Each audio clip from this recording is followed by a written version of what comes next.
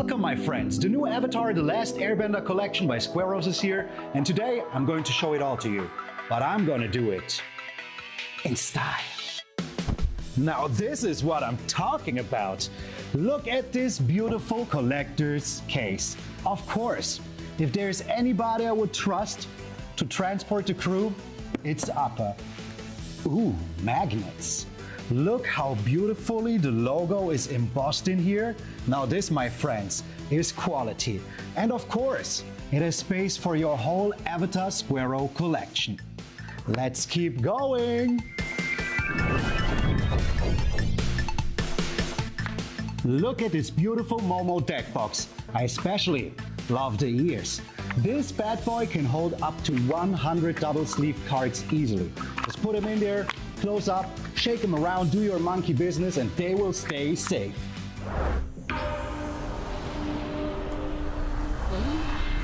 Ah, you're right, this meditation really does work. I can feel the energy of the elements rising already. And yes, you're cool and all, and I do really want to be like you, but did you really think I would cut my hair for this? You might be the last airbender, but I am the last hairbender. Oh, and of course we all know, no Avatar The Last Airbender collection would be complete without his most handsome hero. And not only is he really good looking, but he will protect all of your most valuable goods. Let's keep moving. Of course, that is not all of them, and I wish I could transform into every single one, but somebody spent all of their costume money on cabbage. We still got Toph, Katara, Sokka, Uncle Iroh, Zuko, and of course Azula. And together with them, the collection is complete. And if you want to know where to get them, check out the link down below. And hey, while you're here, why not watch one of those videos?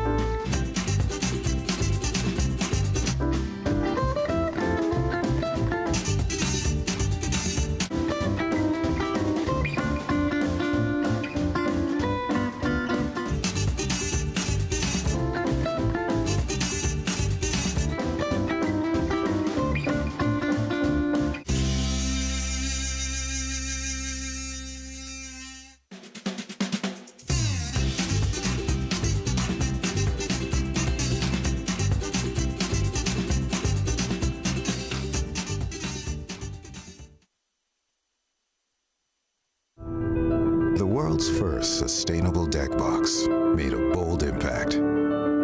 For us, it's more than only a simple box that holds your cards. We are proud to see how the series has established itself in the community worldwide. We know you've been waiting for this a long time, but all good things need time to grow. Finally, it's time to give your commander decks the space they deserve. In the biggest ever of our sustainable Boulder deck boxes.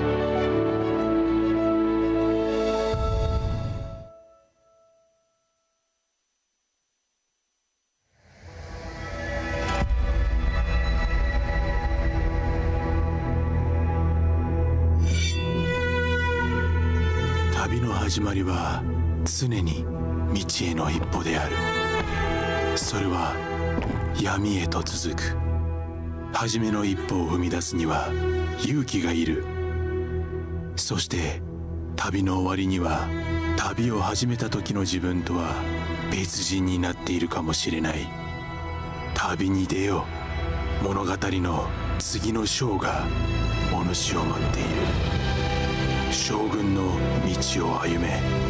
侍の箱とともに。アルティメットカードが送る冒険の第一章。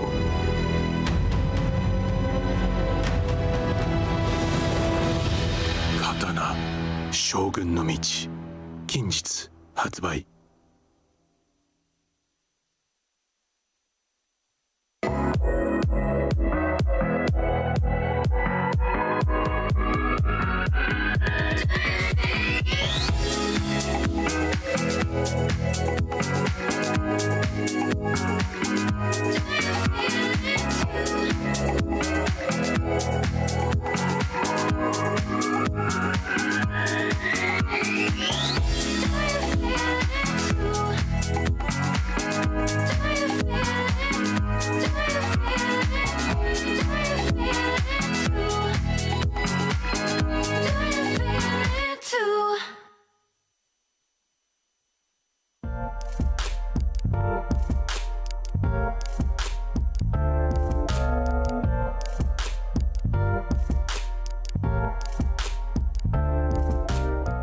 Welcome my friends, the new Avatar The Last Airbender collection by Squareos is here, and today I'm going to show it all to you.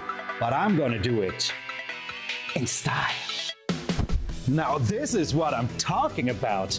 Look at this beautiful collector's case. Of course, if there's anybody I would trust to transport the crew, it's Appa. Ooh, magnets. Look how beautifully the logo is embossed in here. Now this, my friends, is quality. And of course, it has space for your whole Avatar Squareo collection. Let's keep going! Look at this beautiful Momo deck box. I especially love the ears. This bad boy can hold up to 100 double sleeve cards easily. Just put them in there, close up, shake them around, do your monkey business, and they will stay safe.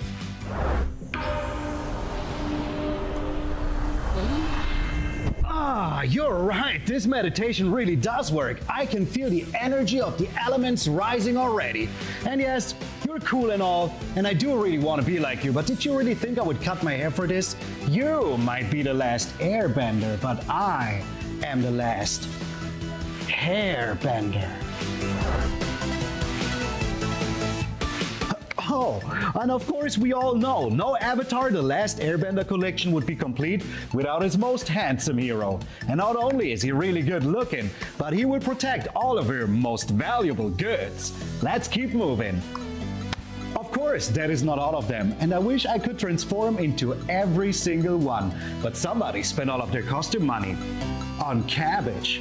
We still got Toph, Katara, Sokka, Uncle Iroh, Zuko, and of course Azula. And together with them, the collection is complete. And if you want to know where to get them, check out the link down below. And hey, while you're here, why not watch one of those videos?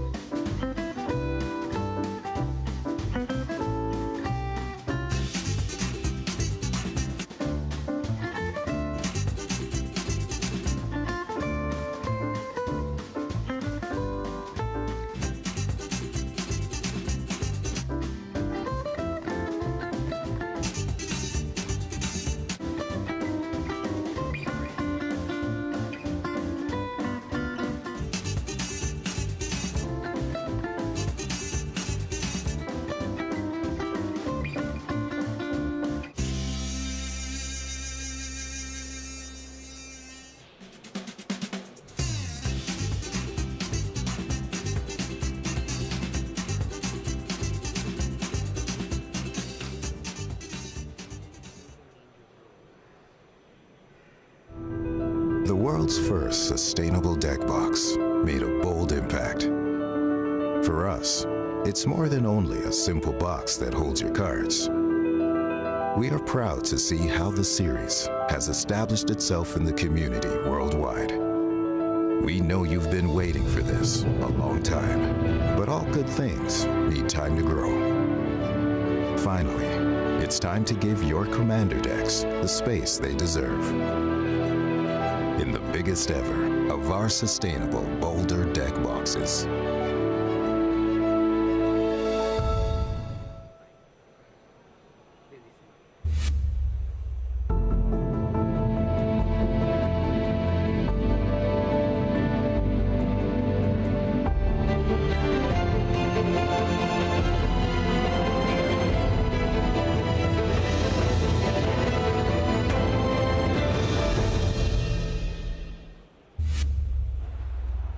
Welcome to the regional championship in Torino Bellissima in Italy. I'm here with Andrea Mengucci, and we're bringing you round 2 of the regional championship brought you by Ultimate Card and eBay Live. We are excited, aren't we, Andrea? Very much. You said Bellissima Torino. Truly is. Those pictures were amazing. So yeah, very happy to host a major event here in my home country. Carl, how was the food and the air? That's what I love about tournaments in Italy. I wish all the tournaments were in Italy because the food everywhere is always good. You'll go to a train station and the food is delicious. But you know what else is delicious? The metagame breakdown of today. But we're not going to see it now. First, for the people who are checking in today, because today is the high stakes matches. You're playing for these trophies right here. So today, there is a tournament structure. Yesterday, they played 9 rounds, I believe. Today, yesterday they played 8 rounds of Swiss, and out of the over 1,000 players that were playing on day 1, 141 qualified for day 2, only players that had 18 points or more, so they couldn't take more than 2 losses. And today, Andrea, what are we gonna watch? Today we have 6 rounds of Swiss. Those rounds of Swiss will not only decide the top 8 as it shows, it will also decide who goes to the Pro Tour. We have 36 slots for the Pro Tour and 2 slots for World Championship. That is what the players are looking for, as well as, of course, a very big prize payout that you can see on the left. 20,000 euro. You can buy so much pasta with that. Second place is for 12,000 euro, 7,500 for the semifinalists, but most importantly, as you said, people are playing for the qualifications. The top 2 people go to the World Championship. That is massive, the Magic World Championship. And the top 36 go to the Pro Tour. But Andrea, you, who is a pro player and content creator extraordinaire, you can probably tell us about the metagame breakdown for day 2, because that's the most important. Some decks that were on top during during day 1, are no longer on top during day 2. Wow. Izzet Prowess was the top dog, the most represented in the room on day 1, is now second. Can you tell us a bit about what you reflected this in the games? And can you tell us a bit more about the metagame breakdown for today? Yeah, so Standard is very cyclical format. It's always been like that. The deck that did very well the previous weekend, such as Izzet Prowess and Mono Green Landfall, well, it's still a very good choice, but it is unlikely to do as well as it did the previous weekend. So as you can see here, Izzet Lessons, which has constantly been a pretty safe choice, a pretty good deck. Here, raises to the top as the best players know how to properly sequence those situational cantrip, those cards that are just very, very hard to play. Izzet Lessons, super hard deck, but also very, very good, as you can see from this day 2. One thing I found very cool about this tournament is you can see that there's 20% of the decks in day 2 that are unknown. They're not unknown necessarily, but they're more bruised, they're more uncommon decks. They're less than 4 of those decks represented. A lot of them are just one-ofs. So this is a very cool standard metagame where, sure, about 21% is Izzet Lessons on day 2, but there's still 20% that are like not generally really represented decks. So we'll have a very wide metagame. Let's look at the conversion rates, because a lot of people came in with a game plan, and either that game plan performed very well or performed not so well. Can you tell us about the highest performing win rates? So Banter Rhythm is a deck that did very, very well at the end of January, but it did so poorly at the Pro Tour. But look at that. Look who's back. 40% conversion. I would like you to know, when you're watching this, because we didn't put that number, the average is 13.7. So the average conversion rate, if you're doing 40%, you're doing more than twice. You're doing more than 3 times better than the average. Of course, the sample size is very small on Banter Rhythm, but Yeah, just that deck did very well. We've seen yesterday Andrea Fortunati, one of the 4 ATO players, is playing that deck. My fantasy team pick, Masaya Oshino, that we also saw in feature match, was 7-1. So yeah, Bent Freedom, an excellent deck, but yeah, keep on telling what's that name that we see? Izzet. I see that name a lot on the left side of the screen. Izzet is doing a tour de force today, well, from yesterday to today, but most importantly, Izzet's Elementals, which is not one of the most represented decks in the tournament at all, is by far, after Bant Rhythm, who is having the greatest tournament ever, is doing really well with a 21% conversion rate. Yeah. So Izzet's Elementals is a deck that, once again, had a boom at the Pro Tour. It has a very good matchup against the Rhythm deck, and also has a good matchup against Prowess. That's why I see a resurgence. It struggles a bit against Lessons, but again, Lessons is just 20%, so you kind of take that bad matchup to be good against a very big portion of the metagame. Also, for you in the chat that were following the Momo White deck, that is kind of a breakout. It's not breakout as in it's breaking the tournament, but so few people showed up with it. It is also in the top conversion rates. I believe it had a 16% conversion rate for the Momo White deck that is basically birthed into existence only a week ago. So the reason why there's so few players playing with it today is because assembling the cards is just not that easy. Exactly. Yeah, assembling the cards is sometimes a task, and that's why people love their comfort pick of like a Demir mid-range, which has been a standard deck for at least 2 years now. Speaking of Demir mid-range, Andrea, let's look at the conversion rates again, because there's also the right lowest side. conversion It's always rate. the case, honestly. Ever since Demir mid-range is a thing in standard, it's one of the most played deck, and it's one of the decks that doesn't do amazingly. We've got Demir Excruciator, the deck that won the Pro Tour, and Demir mid-range, a deck that, you know, again, it's a solid choice. You get some new cards, but it definitely struggles against the blue-red strategies, which are so dominant. Again, I just want to let you know, like this color combination on the left, there's 4 ways to build that deck. You have Spelementals, which is a deck with a lot of spells and Thunderflock. You have Izzet Lessons, which of course plays a lot of lessons. Then you have Prowess with the Elusive Otters and Slickshot Show Off and Izzet Elementals, which is a deck with lots of mythic rares, Coven of Souls.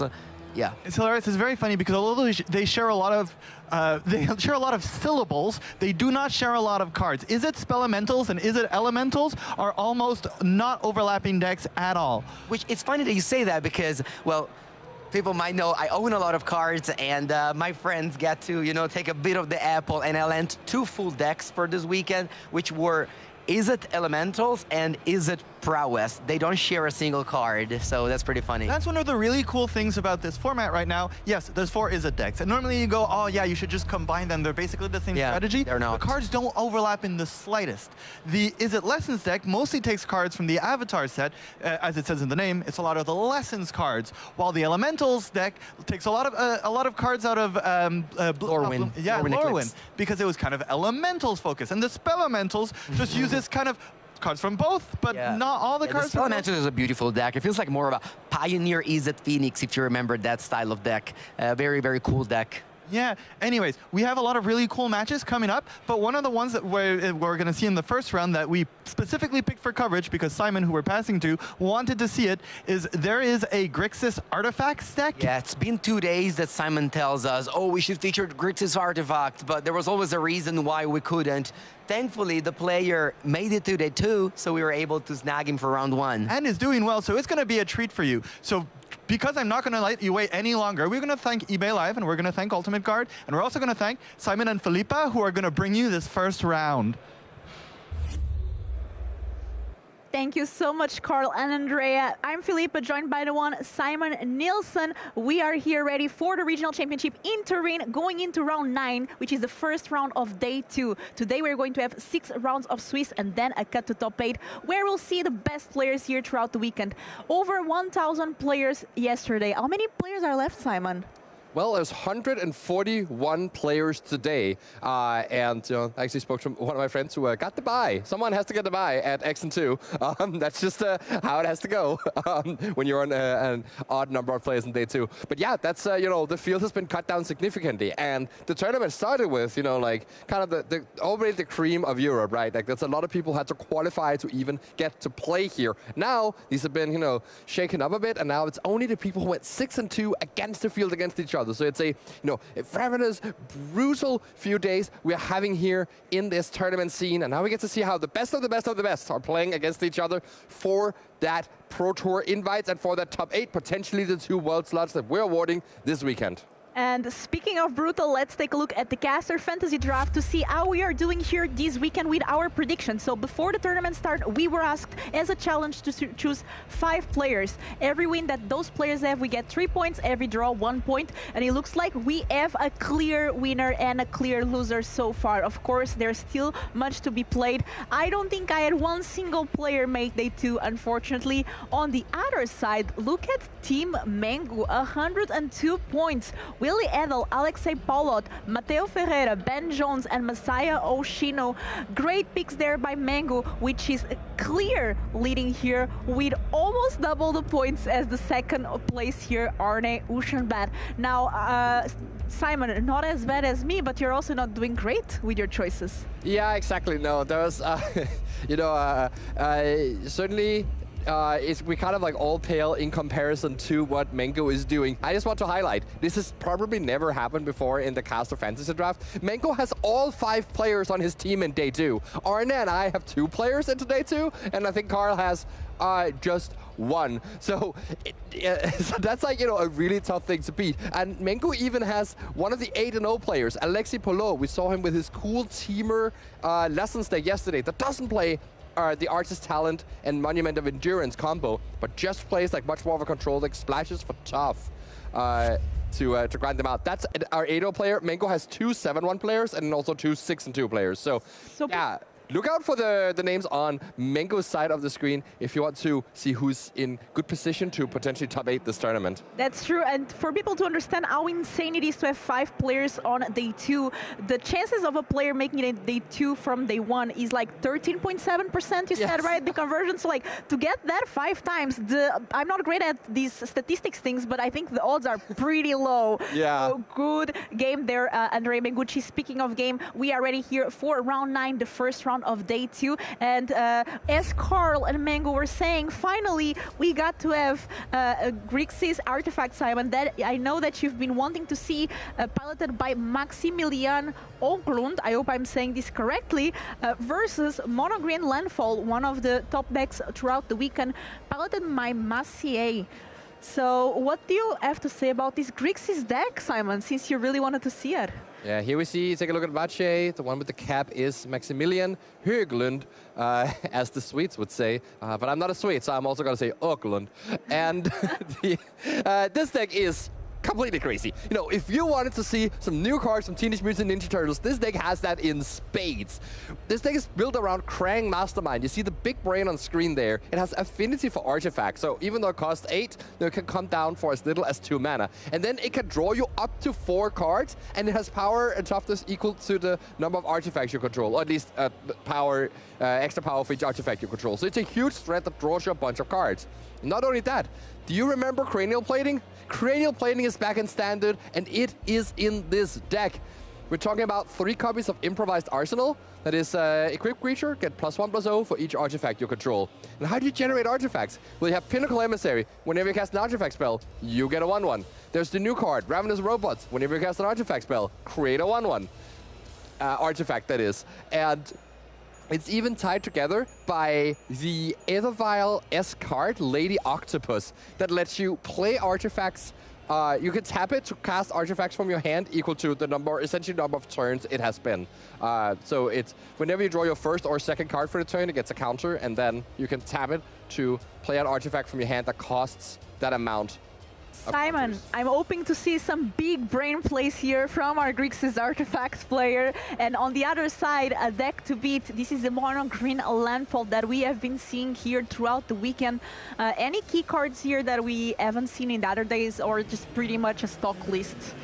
So this is fairly stuck here from Maciej Olczak, but notably, there is the 1 copy of Sandman in the main deck. This one is a card that people have sometimes been running in their sideboards, but it is a tech card against the Elementals deck, because this is a huge Elemental. Power and toughness equal to the number of lands you control. Of course, it's not going to be super relevant in this matchup, but what is going to be relevant the 2 copies of Archduke's Charm in the main deck. If Maciej can find one of these to exile a really important artifact from the side of Maximilian, that could be huge. There's also the 1 copy of Leatherhead, which may even be better, as whenever it hits the opponent, you can remove a counter from it. Any counter, not just the hexproof counter it comes in with, and destroy an artifact. So if you can combine Leatherhead with Beastmaster Ascension to keep putting counters on it, whenever this crocodile hits, you get to destroy an artifact, and that could potentially spell problem for Maximilian. So let's see here how this match will play out. I'll also note there's 3 copies of Mossborn Hydra in this mono-green landfall deck, so it is on the faster side compared to other lists we've seen. No sapling migration in Maciej's deck here, so it's not as slow as other landfall decks, which may come in handy in this matchup. As you start off with a Springleaf Drum. Is this modern? Is this Affinity? No. Well, it is Affinity, but it's not modern. Yes, it's Grixis Artifact Affinity. Yeah, we even get to actually call it Affinity because it has Affinity cards in it. That's true. Krang Mastermind there giving that Affinity. Now on the other side, starting with turn 1 Llanowar Elf. It could be modern indeed. Yeah, true. That definitely sounds like a 2014 modern match. So here we see Pinnacle Emissary here getting warped. Oh, and using that immediately for some mana. Playing another Springleaf Drum, getting a drone, using that drone for mana. And Green Bubble there taking care of that Llanowar Elves. And suddenly, how many artifacts does Maximilian already have on the board? This is just straight up modern. Making 3 flyers on turn 1 here, ending on that Rust Harvester. This one, you can use its ability to exile artifacts from your graveyard, and then it deals damage to any target equal to its power. So it keeps growing every time you exile an artifact from your graveyard, and combines beautifully with that Grim Bubble that can sacrifice itself to Surveil. So this Chocobo may not be long for this world, unless Maciej specifically plays a fetch land now. And he does. Does he also crack it right away to make sure the Chocobo goes to a 2-3 and cannot be killed by this Rust Harvester? Let's see here if Maciej cracks that escape tunnel. Decided not to do it right now, passing the turn. 2 mana up. And a lot of little drones that fly. So if Maximilian draws a land here, we'll be able to make that play as described. But seems like no land here. Instead it is a Riddler! Okay, let's warp that for 2 sweet cards. 1 of Riddler in this deck, drawing 2 cards right now, and can just play that Pinnacle Emissary from the Warp Zone, save the 1 in hand for a later, potentially more explosive turn. Playing land for the turn, taking 2 damage from the Steam Vents, and now we have 3 mana available. Tapping that Riddler for mana. And a drone. And casting that Pinnacle Emissary from the Warp Zone. And the Menace here on Rust Harvester coming in handy, letting it attack here for 3 damage. No, it's not the most aggressive necessarily situation, but the amount of development that Maximilian has done is pretty incredible compared to just 1 singular chicken in play for Maciej. And showing here as well how this deck managed to be 6-2 after day 1, going against many of the top decks of the standard format. Yeah, we can definitely see the power of this brew for Maximilian. It may not be long before we all have to sit down and face against these artifact decks as people figure out how to build them with all these new cards. Very exciting stuff here from the regional championship. The thing I really want to see play is Krang Mastermind. I'm excited to see that one in play. Indeed, that would be such a good draw here, drawing 4 cards, or you draw until you have 4 cards in hand, but that's often going to be a draw 4. Looking at the way that this Grixis deck is playing out, it looks to be so smooth and fast with those Springleaf Drums. 3 counters now on that Sach Chocobo. I was so excited to have see all of these unlands in effect here. Is that Unhinged, right? That these are from, but then now there's another land that doesn't really match the vibe. So I'm kind of off it. Yeah, I really like these lands. I think they are the ones from John Avon, maybe? I'm not sure. Yeah, I think, well, oh yeah, I'm actually not sure either. John Avon tends to do some of the unlands. At least he did the, he did the unhinged lands. but these are not unhinged. These are the next set. They're called Unstable. Yes, Unstable. That's where they're from. There's Unglued, and there's a lot of unsets. I didn't even know there was an unhinged set. All right, so here comes the Archsteward's Charm, and this Exiles and Artifact actually could have put a counter on the Chocobo and dealt damage. That would have been actually a really high-level play to not do that. It's quite interesting. I was thinking, oh, you missed out on a damage and a counter on your thing. But no, this way, this Pinnacle Emissary is exiled, so it can't be removed from Graveyard with that Rust Harvester. Maciej Olczak has probably never played this matchup in his life and is still on top of things. Very nice to see. Yeah, very well played there.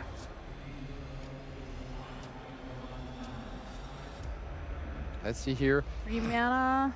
Maximilian can follow this up. Still has that Riddler in Warp and really wants to empty his hand and get to play that, but just plays out the Pinnacle Emissary from hand, attack for 4, and potentially nothing else. Okay, a bit of a slow setup turn here from Maximilian. I quite wonder what the card is that he drew. I think it may have been a Does Machines, which is a card that lets you draw 2 cards and discard 2 cards. It was definitely a blue card, so...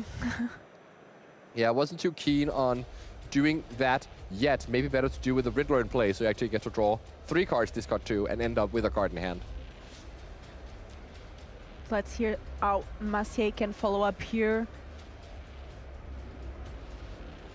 We might see land for the turn. That's going to give a +1/+1 counter to the Chocobo. But this is an interesting land that we haven't really seen much, or it's just a different version of a Fable Passage, I guess? Yeah, it must be. Okay, so that's just a Fable Passage. Some Commander version, I think, from one of the Commander precons. Yeah, that would make sense. That seems like the type of card that could definitely be in Commander decks. Nice land for fixing, and here comes, is that an Icehill Explorer to replay that Fable Passage from the graveyard? It is indeed. It is. So that Chocobo, it started out tiny and small, but you know, it quickly grows into gargantuan size. Yeah, milling a card there from that land.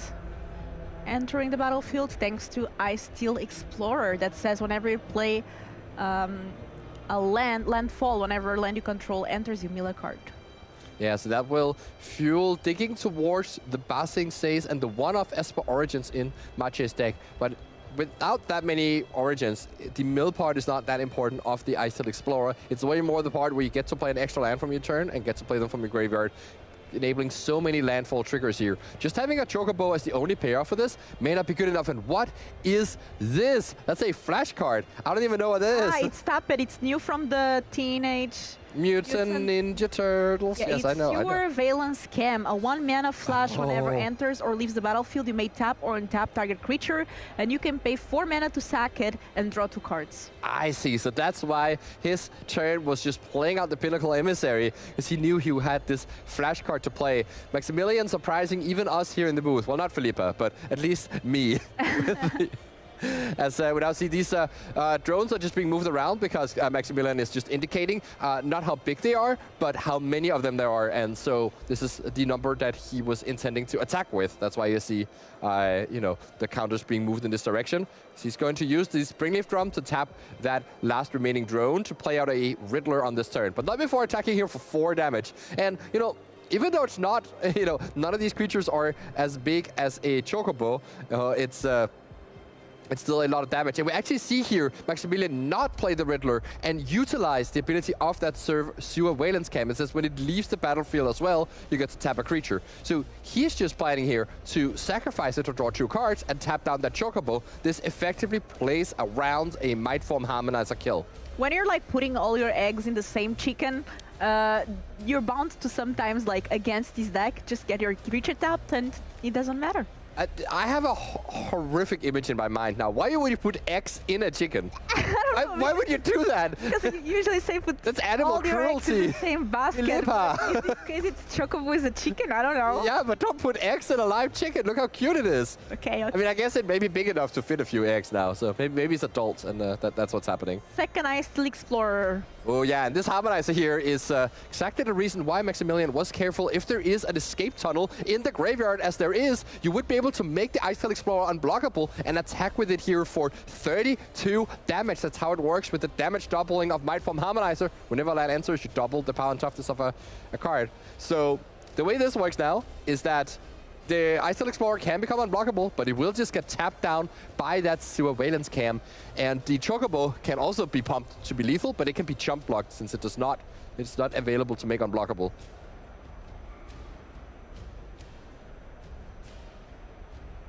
The thing is, though, Maximilian still needs to finish this game. As we now see here, in response to the Mightform Harmonizer trigger that pumps its power, uses the escape tunnel to make it unblockable. And then it's going to grow up to a 4-4. That's exactly what happened here. So gets to replay that escape tunnel here and pump it up to an 8-8. And now, with the 2 fetch lands available, can make any of these creatures lethal at instant speed. This card is absolutely insane. Yeah, Maximilian were quite on top of everything that could happen here. Which one is your favorite insect druid? Ice Explorer or Harmonizer? Oh, they're both druids as well? I don't know. I think they're just both insects. They're definitely both insects, yeah. I think I like Harmonizer because I like the word double. It's really fun to, like, you know, keep counting up and see if you can hit the 2048. But the math is not very easy. Yeah, it certainly isn't. So now the Ice Explorer has been tapped, and the Chocobo can rumble on in, but it will just get jump blocked. And Mache has to take care of his life total as well, because this Rust Harvester may also start dealing damage to him, if it can. I'm actually not sure if the Rust Harvester can do that. Let me make sure that I'm not making something up. So for now, the Chocobo just stays back on defense. Yeah, any target, yes, okay.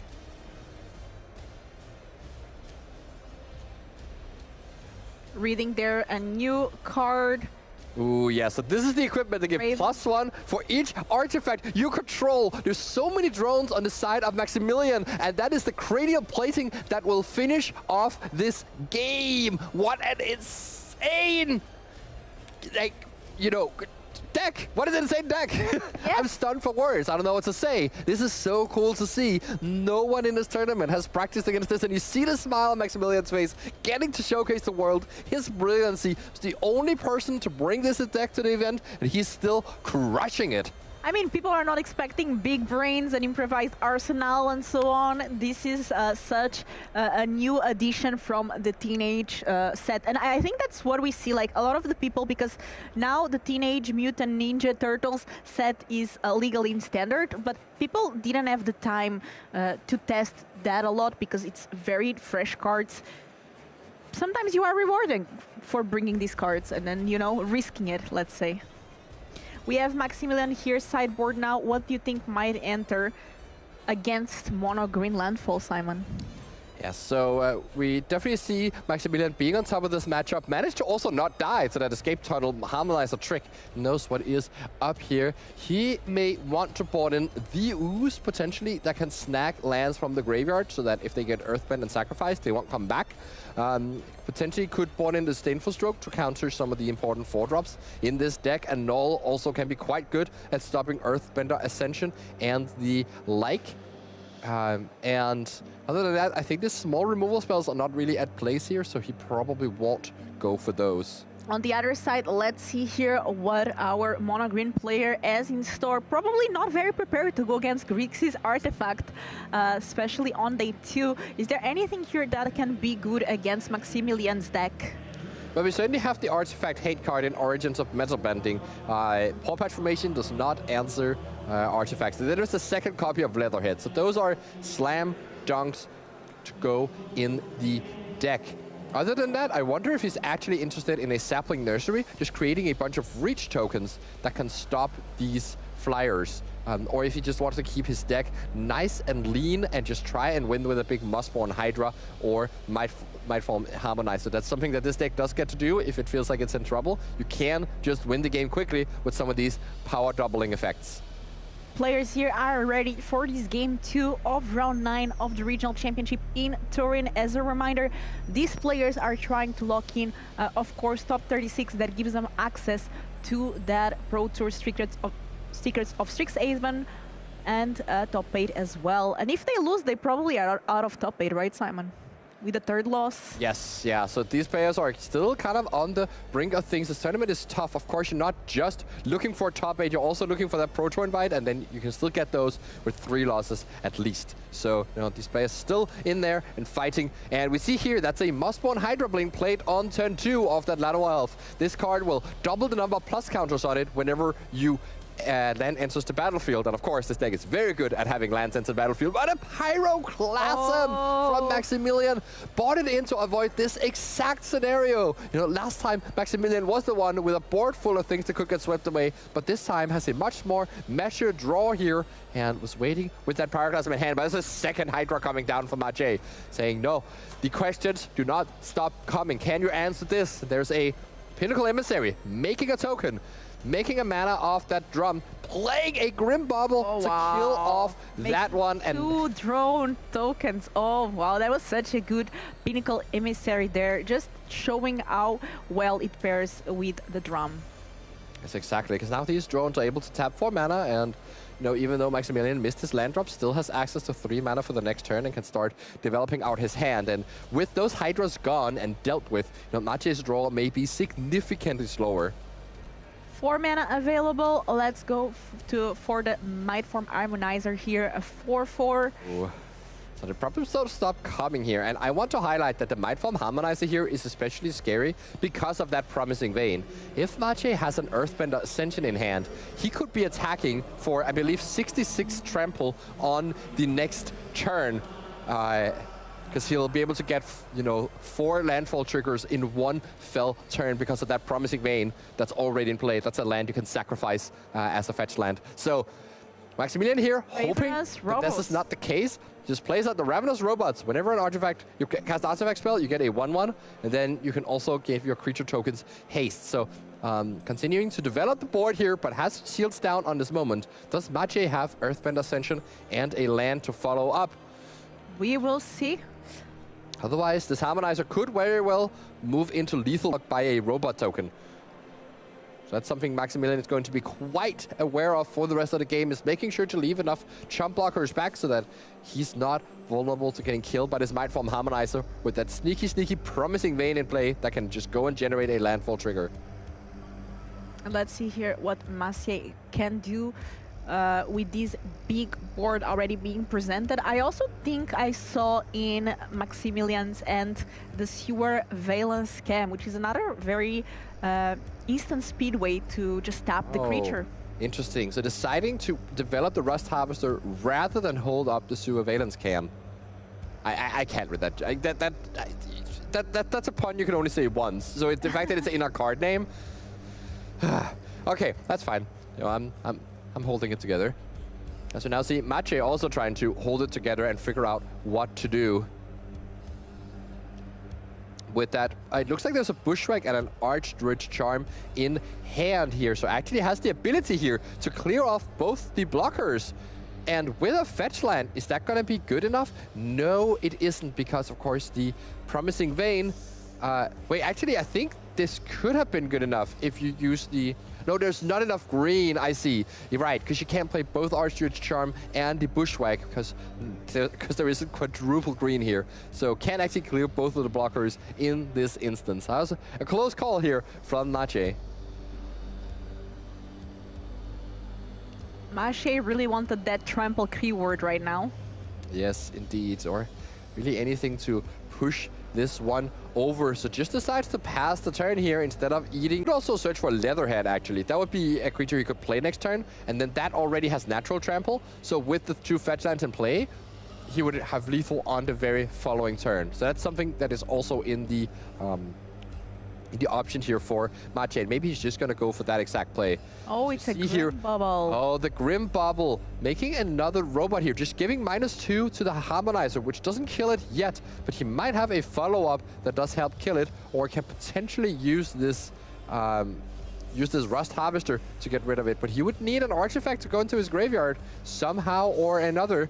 That doesn't seem to be happening here. Basing Say can only be activated Sorcery Speed, so Max is safe to attack with everybody here. Maybe safe for that. No, Ravenous Robots has 2 power, so actually also gets to attack into the Harmonizer right now, because the Harmonizer, well, has -2 from that Grim Bobble. I really wonder what Max's game plan is here and why that Bobble was played out pre-combat. Oh, actually, 1, 2, 3, 4, 5, 6, 7, 8, 9 artifacts? Yeah. Yeah, okay, so it wasn't even... So I guess you could play it out here, yeah, because it generated 2 artifacts by itself. It was at 7 before. Maybe the reason he played it out was because of a Krang in his hand. It's possible because there's 2 cards in hand, and I couldn't see which one it was, and it was not the surveillance cam, it was something else. So it might be Krang Mastermind. Maybe time to play that Krang, the card we really want to see here, you know, developing a... Show us the big brain plays. Yes, it yeah, is. the big brain plays. That's a tap land here. That's an Uthros that taps for mana for each artifact you control. That is such a techie card to play here. And big now brain plays. Krang comes down, and we draw 3 cards, so that we have 4 in hand. Mache takes this, gives this a read, but the Archdruid's Charm is not going to help at all at stopping all this card draw. Another Utros and 2 lands. Wow, so yeah, all 3 lands picked up for that Krang there. Not the most exciting thing. But there is a count for how big is a Krang, and Mache says, oh, yeah, that is pretty big. And now he will station that Uthros for 11. So I guess it's just one short of starting to generate so much mana for Max on the very next turn. Let's see what Maciej can do on the other side. I think he is just Archdruid's Charming here for a Leatherhead. But has to figure out a way to not die. So it actually doesn't work, that play that I described. Because the Krang is simply too big, it has to be blocked on the next turn. And so now Mache may actually have to just kill the Krang.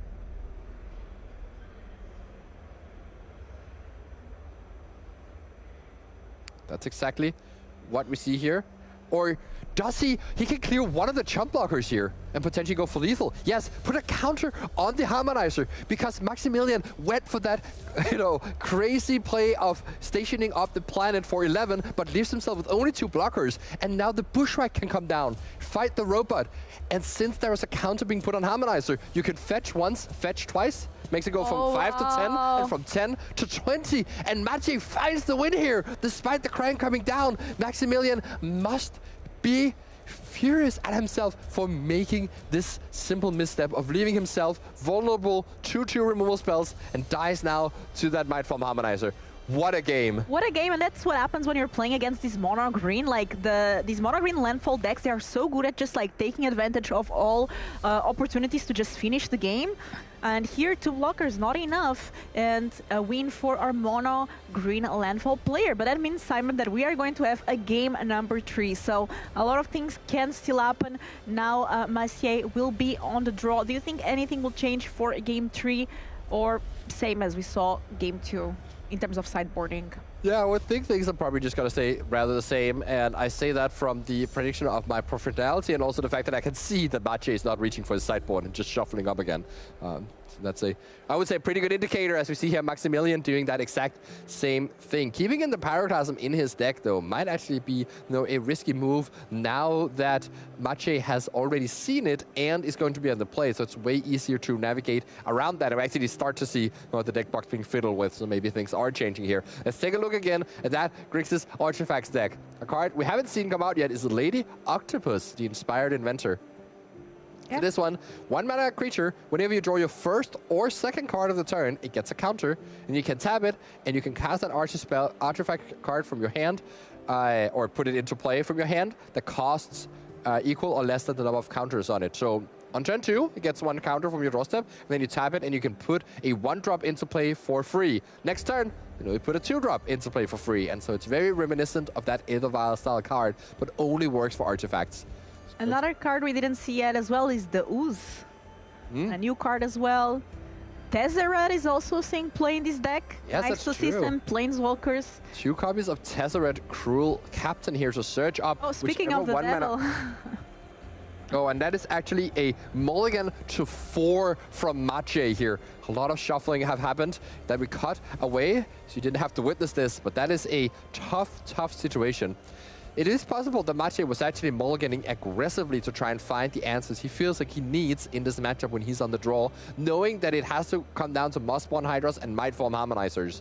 And so maybe this is actually a strategical play from Maciej, thinking that he doesn't need that many cards to win, he just needs them to be the right ones. So now we see Ravenous Robots. the Ravenous Robots being developed here again. Whenever an artifact, whenever you cast an artifact spell, you make a 1/1 robot. Pretty cool card as well. And then you can pay red, tap it, creature tokens you control, gain haste until the end of the turn. Yeah, I'm sure that they can do some cool things with that as well. Now we see a turn 2 Llanowar Elf, so that hits towards Maciej's hand, not either just drawing the Llanowar Elf or drawing the Forest, because otherwise, of course, that would have been in play on turn 1 already. So we actually do see a Tezzeret. Yeah, exactly. That's what I was saying, speaking of the devil. Yeah, and Tezzeret is quite impressive in this deck that is able to generate so many artifact tokens that can just grow its loyalty, and then you can easily ultimate it very, very quickly. But Maximilian is not doing that just yet.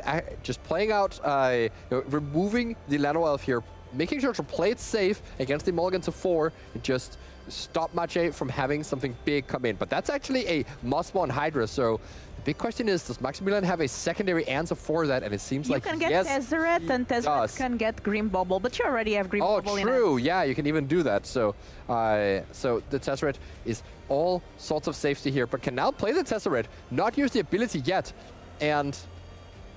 Or is IT just going to use it right away to get the next artifact that he feels like he needs for this situation? Could even go Springleaf Drum into Grim Bauble, and that would also grow the Tezzeret by quite a lot. And I think potentially even make it able to ultimate on this very turn. Yeah, and I think exactly what he's going to do as he puts that Springleaf Drum on top and reveals it from Tezzeret, so very nice. Ah, I see here. So he, instead of going for an ultimate this turn, he's going to just put it to 1 here and then go Springleaf Drum, into Grim Bauble, and the Tezzeret is going to go back up to 7 loyalty, so he can just ultimate it next turn. At the beginning of your upkeep of at the beginning of combat on your turn, you put 3+ counters on target artifact you control. Oh. And it becomes a creature. So changing his mind and going from Grim Bubble here. Yeah, I guess that makes sense. You can just next turn play the Grim Bubble and then ultimate the Tezzeret. So every turn your artifacts are gonna grow by 3. But actually, the way the matchup goes, that might not even be that impactful here. To just have that might not even be that impactful here to just have the ability to like slowly grow your every turn grow your board a little bit because of the way this landfall deck goes so much over the top. So instead, Max is going to play out the 2 artifacts, make 2 robots. That's 4 artifacts entering the battlefield. The Tezzeret should be at 5 now, as it is, and can go and search up something else again next turn. And it's quite the engine here with the robot maker, as you will, as basically the Tezzeret will every turn gets to go -3 and search out something. Yeah, and the robots are here to take Maciej's Mono Green Landfall deck. I have to say, I'm quite impressed. Tezzeret here seeming like a great inclusion in this deck, and just so much gas. So much gas indeed, and can even get the Surveillance Cam next turn to stop a potential Nightform Harmonizer or whatever it is that Maciej plays on this very turn. Not that many cards in hand, of course. This was a lot of mulligans here for Maciej, but he's still fighting, he's still playing things, and does seem to have a Nightform Harmonizer in the hand, but has to make sure that he's not making it vulnerable to Maximilian's on-board tricks. Remember, this is an open decklist event, and so Maciej knows exactly what this Tezzeret could get, but he has to go into his memory mind palace here and remember all the tricks that Maximilian can do and decide on what the best play is that kind of like scoots around the abilities of this Tezzeret. Tapping 3 mana.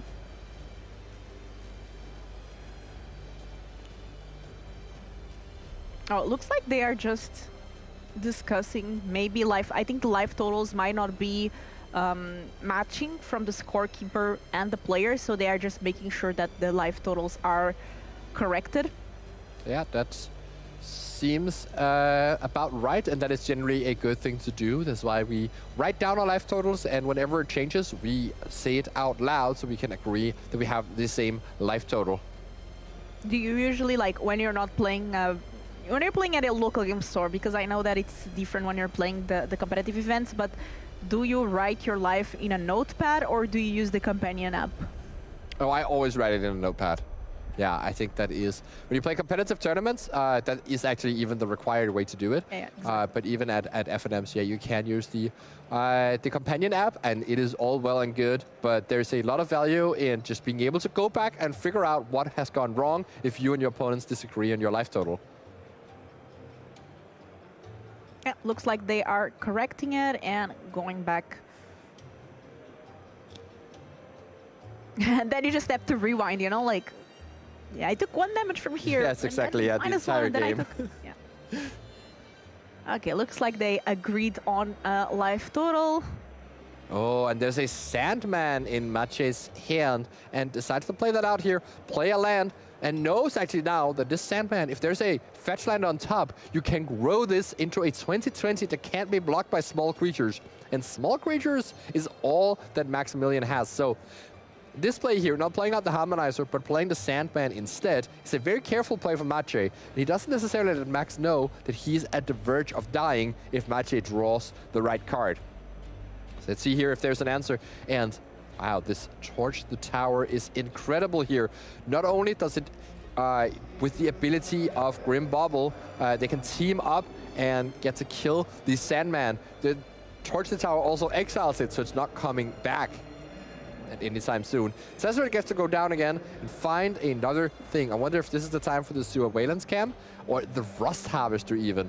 Yeah, wow, there's just so many options for this deck here, as now Maximilian gets to have his full pick of 1-cost artifacts from his deck. And Simon, before these landfall decks were playing like Veil of some protection spells, why do you think these stopped happening? Yeah, so there is something that's very particular about the landfall deck, is that it does, in a sense, require critical mass of synergy enablers and payoffs. And it's structurally quite good against interaction, which is unlike most decks that require synergy and payoff, because it has so many ways to generate extra stuff, like the Earthbend Ascension, the Sapling Migrations, etc. Icestial Explorer with Esper Origins. There's so many ways to grind through removal. So the issue is when you draw a Snakeskin Veil, and it's neither a payoff nor an enabler, you actually risk that your deck just doesn't do anything powerful to begin with, and doesn't really fix a problem that you're having, that your deck is weak to removal spells. Of course, when you mulligan to 4, and your opponent has a Tezzeret that searches out removal spell every turn, yes, it's going to be a lot weaker against removal, but the Snakeskin Veil would have had to come down at the exact right time. You know, if it could magically materialize in Maciej's hand, yes, he would want that. But of course, it has to replace another card, and then maybe that's instead of that Sandman that you even wanted to protect in the first place. Yeah, that's true. And speaking of Sandman, that is gone now thanks to Green Bubble and Torch the Tower. That was bargained there, sacrificing that Green Bubble, 3 damage, exiling it, and scrying one. So again, here the counter on the robot indicates not how big they are, but how many there are, as now, you know, these 4 creatures were wombat in for 5 damage, and putting Maciej down to 10, just with a Mightform Harmonizer in play and a Dream. Can you find an Icestial Explorer? That would be a good card here for presenting another threat. Might just have to play out the Mightform Harmonizer and maybe hope for a Earthbender Ascension top deck to give it trample and push it through. And 5 minutes left on the clock. I think it will be more than enough also with the 5 extra turns, but just to show how these games actually go quite long. Yeah, because there's been a lot of thinking and of course a lot of shuffling because of the mulligans. You know, it does take a little while. Game 2 was also mulligans for both players. As now the Tezzeret will search up whichever card is needed, and it could just be that Surveillance Cam. No, another Grim Bobble, which can actually team up with the Rust Harvester and take out that Mightform Harmonizer. So once again, the Tezzeret here just completely dominating this game, searching out a removal spell every single turn to answer the things that Maciej is doing. Tezzeret or Kaido, which one is your favorite Planeswalker of Standard? I mean, my vote has changed now. This Tezzeret looks to be absolutely incredible. 5 counters on the Tezzeret already. Going to finish off things quite soon. And even if Fomori Vault from the big scorer set entering the battlefield here, can Maciej draw his way out of this? And going slowly revealing the card. This is an important one, as Maciej really needs something to be able to survive against the Grixis Artifact deck. There's a Badger Mole Cub. Is a Badger Mole Cub enough? Earthbending, the Fable Passage. No, it seems like it's not going to be against that Surveil from Grim Vault. Here's a Krang even. Like top deck. Please, says Maciej, you're on camera. Do your deck's thing. Draw extra cards. Make extra robots.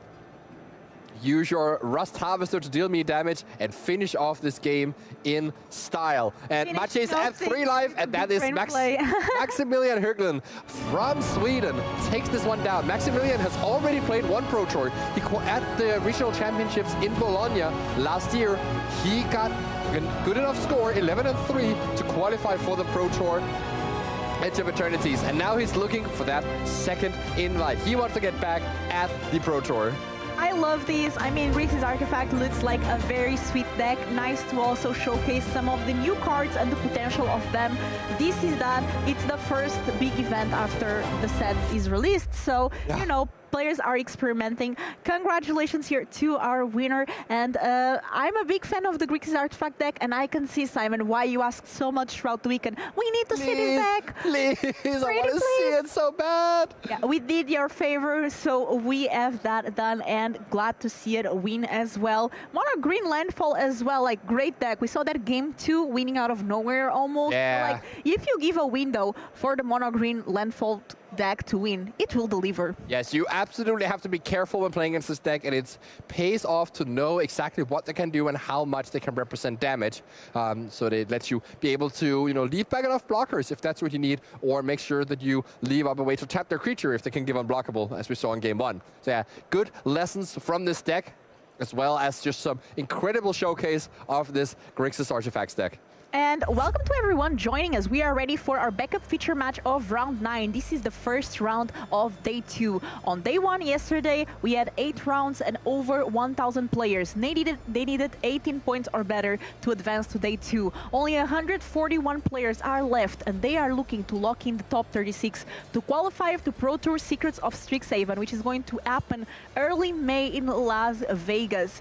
So a lot of things in stake. First and second place, of course, get an invitation to the World Championship, biggest event of the year. That's what's on the stakes for these players. And we start here with Jonas Erbe playing Simic Rhythm. Tell us about this deck, Simon. I love this deck. So this is the Badger Mole Cub deck of the format. Has a bunch of mana rampers. Use the Badger Mole Cub, ways to find it with Nature's Rhythm, ways to copy it with Mockingbird to just generate even more and more mana, eventually winning with that Craterhoof Behemoth. You have a slightly tutor package in this deck with Nature's Rhythm and Formidable Speaker. And this version here from Jonas Erbe is playing Abhorrent Oculus as a thing you can find with Nature's Rhythm. You can do it essentially Nature's Rhythm as a 5 mana Oculus just directly into play and dominating a game where the opponent might have a lot of removal spells. Of course, the Oculus is going to be not so great if you end up drawing it. As we see here, take a look at Sebastian Sachse on the other side. This is someone who's from the Berlin community and on the list for Carl. His caster picks in the fantasy draft here, another Berliner. Sebastian Sachse, we remember that he was in the top 8 of the Spotlight Series in Utrecht, I believe, playing with the Brute Scale combo deck. But now here he's playing a different creature combo deck with the Teamer Harmonizer here. This is a version that dips into the elemental package here a bit with Ashling, Vibrance, and Wistfulness, but the combo is still there. You have 4 copies of Full Bore and 4 copies of Mightfall Harmonizer, and unlike the Landfall deck, which needs to like set up a board that it can use the Harmonizer on, this deck's from the empty board can warp out the Harmonizer, use Full Bore to give it +3 and Trample and Haste, and then you play a fetch land, and the Harmonizer is going to be 28 power, Trample, Haste, and kills the opponent out of nowhere. So this deck is much more reminiscent of Splinter Twin style deck, but it obviously has some weakness against removal, and that's what Sebastian is navigating around by playing this Elementals package to have a functional plan B. Both players 7-1, really trying to get that first win of the day. Yesterday getting 7-1, that's a great score. And now wanting to keep up that winning streak. I also love to see a bit of Nordic representation here. We saw Max from Sweden and Jonas here from Norway in the feature match area. I promise I had nothing to do with this. It was not me who picked the feature match. This morning, it was me. I picked the feature matches. Badger Molka, but that was answered by a spell snare. Very great answer there. Yeah. In first game, so spell snare main. Yes, spell snare main in this deck. So this is not at all like a landfall deck that is fully proactive. It plays, because the combo is just 8 cards you need to put in your deck, you need to put enough card draw to reliably find it, and you need to devote some slots for a plan B. The rest of your deck you can fill up with interaction to extend the game as needed, and these spell snares do exactly that job. Plus, they help protect your combo from removal spells like Bitter Triumph. Okay, a Ridamir. Yeah, just Rhythming for one, a play you never really want to make in this deck, Rhythming for a Llanowar Elf, but sometimes you have to do what is needed. That's exactly what we see Jonas here do, knowing his deck, and that just passing the turn without doing anything is worse than at least putting a Llanowar Elf into play. And now Sebastian is also using his card for not the best mode. Consult the star chart. You look at the top X cards for X's number of lands you control, and then pick a card from among them, and you can kick it to pick 2 cards. So obviously you would rather play this way later in the game, kicked to look at the top 7 and pick 2 cards. But here's just looking at the top 2 and picking 1. Not the best card here for 2 mana, but you gotta do what you gotta do if you're missing a land drop, and Sebastian passes the turn right back here. Looks like there is indeed a Harmonizer and a Full Bore in the hand. Yeah, and this starting town is perfect here, giving Sebastian access to red mana, so it finally can be a Timur deck and not just a Simic mirror. On the other side, now Jonas has access to 4 mana. 5 if we count with the Llanowar Elf being able to ramp. There's Harmonizer in hand. There's another Badgermole Cup. We might go for that Badgermole Cup. Does Sebastian have another spell snare? He does indeed, stopping this cup from coming down as well. And now Jonas will be forced to just play out a Formidable Speaker or use his Spider Sense to counter this Badgermole. That's exactly what he will be doing here. Countering the spells there. Making sure the Badger does indeed resolve, and even picking up the Llanowar Elf. So he's floating a mana here, picking up the Llanowar Elf, and then gets to replay it. This is a... or actually, maybe it doesn't even replay the Llanowar Elf. Could just play the Formidable Speaker instead. Let's see here, as priority is passed. Okay, so what happened here? The Llanowar Elf got returned by Spider Sense, and it floated 1 mana. Now the Badgermole has come into play, but in response to the trigger that Earthbends the land, Sebastian wanted to kill it. This means that the land does get Earthbent still, but it doesn't get the opportunity to tap for an extra mana. So Sebastian here on top of things as well, making sure that this Badgermole does not get to stay alive at all. These players are fighting for this card to enter the battlefield, but Sebastian says no. 1 mana, that's enough to cast the Llanowar Elves though, and that's what Jonas is going to do, and passing the turn. Sebastian that has been playing a lot of reactive game until he doesn't, and just tries to kill in 1 turn. All right, now there is a second Mightform Harmonizer here, and so Sebastian is just forced to play another, consult the star charts, looking for that land, but what he really needs is a fetch land particularly. Just combining Harmonizer and Full Bore with a single land drop, that's only 14 damage. That's not enough to finish the game, and if your combo deck doesn't end the game the turn that it does its thing, you might be in a lot of trouble. So he has to have a think here. If he just wants a land drop and just potentially play out the Harmonizer next turn and do nothing else, or if he has a different plan. Not an easy decision here, but I think going for that land.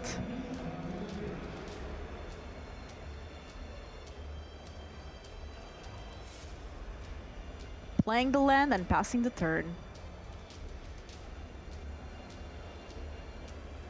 Now, what can Jonas here get with that formidable speaker? Well, a lot of things that you get in this position is just get a Badgermole Cup. You've really been fighting to get one in play. That's one thing you can do. You also want to make sure you don't leave yourself without payoffs here. So there is still the Nature's Rhythm in the graveyard to do that. Another thing you can do here is get Quantum Riddler, which is another nice card to get in these positions, where the Formidable Speaker helps you empty your hand, and then the Riddler can refuel. The issue is you're not putting on that much of a clock if you get the Riddler compared to the Badger Mole Cub. And Jonas, of course, doesn't know Sebastian's hand, but Sebastian's is out of interaction and only has the combo pieces. So what Jonas really needed here was speed, but he doesn't know, and instead goes for the Quantum Riddler, which is going to be way better against more removal spells from Sebastian. Going for a bit of more value play, trying to get some cards.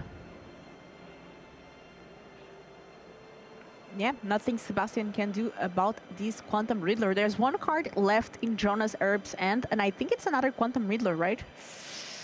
No, it is a Meringue River region. Oh, it's a Meringue River region. Which is not the best in this matchup, as Sebastian is not really going to present things that can be bounced here. But good play here from Jonas, discarding that multiversal passage and then drawing into another land here from the Riddler, still making sure you get to make your land drop for the turn while retaining the power cards in your hand. You might actually end up just having to play the Meringue next turn, and then the 6 power flyer is actually quite impressive because you can use that with Nature's Rhythm to get a Crater Hoof. So we could see a Hoof come down in 2 turns, but first Sebastian just has to play out the Smite from Harmonizer, and that is a perfect opportunity for Jonas to go ahead and bounce that right back with the Meringue River Regent. So now the interactive bit of this game is over, and now we start slamming haymakers.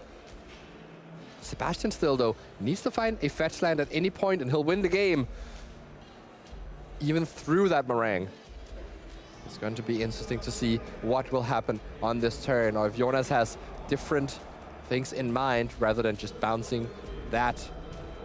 And Jonas that drew a forest for the turn. So he's going in a tank here, seeing if there's actually a downside to bouncing this Harmonizer. Of course, if Sebastian does not have a second Harmonizer, putting it back in hand would mean that it's able to warp and also get the trample and haste. But decides that, no, if you play out the Harmonizer here, you clearly have a plan with it. I'm just going to get rid of that plan and attack you for an additional 3 points of damage. And now, if Sebastian just replays the Harmonizer yet again without killing, we can see a Hoof come down. So let's see here, Sebastian. Can you draw a fetch land here to finish off this game? That is a consult the star charts.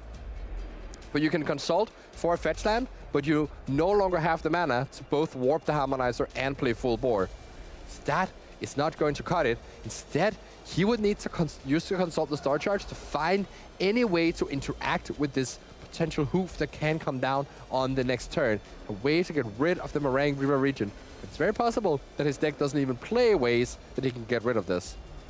Yeah, this is game 1, so both players haven't sideboarded yet.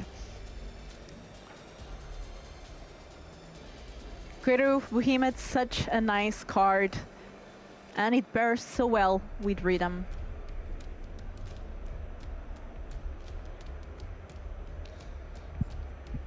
Okay, the thing he can find here, I just had a look at the deck list, is the 1 copy of Fire Magic to clear away those extra creatures. Oh, that would be great. That would clear all the small creatures.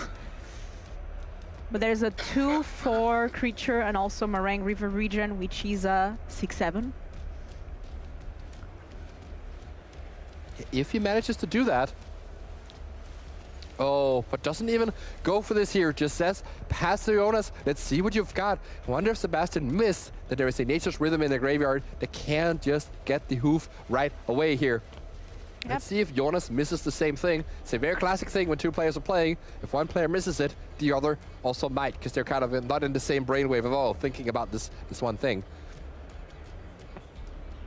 That's what we... Would the Crater Hoof be enough, Simon? Oh yes, it would very much be enough. If there was a Fire Magic, it would only barely not be enough. It would still have been 13 damage. He saw it. He did see it. He did do the math. Gets to attack with 3 creatures while there's 5 in play. So it's already 15 extra damage from the Crater Hoof ability. And then, of course, you attack for 8 with the power and toughness of your thing. So that is 23 damage. And that rolls way over that Harmonizer. Math is for blockers, in this case Sebastian, that really quickly understands this is enough. And we are going to have a game number 2 here. So we had the Simic Rhythm deck take the first win. So both of the players kind of comboing. Yes, indeed. These are 2 combo decks. And actually, traditionally, this matchup has been good for Harmonizer because it is it isn't like Sebastian is able to interact with the things that Jonas is doing, but Jonas can't really interact with the ways that Sebastian is. So all he has to do is just keep presenting stuff and see if it's good enough. So we have here Jonas Erb's sideboard, and I see Oko. I want to see, and also Vivian, I want to see Planeswalkers. Do any of these Planeswalkers enter here or not really? No, I don't believe so. It's possible you can bring in the Oko if you expect that Sebastian is going to go a more controlling route, but I don't think Sebastian will be, because his combo is so strong in the matchup that he just wants to keep all the pieces and be as consistent at executing it as possible. There actually isn't much that Jonas can do. There's no tutor targets that really stop the combo. The best thing he can do is just have more copies of Spider Sense and Disdainful Stroke and use these counter spells to stop the combo from Sebastian. So that's something that Sebastian will have to worry about in the post-what games and makes Spell Snare even more important. You see Sebastian there, very quickly sideboard, already knows his game plan into this matchup. You're going to bring in the sweepers, Pyroclasm and Ill-Timed Explosion. You're going to bring in more removal in the form of the one Thunder Magic, and you're going to bring in potentially the Tidebinders, which is also another way you can disrupt this deck. If, for instance, Sebastian had a Tidebinder last turn, you could counter the triggered ability from that Crater Hoof and not actually die. That's true, and Simon, I have to ask you, I saw that Jonas as champion of the weird in the sideboard.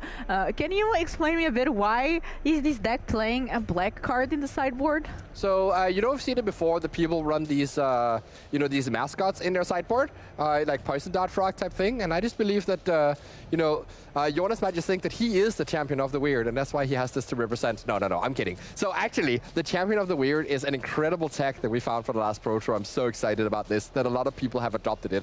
In the mirrors and all other creature matchups, you bring in the champion of the weird. If you draw it, you cannot cast it. It's going to be stuck in your hand forever. But that is a fair deal to take, because there'll be games where you need to rhythm for 4, and getting an aura board is not going to be enough to live. The only thing that makes you survive is getting a champion of the weird, and then you get to essentially wrath the opponent's board, because you both blight a bunch, but you have a 5/5 extra to blight onto, and you usually get to clear their board, you still have a little bit of stuff over, and you actually save yourself from certain death when you search out the champion of the weird. So there's a little bit of spotlight on that card, and I'm very happy to see that in the sideboards. We were actually playing it in a main deck at the last Pro Tour because Cobb was so prevalent, and so we would have games against Izzet Lessons where we draw a champion of the weird, and not only is it a dead card in the matchup in the first place, we also just can't cast it. I love that. You just have to win games through that. That's why I love casting with you, Simon. I just throw you a random question and you deliver a story. You deliver the info. I love that. And now Jonas here on the play, getting that Lana War Elves. Yeah, I on the draw. Honestly, that's why I love casting with you, because you ask these questions. Let me go off. Yeah, I love that. Another thing I love is this forest. Do you see how pretty it is?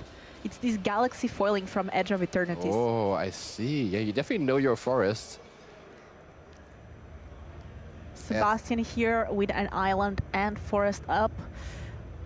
Jonas might be afraid again of those spell snares that we saw so prevalent on game number 1. Yeah, but here he actually doesn't have any badgers. Instead, runs out the spider manifestation, asking if this gets countered. And yes, Sebastian does bite, countering that powerful mana dork. And Jonas follows up with a Lana Elf. Let's see if there is a Pyroclasm in the near future. No, but that is a Harmonizer being picked up. So once again, the full combo here for Sebastian. But he does not have the lands and needs to use this this Consulted Star Charge to fetch up something that doesn't hit the land drop here. He even has Vibrance in hand, which is a way that you can search up the fetch land if so needed. So all Sebastian needs here is to draw a green source, and then he'll win in 2 turns. But now the Orboid comes into play and starts putting a clock on the situation here. And a very fast one. If Orboid doesn't get dealt with, that is such a tough card to deal with. Sebastian usually plays with Seer, but there's no red mana yet. Oh, that is another full board that is not going to help in this situation. And now the Orboid is left alone. You never want to let your opponent untap with this card, as now it's going to put 2 counters on all of your creatures at the beginning of the turn. And then next turn, you know, it's going to go completely bananas with 4 counters of everything. And, you know, even if you get it dead now, it might already be too late because the board is going to be too big. Jonas here actually is going to play this a bit defensively here and leave up the Disdainful Stroke, it seems, just to make sure that he doesn't die. He can't actually die to what Sebastian's deck is doing right now. There's no way that they can kill you from just 2 lands in play. But Jonas just making sure that in case he's missing something, he's so far ahead. He's actually not doing that. He's just going to warp the Riddler. I see. Drawing 2 extra cards here and just pounding on this value with a huge board here. Sebastian, no way to combo. Finds the power class way too late, can't even cast it, and gives up the game to Jonas Erbe from Norway. Once again, the Scandinavian takes down the feature match here. Love to see it. I mean, I love to see it, and honestly, we saw 2 completely different games. Game 1, we had that Nature's Rhythm getting the Crater Hoof and just like kind of going on a combo route, and this game 2, just putting a bunch of creatures in the board, Ouroboros, and that's going to be a fast one. The lack of lands there, I mean, it happens, but it always gives a bit of a sour taste when it happens on a feature match, day 2. Yeah. Anyway, players still doing pretty well here. Now Jonas at 8-1, so a great way to start here today with a victory and 1 step closer to the top 8. I always get excited when we get to day 2, and we are getting very close there. So congratulations to Jonas Erbe here on taking the win of this backup feature match of round number 9. And I think we are getting close to the end of the round, Simon. We are indeed. So that means we have to part just for a little bit. Just for a little bit, but you are in good hands because very shortly you will be back with the one and only Andrea Mengucci and Arne Ushanbet that will deliver you a lot of cool feature matches for round number 10.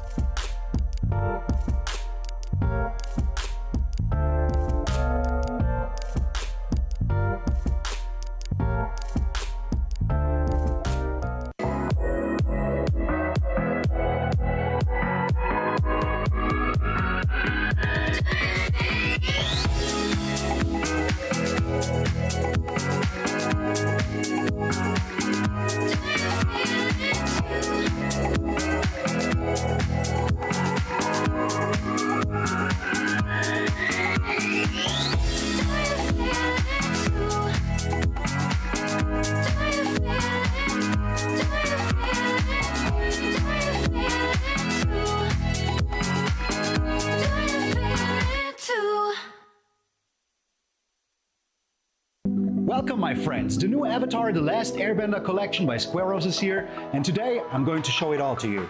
But I'm gonna do it in style. Now this is what I'm talking about. Look at this beautiful collector's case. Of course, if there's anybody I would trust to transport the crew, it's Appa. Ooh, magnets. Look how beautifully the logo is embossed in here. Now this, my friends, is quality. And of course, it has space for your whole Avatar Squareo collection. Let's keep going! Look at this beautiful Momo deck box. I especially love the ears. This bad boy can hold up to 100 double sleeve cards easily. Just put them in there, close up, shake them around, do your monkey business, and they will stay safe.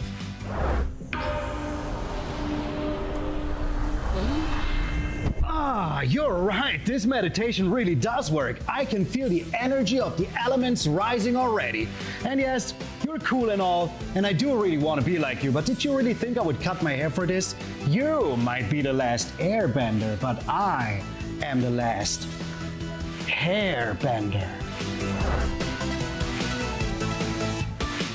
Oh, and of course we all know, no Avatar The Last Airbender collection would be complete without his most handsome hero. And not only is he really good looking, but he will protect all of your most valuable goods. Let's keep moving. Of course, that is not all of them, and I wish I could transform into every single one, but somebody spent all of their costume money on cabbage. We still got Toph, Katara, Sokka, Uncle Iroh, Zuko, and of course Azula. And together with them, the collection is complete. And if you want to know where to get them, check out the link down below. And hey, while you're here, why not watch one of those videos?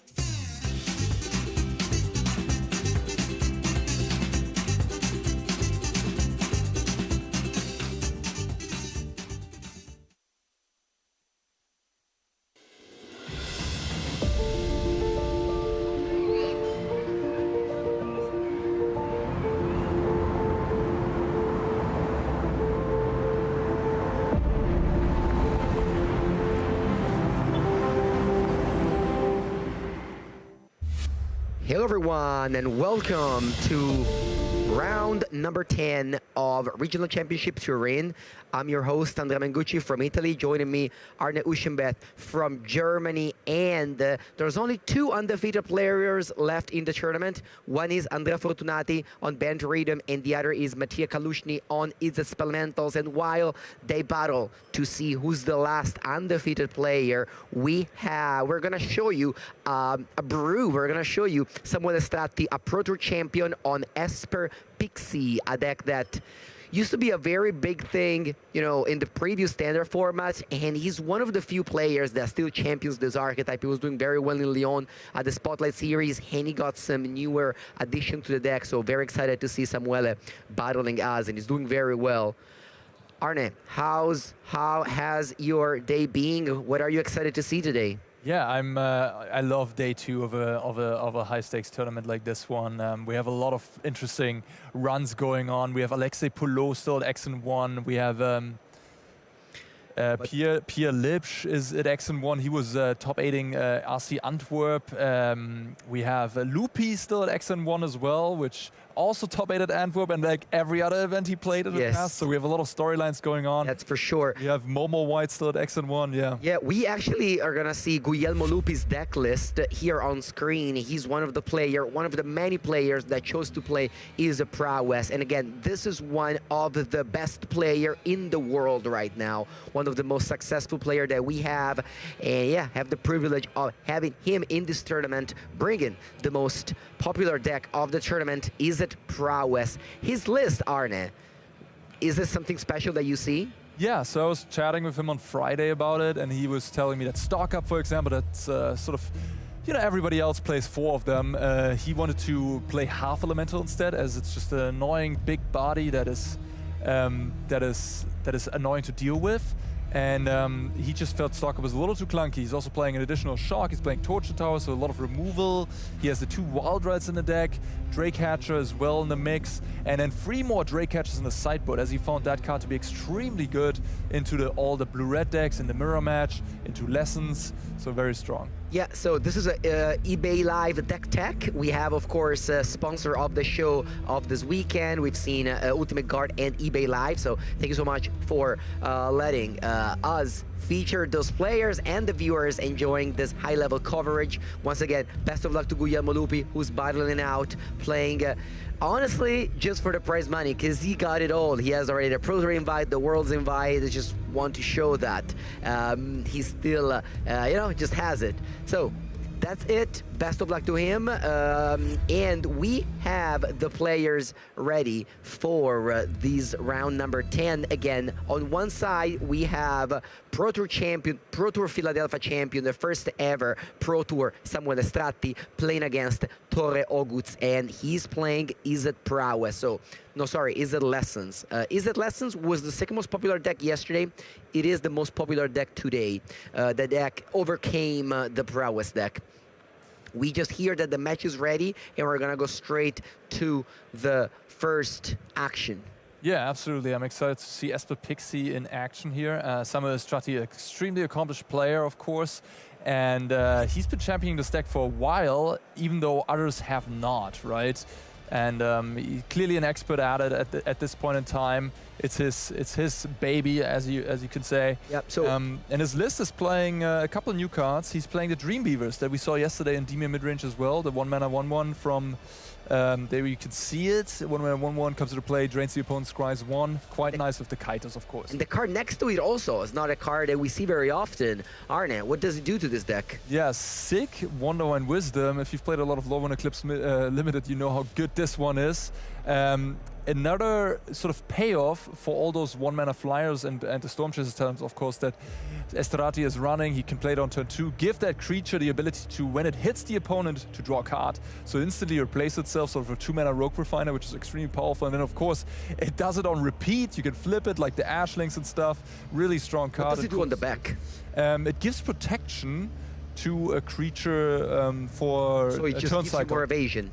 Yeah, more evasion, exactly. And if you're draining your opponent with the Dream Beavers, you can just find yourself dealing the last point of damage with the Sig and the Dream Beaver. Absolutely. And of course, you have a Boomerang Basics. Yeah, right. We lost Discount ain't big enough in the bannings in the summer, and Boomerang Basics maybe better than you have lost. To be honest. This time big enough, and Hopeless Nightmare. Hopeless Nightmare was that one needed to go. I think that one was just extremely good in this deck. But yeah, now we have Boomerang Basics. We still have nowhere to run. Grimbauble entered the fray. The Momentum Break her as a one-off there, and of course Stormchaser's Talent extremely good with Boomerang Basics, one of the most powerful combinations in the standard format. The player's pile shuffling, that's a very important thing to do before game one. That's something that I love to do. Just gotta make sure that your deck is 60 card. Always gotta count those, very, very important, and then shuffle your deck thoroughly. And here on the opposite side, we see the boogeyman of the format by Uguts Torre. Yeah, and we see the interesting version of the deck, or one of the versions of the deck. The biggest point of contention, how many Stormchaser's Talents are you running? Uguts decided none at all. He wants to be the controlling version of the deck, plays 3 steps ahead, which is a really nice counterspell on this deck, plays a Spell Pierce, plays a Spell Snare, has a Floodmaw in there, has a Boomerang Basics, so fills out those slots with a little bit more interaction. And one card that I want to point out, Iro's Demonstration, a card that saw a lot of play in Lessons at the beginning, when it sort of was at the World Championship, but then it went down in numbers. But I think now, actually really good again, because it kills Dragecatcher, and it kills Elusive Orders and Stormchaser's Talent tokens when they've tapped out in their turn, which Prowess sometimes have to do, and then it can swipe them all away with the 1 damage to everything. Yeah, I was playing on Magic Arena, Izzet Prowess, I was playing against Izzet Lessons, and my opponent played a first Heroes Demonstration. I said, okay, they won't have them anymore. And then they played a second one and killed all of my 1/1 tokens that I was putting with Vivir's Stormchaser Boomerang Basics. So yeah, the second Heroes Demonstration can definitely be breaking, but the players are playing open deck list, so Samuele will know when he will know that he can't really go too wide with his 1/1 Otters and Dream Beavers and so on. Because he actually has a lot of X1s, even the 2/1 that bounces another creature, and so that Iro's Demonstration is very good in this matchup. Absolutely. All right, Samuele wins the die roll and leads with his most important card, Stormchaser Talent. Yeah, absolutely. Starting with Stormchaser's Talent in this deck is huge. He has a Pixie, so he can put quite a formidable force into play right now. Okay, so Nurturing Pixie, how does that card work? Does it target the talent? It does, yes. You can. So, okay, so you return up to 1 target non-fairy. So, yeah, if Uguts were going to bounce the Stormchaser Talent, you would just only deny 1 counter. So not that big of a deal over there. Artist Talent, though, that is, a lot of Bloom Borrow battle. This cycle from Bloom Borrow is definitely one of the strongest one they've made recently, where all of the 5, rare from the set. Ooh. This is the combination that you want to achieve. Yeah, absolutely. Torre is gotta be feeling a little bit of a sigh of relief, though, because no Kaito is hitting play, but this is still 8 damage coming across. But so it's a lot of pressure. Does Torre have the Iro's Demonstration? Yeah, that would save him here. There's no... well... I don't know, there's a card to the left. Is that a combustion technique? It's a combustion technique. Okay. Samuele only has 3 lands in hand, though, so if this Iro's Demonstration would have arrived, it would have been a terrible spot. This is exactly what I mentioned before at the start of the game. Stormchaser Talent is a fantastic card, but the Red Lessons deck has the answer. But it seems like it's empty-handed with nothing left, but actually Stormchaser Talent is going to be able to keep the gas flowing with the second chapter, picking back up the Boomerang Basics. Yeah, we can look at Torre's hand right now. He has a combustion technique, which I agree with him that, he's going to target an Otter. I don't like that. I think I would target the Pixie here. What's he playing around? Why is he targeting the Otter? I'm not sure. Maybe he just thinks that the Otter is going to deal more damage than the Pixie. Yeah, but he has to play towards the Iros, maybe, I was thinking. Wow, and that was a great draw, drawing the Firebending Lesson. Only 2 lessons in the graveyard, though, but with the talent in play, what he can do is, whenever he top decks another lesson, he can just go Accumulate Wisdom, and to the Artist Talent effect, you discard a lesson and you draw 3 cards.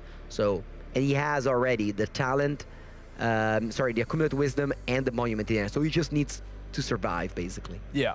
But, wow, look at Samuele. choosing Not to play the greatest card here, Momentum but, Breaker to just make your opponent discard a card. Ooh, and that was a great draw. taking 5, putting Torrid onto 5. In the end, killing the Otter was better than killing the Pixie.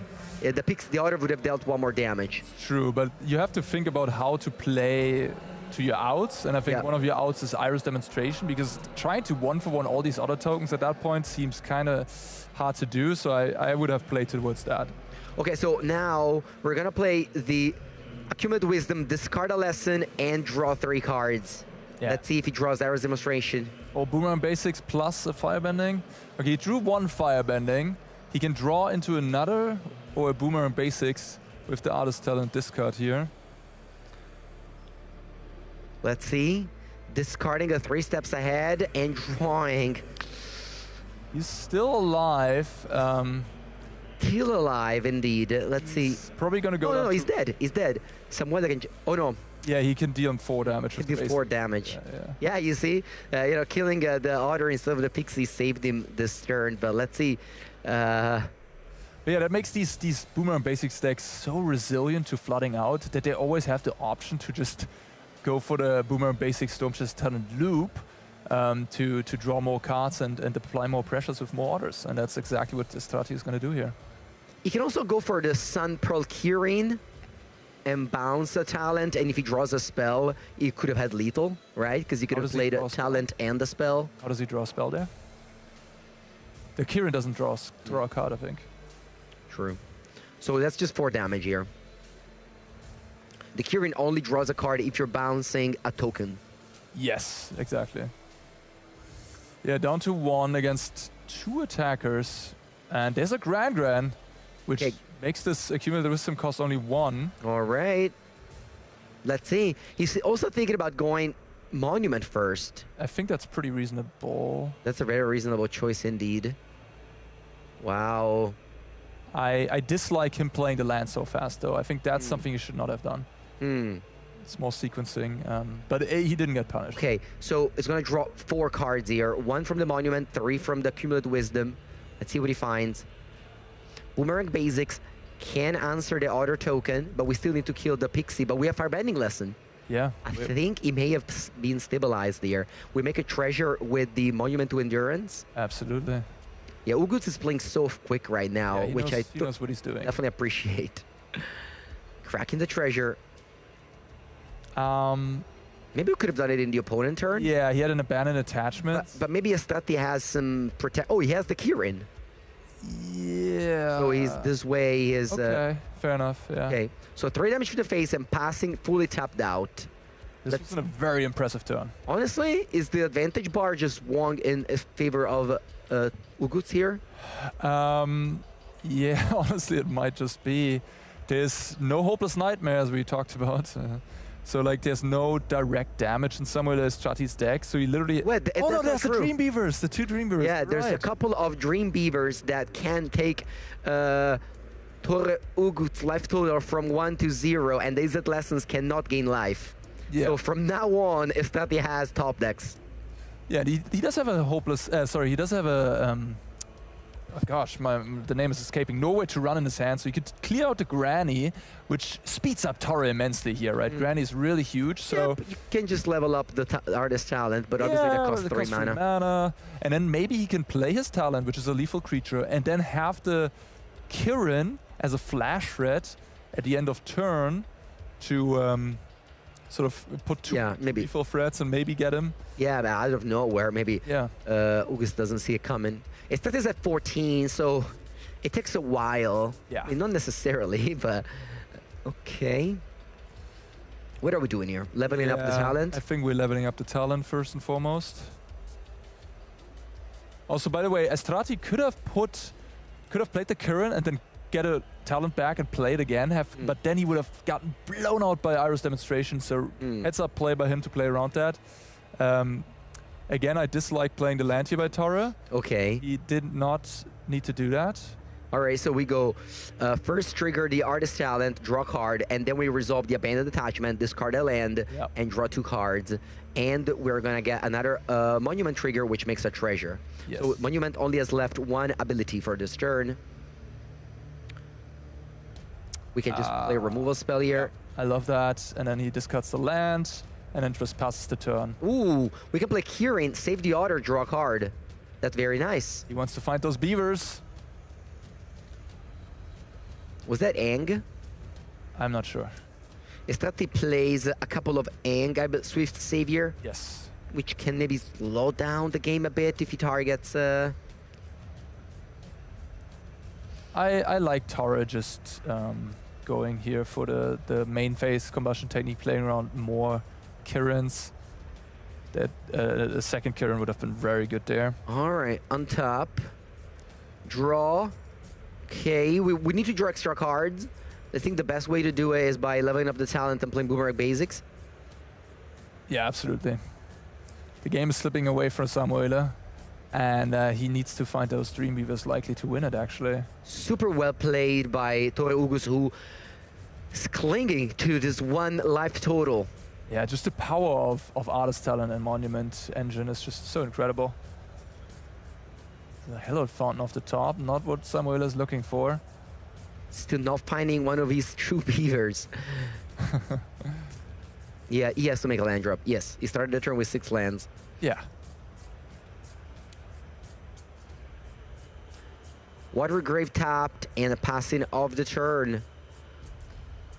Estrati can buy a little bit more time against the burnout from the Monument with that speed. Yeah, he can gain some life. Right? Ooh, Accumulate Wisdom is the draw.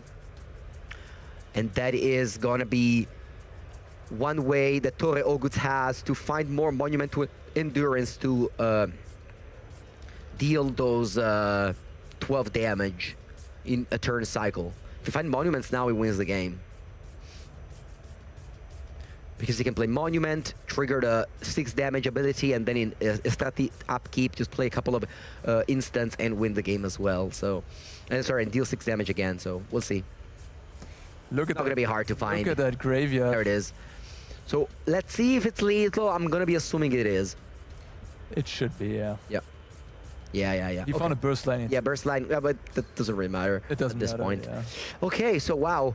Oh, man, I never expected Tore Ugus to be able to win this game. There was a point where Estrati had 4 creatures. We were like, yeah, it's Hero's Demonstration or bust, but looks like instead, one at a time, or one removal spell at a time, was enough to just take control of the game. Burst lining you go to 6, pass the turn, in your upkeep, play 1 spell, and they'll do it. Yeah, 1 life total for so many turns. All right. Looking at the top, if there's a Dream Beaver, the classic, right? Yeah. When you lose the game and you're like, I just needed 1 card. Is it on top? You know? Yeah, it's like a typical thing that I do on Magic Online as well. When you click draw card, and sometimes it's bugged and it doesn't give you the card, and you're over there being like, no, I want to see, I want to know what could have been. So, wow. Beautiful game, honestly, to kick this round 10. The players are alive for top 8, and they are playing very, very well. On the left side, we have, you know, the most popular deck of day 2 is Izzet Lesson. On the right side, we don't have that. We have a Brew, and now we see the sideboard of this Izzet Lesson deck. Arne, do we like Torpor Orb in this matchup? That's actually really interesting. I mean, I can't say I'm an expert in this matchup. Torpor does hit a lot of things. I'm personally not the biggest fan of stuff like this, especially on the draw. Like you play Torpor up turn 2, your opponent goes Kaito, you're just like, yeah.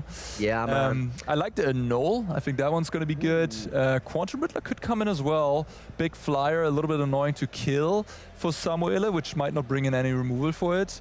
The spell piece is interesting too. Can hit like... I guess maybe it's questionable. I do like the Slagstorm though. The Pixie deck puts a lot of small creatures to play. I think you want to bring that in. And then the Seer is interesting as well, as it's... The Seer and the Broadside Barrage actually are interesting to bring in because they do hit the Kaito, which is the strongest card in the matchup. Yeah, but Estrati at the same time, whenever he sees a couple of Seer in the opponent deck, he can just ninjutsu Kaito and tick it up to 5. Yeah. That's a play that expert Kaito players do very often, and I find myself holding my Seer and my, you know, Firebending Lesson, because that's the thing with the Lessons deck. They don't have enough ways to deal with Planeswalkers, so you need a Seer. But let's look at Estrati's side. He, of course, must have played against Lessons a lot this weekend. He has a a card that we don't see very often, Lord Skeeter Sewer King. That's a way to deal with those pesky lessons from the graveyard. Yeah, I'm sure he's going to bring that one in. The Kutzitz flanker, very similar to the Lord Skitter, the Rat King. Also going to come in. The Seam Rips probably coming in to deal with the Granny and the Artist Talent. What about Get Lost? Because that can kill Artist Talent. He might bring it in. I mean, he might want to take out some of those Grimbaubles, I guess, nowhere to run, maybe some of the creatures. We see a couple of Appa, and I remember Steadfast Guardian, and I remember last time Estati was here at this tournament, is Palestinians Leon, he was playing those cards in the main. Those cards were moved to the sideboard.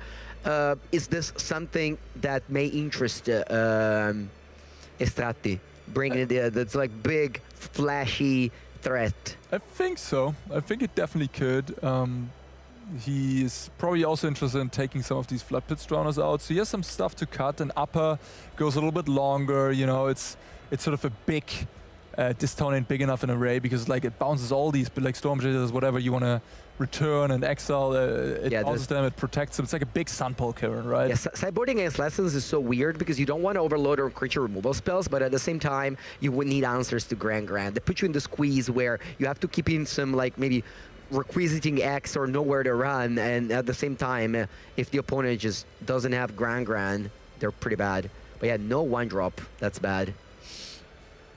No 1-drop is tough. Ooh, we see Flood Pit Drowner, so I guess he couldn't really cut them all because he needs some creatures to Kaido. Sure. And it is technically an answer to the Riddler as well. You can shuffle the Riddler away. Spell Pierce is an interesting card. I would have thought maybe it was a side out. Okay. Seems like Torre doesn't have an answer for this Flood Pit Drowner into Kaido curve, and that can just snowball the game to a victory, honestly. Wow. Crazy. No combustion technique, no removal spell for 2 mana, for 1 mana that deals 2 damage. And Kaido immediately goes up, as I said. The opponent has 2 Seer in the 75. We must respect that. Although, Arne, if you had Seer in your hand, would you have played it on the Flood Pit Drowner there? Yeah. So maybe Estati says, Mapure doesn't have Seer in hand, but he can just draw it. So might as well just pick up this Kaido. Yeah. Yeah, we have the emblem there, which pumps all the ninjas. The new set has some ninjas, but Estati isn't playing them. The Dream Beavers, I'm assuming isn't a ninja, but let's double check just to be sure. Dream Beavers is a beaver nightmare, so indeed not a ninja. Wow. Wow, look at that. That's a strategy, I guess. Dealing 5 damage with this Kaido, which of course has X-proof, so it can't be answered very easily in the opponent turn. Katsu Flanker at flash speed, a 3-mana way to exile all graveyards and then dies. But it still made sure that maybe it was better to do that in upkeep, but at the same time it would have been countered. Yeah, and it could have responded with Accumulate Wisdom. I think he did it. Okay, no, yeah, for sure. No, you're right, 100%. Yeah. Most important to, very important to do with Sorcery Speed. All right, let's see what, if Estati has a... I mean, we know that he has Floppy Drowner. The awkward thing here is that if he goes Floppy Drowner on the Grand, the opponent gets to loot. Yeah, that's actually a funny interaction. There's a we're chumping. We're chumping. Chump duty. It's chump block time over here. Tora has 2 spell pieces in hand. He might reconsider. Yes, spell piece. Yeah. Wow, look at that. Kaido ticks up. And then we're just playing Anticipate over here. So Estati chose to keep Aang. Aang, of course, is a quote-unquote creature removal spell, but it also is a way to save your own creature, blink your own creature. So Estati decided to just play this like flash game and keeps in his maybe a little bit weaker card just because they have the keyword flash.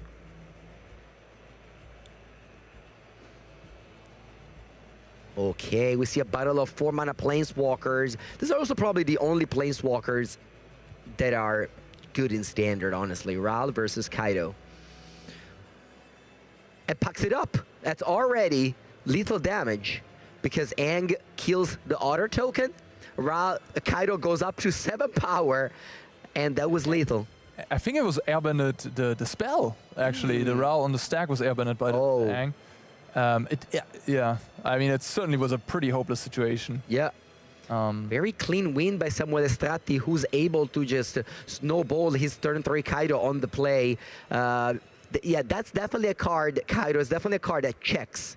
Do you have an answer for the creature? I just was watching Torres, sorry to interrupt you there, no, that's fine. Sideboard, and he just took out those 2 spell pierces. I mean, good on him to learn from that. Yeah, I mean, if you remember the beginning of game 1 where I saw those spell pierces, I'm like, oh, wow, he kept in spell pierce. That doesn't seem like a great card. And then a second one was drawn. And yeah, I mean, that's what you get by playing an underplayed deck. Stratti playing Esper Pixie, a deck that probably nobody else has in the room, and they too make so that the opponent just miss sideboard against them because they have played 0 games in practice against it, whereas Izzet Lessons, everyone who's in day 2 has played many games against it. So yeah, that's one of the advantages. Yeah, and also Izzet Lessons by itself, I played the deck a good amount for the Arena Championship, played it there, and I just learned that there's so much depth to the archetype, and knowing your sideboard plans, knowing how to sideboard in various ways and not messing it up and doing the right thing there gives you a huge edge compared to a Lessons player who doesn't have that knowledge, who just picks up the deck and sideboards in a way that's wrongly, and that can, you know, decide, of course, the outcome of matches and games. Oh, 5 here. 2 cards are put at the bottom of the deck at the beginning of the game, and that's never a great sign for a healthy game of Magic. But we'll see if this turn 1 Gran is going to be able to carry the card disadvantage from the early game. Because, of course, you have a Cumulative Wisdom that can buy you back the card disadvantage. But yeah, so many people were concerned that with open deck list, it would reduce the ability of players to bring brews or even of brews to be successful. But as you can see, Magic is such a depth game that it really just, you know, if you read the deck list, it's not the whole story. You have to have, you know, a lot more to it. So yeah, open deck list, it's great for competitive Magic, and you know, the more events with open deck list there are, the better it is. Gran comes in, loses one of those lands away, but yeah, no follow-up here.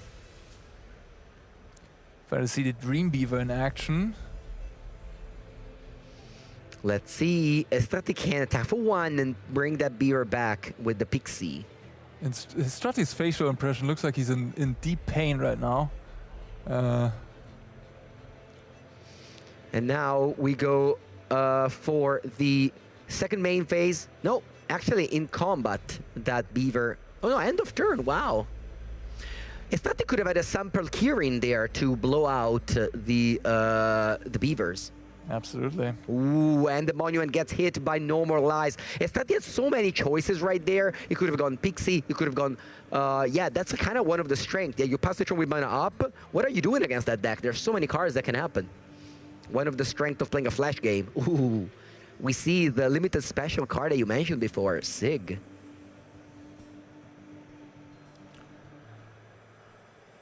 So there's some choices here. Flood Pits Drowner in the main phase to stop the Granny from attacking. Flood Pits Drowner followed by Pixie. Yeah, this is a great play. You want to tap the Gran when it's tapped. Because once again, if you Flood Pits Drowner the Gran, you give them a loot trigger. Whereas the Gran was tapped already, so it's just going to get a stun counter and it's not going to give Torre an extra trigger. So that's a very heads-up play by Samuele. Let's see if there's a Kaido here. Is there a card that can handle the Kaido? Nope. And boom, there it is. Kaido, let's see what he does now. Because before, he was very quickly going from 4 to 5 and putting the emblem in play. But now, it seems like he hasn't decided what to do yet. Ooh, wait. Goes to 2. Once again, stopping that Gran from looting. I love that play because the game actually is still close. You know, if Torre attacks the Gran, finds a lesson and then finds accumulated wisdom, he could really catch back into this game. And Samuele stopping those card draws, those loots for Torre is really important here. I really like that play. Kaido goes to 3, did not die to Seer. Torre just has more lands. Wow, look at that extra value with the Sig. I think in this entire match, Samuele has not used that most commonly used ability on the Kaito. That's true. Everyone just loves to go 0, surveil 2, then draw a card if the opponent took damage. But Samuele never did that. All he's doing is just keeping the Grand tapped so that Uguts doesn't have anything going, and there's the handshake.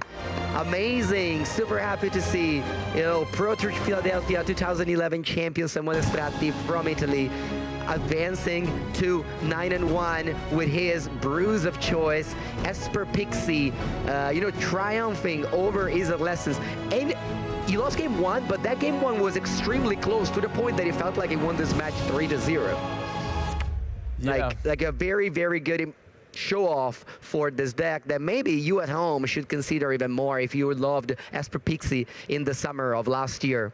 That is when, you know, Esper Pixie was super popular, right? Like, it was top 8 Pro Tours and so on, so off. Like, Geronimo de Deprat won Worlds with Esper Pixie. What was it? 2 years ago at this point? That deck, you know, Nurturing Pixie is still there, but a lot of the shell was gone, but still makes it work thanks to Dream Beavers and Stormchaser talent, of course.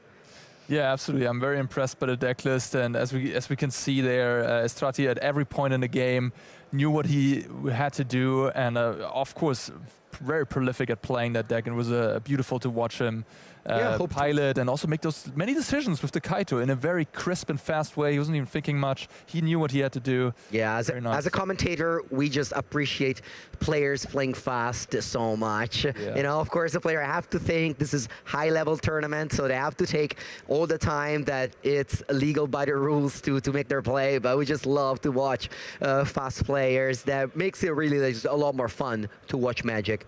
We have, I love to hear this news, we have an update on Caster Fantasy Draft, Arne. Yeah. You know what it is? Well, if you're at home, oh, look at that, look at that, look at that. So, okay, so what is Caster Fantasy Draft? You may have done like fantasy, you know, football, fantasy of like other sports. We here during these Funfinity event love to do Fantasy Draft. Before the tournament begins, we draft 5 player each, and Team Mengu, 5 players all made it to day 2, which is an unbelievable feat. And the rest of the 4 commentators that you can see on the right are now teaming against me. But I believe only 4 of you all combined made it to day 2. Yeah, so I think I may overcome you just by myself. Mengucci was able to just put 5 people to day 2, while the rest of us combined had 4. Yes. So there's no way we could catch him at this point by being fair. So we had to go a little bit unfair, combine our powers, and then see, can Mengu still outbeat us? I hope so. My team has Alexis Poulot, which is 9-1 in this tournament, alongside a lot of super great players that I decided to pick yesterday. And yeah, they are making me proud. And I hope that we get to see them on coverage. Maybe I can root for them in round 11 and on. So yeah. We're going to have round number 11, and I just heard that it's going to be me and you, Arne, covering round number 11. So we have a nice back-to-back commentary gig with me and you. And before we jump into that, we have a bit of a card spotlight from Teenage Mutant Ninja Turtles for you guys here. Cool, but Root and Does Machines, 2 new classes. We were just talking about the talents, of course, Artist Talent and Stormchaser Talent. We finally have another powerful rare cycle. Although I will dampen a little bit of the excitement here. I don't think it's quite as good as those. They learned their lesson from that one, I suppose. But Cool, but Root, we see in the tournament doing really well in those Rakdos Monument decks. I know that some people over in Richmond actually played it in sort of a prowess shell with Winter Night Stories and some of that Duelist of the Mind. Yeah, Duelist of the Mind seems amazing with the second chapter of Cool but Rude. Every time you commit a crime, you deal 2 damage to the opponent. Yeah, absolutely. And Winter Night Stories turns into this burn spell. Ooh, that's true, because Cool but Rude says whenever you discard a card, it doesn't say 1 or more cards. For example, I did a combo in Modern with Necrodominance, which reduces your hand size to 5, and you draw up to whatever, 14. You go to end step, you deal 18 to the face, and that's something you can do, and I've done it in one of my videos, and I was happy to highlight this card for you. But what about the right card? We've seen that card on stream the round before. Does Machine in the Grixis Artifact deck. Yeah, that's a really sweet sort of faithless looting on the front side, mills a little bit, so gets your graveyard filled up, and then on the back, on the second level, you get those 2 artifacts back, so a value play, and then later on, at the beginning of your combat, put 3 counters on an artifact. So this is an engine by itself. Sure, level 3 costs 5 mana, which is pretty hefty, but it's sort of like an ultimate. I feel like that's actually the ultimate of Tezzeret, exactly. which we also saw yesterday. I was going to say, quite powerful. That's the ultimate of Tezzeret, so for 5 mana. It is the problem with these type of cards is that they need to do a lot at the beginning. Like when you cast them, they need to do a lot. This one, you know, gets your engine going. You can draw 2, mill 2, discard 2, which is not card advantage, but then you get card advantage with the second chapter, getting back to artifacts. So I think in a heavy artifact shell, it's gonna shine, and we've seen it earlier in the Grixis Artifact deck. There's a lot of artifact legal, right? There's the Jeskai Artifact with Simulacrum Synthesizer and that Grixis Artifact with Pinnacle Emissary and Krang. So Standard is very, very deep, and we can see how many archetypes are allowed for you to play. Okay, we just heard that the players are ready for round number 11, and it's going to be a treat for us to show you what are we having. And we have on the left side a heavy play Cosmos hoodie. This is the hoodie that won the Pro Tour, wore by Christopher Larsen. So that team is, trying their best to qualify Alejandro Mora Romero from this regional championship to the Pro Tour. And once again, we have literally the same list of before, right? I think almost, yeah. Both players are from Spain, so we can easily assume that they work together, because this list, I mean, I see the it's 3 2 cards off, but it's very, very close. It's the same spirit of there's no Storm Chasers talent. They agreed on that, that's for sure. Yeah, there. I believe the previous player had a Boomerang Basic and a Into the Flood Maw, whereas this player is 3 steps ahead and 3 Eloquentia. But yeah, same thing, same. One of the best decks in the tournament, definitely. Great choice. On the other side, we have...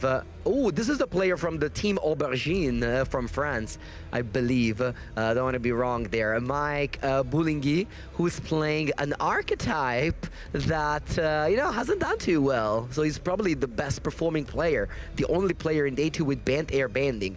Arne, if a player has never seen this archetype before, what's going on? What's going on here? We have actually, look at this. Yeah. We have 9 4 copies, and that's it. That's not a single card that's less than 4. Yeah, that's cool. What's that card to the left, the top left? That's a card I've never seen before. Well, that's not true. I just wanted to say that for you to say to the player, to people at home. Interdimensional Web Watch is a 4-mana artifact that when it enters the battlefield exiles 2 cards, and then you can play those 2 cards until the end of your next turn, so sort of like light up the stage. And it has the extra ability to spend mana on cards that are in your exile for 2 mana. So it's a mana rock on cards that are in your exile. So it works very, very well with airbending, of course. And it helps casting those 2 cards that you exiled with it on the ETB. And the really, really messed up combination is with Upper Steadfast Guardian, where you can continuously flicker it and to grind through your deck, and then maybe you find an Airbender Ascension and flicker the Upper again and flicker the Interdimensional Web Watch again, and it just becomes this incredibly hard to beat grind engine and makes it extremely resilient against interaction, which previously, for example, like at the World Championship, was a huge problem for the deck because it just played some creatures, the opponents had some removal spells and just kind of fell apart. This version, extremely resilient to at least like spot removal. And yeah, I'm excited to see it in action here at 8-2 in the tournament, still alive for the top 8. It is indeed the only banned airbending player in the entire Day 2 left of 141 players here. And yeah, I'm excited to see the Frenchie battle out here against Ale MTG, who played the previous Pro Tour, and as you said, is on a very strong testing team with Cosmos heavy play. Yeah, so the artifact deck that you mentioned is the one that kind of So that card wasn't really part of the deck.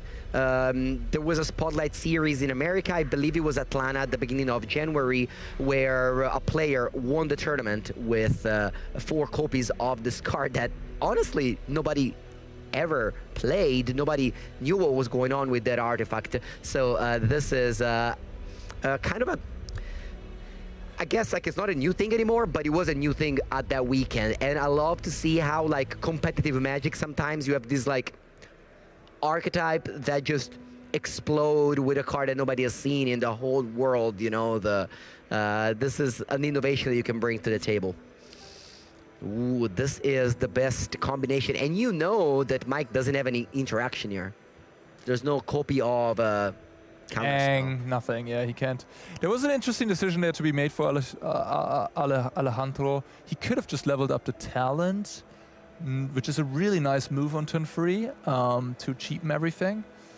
But I suppose he decided to play the Monument, so he goes around the Ang, which Mike also doesn't have. He plays the tap land Temple Garden, so you can be pretty sure he doesn't have Ang right now. What is Mike hand? It's a bit of a clunker. No 3-drop. Yeah, it has Upper, Ang at the Crossroads, and Airbender Ascension, which is not very good. This is just Alejandro is just playing at speeds that we love over here, and he's just showing us like a solitary mode of the lessons deck. Kind of, you know, if you're new to Standard and you want to see his lessons at work, yes, have added, because Mike isn't doing anything. Oh, a spell has been drawn. Something can be played. Bramble Familiar. Yeah, I mean, this is just going through the motions at this point in time. We have a... On one side, we have a 2-mana... Ancestral Recall. On one side, we have a 2-mana 2/2. On the other side, we have a literal Ancestral Recall. All right. And again, this is the same combo that Seth Manfield used to win World's Championship. At this point, how many months was that? Like 5 or 6? It was in December. It's actually not that Okay, far. 4 months ago. And lots of magic in between. Lots of magic in between, but this deck came from nowhere and stayed at the top. Yeah. And Arne, speaking of which, you were in that top 8 when Seth Manfield won the tournament here at Fanfinity Ultimate Guard. Our commentators have a world's top 8, you know. This is a level of achievement that's definitely an important one nowadays. Yeah, very proud of that. What decks were you playing at that tournament? I was playing Timor Otters, and ooh, was that a previous Standard? That what happened to that deck? Yeah, it was not the greatest choice. All my teammates got completely. They took all the losses in while I got the wins. All right. It was very nice of them. Right. So at least one of us could shine. Okay. The deck had like a 40% win rate at the tournament. So yeah. Well, somebody has to take those win rates in exchange of Izzet lessons. Yeah. You know, the wins. Yeah. All right. This was a very sound round 1 win for Alejandro, who has once again the same sideboard as the previous opponent. Sorry, the previous player that we saw. I guess there's no copies of Torpor Orb. I love that. I hate Torpor Orb, but I like to see 2 Soulguide Lantern in the sideboard. But Torpor Orb, I guess, would be good here. Yeah, Torpor would be excellent here. But this matchup, I think, is fairly decent already. He's pretty happy to bring in that Disdainful Stroke, I presume. Those 2 Seers are excellent in this matchup as well, hitting all the creatures at instant speed for 2 mana, especially Upper, which is quite annoying. And then he might bring in the Broadside Barrage as well. Sorry about that. Oh, hello. Back. Hello. Tell me more about sideboarding, because I want to know how does Mike compete in this match, because that match seems very, very hard, and that's a matchup that of course he has played against, and he must have a plan for it. It didn't seem so in game 1. For Mike, you mean? Yeah, I mean, that seemed like a very one-sided game, you know? His hand was pretty awkward. I mean, that's one thing about his deck, is that he's running all these 4th and stuff like Airbender Ascension, which can be a little bit clunky. He doesn't run any Gene Pollinators, for example. If he had that, he might have had more speed. Yeah, but take a look at his sideboard here. He has 4 copies of Seam Rip and 2 copies of Rest in Peace, plus a Cootseal's Flanker, 3 Graveyard Hate pieces, and a Heritage Reclamation as well to blow up those Monuments and the Seam Rips, of course. He's going to bring in a lot of cards. probably take out all those Airbenders Ascension because they can be a little bit awkward. Maybe brings in that Cavern as well to make the Stainless Stroke and all these free quenches on the other side harder to play in. This is going to be an interesting post-board game. He can shave some of those Bramble Familiars as well, maybe, because they line up so poorly into Firebending Lesson. And then at that point, yeah, just play towards Interdimensional Web Watch and the 5-drop Ang to go over the top of the Lessons player. Yeah, if you're curious why the players are looking at their phone, is because this is an open decklist tournament, and the decklists are shown on MTG Melee, so that during sideboarding, you can carefully look at your opponent's sideboard and make your own decision. And that's a beautiness of competitive Magic events, that, you know, open decklist. All right, Mike seemed to have mulliganed to 6, and he begins with a tapped Hollywood Fountain. On the other side, an untapped Sparble of Kanala, reprint all the way from Kaladesh.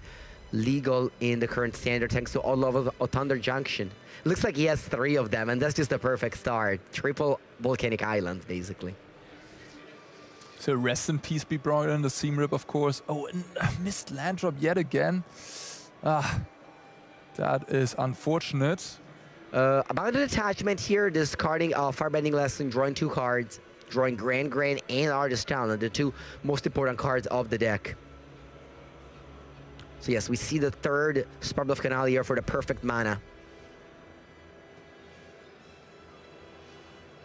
Grand's in. Doesn't want to deploy the talent, keeps up the removal instead. Interesting choice. Why do you think is that? Oh, because of an Heritage Reclamation. Okay, what does Heritage Reclamation do here? It's gonna choose to exile a card from a graveyard and then also draw a card, so it makes that Grand a little bit less effective. And of course, find a land drop here for Mike, hopefully. If Alejandro would have played that Artist Talent, Mike would have been able to disenchant it. Yeah. So maybe that's why, you know, he decided to slow roll. Yeah, fair enough, fair enough. I mean, Alejandro has 2 Riddlers in hand, so he really wants to play out cards. That's why I would have loved him to just play out the talent. If he trades it away, it's fine. And interesting to see those Riddlers actually come in for Alejandro. Well, the Quantum Riddler is just a very solid cyber plan. Whenever the opponent brings in Rest in Peace, you just go Riddler. Sure, you take away my way of gaining card advantage with Accumulate Wisdom. I'm just going to gain card advantage with my 4/6 that draws 1 or 2 cards. And you remember, Rest in Peace is a card disadvantage card, so, you know, it comes at a very high cost. Yeah, the Riddlers, of course, look very good against those, the Rest in Peace here. Let's see if Mike finds a 3rd land. He's just not able to. It's incredible. Yeah, not a functional draw, unfortunately, for this deck. This deck is also like a very high land count. He has 24 lands. I love the pace that Ale is playing at. Yeah. People on Magic Online might know him under Ale MTG. Certainly a name that comes up. Very, very, very, very important to take your time to play. But yeah, the player here maybe recognizes the advantages in discarding cards are going sideways because all the cards are exiled. That means that Combustion Technique is a 2-mana deal 2 only. It can't deal more than 2 damage in this matchup, in this game. Yeah, and Alejandro actually does not have any Boomerang Basics, so he's not able to remove that that Rest in Peace at all. I'm a big fan of that, actually. I mean, bounce spells in general are, you know, not the greatest Magic card. They are when you want to bounce your own Storm Chaser talent. It comes with a risk to not have any. I think if I'd play Lessons myself again, I didn't have any in the Arena Championship because I sort of followed that logic that they're not that great. But I think I regretted that in the end, and I would have played like a couple at least to friends. Oh, so you would have played like 1 or 2 Boomerang Basics. I see, interesting. Would you play Boomerang Basics, or would you split it with Into the Flood Maw? I think I would just play Boomerang Basics. The lesson, being a lesson is so huge because you just want to get to that third lesson so as fast as possible in any of your games. Yeah, so we have a 2nd Artist Talent, which is going to make the Monument to Endurance trigger 2 of the 3 modes every single turn. Pretty hard to keep up with. Mike maybe has an Ang to airbend the spell in the stack. Yeah, I think I saw one in his hand, but yeah, it's just not that great on these spells. Steam Vent signed by Rob Alexander, one of the original artists that made all of the dual lands, all these shock lands, definitely one of the most famous artists in the Magic world. And now we see Aang that comes in as a 2/3. Ooh, Broadside Barrage, look at this. Able to make a treasure and deal Mike 3 damage. 5 damage to the Aang. Is Aang a combo piece? Is it why Alejandro killed it? Yeah, makes sense. He just wanted to take his spot, I suppose, to get those triggers also. Get that treasure. Now he still has a null up, I believe. So you can counter actually the interdimensional weapon watch. And he has Spell Snare as well, both of them. Spell Snare, an amazing reprint from Lorwyn Eclipse that here is just gonna look at this value. Countering a spell, but also drawing a card and making a treasure. Yeah, this game is just really, really showing the power of the Izzet Lessons deck against a more sorcery speed mid-range deck. Yeah, I will say, I think this matchup is a lot closer than these two games have been shown. Mike was missing his third land drop for a long time. And that was certainly one of the reasons why he lost this game. Oh, he's going to lose this game. But yeah, the power of Lessons is definitely... It feels like Alejandro is playing at a 1.5 speed. Yeah, it does. Honestly, like... I'm loving it. If I wasn't watching this live with my eyes, I would think this is a 1.5 speed. You at home, this was not. And, you know, if you're watching this like maybe on a replay on YouTube and you actually play it on speed, I don't know what's going to happen. He may just, you know, the cards just bending time with his card motion. Alejandro actually came up to me at the recent Pro Tour, very wholesome of him, and wanted me to sign his deck box, and told me that I'm his favorite player. Nice, nice, Arne. Yeah. That's always a great thing to hear. Maybe the deck box that he's playing currently has that signature on. Yeah, I definitely got to check. I mean, maybe it's his lucky charm for this tournament here. Maybe that's something that Carl during the interview can ask Alejandro if we have a winner's interview with him later, if he has the deck box signed. Oh, we see Bedza here, a card that's being played in Elementals, but apparently also in the Bant Airbending deck. I'm definitely surprised to see that one started in this matchup, but it's actually quite good here. It's going to gain life, it's going to make a treasure, it's going to get all modes besides the two fish. Quite strong. Arne, are you a lore expert? A lore expert, I am. Why does Bedza, a white elemental elk, make 2 fish? Maybe the chat can help us on this matter, because that's 2 blue fish nonetheless. Why? What's the reason?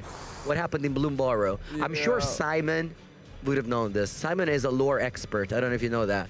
Simon, before going to sleep at night, reads the books of lore, you know? As far as I know, I think Igra, the 6/6, is like the bad guy in Bloomborough, and I think Bedza is like one of the good guys. Okay. Bedza is representing sort of this, you know, the life, the nature blooming, and maybe the fish are just representing the animal part of that nature. I see. That's a good guess I have right now. Yeah, I remember when I was a child, one of my first Magic book was a Kamigawa lore book about, you know, the rats and Nezumi and stuff like that. I remember definitely reading that in my summer.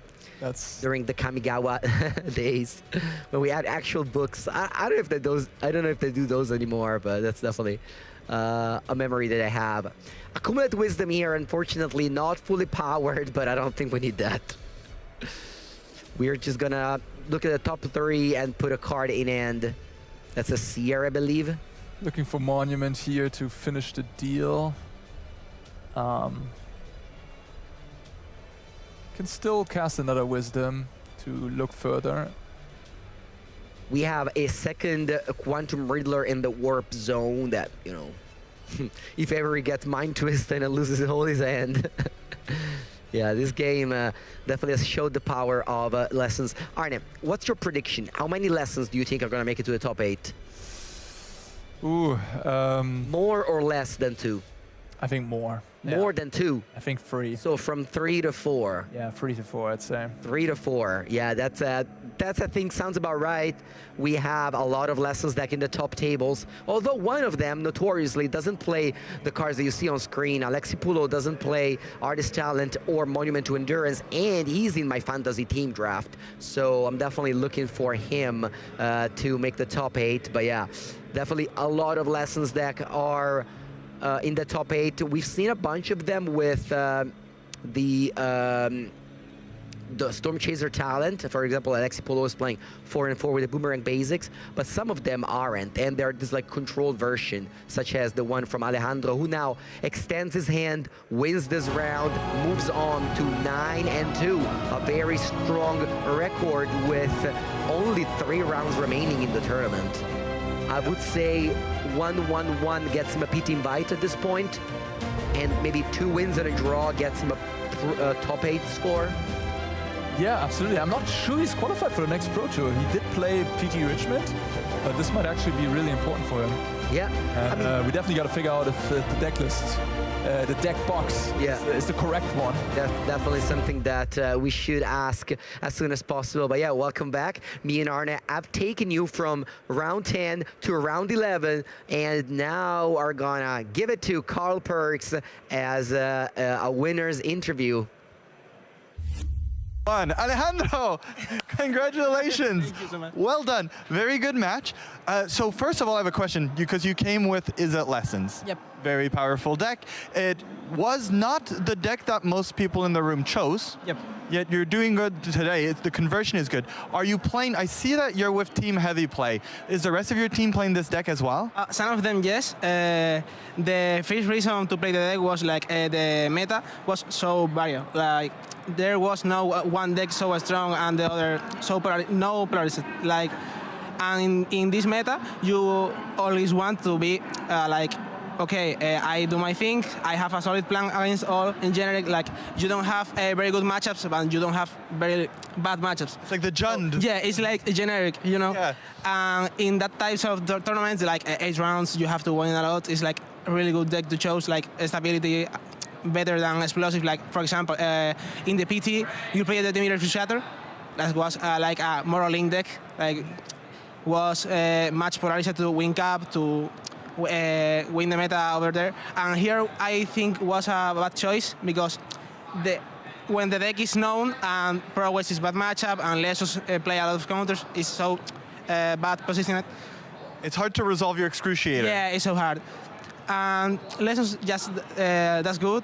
Mateo Ferreira, the winner of the says this is a good player, and I say okay. And you didn't really change a lot of the cards, right? It's still kind of the stock list. Is there any cards that you wish you had included, or is there any cards that you're not happy with that today were not good for you? Mateo was testing the new enchantments that 2 mana, draw 2, mill 2, and discard 2, and was so interesting. We didn't have a lot of time to try it, and we didn't submit it, but I think it's really good. It wasn't worth taking the risk for this tournament, but after some more testing, you'll see. Yeah. Well, we'll hope you keep on doing very well. You're still live for top 8, so we'll be following Alejandro here. But thank you very much. Thank you so much. Good luck in the next rounds. Well done. Okay. The world's first sustainable deck box made a bold impact. For us, it's more than only a simple box that holds your cards. We are proud to see how the series has established itself in the community worldwide. We know you've been waiting for this a long time, but all good things need time to grow. Finally, it's time to give your commander decks the space they deserve. In the biggest ever of our sustainable Boulder deck boxes.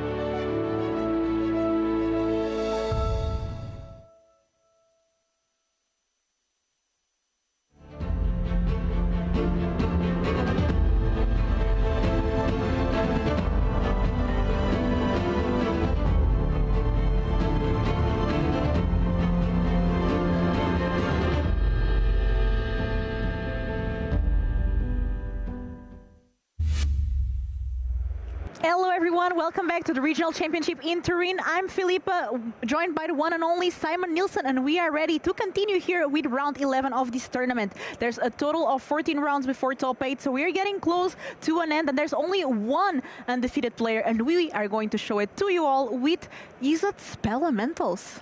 Oh, yes, indeed. We are going to watch Matthias Kaluzny playing Izzet's Elementals. Yesterday, we had 4 undefeated players. You know, there were 2 lessons, but one of them was that spicy teamer lessons from Alexei Polo. And we also had Band Rhythm as well as this Elementals deck. So they faced off against each other this morning. You know, 4 becomes 2, 2 becomes 1. The one only standing is Matthias. And now has to be pared down into someone at X1. But it's a sweet, sweet matchup because we've been talking about this deck, hyping it up all weekend. And here we have it once again. It's going to be Momo White. Not Mono White, but Momo White. Indeed, yes. That's going to...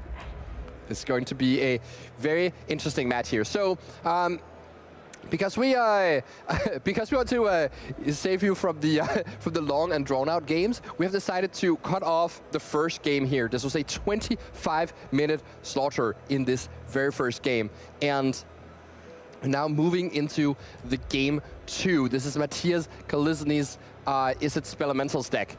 And, you know, this deck, you know, we've seen it before, it does its thing. It plays 12 creatures, but they are powerful. Hearth Elemental and Edimere Crab get cheaper the more instants and sorceries you have in your graveyard. And Thunderflock get cheaper the more expensive your Elementals are.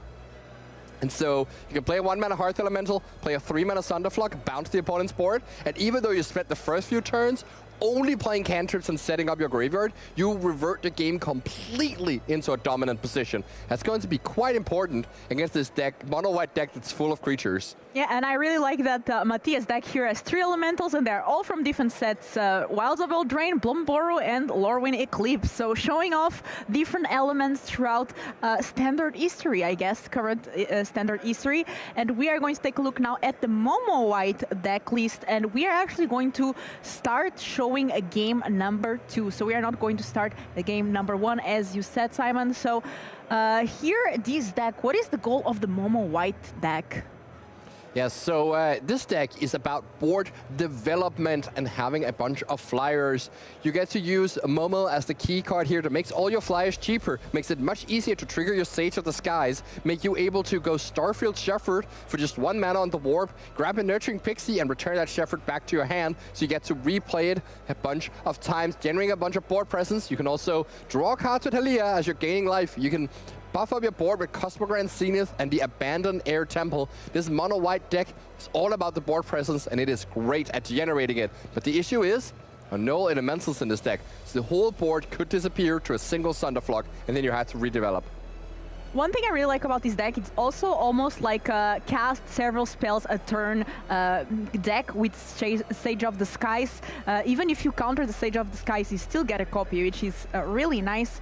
And players starting here, it looks like Matthias with Izzet's Elementals is 1 game ahead, so that means that Victor here is going to take that turn 1, but no turn 1 Momo.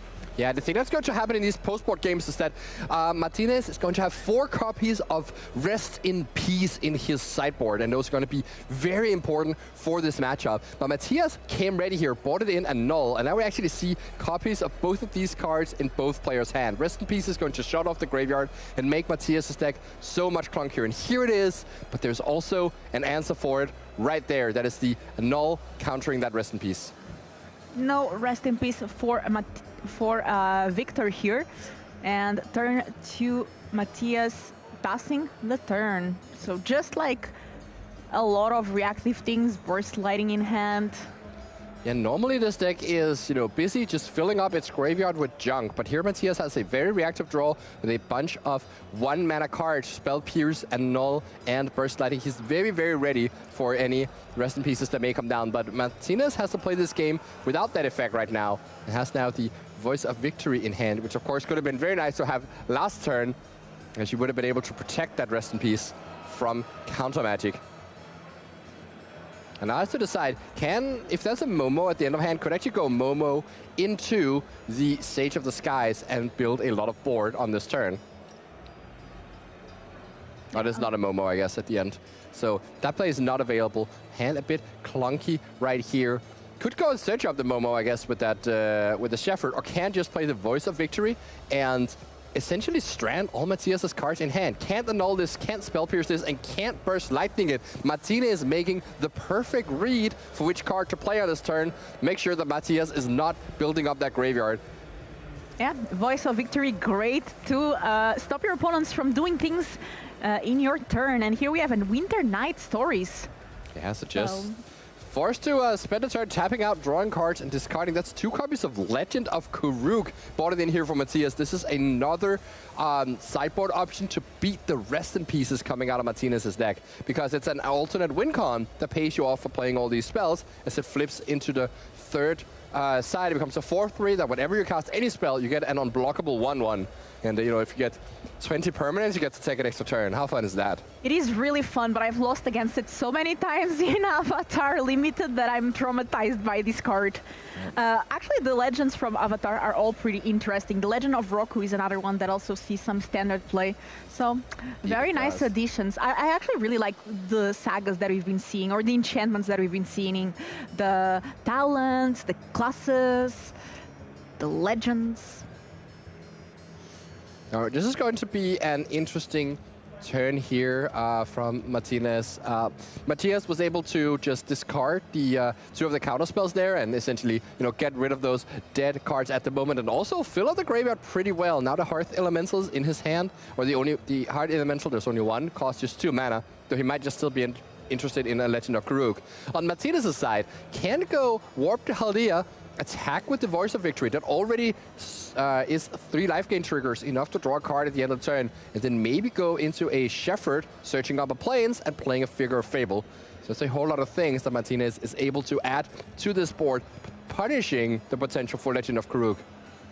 And Martinez knows this deck, knows that 5 cards in graveyard, or 4 cards in graveyard going into turn 4 is not enough for the Thunderflock to come down, because Hearth Elemental is going to cost 2 mana, and then Thunderflock would cost 3, and that's not enough. So he knows that this is the turn where he's able to push all he has onto the board, and then maybe next turn you might see him do something like just activate a Soulstone Sanctuary to make sure you have an Elemental in play, rather than develop more things that just get bounced. And that's exactly what we see here, attacking with that Voice of Victory, making 2 1/1 humans, gaining 2 life thanks to Aliyah. Now playing that Figure of the Fable that now we're able to cast thanks to the land that we found with Shepherd. And this means that Aliyah is going to draw a card, I mean, very comfortably. Way more than 3 life was. All of these cards just go into Warp here, so it's actually, as all is said and done, not that much board presence being left on the table, and Martinez will have to, you know, develop some more stuff in order to really punish this Legend of Karuk that comes down from Matthias just now. Let's see here if Matthias deploys the Legend. Yep, there we go. So this is going to Surveil to draw a card, right? Yes, it is indeed. So Surveilling 2, right. And that is the Thunderflock right there. That is what he was looking for. Next turn he can go 2 mana Hearth Elemental into the Thunderflock. He also has to keep the land though to make this happen. So could just leave both on top and set up for a powerful next turn. Of course, if Martinez draws a Rest in Peace, that's going to foil the plans completely and really mess up Matthias's plans here. So leaving both on top, and that's going to be scary for Martinez, who's now going to have to think about the Thunderflock as he is developing his turn. Let's see what the best response is to do in the face of that. There's another Aliyah, so you can warp the Aliyah, play Sage of the Skies, make 2 2/3s, draw a card, but is that good enough? Yeah, it's not very clear what exactly is the best play on this turn. You could also just warp the Haliyah, attack with the Voice of Victory, and just pass with 4 mana up, drawing a card at end of turn. This way you are not adding anything else into the board in case of a Thunderflock. The only thing you can do is that you can animate that Soulstone Sanctuary and essentially get to keep some board presence through a Thunderflock. But a Soulstone Sanctuary is not even adding that much to the board, so maybe you just have to decide that you're not really beating, or you're not really preventing the Thunderflock from coming down, and you just have to win straight through it.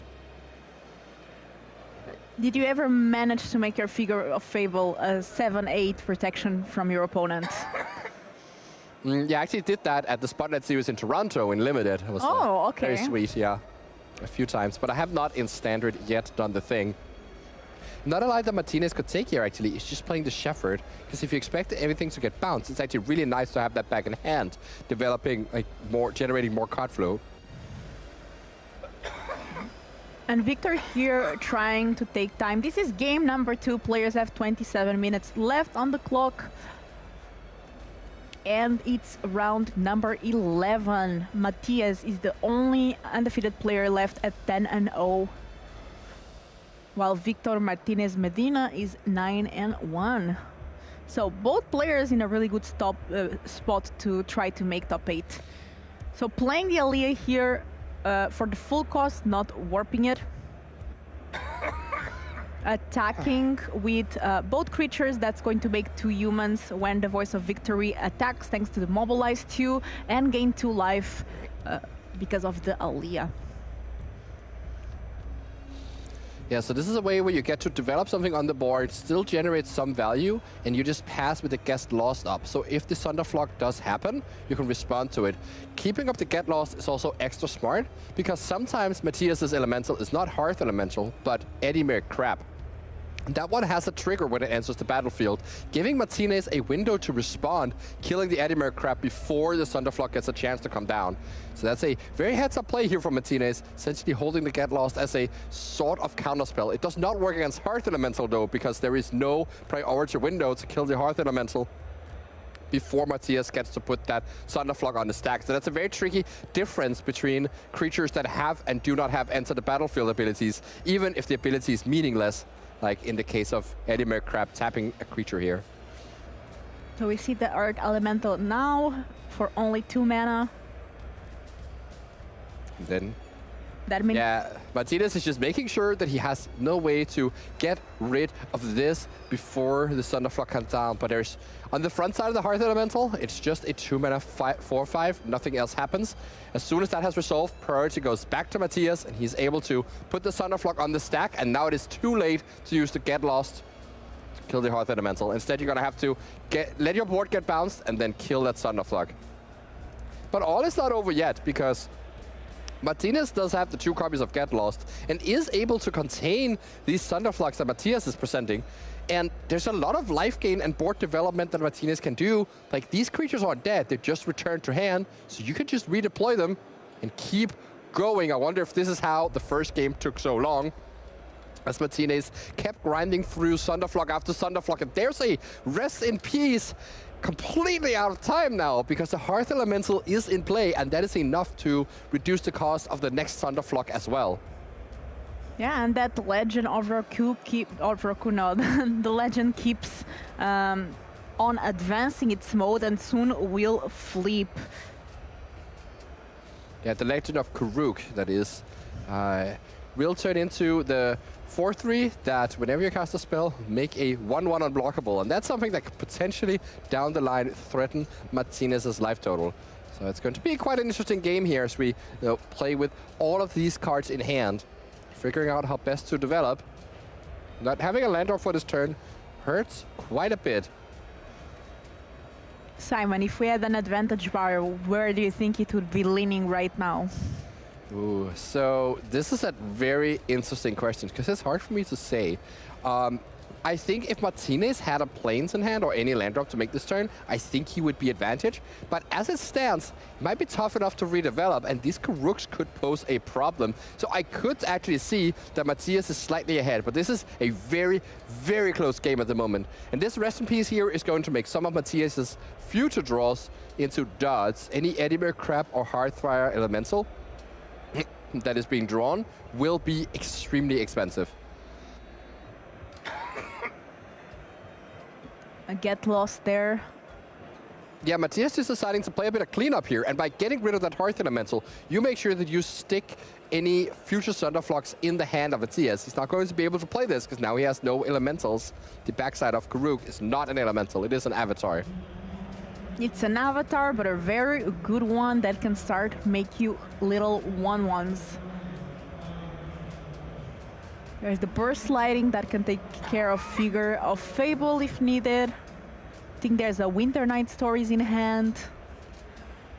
Yeah, so Another legend as well.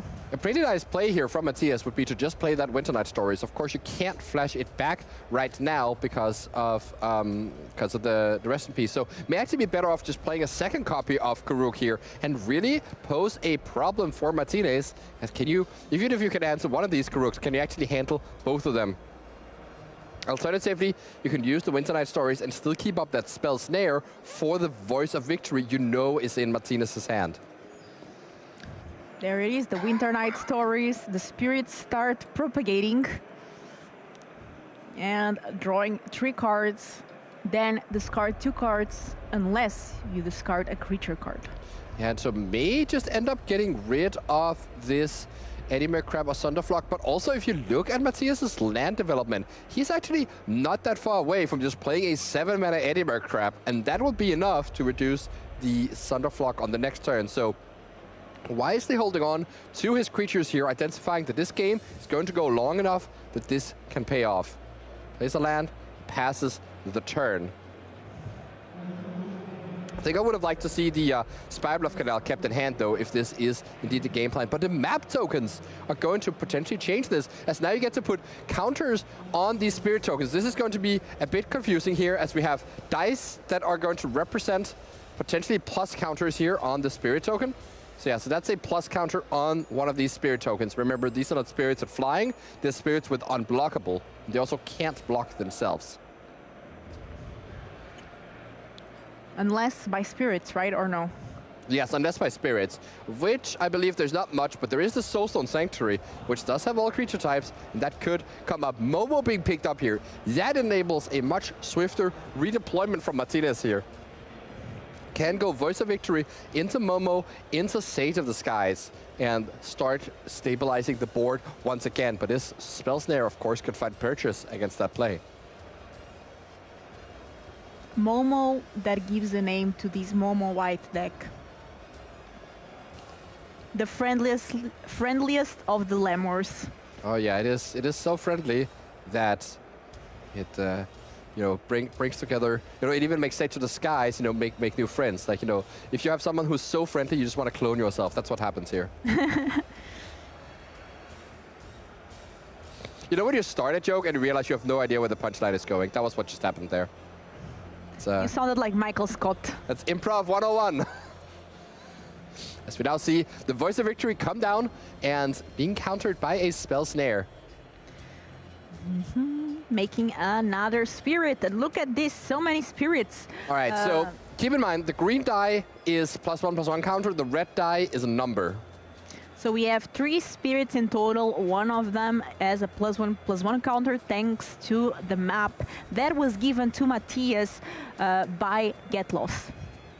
Yes, indeed. And now we do the Momo into Sage of the Sky play. This is a copy of the Sage. So now that is 2/2/3 lifelink flyers here. By the way, like these 2/3 flyers that have lifelink combined with the Avatar land, the land from Avatar, exactly. they are pretty good. The Abandoned Air Temple is going to buff that up and actually provide a pretty big clock for Matthias. So the Abrade is a welcome draw here, as you can take out one of these Sages, but you're still facing 5 damage in the air next turn, and then the turn after going to be 7 damage in the air. So if Martinez just decides to stop and put counters on things, Matthias Kalizny is going to face lethal in just 2 turns. So it needs to find a land to potentially play that Edimir Crab for a full 7 mana to prevent the lethal from coming down. That's a really cool situation being set up here by Martinez, and shows how this Momo white deck is able to win through a Sunderflock without that much trouble. And by the way, Simon, how does water bending work? It allows you to use your maps, right, for mana?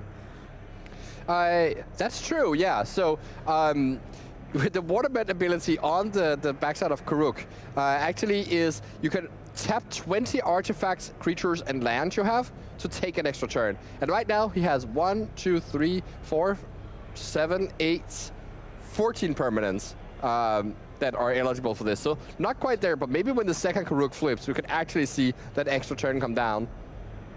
Now there is even, you know, the offering of a potential juicy double block here for Martinez, but he's not biting. You know, there could be any removal spells to break up that double block, and so decides to just take the damage. By the way, it does seem like that opt was kept on top, which is a bit dicey at the moment. Passing the turn, 2 mana open. Yeah, if Matthias doesn't draw a land here, may just be stuck with that Edimir crap in hand, unable to find something that can help in this situation and could just die to the abandoned air temple. The question is, does Martinez decide to go for this line where you forgo any other board development and just decide to put counters on your things against the blue-red deck with so much interaction? So this is a potentially winning line in 2 turns for Martinez, but it is, you know, not without any risk to go for this. There's also a Pixie and 2 Alias in end. There's a Shepherd in the warped zone. Something you can also do here is just start by attacking for 5. And because Matthias has a Braid and the abandoned air temple can be activated instant speed, you could actually like force Matthias to just take the 5 damage first and then develop your hand with more flyers, which could be another way to have this game go differently. But decides to start by using the Halia, and that's actually a pretty big cost to do so here rather than attacking first. Of course, the upside is that your Momo will get plussed by making this play, so that's probably what's going through Martinez's mind, and he now gets to play a big Shepherd here, adding even more flying power to the board and pumping up that Momo. Discounted thanks to the Momo, and here Victor can actually get a plane, so he doesn't miss land for the turn, and that land means that he can play one of the cards that is left in hand. Yeah, one of the nurturing pixies here, which can come down and maybe even just pick up the Halia, because it's getting warped anyway, so might as well put it in your hand. That's even more flying power. And then the Momo is cruising in for 3 damage alongside these Sages. And maybe that a Braid actually, you know, ends up targeting the Momo rather than the Sages. This is a nice redevelopment for Martinez, not over-relying on that risky abandoned air temple, but instead just putting too many bodies into play, maybe even making it so that a 7-mana Edimir crap tapping down 2 things is not enough to survive. Actually getting the Shepherd back into hand. Okay, so Martinez is still just going for full value at this juncture, not thinking too much about which lethal can be set up. Instead, just trying to continue to outgrind these Legends of Karuk.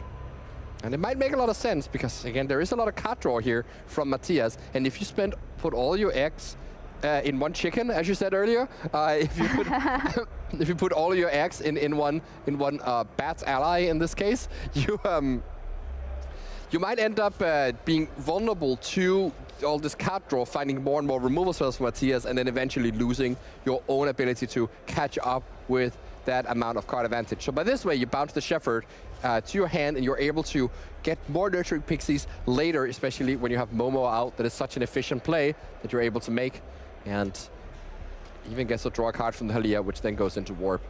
So yeah, this is a you know, value play. Certainly a value play. It's still threatening lethal, by the way, due to, you know, there's 5 power of flyers, and you just need any flyer in play to trigger the Momo, and so that's going to represent lethal. Ooh, so Thunderflock. Thunderflock is like, seems like a nice draw, but actually doesn't do anything because you can't cast it.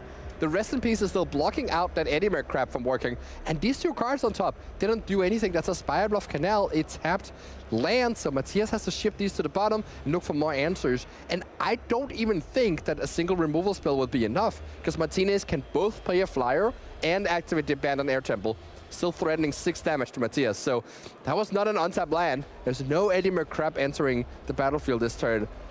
And now we gotta think, is there a way we can take an extra turn after this one? No. There's still just 8, 9, 15. You cannot Waterbend 20 just yet. There's 2 opts though that is going to help make even more spirits and try to find whatever card Matthias is looking for against so many flyers. And another thing, Simon, is that if Victor Martinez Medina wins this game, we will have a game 3, and there's not that much time left on the clock. That is actually true. Yeah, we are in the danger zone. Usually I feel comfortable if I start game 3 with 15 minutes on the clock. That's always what I tell myself. So I try to pace my gameplay to fit around that. But now we're in the danger zone. The game 2 is still going on after that 15-minute mark. And that is, you know, a sign that, you know, you need to start speeding up a lot here and see if you can finish the game. Of course, Matthias is in the position where he can't really afford to speed up that much because because he really needs to threat likely to be able to deal with the position, or maybe just realize quickly enough that he can't win and just scoop him up as fast as he can. That may actually be the situation right now. There's no way that this one opt can save you from this board of flyers. Well, Matthias is going to try anyways. This is the tip that we've heard Mengo give over and over again. There is a lot of power in conceding at the right time. Let's see here, it's not that much time that's being spent playing opt, finding a sleight of hand. You keep going, you keep looking for the answers to the situation. But even if you kill the Momo here with a Burst Lightning, the Abandoned Air Temple can still take down the trophy here, putting up these flyers to be 3 power each. And that should be enough to finish the game. As we see, sleight of hand into yet another sleight of hand. Keep it going. You are making so many spirits on this turn, but what do they matter when they cannot fly? They do not matter, especially if you don't have 20 of them, because otherwise you could water bend to get an extra turn, and then things could be different. But I think Matthias here just, you know, sleight of hand, but finds the Burst Lightning, so at least knows that there is, you know, one way to kill something. The issue is he has to take 2 damage to even play that Burst Lightning. So it still doesn't help his situation. Yeah, there's a 2-3 flyer. There's a Momo and there's Nurturing Pixie, which right now it's also a 2-2. And there's the Abandoned Air Temple that can pop the old team. Matthias is at 6 life. Gets to attack for 10, but it is just 10 damage. Martinez very happy to just take all of this damage. Note that the copy token that's in play is a 2-3 flyer. That's what that warrants. Matthias is thinking, is there any way out of this? Just making sure he is not leaving anything on the table in this very important moment. Only undefeated in the field at 10-0. And has to figure out how to keep his spot at the top of the standings here. Takes 2 damage, passes the turn, and Martinez is just going to, as quickly as he can, untap here, go to combat, or maybe play a flyer beforehand just to make sure that the Momo is also in lethal range. If I were in Martinez here, I would decline to search. Just play the thing and pass the turn. Or not pass the turn, but then go to combat and secure your victory. Because actually, like, spending the time on shuffling and everything, you know, it's a dangerous spot to be in when you're this far into the match. Especially when there's also still sideboarding to happen, shuffling, you know, mulligan decisions. That all consumes quite a bit of time. Oh, so this is actually a big misstep here from Martinez, because oh, right, he's a 4 life, never mind. Yeah, okay, so that it's all good. 4 life is still enough to take the game here, and, you know, Matthias finally realizes there is nothing to do. There's no way you can stop the lethal damage coming in. So moving close, into a game so 3 far. that has to be played as speed magic. I do like when you start a game with like 6 minutes on the clock and you just have to like play it as if, you know, there's a timer where you can't think for more than 10 seconds. I find those games very enjoyable, and really? oftentimes like me and my opponents are just locking in, and we know that we're gonna play horrendously, both of us, and that's fine because we just play fast. And usually able to finish the match still in time. This is the thing that Andrea is so afraid of, but the secret is that you can't, if you train your ability to play fast and play without thought, you can still manage to finish your games even under these conditions. That's your definition of fun, Simon. Having a game 3, 6 minutes on the clock, and just playing bad magic. And you just throw stuff at the table, yeah. I love that. So we have here now the deck list of Matthias. The deck list that is still undefeated. And why do you think this list is undefeated, Simon? What is the special sauce? Well, we saw in the conversion rate, right? Of the popular decks, the Spelementals deck had the best conversion rate. 21% of them making it into day 2. 13.7 was the average, so this is a quite above average. Spelementals is especially well positioned at this moment because it's one of the only decks that's good against prowess. You know, we actually see another one of those decks that good against prowess in that Momo white deck. So we see these 2 anti-prowess decks. They've risen to the top because prowess was so popular in the field, and now they face against each other. Who will win in this matchup. 8 minutes left, and both players here are really wanting to lock this win and getting one step closer to making that top 8. And who knows, getting a spot in the World Championship or Pro Tour. Streakers of Strixhaven in Las Vegas. Starting here with Sleight of Hand, looking at the top 2 cards, getting that Abrade into hand. And second Abrade is a smart move because there could potentially be a Voice of Victory spelling Doom. The issue for Matthias is he needs an answer to deal with a Rest in Peace here, but instead decides to just spend a turn abrading the Momo, and now there is free reign for this Rest in Peace to come down and completely shut off the graveyard here. So now Matthias is quite reliant once again on the Legend of Karuk and just making his land drops and naturally casting the elementals for the full price. Winter Night Stories here. Let's draw 3 cards and then discard 2, unless you discard a creature card. There's that annul, but it's a bit too late. Still may just discard the Edimere crap here, so you keep as many cards as possible available for the future. But yeah, the issue is that also the annul is like not very good anymore, because once the Rest in Peace hits the battlefield, there's actually not any artifacts or enchantments you care about countering. It's only for that Rest in Peace. So just slightly too late on that effect here, as we now see the combo of Momo into Shepherd into Nurturing Pixie, pick up the Shepherd, and now you just get to generate a board of flyers without really spending any cards on it. Is this RIP for Matthias? Well, not necessarily. No, he still can, play this game out. There's obviously also the chance that if he, within a reasonable pace, gets to kill as much of Martinez's stuff as possible, so the game drags out. He could even at least get away with a draw. But of course, he's much, much, much more interested in getting that win, and so he's trying to find a way to make that happen. Starting by Shocking Pain 2 life with that Steam Vent, 4 mana available, and we might see the Legend again. Yeah, it's not a great time to cast Legend when the opponent is presenting you with this much damage. So it's possible that he'd rather actually use his Dragon Hunt and the Burst Lightning to clear off both the creatures in play right now, but play an Opt, and then maybe the Karuk is going to be a more delicate play next turn when the Momo is no longer in play and threatening for so much board development. But instead, Matthias says, no, I want to spend my mana the best way possible. I want to get this Karuk to flip as early as possible. That's why it's coming down right now. It's going to take a bit of a lick here from all the damage that's coming down. Scrying here, potentially putting the Thunderflock to the bottom as it's nowhere near castable. Getting a Burst Lightning in hand and can maybe play some cleanup on the next turn. Martinez can just go for it here with the Shepherd. You do just 1 mana to warp it because it's getting cheaper by Momo, and then that gets a Nurturing Pixie, and you get to bounce it, and you get to replay it, and you get to get another Plains, and value. Actually just going for the Plains right to begin with, wanting to, instead of spinning his wheels too much against an opponent who just played Legend of Karuk, wants to develop more stuff onto the board, knowing that it's safe now. Oh, actually has his second Shepherd. Also has 2 more rips in hand, so that's like a bit redundant at this point. 1 is enough.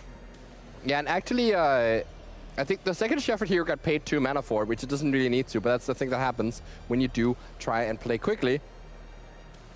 It's only the first non-Lemur creature spell with flying costs less. Right? Oh, I didn't realize it was only the first. I thought it was all flyers. No, it's just the first one. I see, but it says non-Lemur because you can play Momo and then into a Sage of the Skies that is discounted because Momo doesn't count itself as it is a lemur. Okay, that makes sense. So when these players are 9-1, we start thinking like, oh, there must be a reason. There must be a reason why they do the way things they do. Yeah, and so there is, but once again, these Pixies are developing onto the board. They're spawning every turn. It doesn't take much for Martinez to just have to spend 2 mana essentially to generate a 2/2 flyer onto the board. There's only 1 more Pixie left to continue this train, but Matthias's hand is full of firepower. He has so many red cards that are able to clear off the board here, so he is not dying anytime soon if he can help it. Removal is premium. 2 mana, and we are going to have that Glacial Dragon Hunt. Yeah, that's going to be an important card here. You draw a card and discard a card. If you discarded a non-land, you get to deal 3 damage to a creature. And that's nice because you can get rid of this annul, which no longer has any use case. So that's why it was nice to discard the Edinburgh Crab earlier and hold on to that annul, because that still found some use here. Revivify Verge coming down. There's 2 more red sources, so 2 more things can be killed. But Matthias just starts by passing the turn and seeing what's going to happen. No more Momo because of that Glacial Lamarant. No Mo. That's what he said. Yes. So now the question for Martinez is, do you continue warping that Starfall Shepherd, or do you just actually play it for the full 5 to get a bit more board presence? This Seer on a Nurturing Pixie is quite interesting, but that is Matthias saying that he wants to be mana efficient here rather than spending to 2 burst lightnings now and being stuck with a Seer in hand. Of course, he had an opt as well that he could weave in on that turn, but he would way rather play the opt once the Karuk has been flipped. So this is Matthias being quite foresightful with what he wants to do this turn and next turn. Essentially overspending a removal spell, but making sure that his mana development is way better and that he can opt in peace next turn and play his card draw spells while still playing a piece of interaction. Do you know what is 120? What, 120? Yes. What is 120? Seconds left on this match before we go into turn. Oh, that is so smooth. And right as you said that, it got down to 2 minutes. Yeah, that is so cool. Obviously, very important to know, once the timer hits 0, that's not over yet. There's still 5 additional turns. These are also very important. And whenever you play the speed magic, like I mentioned, once the timer hits, it's a relief. Then you take a deep breath, you slow down. Now you have all the time in the world to play the next 5 rounds. That's what all the judges in the world will tell you they love, when you take a lot of time to play up those extra turns. Yeah, of course you don't have all the time in the world because there's a whole tournament waiting, but you get to slow down again as there's and play well again. No extra. Although these players are doing pretty well for the time constraint, like I don't feel the nervousness or the rushed plays from their side. No, they definitely aren't. I also, sometimes it is like possible that they're actually not aware of the clock. It should be somewhere visible on the feature match table, but if they haven't really been reminded of it, you know, it doesn't look like they're constantly checking it. It may actually come as a surprise to these players that the time is happening soon. As now we see here, the cost of spending that Seer is that you have to then use the Burst Lightning for the full 5 mana to clear that Figure of Fable. And Matthias probably getting punished by that maybe too cute play of using the Seer last turn for mana efficiency, because now it is way more inefficient to have to use the Burst Lightning for that full value. Speaking of punished, here Martinez has 2 rips in hand. Like, what is the is this one of the downsides of oversight boarding, or you really need to get all the rips against this matchup? No, it is definitely a downside of Rest in Peace, and you should be aware when you put a card like that in your sideboard that especially putting a lot of copies in has like some severe downsides. So if you play against Lessons, for example, I don't think Martinez is supposed to board in 4 copies of Rest in Peace against Lessons. So you have to weigh how backbreaking is this for my opponent. Now you play against the Spelementals deck, which really doesn't function under a Rest in Peace. It's much more reasonable to board in a lot of copies, because you might still be able to win games even if you draw some extra dead cards. But if you're playing against a deck like Lessons, that has a draw engine of Artist Talent and Monument to Endurance, you that has this draw engine with Monument to Endurance that doesn't really care about the graveyard. Well, if Lessons then see you have multiple dead cards and you have to spend mana developing these this bad Rest in Peace that doesn't do anything, that's actually or not necessarily does nothing, but at least, you know, it doesn't threaten you in any way. That's a relief. As we enter here into extra turns. This is turn 1 now from Matthias, because he was playing a spell at the end of turn when time ran out. It means that when he untapped for his turn, it's going to be turn 1 of 5 extra turns.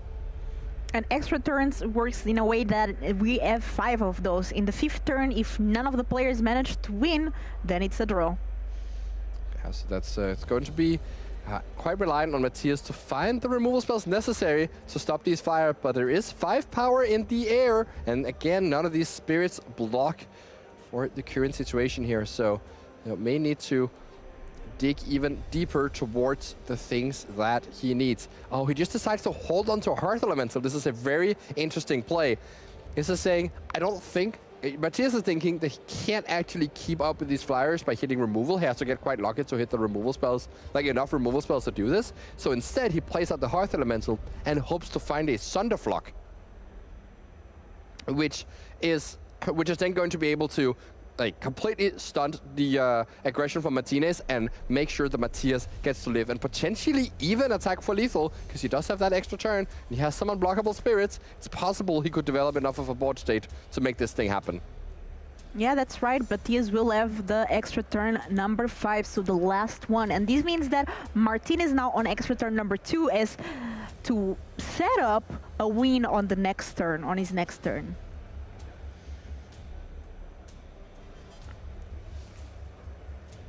Yes. It's not an easy balance also to like try to win the game, but also make sure that you don't lose it in these extra turns. Oh, and Matthias is asking, what happens if I take an extra turn? Does it eat away from my opponent's turns? And yes, it actually does. If a player takes an extra turn, you know, the turn counters keep ticking up, and you can essentially rob the opponent of their extra turn they thought they were gonna have. That is so mean, though. Yeah, that is extremely mean. And it won't actually come up here because Martinez has this specific turn and then has 1 extra on turn 4 to finish this game. He's going to be able to deal 5 damage right now, put Matthias down to 3, and then he just has to make sure he has enough stuff in play that would be enough to finish the game. Of course, there's also this Hearth Elemental, though, and he knows that a Thunderflock could come down. And maybe he's doing some math. Is there any way I can beat the Thunderflock? No, there's not. Then you just have to imagine that it's not going to be there and jam as much stuff on board as possible. Attacking for 5 points of damage now, leaving Matthias down to 3 life. This is going to be such a close game, and now we are warping that Shepherd. And what is Martinez going to try to find? He's got to get a Momo here, because that's the best way he can develop more flyers. He can go Momo into Sage of the Skies. And I guess the Sage of the Skies won't even be cheaper here, because the Shepherd actually made it, is the first flying creature you played on this turn, even though it came down before the Momo. So it's kind of a funny interaction. Yeah, and Martinez playing very well there, paying the full 3 for Sage of the Skies, making the copy. The Shepherd goes into the warp area, and now Martinez has a lot of flyers and just opts to untap to an attack with all of them. So no Thunderflock. Is there a... There's a Burst Lightning, but that's not going to be enough. You need way more removal than that. Stories. How much is the Thunderflock costing right now? 3 mana, so you can definitely Winter Night Stories. You can even play a 1 mana cantrip as well if you find that off the Winter Night. So you can dig quite a bit deeper here for Matthias, making more Spirit tokens. 1, 2, 3. There's no harmonizing.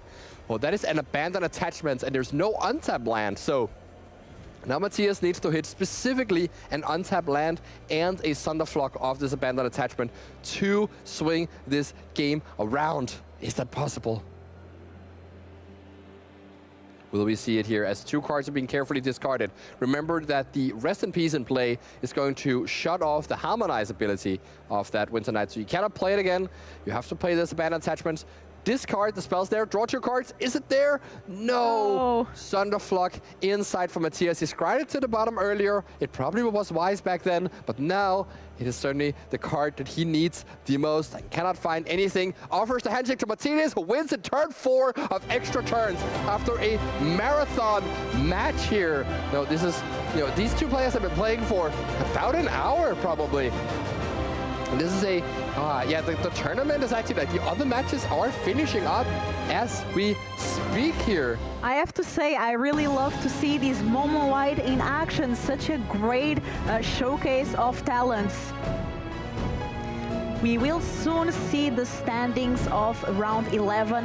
This was such a great showcase of magic. And I have to say, Simon, as we go over and over this tournament and we keep seeing the top tables, we start seeing players that are showcasing so much talent with their decks, so much practice, and you really can see the difference. Yes, absolutely. Yeah, it's, you know, once you get to this stage and we see Momo White, you know, all these players that could, if you play them well enough, you can do quite well in this regional championship.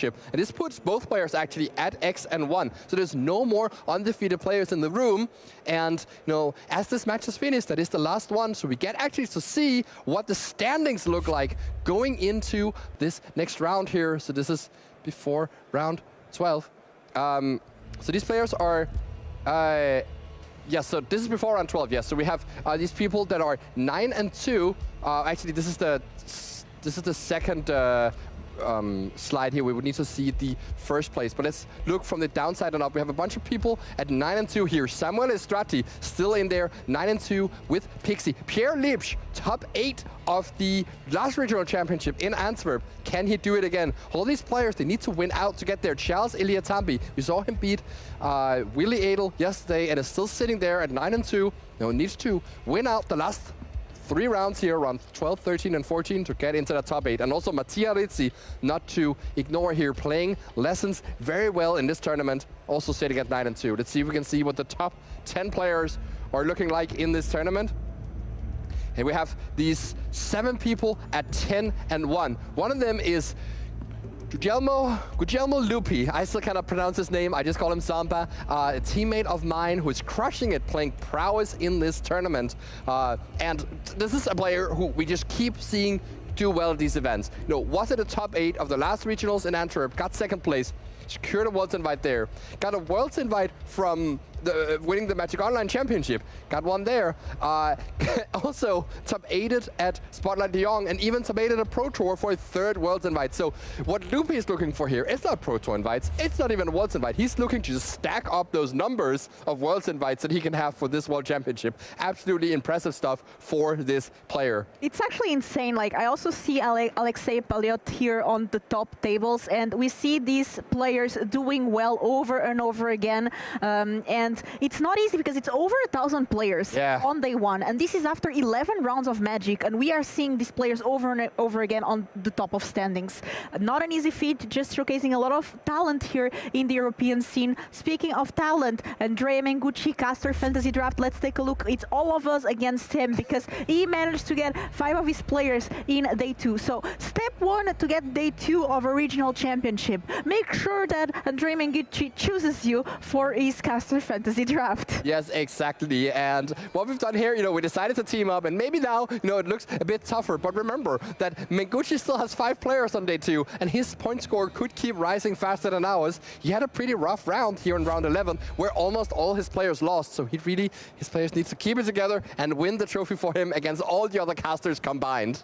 Team Andrea Mengucci versus Team Anti-Meta. But I have to say, congrats to Andrea getting so many players onto this day 2, and they are doing so well, you know? Yes, Andrea, very good at knowing the players that will do well. Also, we are here in Italy, which is the home country of Andrea Mengucci, of course, and a lot of players are here are Italian. Actually, I was checking, and Italy was the country with the most number of regional championship qualifiers. By far, I think Spain was 2nd, so a lot of Spanish, Italian players playing these regional championship qualifiers. Why do you think the Magic scene in these countries is so strong? Well, there is like this competitive nature to Italy, where like a lot of the cities have multiple stores. There's like plenty of places to play, and like, you know, the Italians, they just love the Magic and they love playing all the time. So that is why they get so many RCQs to play in, because there's just so much player support for it, and we love to see it. The Italian community, it's big, and you know, when you play a tournament down here, you're sure to see a bunch of them come out for it, ready to battle, ready to swing and show what they got.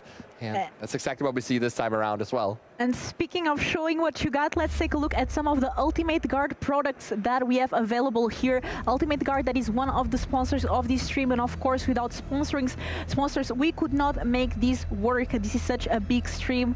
There are so many great people involved in the backstage that people at home don't see, but they are making sure that all the graphics are running. You know, it's a big production. It's not just us, you know, Simon. It's such a big work, and shout out to them, by the way, and to Ultimate Guard for sponsoring our segments here. You check there some promotion code and new products. They always have very cool ads as well, because I've seen MTG Malone displaying like some very interesting ads with the new Teenage Mutant Ninja Turtles. Actually, deck box and lands are SpongeBob SquarePants. Oh, really? Yes, yeah, they are the ultimate guard deck box, SpongeBob, and it's really wonky. I know some people don't like it, but I think it's funny. Now we are ready for the matchup, backup matcher on. We're actually going into round 12 here. Oh, we are? Yeah, we're staying through the round. So we jumped in the middle of round 11, took over the backup match from Andrea and Arne, and here we see the next matchup we're going to watch. Something very interesting that was happening at the X1 table was that we had both a Boros Dragons against Rakdos Monument happening on table 1. Sadly, the players declined that feature match, so we won't get to showcase that, but there are really cool decks in this tournament still. For this round here, though, we're going to have a look at 2 other players. And this is Matias Oneto. Matias Oneto is actually the Magic Online champion of 2016. I was at this tournament, so has been playing the game and especially playing online and crushing it for a very long time.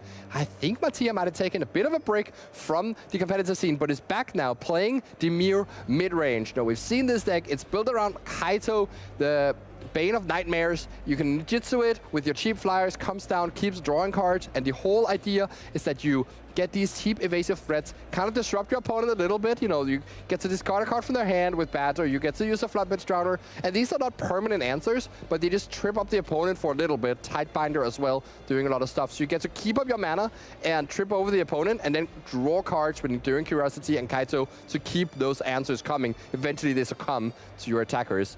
On the other side of the table here, though, we see Alas Zenius playing, well, it's called Izzet Deceit here. This is the Izzet Spelementals deck that we've seen before as well, just as last round. So very similar deck list to the 10-1 player. This deck is absolutely everywhere this weekend. And now we get to see these 2 players. They're both, I believe, at X1 playing for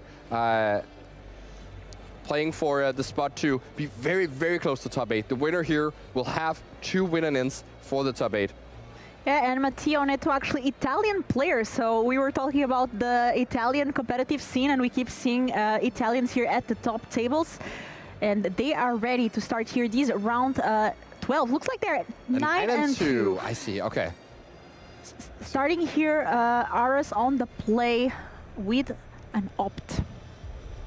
Yes, indeed. So we have Aras from Turkey here, coming all the way over. That's also part of the European Magic scene, and is, you know, doing quite well here as well. 9 and 2 for these players. So they're in the spot where if they lose, they're no longer in contention for top 8. But if they win, and if they win, and if they win, they're going to be in our top 8. And also they're looking for that Pro Tour invite as well, and they're not that far off. Maybe winning this round could be enough for them to even secure that Pro Tour invite. So this is a match that matters a lot for these players. Let's see here as Siren Storm, as Spyglass Siren comes down, uses a map on itself and draws a land. That's a very powerful 1-drop when you get to just spend an extra mana to draw a full extra card off of it and still have a 1/1 flyer. But Aras, even though was playing multiple cantrips, has not been able to find the 3rd land and has to pass right back here. You know, this deck does not work if you don't hit your land drops, because then you don't get to put spells in your graveyard and develop your elementals and do your thing. And now Kaito comes in, punishing this stumble from Aras, starting to draw extra cards. Kaito is such a powerful planeswalker, and I love to see it in this Dimir deck. It also has X-Proof during your turn, making it so difficult to deal with, because that's when it's a creature. So then when Aras tries to deal with it in his own turn, it's a planeswalker. So Kaito Emblem, Mattia here going for that aggressive plan, giving +1/+1 to the ninjas. Yeah, so this is actually a heads-up play, because if Aras played a Mountain and a Seer, would be able to finish off that Kaito. But now that it goes immediately to 5, there's no window to do that for Aras, and now you can safely start chunking it with a Kaito. In general, I think the Emblem is a underutilized tool here, because just making the Kaito just be a faster clock against someone who's mana screwed can be way more threatening than if you just keep drawing cards that may do nothing. It's not like the cards in this blue-black deck are especially powerful, and your hand is already full of them. So actually just plussing again here, attacking for 5 now with this Kaito. And this Soulstone Sanctuary, remember, is also a ninja and is going to cause some trouble here for Aras, who finally finds a sleight of hand. Let's see if that yields a land drop here for our Turkish Spelementals player, but no land once again. And yeah, that probably spells the doom here for Aras. The Enduring Curiosity can be flashed in, you can animate the Soulstone Sanctuary and just end the game like that. And that's the power of this Kaido emblem. I mean, now playing that Enduring Curiosity, that's a 4-3 as well, so a lot of pressure here by Mattia. Aras at 12 life, 2 emblems on the Kaido, meaning that all ninjas have +2/+2. That means Kaido itself and potentially the Soulstone Sanctuary if Mattia activates it. Okay, 1 more emblem, so now the ninjas have +3/+3. And Mattia's actually just going to be careful here, not play into a potential bounce spell on that Soulstone Sanctuary. Just going to serve in for 10 damage, putting Aras down to 2. Player Cecil has just so much stuff going on, and there is no way that Aras can catch up here. Is still far away from an Eddie Merc crap coming on down, as even we see that Spyglass Siren rejoining the board here that was played on turn 2. No, now it's back there, and there's even that Tidebinder Mage being carefully kept up in case anything happens, and Aras have to scoop up this very quick game on. This is quite a different story to the first match that we saw. I mean, it's magic, you know, sometimes you're just not getting that third land and you don't really get a game there, but I have to say this is just showcase also Mattia taking advantage, like you don't have lands, I'm going to just start pumping my Kaido with the emblem and just try to win as soon as possible. Now we have Mattia on Neto's sideboard. What do you think might enter here on game number 2? Yes, so from the side on the blue-black deck, you really want to have access to any graveyard hate you have, but this sideboard features none of this sort. So instead, Mattia is going to try and disrupt the game plan with maybe the Essence Scatterers. Even though they aren't amazing, they still... The most important part of the Spell Elementals deck is these Elementals. And there aren't many of them, but it's very important to resolve those Elementals. So I could see Disdainful Stroke and Essence Scatter come down to help catch some of those. You could also be bringing in a Duress, but I actually don't think Duress is very good against this deck, because a lot of the cards are just cantrips, and it doesn't hit the actual Elementals that you want to hit, and it sometimes even helps the Spell Elementals deck by filling up the graveyard faster, because the Guardian's Hate just goes straight in the yard. Another card you could bring in here is the Unagi of Kyoshi Island. You know, do not ride the Unagi. That was the advice from Avatar, but you can ride it if you have it in your sideboard, and it does punish your opponent from drawing extra cards with stuff like Opt and the Legend of Karuk, which may be in Aras's sideboard here. Have you also watched the Avatar Last Airbender TV show? No, I've watched that one episode. Okay, you only watched one episode, and it was exactly that one. It was exactly that one, so I can make this quote and make it sound like I've watched the entire series. No, for the World Championship, actually, on Team Handshake, we were watching a couple episodes every night in the testing house. That was like part of the practicing. That was part of the practice, ritual. yeah. So we have to see where Grind is from, you know, and so on. So that's the first episode already. We get to meet her, and so if like Grind was like a very bad character, you would be just like, no, I'm not going to play this in my Izzet lesson deck. Yeah, that's why we didn't play lessons. Yep. That makes sense. Now we have here our sideboard against Dimir midrange. What might enter? Yeah, so the Hydroman Fluid Felon is an interesting card here from Aras that could come in. You know, this is a 2-mana 2/2 that says it gets +1/+1 whenever you play a blue spell, and then at the end of your turn, it's going to untap and turn into an island. So Hydroman, hard to kill with sorcery speed removal, and lets you keep up interaction while you still develop your own game plan, because it's essentially 1 extra mana source for instant speed things. Very powerful card. Players here considering sideboard. This is an open deck list tournament, and as a reminder, this is round number 12. There's a total of 14 rounds before we go into the top 8, so players are getting closer and closer to getting there. These wins are crucial for these players. I'm sure they want to guarantee that top 36 to get a qualification for the Pro Tour, but also making it top 8, which can potentially gives them access to the World Championship if they finish first or second. There's also $130,000 in prize pool, and we started here game number 2, not much action yet, just playing lands and passing. And we have the Opt there at the end of Mattia's turn, scrying something to the top and drawing it.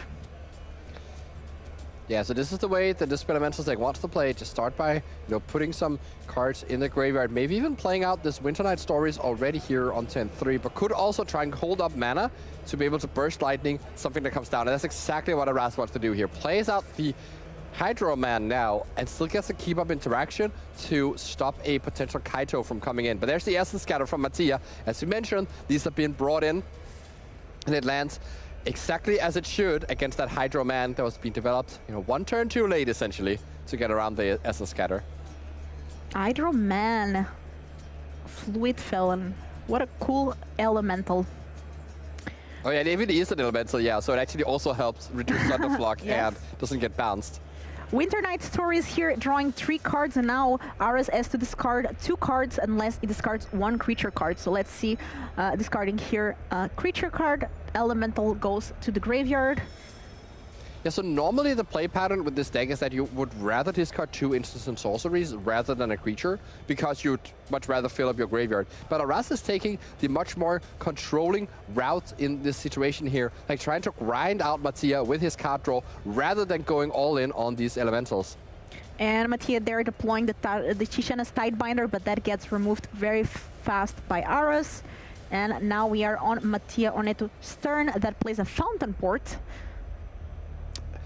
It is also important to note here that, well, first of all, the Tidebinder got killed so that it didn't enable a Kaito Ninjutsu, but now Kaito can just come down and emblem right away, as we saw before. But something else important here is that this Barrage can kill the Kaito right away, and the Hearth Elemental in the graveyard, well, actually what Hearth Elemental says, it's cost 1 less for each instant sorcery and creature with adventure in your graveyard. Oh. So it does count as a cost reduction. That's a very heads-up play there from Arash to see him put that card in the part of his graveyard that is instants and sorceries. And so now gets to play a sleight of hand into a Hearth Elemental if he so inclines. But he could also, yeah, that's actually what he's going to do. He's going to hold on to this Hearth Elemental and try to play it on the same turn as a Thunderflock and not risk it getting hit by a removal spell. Paying there for the Multiversal Passage and just playing that elemental. Yeah, actually, with the Endermere Crab in hand to make that exact play, you probably can just be fine playing out the Hearth Elemental right now. It does mean that a second Kaito is not able to just, you know, do its thing freely and may have to use the -2 as it comes down. That, you know, could be a small advantage here. As now, Mattia just passes right back with that Enduring Curiosity in hand. And there's seemingly no answer to your Curiosity from Aras here, but just gets to continue, you know, harmonizing that Winter here. Knight Stories, drawing 3 cards, going to discard here either 2 instants or 2 non-creatures or a creature. Yeah, I wonder if he's even interested in just discarding the crap here, holding on to all the extra stuff he has, but instead goes to discard a Winter Knight Stories and another card.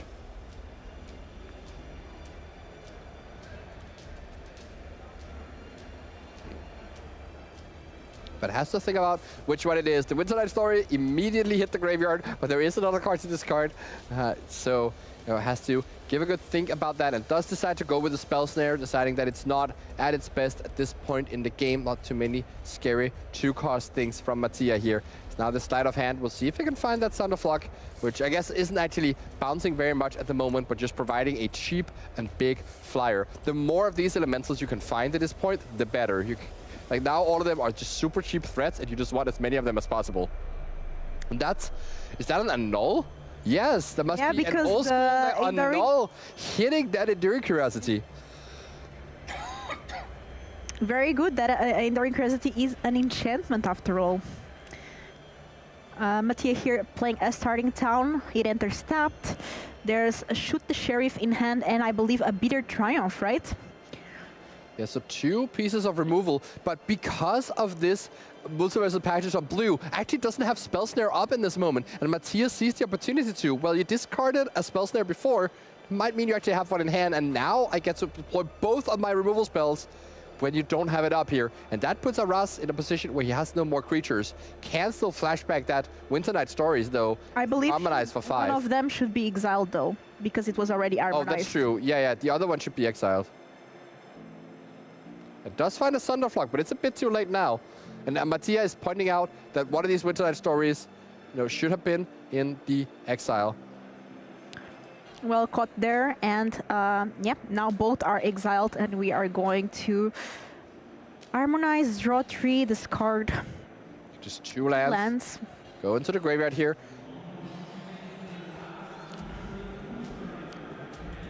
And now just has to pass the turn back. I guess actually Aras is not that far away from a 9-mana Thunderflock hardcast. And Mattia not doing much here, just passing the turn. There's only 1 card in hand. but does have that. Blood Pit Runner, I believe. The Fountain Port here is quite important, actually, for potentially grinding out this game. So we now see here is that a Dragon Hunt being harmonized here. Just draw and discard a card just to get one card deeper here. Discard that. Oh, actually, you don't have to discard a card. You draw a card, you may discard. So just a bit of value from the one, and now gets to play and abandon attachments and dig even deeper. Though you can obviously do that on your opponent's turn. So here it is, just some life totals being corrected here. Mattia being super on top of things here as he now makes a tiny fish here with that Fountain Port and can later cash that one in for a card draw if he so wishes.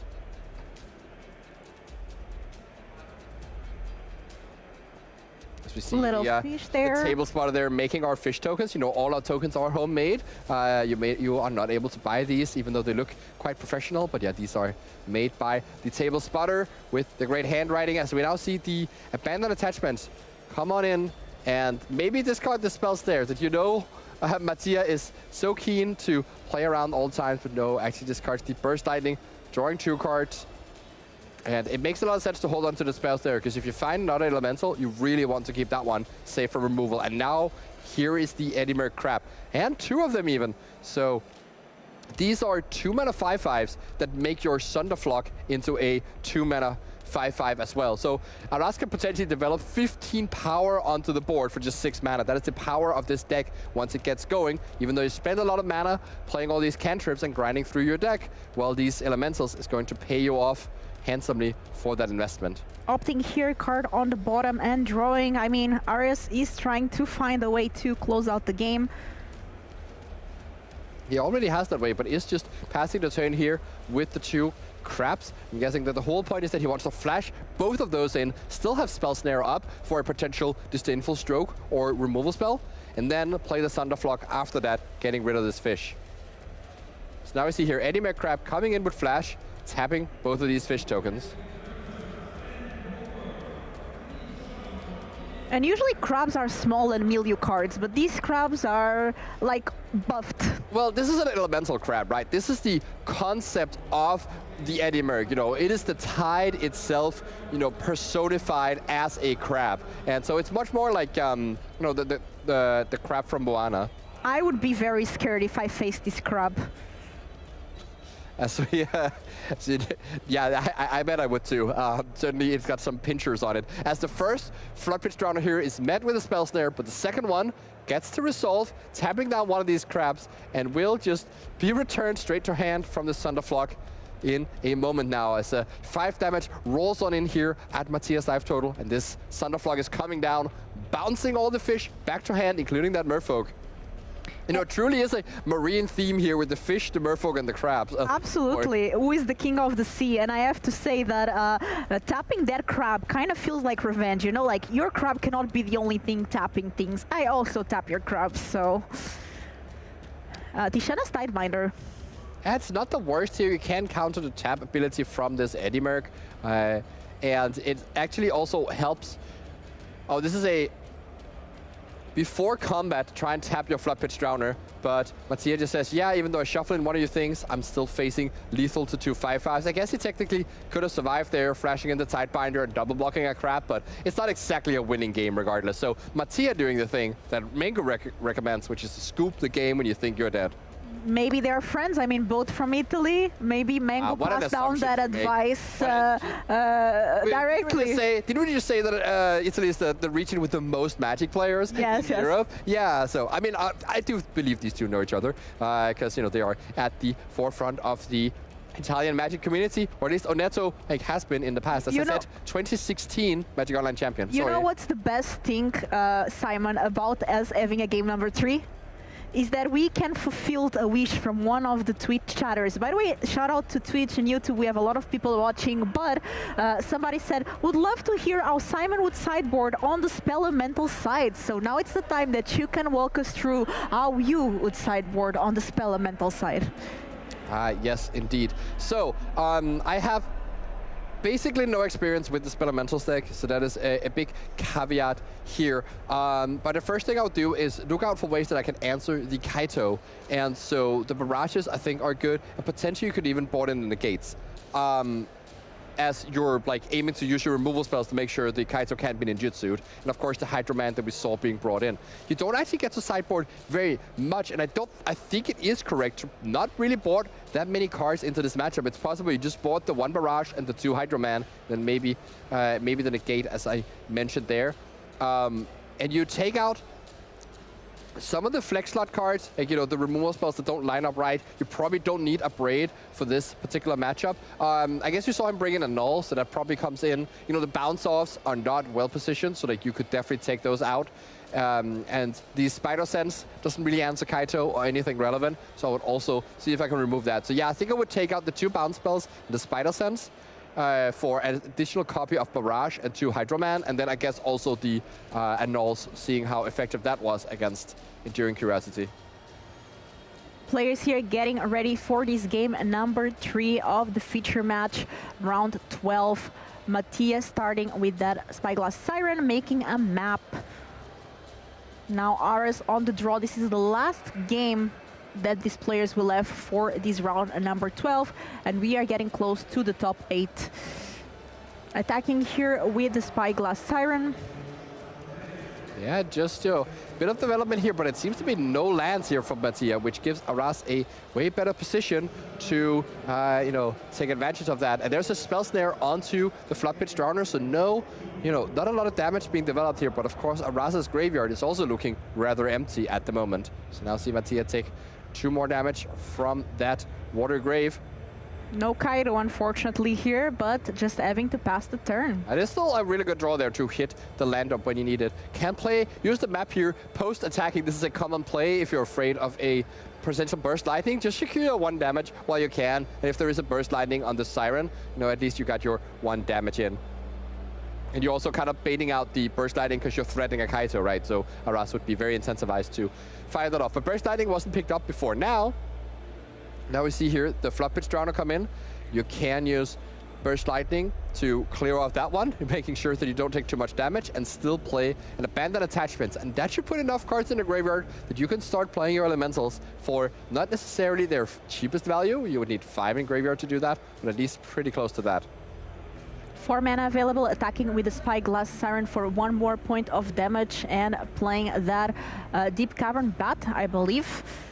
2 mana, 1/1, and before Ares reveals his hand, is going to use Abandoned Attachments, discarding the Winter Night Stories and drawing the cards. And now we reveal, what is Mattia here going to take from this with this bat?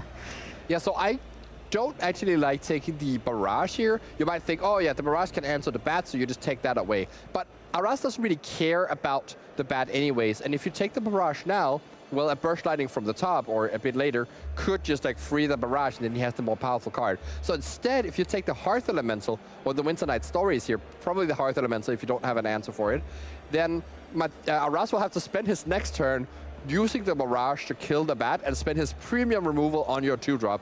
And so that is usually much better for the Dimir player if you force them to spend their removal on the thing, rather than thinking that the bat takes away the card forever and gets to stay alive, because usually the bat doesn't stick around anyways. Yeah, people don't like the Deep Cavern Bat. And the way I see this play out as well, I wonder if Fire Magic was being brought in from the Spelemental side. It certainly doesn't look too bad here, as Mattia is now considering whether to take the Winter Knight or the Hearth Elemental. If he does have a removal spell, I do like this play here. But if you can't, or especially a counter spell for the Hearth Elemental, but if you can't stop it from coming down, or there is an Essence Scatter, yeah. So if you couldn't stop it from coming down, the Hearth Elemental would come down and immediately harmonize that Winter Night Stories, which would be a lot of advantage for you to deal with. But this way, you know you can just Essence Scatter that Hearth Elemental right away. And so I wonder if Aras is actually going to save it for a bit here, use the mode to discard your hand and draw 2 cards, since you know that Mattia left it in hand, or maybe just pass and keep up the Barrage here. It's a very difficult question. Aras could also just cast the Hearth Elemental for its 2 mana and set up here, but the thing is, you might think that the Hearth Elemental would be the obvious card to take, so there may be a response from Mattia. Careful consideration from Aras. Yeah, asking how many cards you have in hand, trying to assess what is the best play here? Goes, plays out the Hearth Elemental for, let's see. Discard your hand, then draw 2 cards from the adventure side. Yeah, that is exactly what Aras goes for here. Plays around the counterspell that way. You know, goes to refuel, draw a few new extra cards, and yeah, now gets to play a Hydro Man actually, or just a 1-mana Hearth Elemental, and has the Spell Pierce now. This is a beautiful way to set it up there from Aras. Sniffed out that Essence Scatter, dug for a Spell Snare. They now get to stick the Hearth Elemental and can go with the Winter Night Stories next turn. And that's a much, much better situation than it looked before. Beautiful play there from Aras. Not very obvious for people to see that you're supposed to use the Adventure when you still have 2 cards in hand. Very well played there by Aras. Spell Snare being like one of my favorite counters of Standard, I have to say. Okay, going to tap there. The Elemental. Actually, that upkeep, tapping it down and putting a stun counter is really important, because that's 2 turns where the Winter Night Stories cannot be harmonized for cheap. So now go to Aras's side here, starting on an opt here, see if he can find that Thunderflock, which would be absolutely brutal if it came down right now. But that's a Burst Lightning, still pretty good. You get to kill off the bat and also play a Hydro Man here. Oh, about to put the opt on bottom. That's not really how that card works, of course. Now, yeah, gets to play the Hydro Man and may just fire off the Burst Lightning at end of turn, or could also wait a bit. But here might consider using the Tidebinder Mage on the trigger from this Hydro Man, as it is about to turn into an island. And this way you stop it from having abilities. So it's an interesting thought from Mattia, or he could save the Tidebinder for a potential Thunderflock coming down. But his clock in the air is not very impressive right now. And it may actually be better to just develop your 3-2 as fast as possible. But no, Mattia is going to be patient and hold on to that Tidebinder Mage.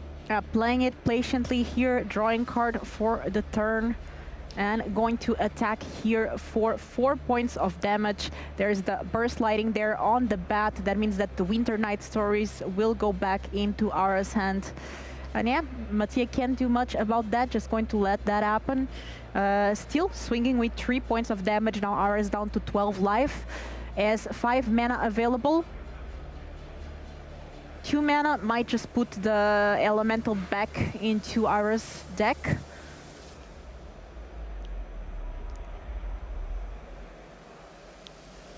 And passing the turn here.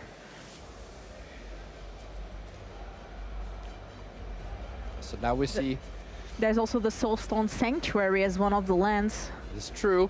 There's an extra threat potentially. But now we get to start digging here with the Winter Night Stories. And there was a second copy of Hydro Man being picked up that can easily get discarded. So this is just going to be a draw 3, discard 1 here, and even pumping the Hydro Man as it does so. There's an Eddymer Crab being picked up. That's a combo with Hydro Man, if I ever saw one.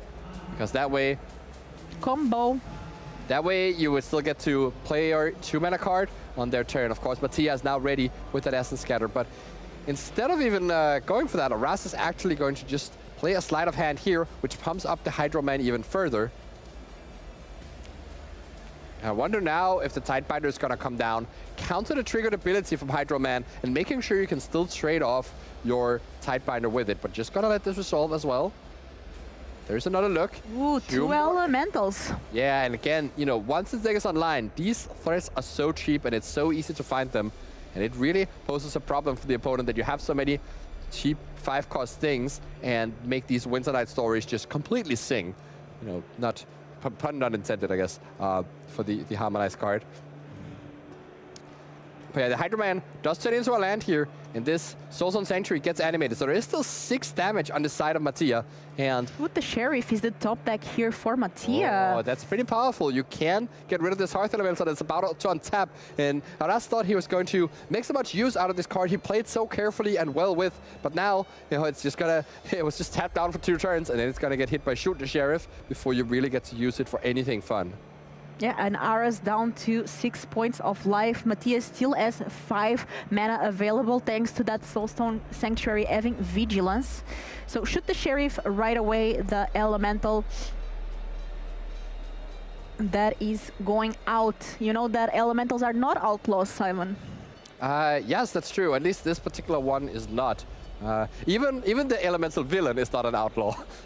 Yeah, our villains not outlaws. Make it make sense. Make it make sense, man, Wizards.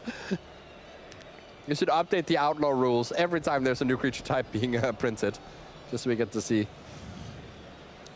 So now, you know, there's 2 Animar Crabs available, and probably just what Aras's play is going to be for the turn. Play a tap land, pass, and just play 2 crabs here. Could also play a Winter Night Stories, and then still play a crab courtesy of that Hydro Man. But it's a risky play, especially against the Tidebinder here that could actually prevent the Hydro Man from flipping into an island and letting you, making you unable to play one of these crabs here. So it's going to be kind of an interesting sequence for Aras. I quite like the idea of just playing out 2 crabs on this turn and securing you not taking too much damage. But you have to be careful, because if there is an Essence Scatter and a Tidebinder Mage in Matthias's hand, well, you could be taking a lot of damage.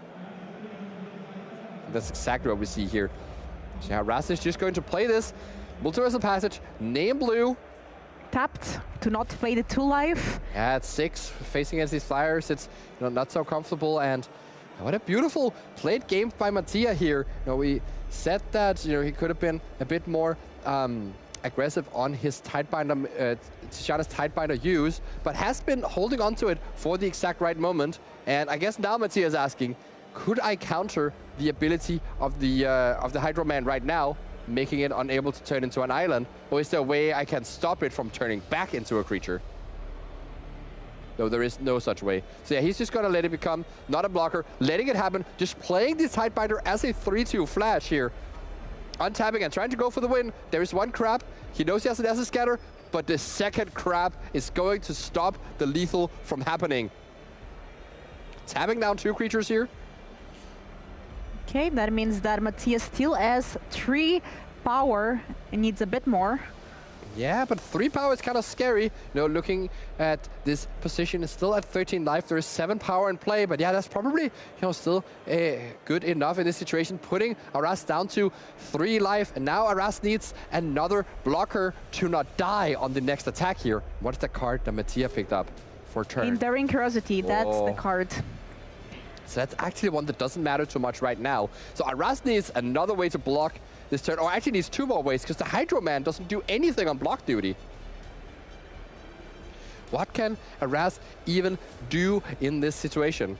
There's a removal spell, there's 1 blocker, and 1 Winter Night Stories. So what do you need with that Winter Night Stories? He needs to find a Thunderflock. Thunderflock would change this game dramatically, as it would be able to bounce. Well, actually, I guess not even the Soulstone Sanctuary.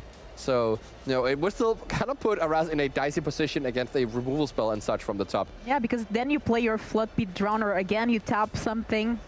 Oh, and that's actually tapping another blocker here just to dig even deeper for cheaper with this Winter Night Stories. This is a, I would call this a brave play, but it does find 2 removal spells. But now that there's a blocker tap, that still isn't quite good enough to deal with this situation. However, if he had played the one from hand, you know, he wouldn't, you know, get to discard that one. It would have to discard one of these answers that was needed. So it's like still kind of tough to a tough position to be in, even if he had played the Winter Night from hand. So we're making sure that the harmonized cards go into the right situation here. Can still use the Glacial Dragon Hunt. It still has 1 more chance to draw that Thunderflock off of it. Or can actually potentially play the Dragon Hunt, discard the whatever he draws, or discard the Burst Lightning, and then also flashback the Winter Night Stories, because the Hydro Man will be big enough to be able to harmonize here. So there's actually a lot of luck still for Aras to try and find this all-important bird elemental. I guess it's not even a bird. Okay, starting with the Glacial Dragon Hunt. Still needs to discard though if he wants to deal the 3 damage. Yep. Oh, it's a land. That means that he has to discard the removal spell, right?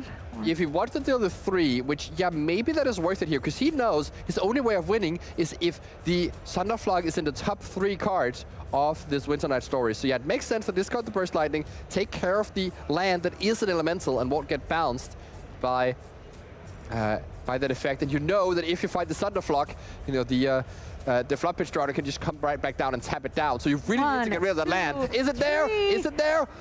Oh, it is there! That is Thunderflock as the third card off the top.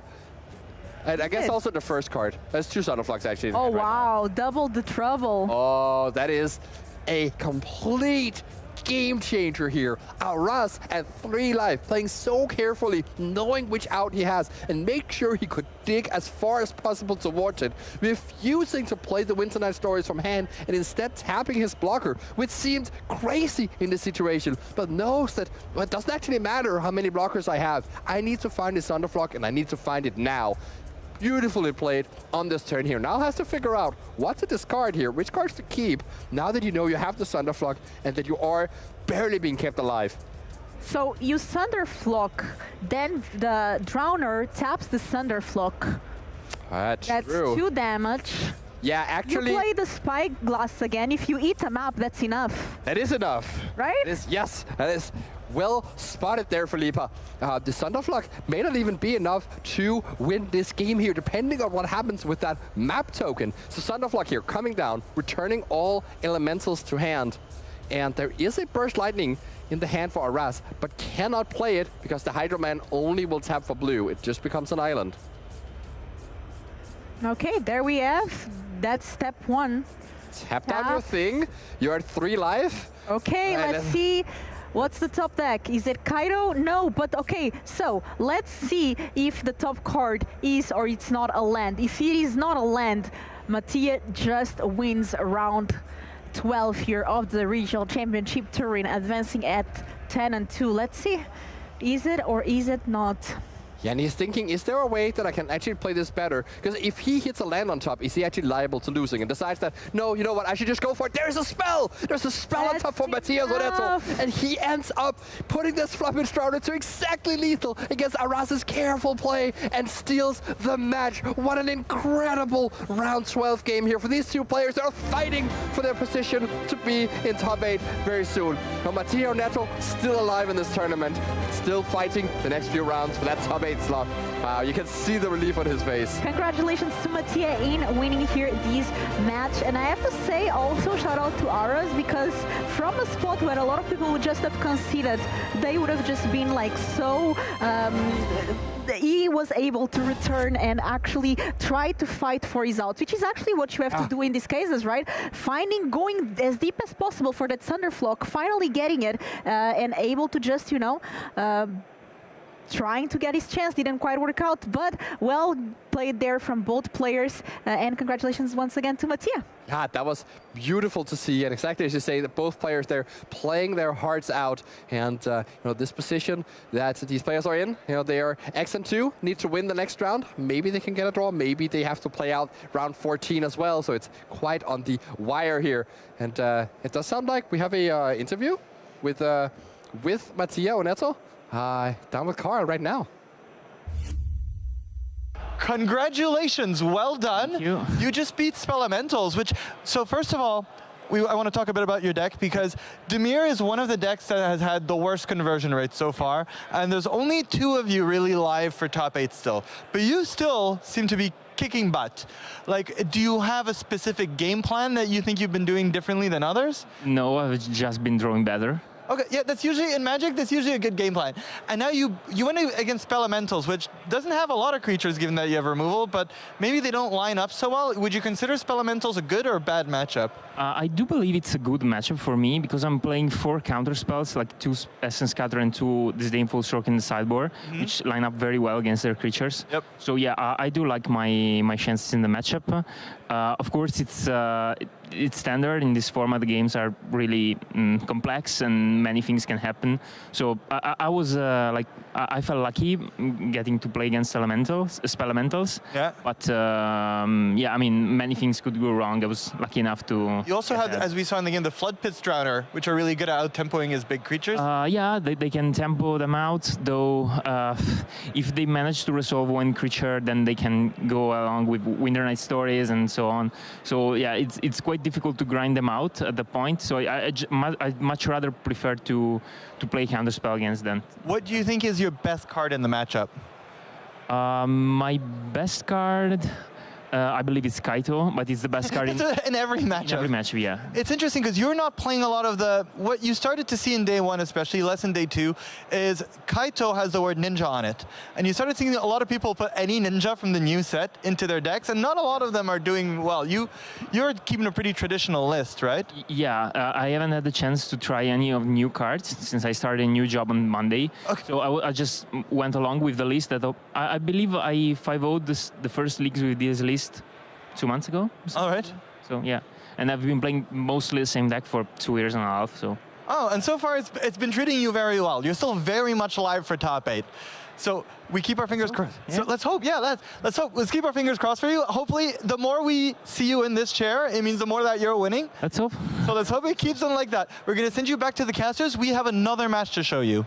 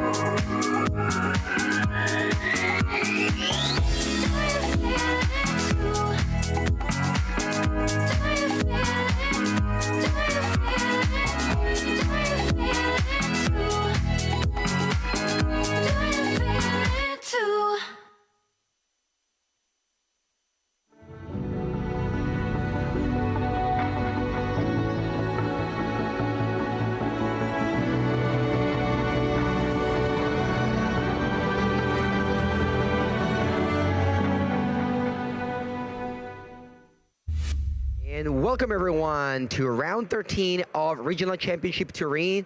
Andrea Mengucci from Italy, joining me Arne Uschenbeth from Germany, and we're gonna show you the first winning in of this weekend, I believe. Very likely winning in. We believe that those players can draw in the final round if pairings line up for them. Yeah, and we have Band Rhythm against Monogreen Landfall here. Jamie Gonzalo versus Tom Verzil. Yeah, very exciting. They're both at XN2 in the tournament. We also already have Alexi Poulot drawing against Valentin Oro at table 1, Boros Dragons and Timo Lessons. Without Artist Talent Monument, those are the first 2 decks that locked 2 top 8 spots, so congratulations to them. Before heading to watch the players, we have a eBay Live deck tech, so we get to see some more of the archetypes that took part of the tournament, and this is the most played deck in day 2, that is Izzet Lesson, and the player is Piotr Glogowski, mostly known as Canister, a Pro Tour champion, and he chose to play Izzet Lesson with 3 talent and 4 boomerang basics. Arne, what do you think about this list?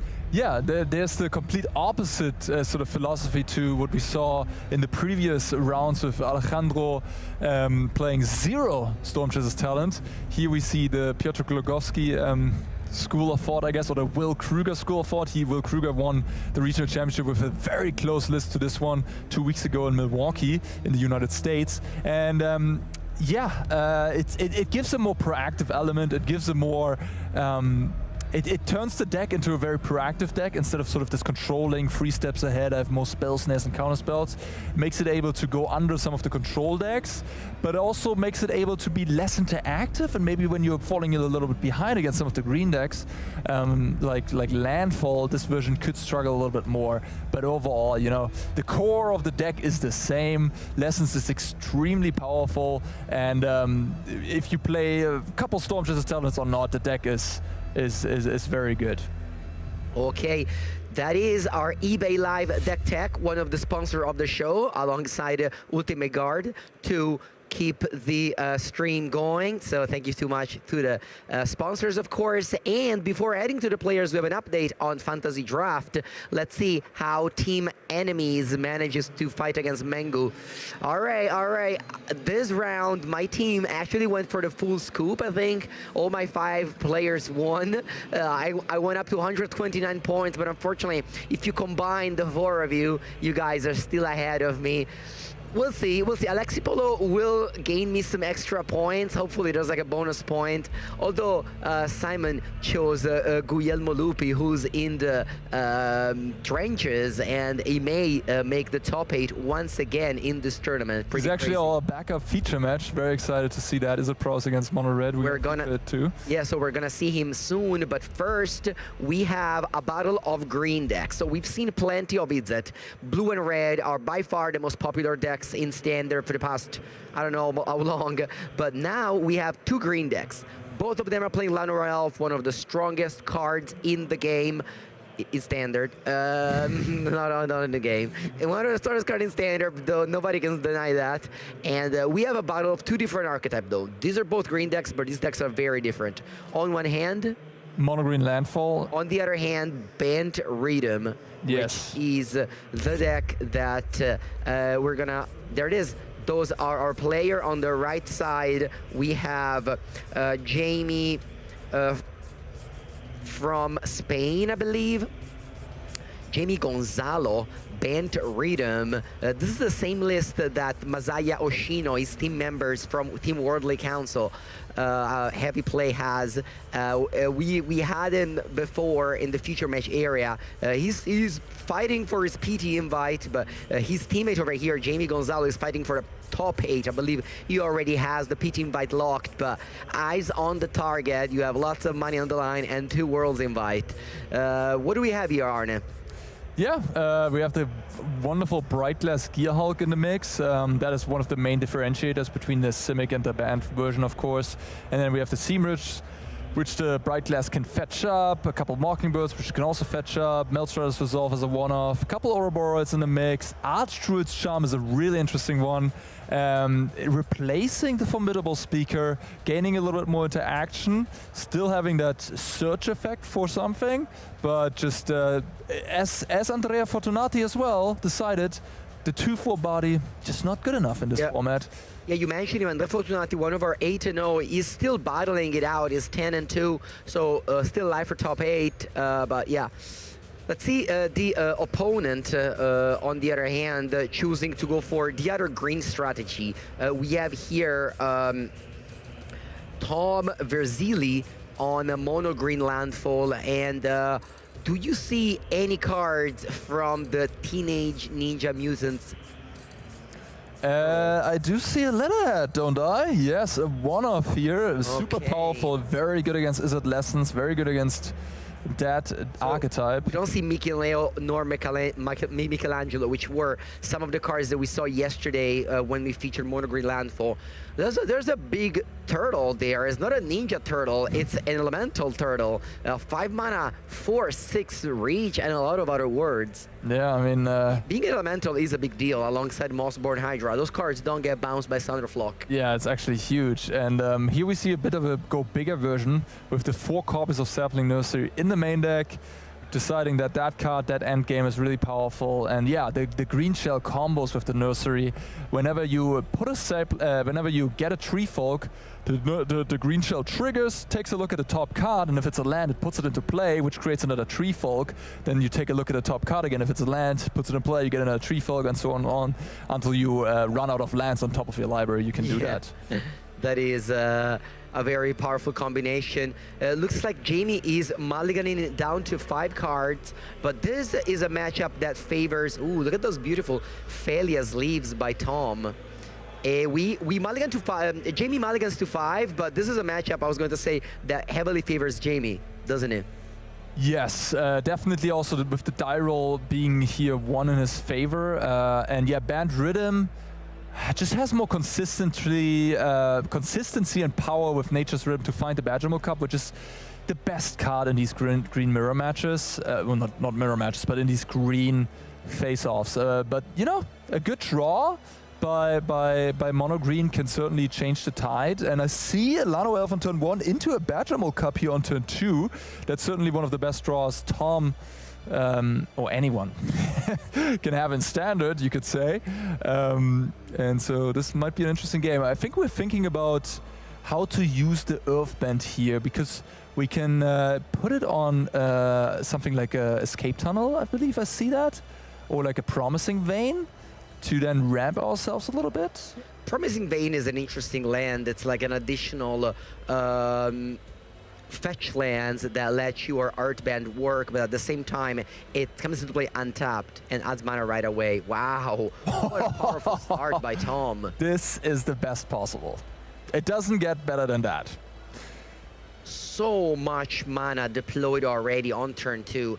Jamie mulled to 5, although he had a fantastic start. So this game is very much open here at round 13 at the regional championship, with these players battling their way to the top 8 of competition. So after starting with Mana Dorks in Band Rhythm, what is the best thing that Jamie can hope to get? I think I saw a Georg in hand, and I believe a Temple Garden as well. So he could theoretically Breeding Pool, which serves the same purpose. It enables the white on the Hushwood Verge, which is really important to cast that Georg.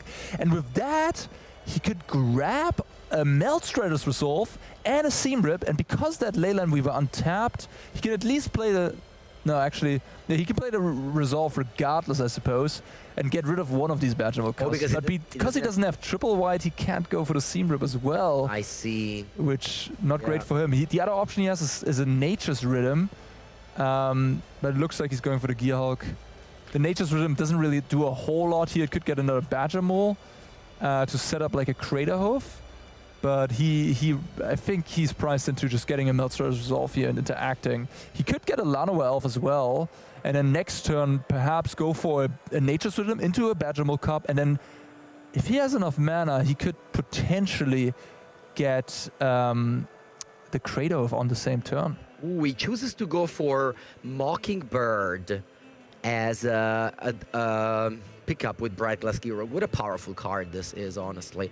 One of the constructs from the Ether Drift cycle. Very, very good. There's a lot of options here. I mean, the Band Rhythm deck is extremely hard to play. Can't he copy with Mockingbird Badgermole Cub to set up a lethal Nature's Rhythm for Crater Hoof next turn? What do you think? We need 10 mana. Do we have that? I think he's able to do that. Yeah. 4, 6. Yeah, he's able to do that. He can get next turn. He can get Badgermole Cup for X equals 2 on the Rhythm, tapping the Spider, untapping it. Then his lands produce 9 mana. He can tap the Badger. And then you can. Yeah. Oh, not his lands. His creatures produce 9 mana plus tapping something, and then he should have like 7+7. Okay. On everything. So what we have is Jimmy Gonzalo mulligan to 5. And can deploy a Crater Hoof Behemoth on turn 4. Yeah, and in this standard game. That is very powerful. On the other hand, we have Tom playing a Sapling Nursery, followed by an Escape Tunnel. Man, this is... It's a turn 3 Sapling Nursery.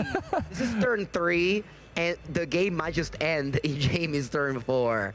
Yeah, this is an incredibly powerful standard start for both of these players. Yeah. Crazy, crazy power. This green deck's really showing, you know. Okay, Multiversal Passage, that's an additional land. Jamie, I believe, has done the math. Look how fast he's moving right now. I think he made the math last turn, because of course he's set up for this turn. Let's see. Let's see him going through emotion here. Multiversal Passage, take 2 damage. Followed by going for the 4 mana Nature's Rhythm. Of course, the Spider Manifestation adds 2, so we can get another. So at the end of the day, the Meltrider's Resolve wasn't even needed. Yeah, no, it was not needed. Could have been like another anything. Mockingbird. Yeah. To get more mana. True, you could have gotten 2 Mockingbirds there. That actually would have made more sense the way he played that turn in the end, but yeah, he does not really need it. Yeah, no, he does not. So he can now tap the Gearhulk, that's 4, and then he just needs to tap how much more? 8? Creatures, yeah, 2 creatures. No, I think 8, right? Yeah, sorry, yeah, you're right. Oh, he's gonna fight something. he just has like so much mana that he doesn't need it. So he's just gonna kill a Treefolk here. He knows that Mono Green doesn't have any interaction, so he's just going through emotion now. +0, +2, and fight. And then we tap 3 for a Llanowar Elf. We remember I have 2 floating, so that's 6, 8, and then we can tap the Gearwolk to harmonize, and we're gonna have a Behemoth untapping the Spider Manifestation, attacking with 4 creature, and they all get +8, +8, and trample, and that is a lot of damage. Yeah. Of course, now Jamie's going through emotion. Like, this is a super important turn. He has to make sure that the mana is right, and you know, again, we're a super high stake match right now. You don't want to mess this up. This is turn 4. There's no time constraint. Just take your time, Jamie. Do your math and go for it. So yes, 8 floating plus the 4 green. X = 8 on Nature's Rhythm. On the cast, Spider Manifestation untaps. That card gets exiled, and Crater Hoof Behemoth comes in, pumping the team for... We're not gonna even count it. This is over 50 damage. It's not even close. And well, congratulations to Jamie for taking home this game against the Fistbomb after game 1. This was an impressive feat on the Mulligan to 5, winning on turn 4 against the actual nuts from Mono Green Landfall. Yeah, perfectly executed. Knew what he had to do. You can't keep mediocre hands in these type of matchups. It's just a racing situation, gold fishing, super fast you have to be. All right, Arne, I see every single color in Jamie's sideboard. Why? What are those colored cards? Yeah, I love to see it. We have Explosive Prodigy in the sideboard, which is a fetchable target, of course. Definitely good in these matchups. It kills Badgermole Cup, and with Mockingbird, you can like shoot down even more creatures from the opponent. So it's probably going to come in here. Igra, Eater of All for the Elementals matchup, definitely not coming in here. But we have the Maelstriders Resolve on the sideboard, another Seam Rip. I would presume that those are going to come in to act a little bit. But yeah, I think that's about it. You don't want any of those blue cards at the bottom. He wants to stay lean, clean as possible, have his deck be doing what it does in game 1, and just side in a little bit of removal, take out some of the things that he doesn't need. How about Tom's sideboard? I see some black cards. This is not actually a mono green deck then.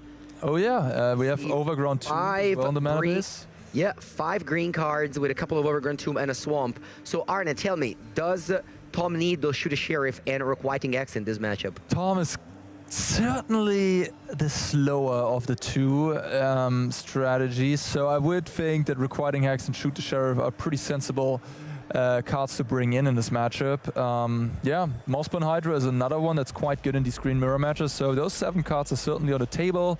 The Torpor Orb, I would think, is not quite good enough, but you know, Torpor Orb is a card that other strategies bring in this matchup, so you know, I could see Tom bringing it in, but it's mostly for the Spelementals, the Demio Excruciator type of stuff. Yeah, what about Torpor Orb? Yeah. Yeah, I don't think it's quite good enough. You wouldn't bring it in. Yeah, so probably Esper Origins is going to go. The Leatherhead is probably taking a trip to the sideboard. Is it possible Sapling Nursery is too slow for this matchup? I think so. I think so. What we're trying to do here in Tom's shoes, we're trying to interact with the opponent's fast acceleration, the ramp, and then in the meantime we try to kill them with a gigantic Mossbone Hydra or Mightform Harmonizer plus Earthbender Ascension giving trample. That is the ways we want to win. Sapling Nursery making 3-4 tokens, you know, on turn 5 or whatever, it's just not going to cut it in this matchup, I think.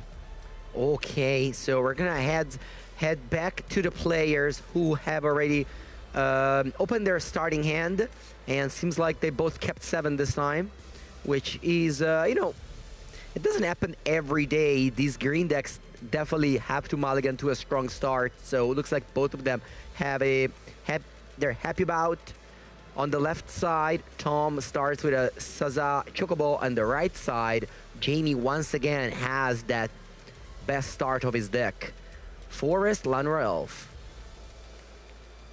You know, doesn't matter when you started playing Magic. From 1993, from the first set ever of the game to the last one, Llanowar Elf will be legal. 5 years of foundation, 5 years of, well, green decks having the best possible start in Standard.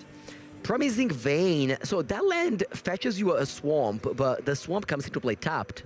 Yeah, it's a little awkward in terms of getting to that swamp. So Requiting X. I mean, you want to play 1 mana removal spell to play them on turn 1. In this deck, it's a little bit harder because getting the black mana is not as easy. I think you make a great point. That's certainly when building a deck, something to look out for, that you can actually, when you splash for a color, that you can actually cast it on turn 1 in case it's a Requiting Hex. If you can't, it becomes a lot worse. And there we see for the second time, Mockingbird, one of the strongest cards in these green matches. Why? Because it gives you the badgeable from the opponent as well. For the second time, Jamie doesn't have a badgeable cub, but he relies on Tom's to be able to copy it. That's funny. So amazing start from Jamie, who already has in play. How much is that? 7 mana? Funnily enough, I think Tom has drawn the swamp naturally here. So we can just kill that Mockingbird on the other side. That's true. Requiting Hex in hand. That's true. Otherwise, it would have taken a while to put it online. I guess that's not... No. Okay, so he drew, so it doesn't matter. But Fable Passage would have come into play on top this turn, because you can crack the Vein, get up to 3 lands, and then Fable Passage comes into play as a 4th land. So basic Swamp was online, even if the...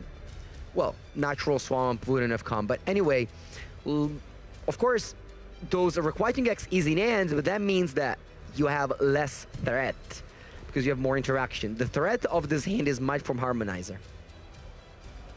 Yeah, the Hex does come in very handy in one particular matchup that Tom was correct to assume was going to see a lot of play at this tournament, which is Izzet Prowess. Slick shot show off, killing that for 1 mana without any questions asked. That is what Requiting Hex can do, and it certainly probably paid off for Tom in this tournament when facing Izzet Prowess, which we haven't seen that much of at the top tables, to be fair, but we will see it in a backup feature match. Exactly. We have Izzet Prowess versus Mono Red as our backup feature match. The players are X and 2, similar to this one, battling for their top 8 spot.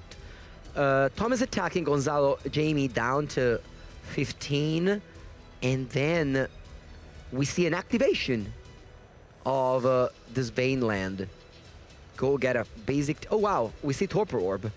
Yeah, a lot of sideboarding. I also saw Origin of Metal Bending in the hand of Tom, which I'm very curious about why that card was brought in. But yeah, a lot of sideboarding here. Yeah, the Metal Bending... The Metal Bending Origin is probably for Seam Rip, which Jamie has a lot of copies of. And you want to Seam Rip the Badgermore Cub, which triggers another ATB effect if you disenchant it. And that Chocobo is quite big, and I think it has a Harmonizer in hand, plus a Fabled Passage, so Chocobo threatening lethal already, definitely. Way more than lethal with the Might from Harmonizer. So it's going to be interesting to see if Jamie can claw back. I think there's a Nature's Rhythm right there. Jamie has 2 tutor effect in hand, Nature's Rhythm and Archmage's Druid. Archdruid's Charm. Archdruid's Charm. That's one of the cards that unfortunately I can never name right. Well, Archmage's Charm is one of my favorite cards back in the days of Blue-Red Murktide being a good archetype. And this card is definitely remindful of that with the triple green instead of the triple blue. Actually, when this card came out, I remember going to a tournament in Pioneer and doing very well in Lotus Field, because this was a card that was ramping up the Lotus Field alongside what was the 2 mana Sylvan Scrying. So yeah, Sylvan Scrying, you Lotus Field, and you had Archdruid's Charm to like power that out. I like that it's still around here in these standard archetype that is Band Rhythm. Okay, double blue. Yeah, I think we just gonna get a Badgermole Cup here with the Nature's Rhythm. That would certainly be my line of play, and then set up again for a Craterhoof down the line. Looks like there's a Nature's Rhythm for... Wait, what? 1. Oh, yeah. For 2. He announced for 2, so it's all good. And then he's able to untap the Spider Manifestation and go get, as you mentioned, a Badgermole Cub, the most important card for these decks. And now how much mana do we have here? 4. 9 mana already. But, well, we have 4 mana left over, but 9 mana after untapping. What he can do is... Nature's... Now, you don't want to raid Nature's Rhythm, or do you? It looks like he's going to. Okay, so it's floating 2 green, using 1 green to play Meltrider Resolve to fight the Spider Manifestation with a Badger Mole Cub. If he taps this low, the Badger Mole Cub will jump this Chocobo against the Might from Harmonizer, which is something Jamie does not see coming probably, because otherwise he wouldn't have done this. And then it's going to use the 3 green floating to search for a creature. Another Badger? I mean, if he gets another Badger, he might still be able to get Kratos next turn, but I don't think it will be lethal because he has to tap all his mana dogs. He's setting up, once again, the Crater Hoof Behemoth. Unfortunately, he doesn't have double white, so he can't go for the Gearhulk, which would be a pretty good pickup in this spot, I think. You know what I actually would have liked him to do? The Archdruid's Charm is sort of a bite instead of a fight. So he could have just gone Spider Manifestation, Meltrider's Resolve, fight the Chocobo, and before biting it. So make the Spider a 3/3, then make it a 3/5, so the Chocobo takes 6 damage and dies, because the Badger was just a 2/2 here. So you could have just gotten rid of the biggest threat, still have a pretty good board with a Nature Serum in the graveyard. I don't see how it dies.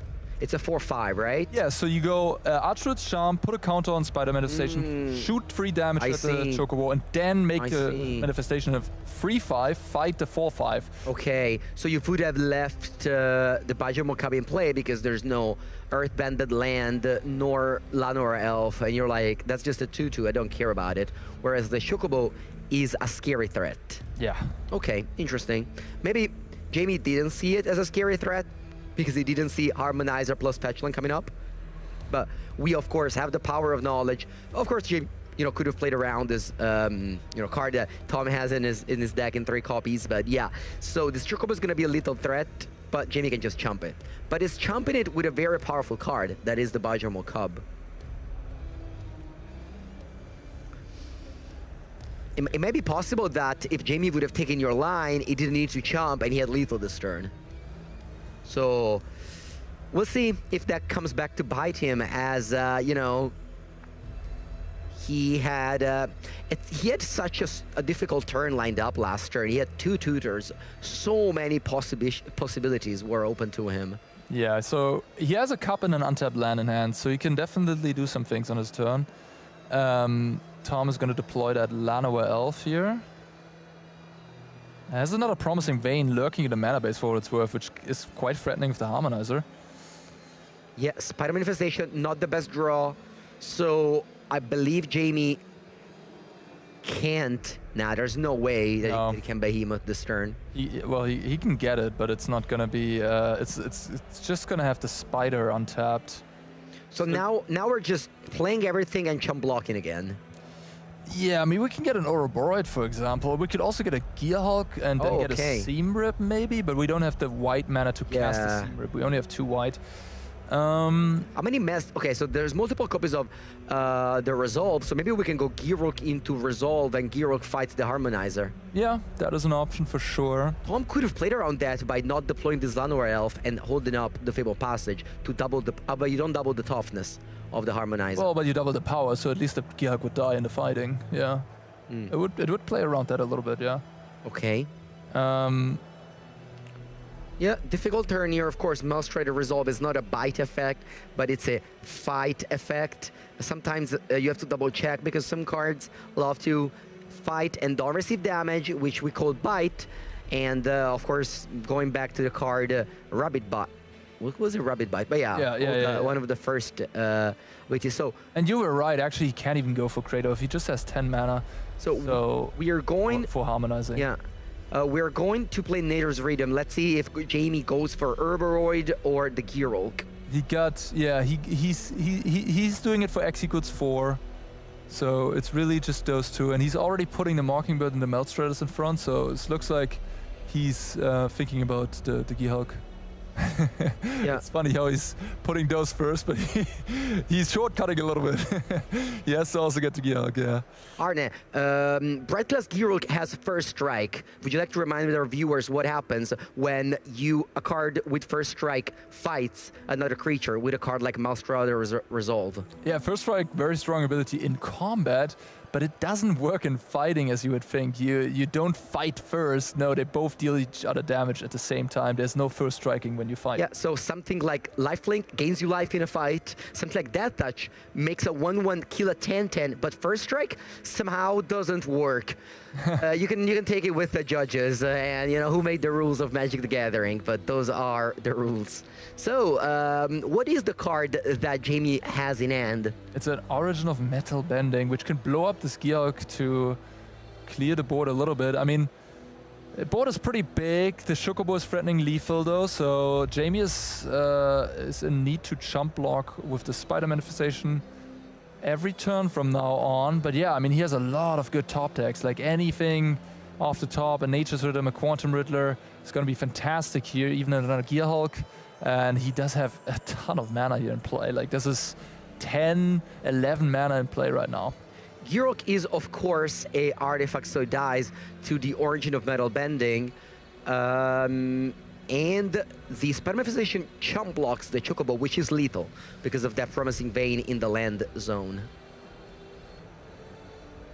And we'll see here. Untapping everything, and this is a lot of mana. Mockingbird would have loved to copy that Gearhulk, but now it's not that much left to copy.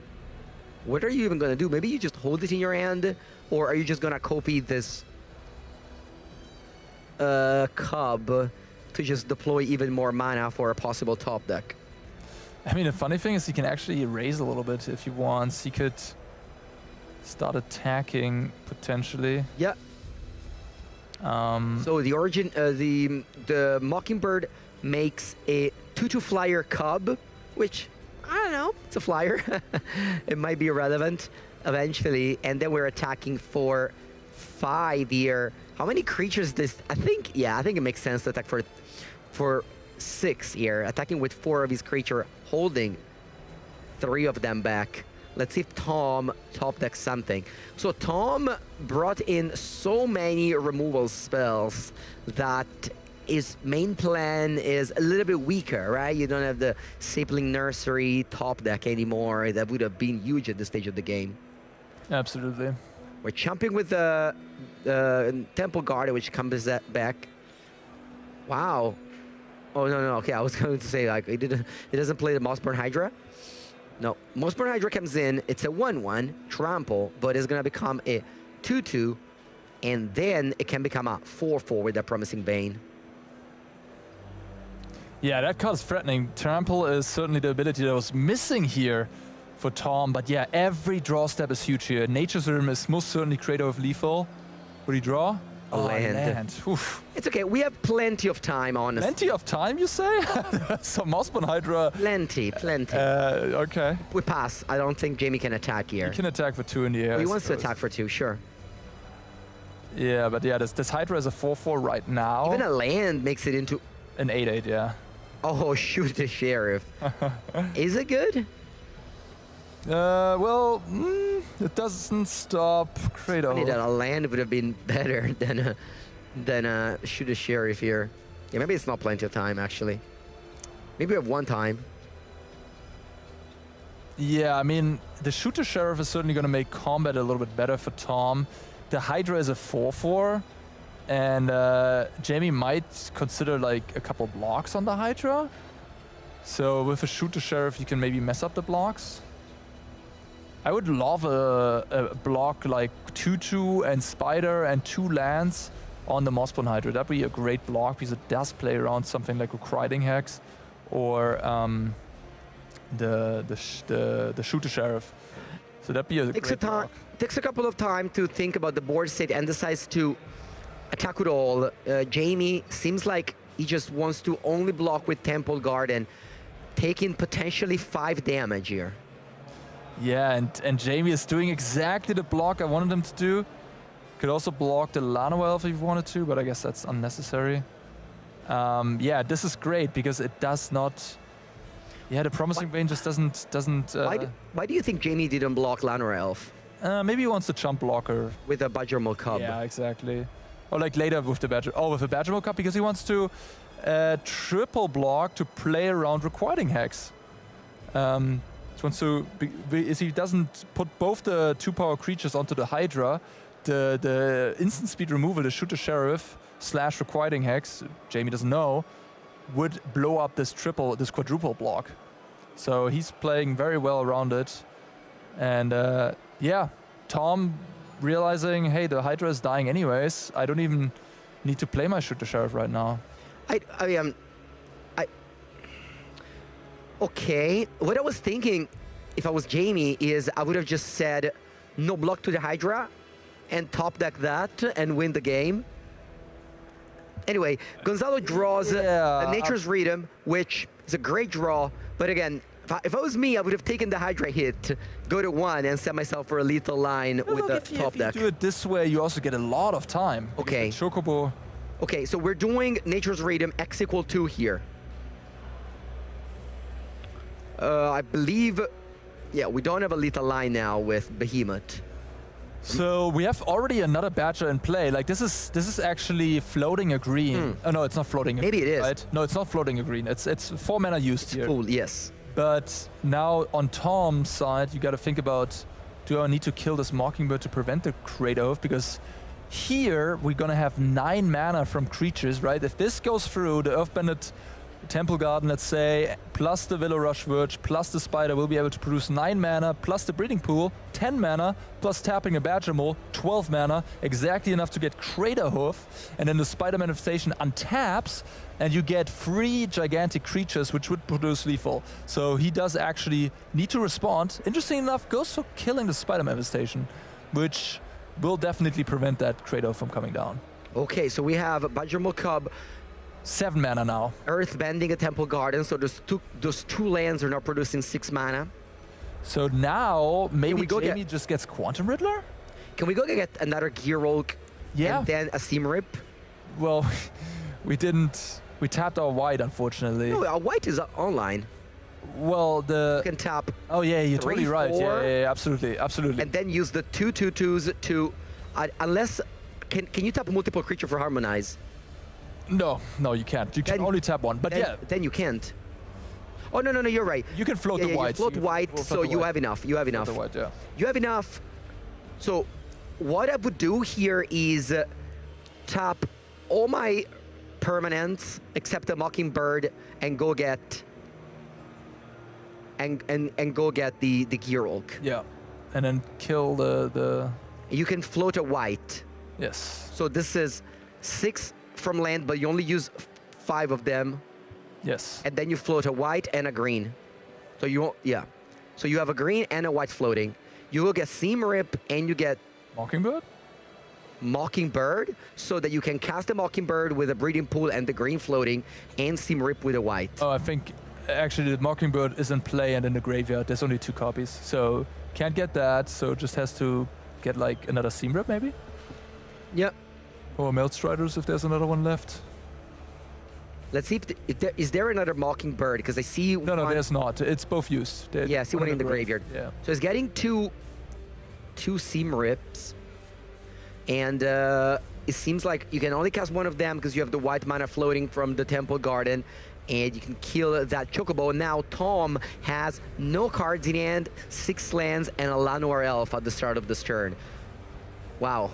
This has been a lot of math from the Jamie side, and yeah, it seems like this top casting one of them on the Chocobo. Does he want to cast the second one? Attack for 2. No, he doesn't. Go down to 10. Okay. Wow. And now just a Llanowar Elf on Tom's side. I'm not even sure. Is there any good draws on Tom's side? Origins is a good one because it draws a card right away and scries and surveils. And Tom passes the turn. Can Jamie finish? I mean, Jamie's in the driver's seat off now. this turn. Is this lethal? 4, 8, 10. This is exactly lethal. We got 10 damage, and seems like Jamie Gonzalo from Team Worldly Council gives a fist bump and celebrates his huge success here. He kind of already locked the Pro Tour invite and now definitely did so. Look at that smile. Very, very happy to bring the Bent Rhythm deck to the likely to the top 8, of course. We're assuming 11-2 and 1 is going to make it. Condolences to Tom. Played well there. Ran into one of the rougher matchups, certainly for Landfall in the entire tournament. It was close to win it too. It was very, very close. Just one draw step away. If Jamie doesn't draw that Nature's Rhythm at the very end, you know, we might have a game 3 between these two green decks. But yeah, Llanowar Elf decks showed how powerful they are. And but now we're gonna go over to some other matchups, some other colors. For the fans of blue and red, they'll be back. But yeah, so yeah, that was an exciting match. I'm very happy for Jamie Gonzalo. We have one Band Rhythm in the top 8, presumably if everything works out in the last round. We'll certainly see. It sounds like we actually have an interview with Jamie ready. So let's send you over there to Carl. Oh, okay. Maybe we have an interview. Let's wait on that. Yeah, we're wait on that. But yeah, Arne. So that matchup favors Bent Rhythm. But from how the game went, do you think that the Black Splash helped the mono green landfall player to kind of have it a more 50-50? It's tough to say. The combination from the Band deck of being so consistent with these Mockingbirds, the Rhythms, the Badgers, makes it actually quite resilient against spot removal spells in the end. So I think the Black Splash, well, it's probably slightly better than if you just play mono green. It's not going to change that much, I think. But where this Black Splash is presumably very good is Izzet Prowess, which is, you know, the most played deck in the tournament and one of the reasons to run black, and probably very good for Tom. And now it sounds like we actually do have an interview, so let's send you guys over there. Let's go, Jamie. Jamie, congratulations. Now, this is generally, I assume, a pretty good matchup for you, but you crushed it. And now you're going into your last round, X and 2. Is this correct? Yeah, it's correct. The chances for you for top 8 are looking very good, would you say? Yeah, I hope that I can top 8 and my breakers stand. Now, speaking of chances, I want to talk about your deck selection because it has been giving you pretty good chances. Band Rhythm going in was not a deck that was heavily featured, yet it's got the most wild conversion day 2. It's 3 times higher than the average. So you made a decision, and it was a very good one. And can you tell us a bit more about it? What about this tournament made you going in with Band Rhythm? Yeah, well, my team and I, Worldly Council team, we tried to create a deck that can broke the meta. So we have to fight through the prowess, the mono white, the lesson stuff. So we thought that, well, maybe we should approach it differently than others and not play stock lessons or stock prowess or something like that. So we decided that Rhythm was kind of crack because, like, versus Landfall, it technically is a very, very, very good pairing. But the thing is that versus prowess and versus lessons, sometimes you could stretch yourself because, like, versus lessons, with the average version, you try to stall the board, play Override, and turn the tide.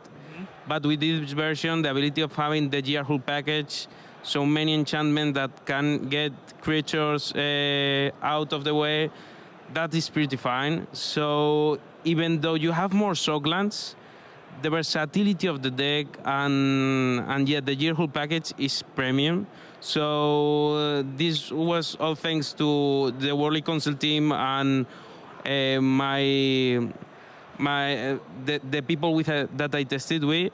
Like, I have a friend that is 9-3 playing for his win and in with the same deck. With the same deck, so it's treating you both very well, or your whole team. Now, for those of you who don't know Band Rhythm as well, you just saw it on the screen, but it's really a tutor package. You have a bunch of silver bullets in your deck, or some really powerful cards, and you get the ones you need at specific moments. Are there any of the tutor targets in your deck that have been serving really good this weekend, more than you expected? And are there any that you would, like, cut it out? It hasn't been working for you.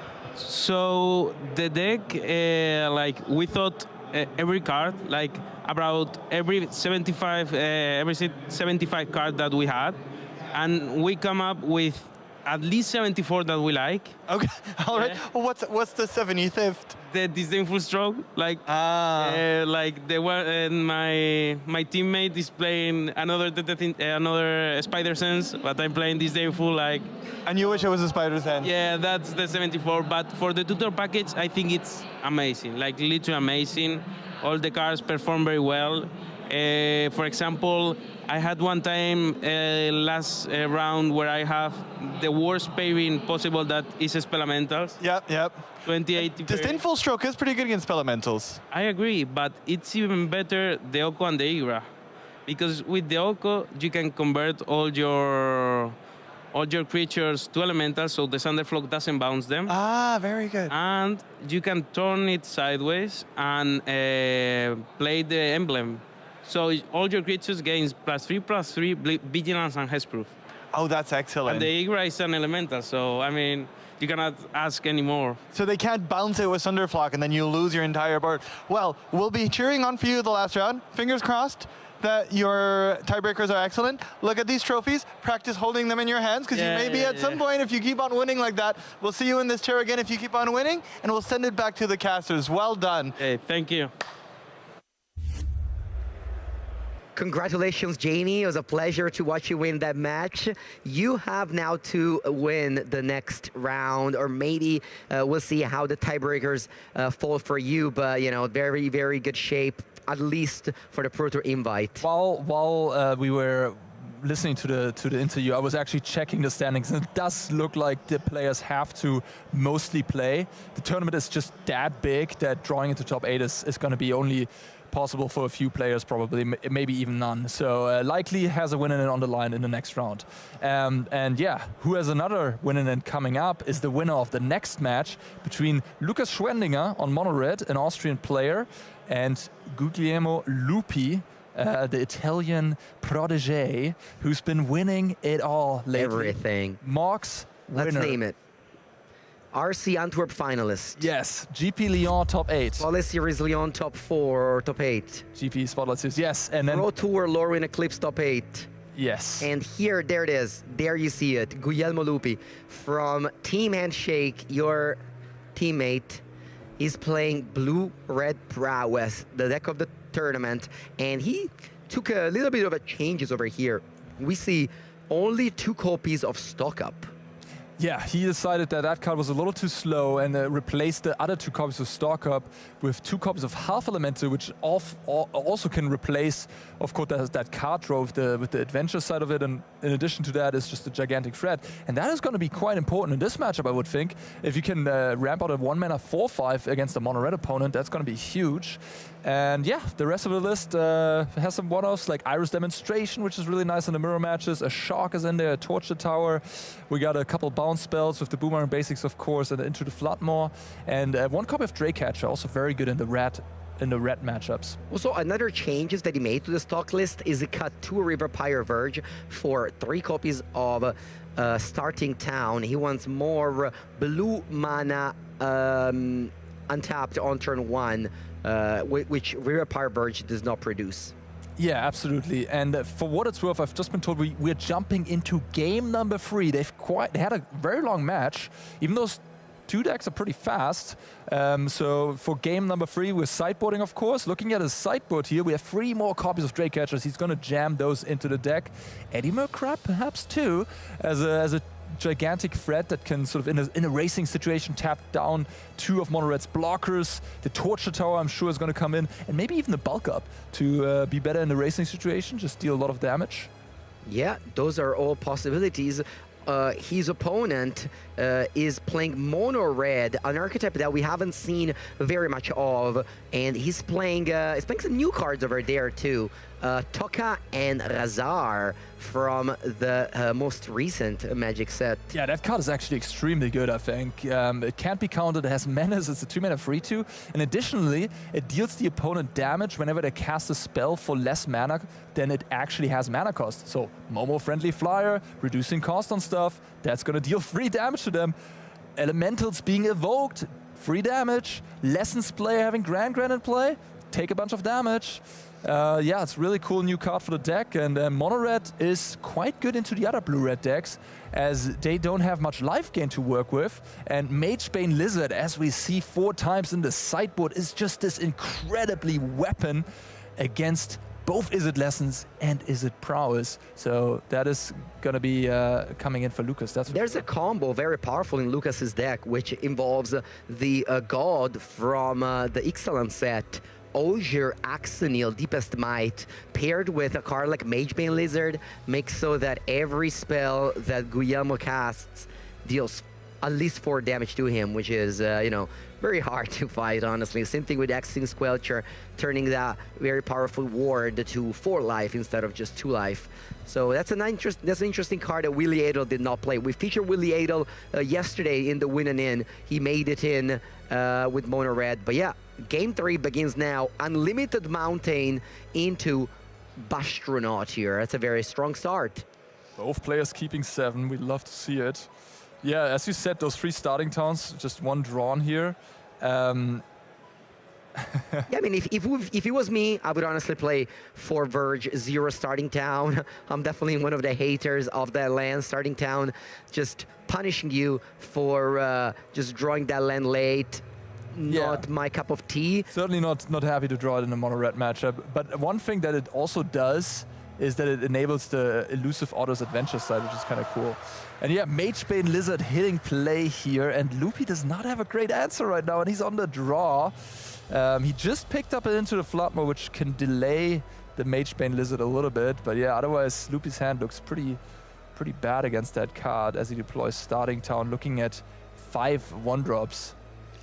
Yeah, now every spell will cost Guillermo some amount of damage thanks to the Magebane Lizard. Super powerful threats here.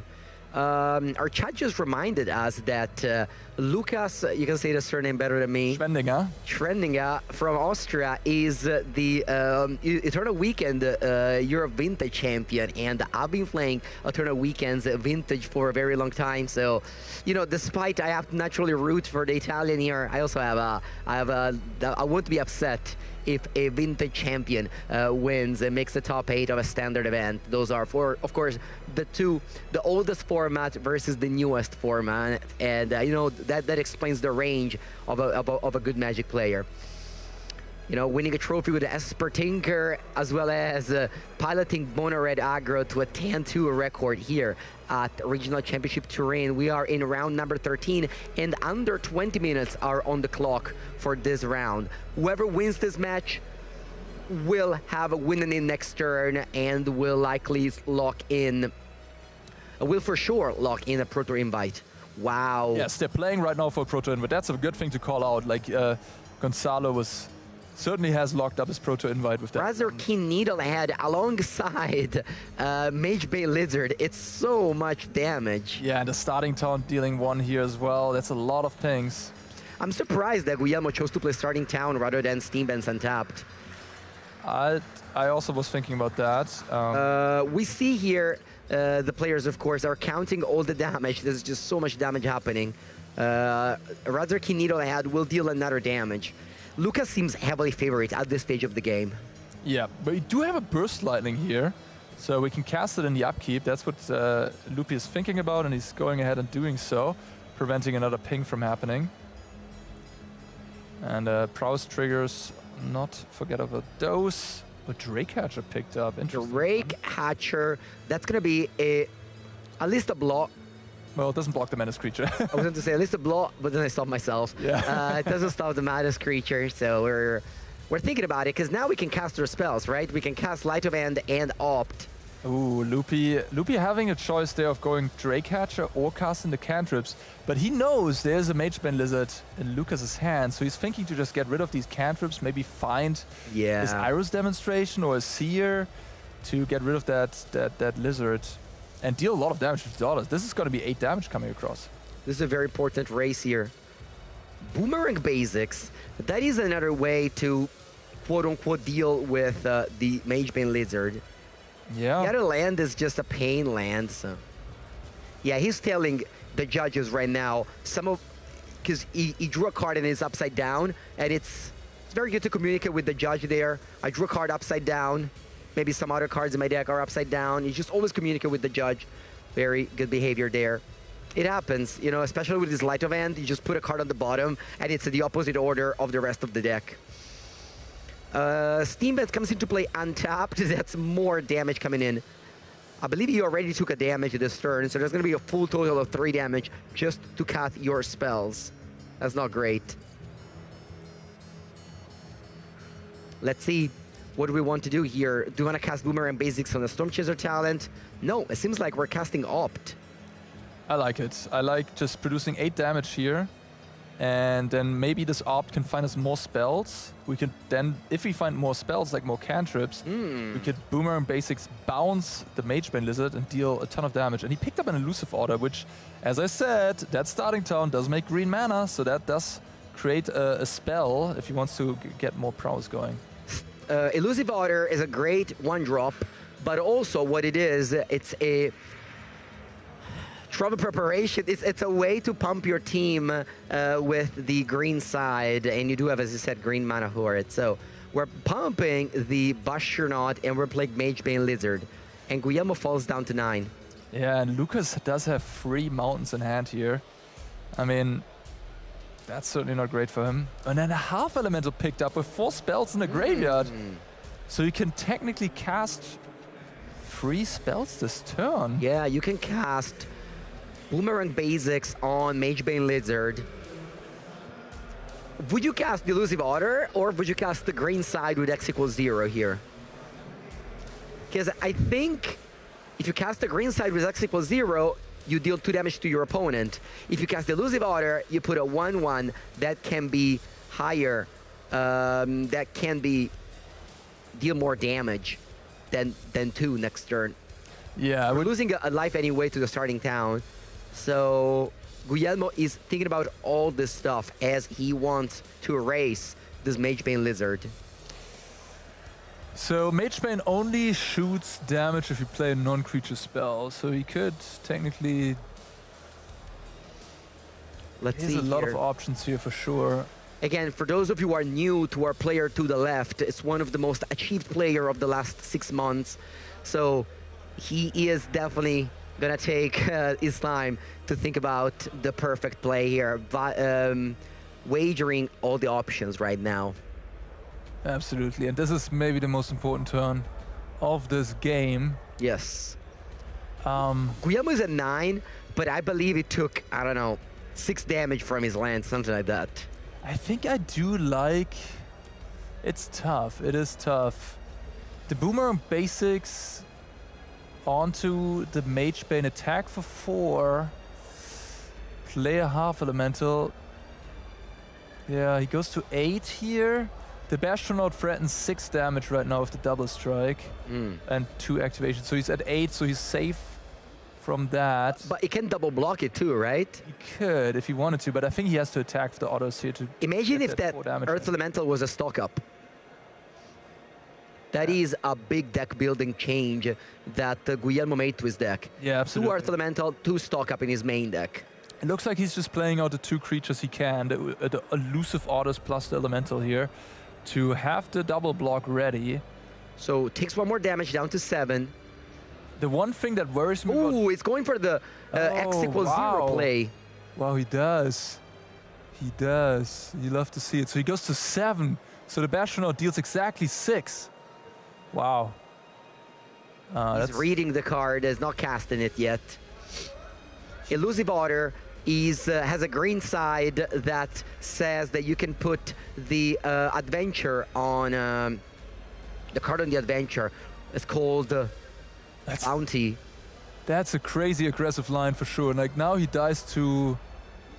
Oh, he's gonna stay back with it? Yeah, no, I mean, if you go for that, you attack. Now he dies to so many things, though. He dies to... Yeah, he dies to Land Burst Lightning. Okay. He dies to Land Burst, and he dies to Nova Hellkite. He dies to Lightning Strike. He does die to... Well, it would have died to Nova Hellkite anyway, because the order would have been a 1/1, so it could have been pink. Yeah, that's true. From that. Nova Hellkite plus land, yeah. He needs land plus Nova Hellkite. Well, Lucas has 3 unknowns and I believe Magebane. Wow, 3 lands. Yeah, it's crazy. Let's see what he draws here. Super important draw from Lucas. Oh my gosh. Yeah. Well, unlimited mountains are beautiful, but don't want to see 8 of them. Wow, Yeah. Lucas had an amazing start on the play, but I believe all his draws were basic mountains. I mean, Even if one of those basic mountains was something else, I think he could have made it. he's still not done yet. Realizing he has to attack, get Loopy down to 3, so he has a ton of live top decks for next turn, Lucas does. But yeah, and he does survive right now, but Loopy can draw any spell and wins the game. But he has to, because Dragecatcher in his hand does not win the game right now. Yep, all good here. Lucas passes the turn. Guillermo's so happy to untap here. Look how quickly untaps. What do we Knows that he's draw? alive. A burst lightning! Oh my gosh, this is surely lethal. Well, if he casts a spell, though, he dies to the opponent burst lightning. Well, if he had burst lightning, he would have already died. Okay. Because burst not double activation plus burst lightning is lethal. Oh my gosh. He just said you take 2. Go to 2. Burst lightning you. GG, 3 mountains.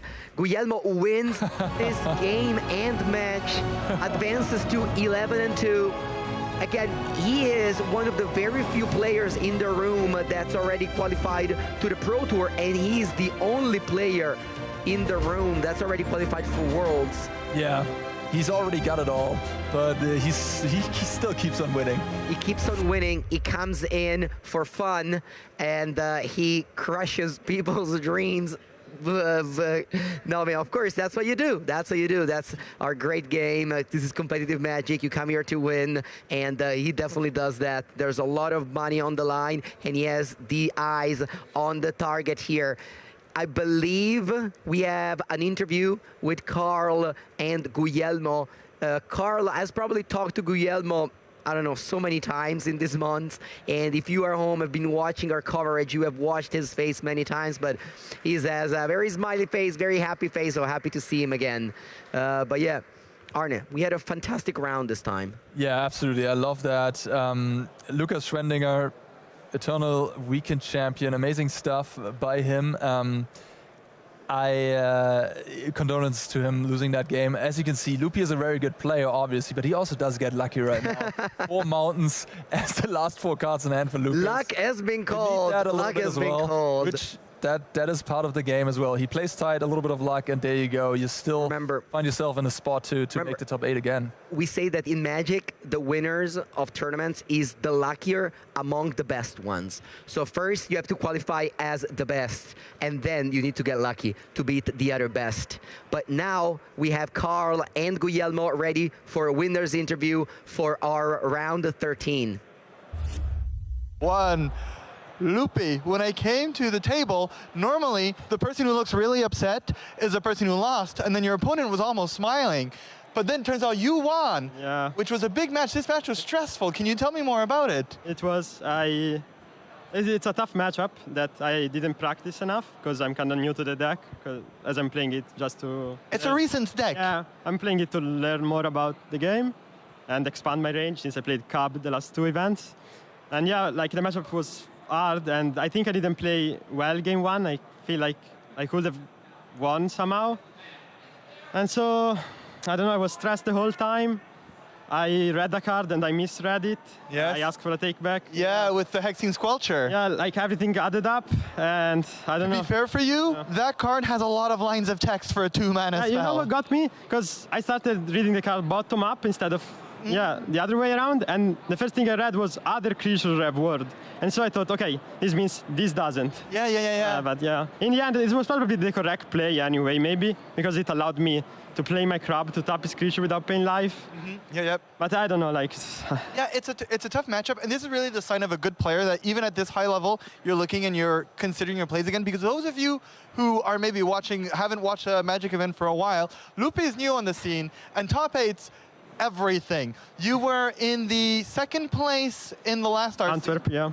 You were in the top 8 in Lille. Yeah. You top 8 at the recent Pro Tour. Yeah. And now you're on your way to top 8 at the next RC. You've been crushed. And how long have you been playing Magic the Gathering? I think I started early 2023. Yeah, January 2023. Absurd. You're on your way to potentially being one of the more influential Magic the Gathering players of our time. You're just crushing everything. Yeah. So you just picked up the Izzet deck. Is there a reason you picked this up? It was winning a bunch online. I didn't really play aggro decks lately, and I wanted to explore more of that. I started playing it a bit. I felt like it had good matchup against like the most popular decks that were around at that time. Yeah, and just.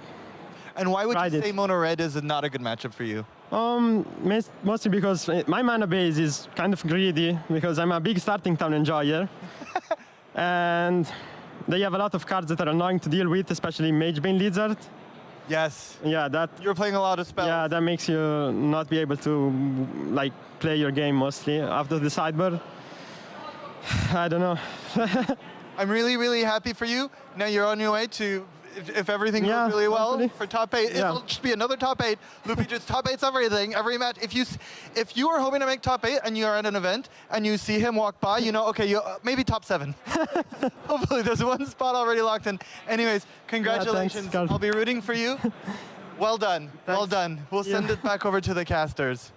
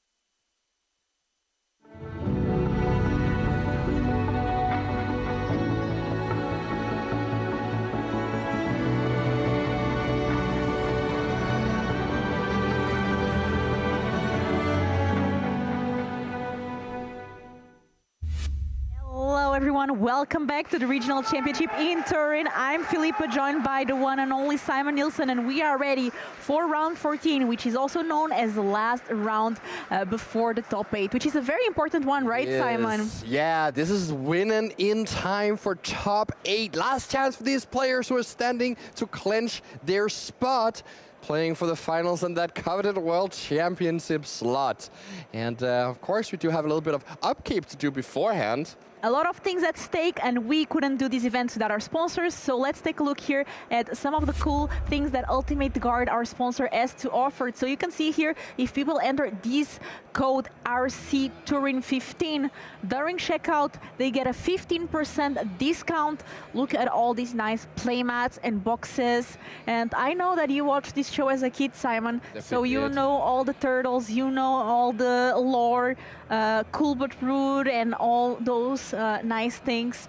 So here it is. You can use this code, especially here from Turin, for a nice discount. And now we have our caster fantasy draft. So in the beginning of the weekend, we were asked to choose 5 players that we thought were going to do well here during the weekend. For each win of those players, we would get 3 points. We won! We won! We just had to be, we won! We just had to be 4 people against Mango. So if you don't know, Mango managed to get all these 5 players into day 2, which is absolutely insane. Congratulations, Mango. Still not enough to beat 4 people, though. Yeah, absolutely not. And actually, Mango even has a person who may be basically locked for top 8 as well in his roster, in Alexei Polo. So yeah, well done there, Mango. All 5 making day 2. Strong records all over the board. And yeah, you know, it was, you know, if we take it individually, Mango is the undisputed winner of this one. It was so far ahead that we even had to make this meme of all of us going together. And it was still, you know, not that much of a slaughter. It was less than 100 points ahead of him. So I mean, yeah, very well done there by Andrei Mengucci. He is the clear winner. Not, of course, if we put all our powers against him. Speaking of powers, let's take a look at the standings to see the most powerful players of the weekend, starting here from 11 to 20. So these players here, most of them with 33 and 30 points. What does that mean for them, Simon? Yeah, so this is after round 13. We have some players here at 11 and 2, going all the way down to 13th place. So we have George Barrett, Alejandro Romero that we've seen before. There's some pairings here being announced. I'll just tell you what they are. So we have Alejandro is playing against Max Bosma. So that's Mono Green Landfall against Izzet Lessons from Alejandro. And they're playing a clean win and in for top 8. George Barrett is paired down against Pier Paolo Moro. That's a match that we will see here. George Barrett is on Izzet Elementals up against Lessons. So that's a match where George Barrett has a clean win and in, and Pierre, has to win and hope that the tiebreakers are good enough. We have these people, Mattia Rizzi, looking maybe towards an 8th spot if he is, if things work out in his favor, but it is not guaranteed that he will get into top 8. And now let's take a look at the top 10 players of the weekend after round 13. We have Alexei Polot here with 34 points in #1 rank after 13 rounds, which is absolutely insane because Alexei is no stranger to the top tables of competitive Magic in Europe. Also, a lot of other known names here to the public. Anyone that you want to highlight, Simon?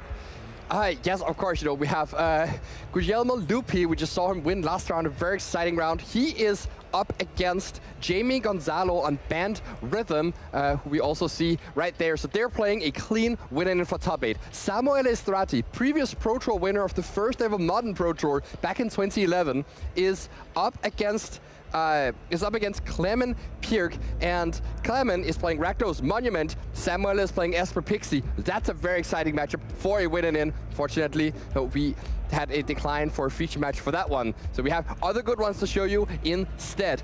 We also have Andrea Fortunati. We saw him pilot the Band Rhythm deck so well yesterday, was 8-0 overnight, and is still fighting here for a slot in top 8 up against Carlo Di Gaetano on Izzet Lessons. So that's what's happening there, Band Rhythm against Izzet Lessons. And then we have Valentin Oro. Also haven't seen much of this person. Drew with Alexei Polot last round and is playing Boros Dragons at the top of the standings up against Matthias Kalisny, the last player at 10-0. These two are drawing together and they're both in top 8. So that's Boros Dragons and Izzet Spelementals guaranteed in top 8. And then the last match, of course, is Alexei Polot against Victor Martinez Medina. We saw this mono-white deck from Victor earlier today, and Alexei all the way early yesterday with his Teamer Lessons deck that isn't playing the Monument and Artist Talent, but instead playing tough. These two players are in a situation where actually Alexei is in the top 8 no matter what happens. It means he has the power to just say, let's play. And if I win, I'll be first seed guaranteed. So that's what he's doing and trying to potentially knock out the Momo player from the top 8. So Victor has to fight back hard against that. We are ready here for the games as players are ready for this first match of round 14. We have some win-and-ins in store for you as our players start here shuffling and getting ready for a match that is very important to them. I believe they are already queued for the Pro Tour with these results, so making it into Pro Tour Secrets of Strixhaven, which is going to happen in Las Vegas in the beginning of May. So we have George Barrett here with Izzet Elementals, so not Spelementals, full Elementals. Yeah, this is the full Elementals here, looking to play an Ashling and a Flame Braider on turn 2 to generate a ton of mana and play all of these Evoke Elementals for their full cost. It's a full rainbow mana base with Cavern of Souls and Starting Towns and Secluded Courtyards, Naming Elemental. And you get to play all of these, colorful elementals for their full power, and even follow that up with a Thunderflock. There's also full four copies of Roaming Throne in this deck, which is such a key card. You name elemental, and then all your triggered abilities from all round of the weekend before, of course, top 8. So looks like George here is going to be playing against here Paolo Moro, who is on a classic-looking Lessons deck here. This is the Monument to Endurance and the Artist Talent, the way we know it, Grand. The whole goal of this deck is to try and fill up the graveyard with cards that have the Lesson type. The Lessons may be weaker than the normal cards you might see play, such as Idle Quencher versus other counterspells. But the payoff is accumulate Wisdom. If you have 3 Lessons in your graveyard, you draw 3 cards. And Grand says if you have 3 Lessons in graveyard, all your things cost 1 less. So you can see what happens if you have both of those combined. That is literally Ancestral Recall. Artist Talent says whenever you play a spell, you discard a card to draw a card. Monument says whenever you discard a card, you do all sorts of things. And that is a card draw engine that this deck employs. It's a very scary deck, has been at the top of the standard meta game for months now, and it is not looking to go anywhere. But let's see here if Pier can fight the uphill battle. Pier is at 10-3, and I believe potentially not even guaranteed the Pro Tour invite if he loses. If he wins, he will get that for sure, and he will potentially also get into the top 8 if his tiebreakers are with him. But he is going to be at that scrum at X3, and it's not guaranteed if anything makes it here. So that's the thing here. We have the wrong graphic here. Pierre is actually at 10-3, but George Barrett is indeed at 11-2, and it is clean winning for him. And players starting here, nothing played on both players turn 1, and now George here going on turn 2. Let's see here what the turn 2 play is. So there's no Ashling, no Smoke Braider, Flame Braider. Instead it is just a Deceit being cast for black off of these 2 rainbow lands, trying to discard an important piece from Pierre. And you're especially looking to get rid of that Artist Talent. That is the card that lets this Lessons deck really start going off, because whenever you cast a card, you can discard a Lesson and fuel your graveyard much faster. So that's exactly what George is going for. Bye-bye Artist Talent. So top deck here from Pierre Paolo Moro that draws a Storm Chaser's Talent. Yeah, so many talents in this deck. Now see the Spybluff Canal come down, and maybe 2 Storm Chaser's Talents being developed onto the board here. You know, they're just 1/1 Prowess Otters, but as you've seen from the Prowess deck, they can get much bigger. Of course, the Lessons deck is not as well optimized because it plays cost reduction effects, so it wants its spells to cost 2, so that you get a benefit from reducing the cost, versus the Prowess deck that just plays all 1-cost spells naturally. So it is a bit worse at utilizing these Otter tokens, but there's still no slouch in this deck, especially when you have multiple of them. Absolutely. Here, George playing a starting town, 3 rainbow lands, as you say, Simon. Yeah, and passing the turn, that is something with this Elementals deck. If it doesn't have one of the 2 drops that generate mana, you know, you might be a slow and clunky deck. And actually, it looks like George's hand is just a Roaming Throne and a Vibrant. So there's a 4-drop and a 5-drop, and that's it.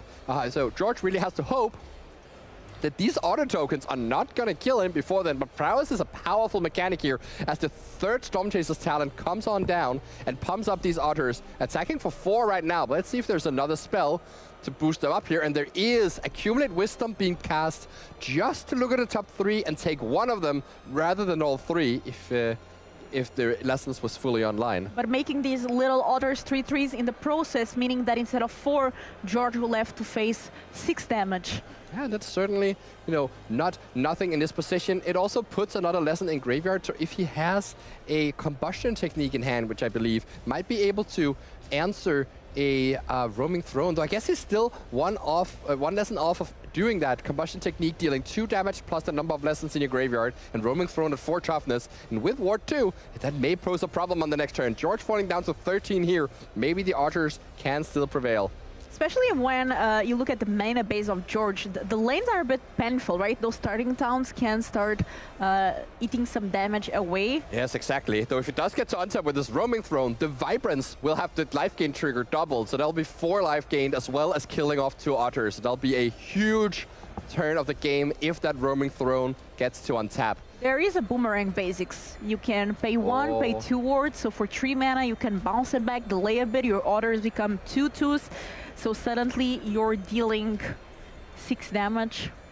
Yeah, you could do that. That's certainly not a bad play here, spending your entire turn to bouncing that and dealing 6. You could also bounce your own Storm Chaser's Talent, replay it, play another spell, and then attack with 12 damage from all these Otters, which maybe forces George to trade off the Roaming Throne, or at least go to 1 life, which means he can't play Vibrance for all the modes, because he can't pay life to starting town anymore. Oh, that's right.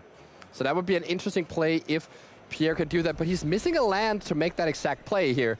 Of course, you can always find that land from the Boomerang basics, but it's a risk. It certainly is a risk. Yeah, you could technically go Artist Talent first and then Boomerang basics, and you get 2 looks toward that land. But instead, going to just target the roaming throne and pay the ward here, getting rid of that thing. So that now the archers, can just swing in for 6 damage, and it's a bit of more of a measured play. But it does mean that this Vibrance can come down safely and stabilize the board. That is true, Simon. Passing the turn here, top deck. Let's see what George can find. It's also another good reason to make this play here because, of course, Pierre does not know the contents of George's hand, and there could have easily been a Sunderflock to come down here if the roaming throne gets to sit and play, and that would bounce all the other tokens, effectively killing them and stabilizing George's position completely. So now here's a shock land, the pain does not stop coming here for George, but he gets to point a Burst Lightning at one of these Otter tokens and then play the roaming throne right back. So now the question is, once again, can Pierre draw a land to pay for that ward and pay his 2-mana removal spell?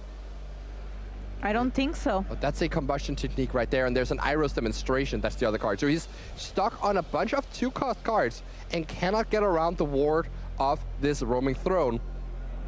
You could potentially still send both the otters here at into George, and if he blocks, I guess, yeah, you still don't get to pay the ward, so that doesn't even work out very well. Might just have to play the Archer's Talent and pass, hoping that this is good enough. This is a dire position now for the Lessons deck. It does not really have any of the engines going. It was quite reliant on these Otter tokens, but the Elementals deck has managed to stabilize behind the power of this powerful roaming throne. Feels bad, Simon. When you're so close and then your opponent just starts going back, and his Vibrance will be amazing. And George keeps drawing lands, so of course the Vibrance will also let him search out 2 more lands, but yeah, might as well, do that once you're already here. Plays a Cavern of Soul, also naming Elemental. This means that he does not have to take any pain to play out this Vibrance now. And it is gaining 4 life, getting 2 lands, dealing 3 damage twice, so the otters are gone. And I wonder if Pierre has any otter plan. Yeah. I mean, he does have an Archer's Talent in play, so if he finds a Monument to Endurance, he has that game plan. But the time is ticking now, because there is this roaming throne, like as a 4/4, Vibrance is a 4/4. The clock here is quite immense, so Pierre doesn't have all the time in the world to dig towards that Monument. But if he does find it, one vote of the Monument is dealing 3 damage, and George is at 9 life. So you could end the game very quickly if you find a Monument, and you still have these removal spells in hand that could potentially buy a bit of time. George here finding a Restless Vinestalk? Restless Vinestalk, I think it's called. The blue-green creature land that can also be an additional threat on the situation. I believe it comes into a 5/3. So there's actually a cost there for George to play out the Cavern of Souls before the Vibrance. Sure, he gets to save a point of life, but he doesn't get to play the Restless Vinestalk on this turn. He also found, by the way, a Pit Offering. That's a land that exiles 3 cards from an opponent's graveyard and keep disrupting Pierre further. Drawing an Ancestral Recall right now, although it's not really an Ancestral Recall right now, it's just a little Accumulate Wisdom, which, I mean... It's certainly not at its best here, so you may just want to play out a removal spell while you can. You know there is the Pit Offering that can remove the graveyard, so you better play your Combustion technique pointed at the Vibrance before your graveyard gets dealt with. And here we see the triggered ability from Archer's Talent. He can discard that Iros Demonstration, and if he draws a land, he can play the Accumulate Wisdom for the full power. Oh, no land being drawn there. Attachments instead. That means that George here is going to untap, and what's the worst he can do? Yeah, we'll have to see. He probably needs to draw a spell, and that is, something. That is an Ashling, okay. Which again will have its ECB trigger doubled, so you get to discard and draw twice. Not bad. Okay. Let's do that twice. Yeah, discard Breeding Pool, draw a card, discard Breeding Pool, draw a card. There is a Flame Braider, it's not nothing, but certainly not what he's looking for at this point. And another Burst Lightning, but now the Otters have disappeared from the board. The Burst Lightning is no longer a relevant thing. Now this is all about finding Monument to Endurance. There's also going to be a question for George here, whether to play out the Pit Offering to disrupt the graveyard, or play the Vinestalk to have more damage? And that's going to be a big question here. Decides to just go for more damage, play out the Vinestalk. And that becomes a 5/3 that can turn another creature into a 3/3, so it can even make the Ashling bigger. And 5/5 actually. Oh, 5/5, right. So it actually presents a ton of damage. See here what Pierre can draw into. There's the land that was so needed on the last turn.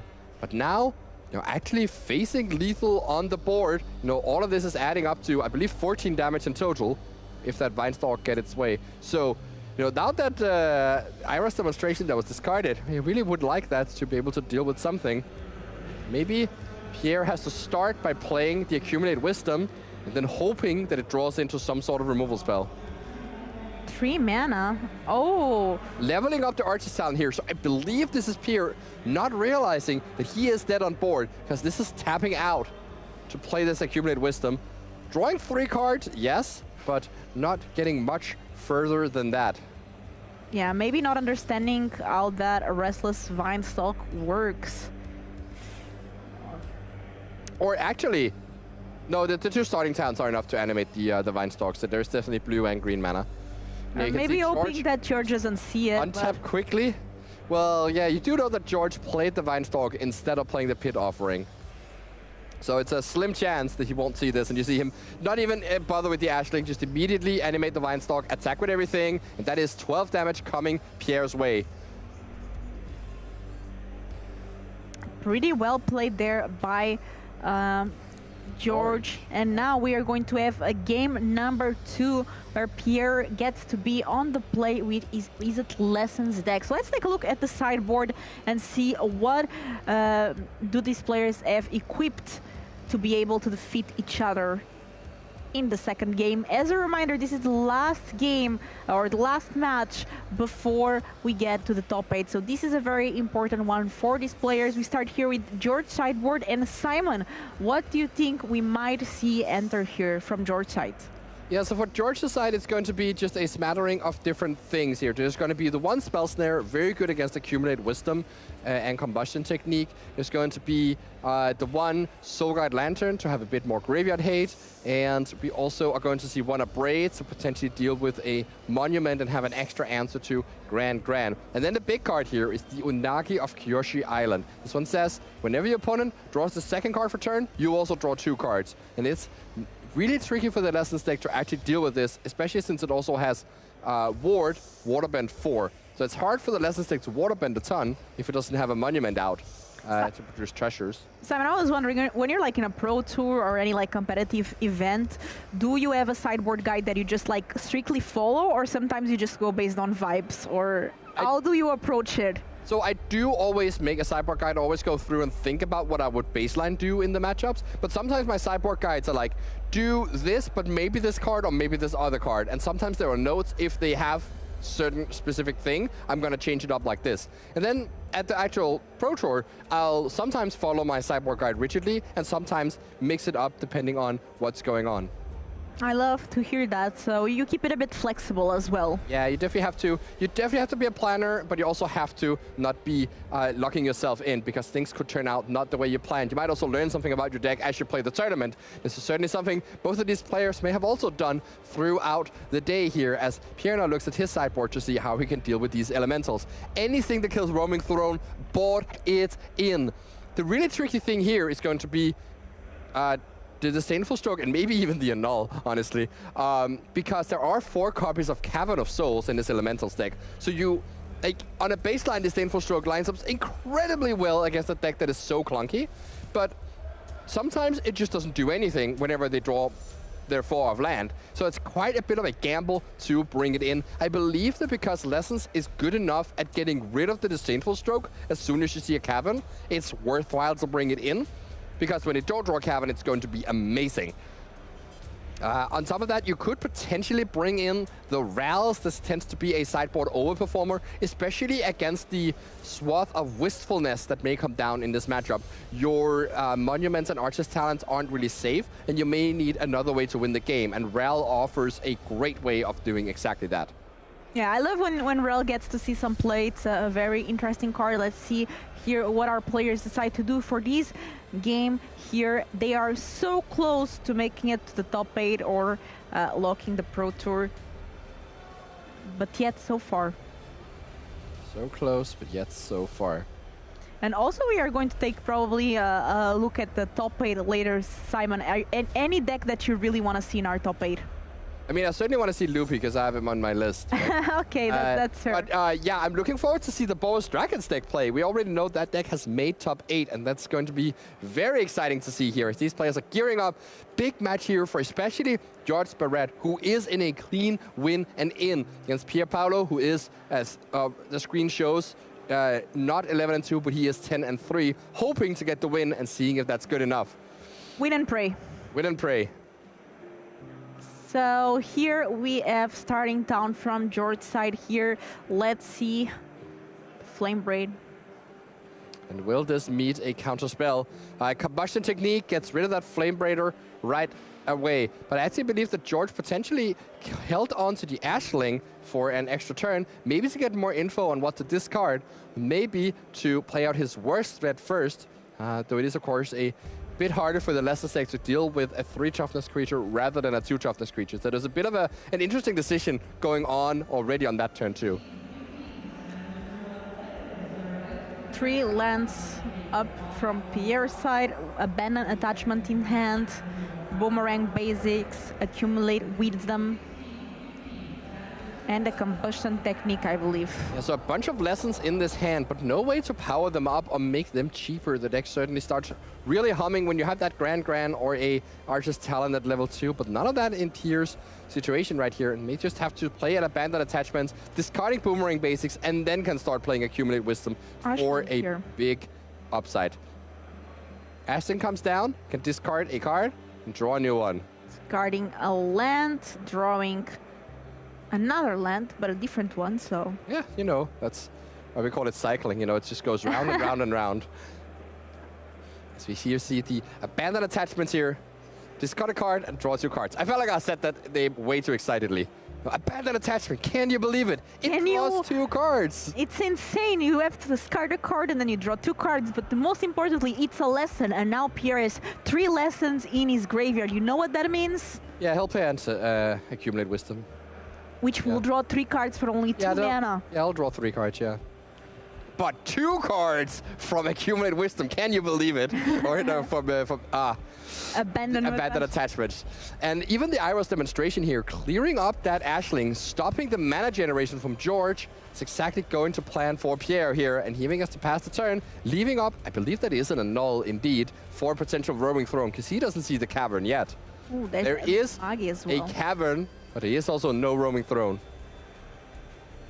Roaming Throne is such a great card in this deck. Yeah, it definitely is. Do not underestimate that one.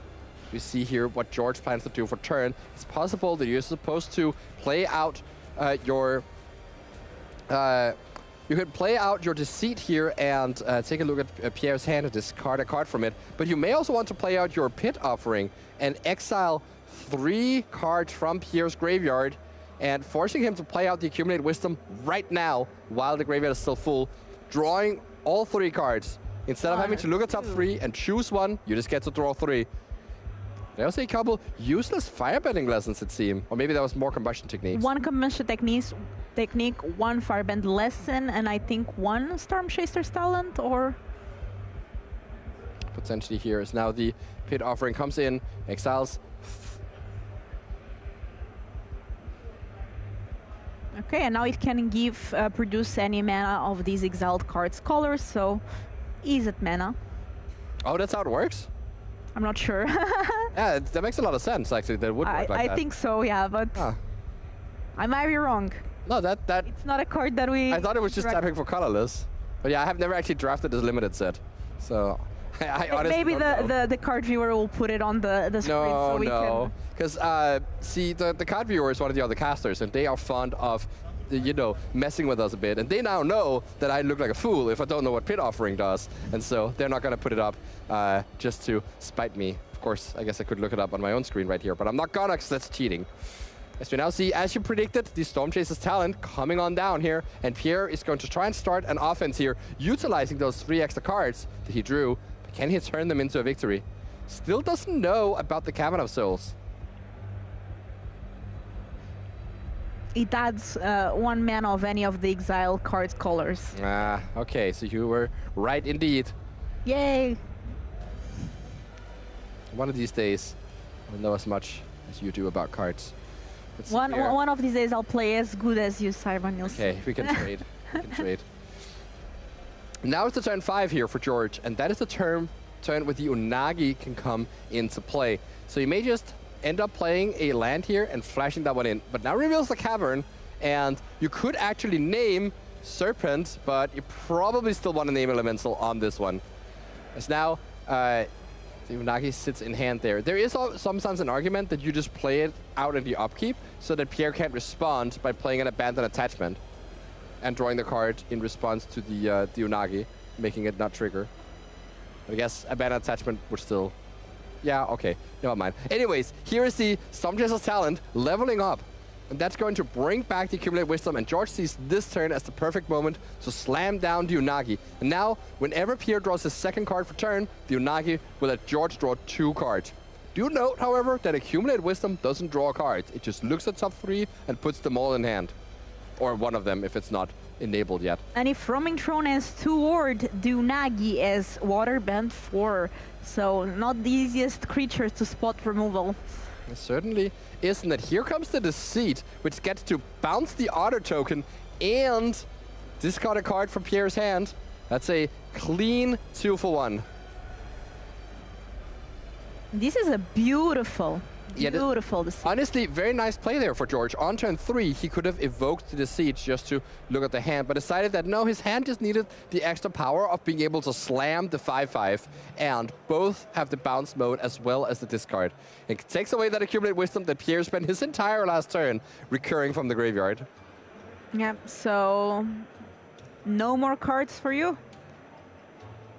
More cards indeed. And if you want to draw some extra cards, guess what?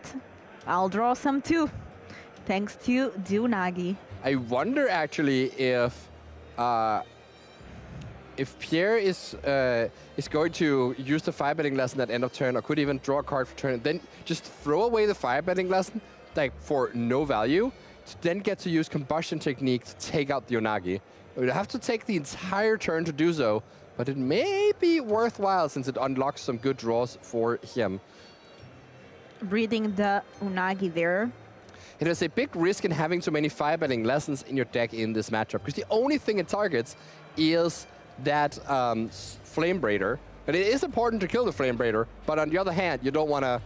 If the card is dead against literally everything else they do, it has some downside. You could also just use the 5-mana mode of the Firebending Lesson to take out the Deceit here.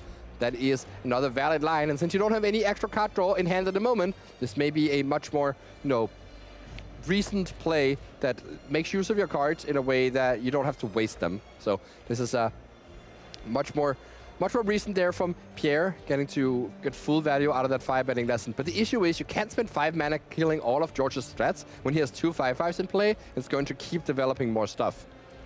And I think George also has Vibrance in hand. So more elementals. Yeah, Vibrant certainly not bad here. Can play that, deal 3, and find that Restless Vinestalk that we saw before. 5 mana, so we might see here a Wistful. Yeah, could also just play out the Wistfulness, yeah. Which deals with the Storm Chaser's talent, draws 2 and discard 1. These Evoke Elementals are so powerful when you get to play them for their full mode. There's a lot of ETB triggers as well as just a lot of clean sizing. And even gets to discard the Winter Night Stories and can play that right now off the Wistfulness. And that's a beautiful play here from George, recognizing that he's just going to keep slamming big things, so he won't actually have the time to play the Winter Night Stories for its front mode, instead just turboing it out for the 1-mana Harmonize side. And that card, Winter Night Stories, just keep impressing in decks after decks. One thing I really like about the design of these elementals is also like you don't get rewarded for using cards like not dead after all on them, because I mean you get them back, but since you didn't pay the specific mana costs, you don't get the reward that they would give you. It's true, yes, so it's not like scamming grief. Exactly. So they are good, but they are not like unfair, which was a clever way to do that, so they couldn't get overpowered in other formats, I guess. All right, so now we see Pierre here might have to go Combustion Technique on that Unagi here and pay the Water Bend, just because it's the most efficient use of mana on this turn. And he could get attack down for 6, down to 4, and then the Vibrance would deal 3 damage, but that's not lethal yet. Of course, doesn't know what's waiting in George's hand. It's actually a pile of burn spells, 2 Burst Lightnings as well as Vibrance. It is 11 points of burn hiding in George's hand, and Pierre can't do anything to stop that right now. Has to go Combustion Technique, paying 6 mana to deal with this Unagi, but still leaving another threat around, and just cannot keep pace with these things without any of his engines around here, making the cards cheaper and making the cards flow. And passing the turn here, George is going to draw Pierre at 10 points of life. There's a 6/5 ready to attack, leaving Pierre at 4. You know what deals 4 damage? I know what deals 4 damage. It's a kicked Burst Lightning. And just like we're playing kickboxing here, George Barrett is going to whip out, oh, it's a Vibrance. Whip out the Vibrance here. Deal 3 damage to Pierre. Put him down to 1, search up a land. And maybe even, I can even send 2 Burst Lightnings to the face without no kicking. You know, George Barrett is keeping his legs, you know, completely still here and wandering into the top 8 with this Burst Lightning as if he was a mono-red deck. I have to say, very well played here. This Elementals deck definitely deserves a spot at our top 8, as it's been showcasing so many interesting plays throughout this weekend. Indeed it has. So, George goes ahead, tap this for red mana, Burst Lightning you! And Pierre has to give up the game. The Conky Elementals get it over with. Again, they're just too big for these red removal spells to handle. Congratulations to George Barrett here, making it into our top 8 of the regional championships. Turin, he already locked a spot in the Pro Tour Secrets of Strixhaven, which is going to happen at the beginning of May in Las Vegas. And if he manages to become 1st or 2nd here this weekend, he also guarantees a spot in the World Championship, which is the biggest Magic event of the year. Very good start here of round 14, Simon, and I'm ready for the top 8. Like, we are getting so close to see what players make it into the top 8, and it's so difficult to get there. Out of over 1,000 players to make it into the top 8, we have over $130,000 in prize pool. That's a lot of money and so many qualifications. Honestly, great stuff. But now we are going to have an interview with George and Carl. George, congratulations! Thank you so much. That was such an important match. It was, yeah. You are at X2, meaning that now that you won this, your chances of making top 8 are phenomenal. There's tiebreakers and everything, but so we can't confirm everything, but it's looking good. Fingers crossed, yeah. Meaning, this might be one of the first decks that you see. It's Izzet Elementals.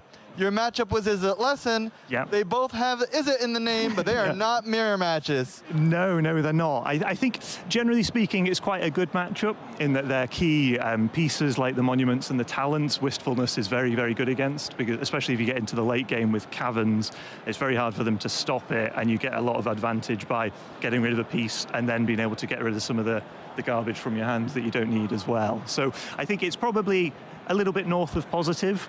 The Storm Chasers talents builds, I think, are a little bit worse, because like in game 1, you almost can get run over by all the otters. Yeah. But as you get into the middle of the game, I think it feels a lot better. You just have raw power with a lot of your spells. Exactly, yeah. Most of them are 2, 3 for 1s when you get them on the top. You know, if you get a Deceit when you've got 6 mana open, it's just often game breaking, especially if you've got a roaming throne where anything really can happen. And it feels like you're playing some kind of commander game where everything is going right. Exactly. Like all these double triggers, it's a wild deck. It's very fun to see it, hopefully potentially in the top 8. Yep. Now that you're most likely going there. Yep. What decks are you hoping to not see, or what are you hoping to avoid? So I know Prowess has been the most popular deck this weekend, and my list is kind of tuned to try and compete with them a little bit. Okay. I think I played them 4 times in the Swiss and beaten 3 times, so it's kind of 50-50-ish. It's not what I would prefer, especially on the draw. It can be quite And what tricky. are you bringing in to try to defeat Prowess? So I've got 4 Burst Lightnings in the main and just 1 Bounce Off, which tends to be a bit more instant speed interaction than most decks do, because the slick shots killing you out of nowhere is the real problem.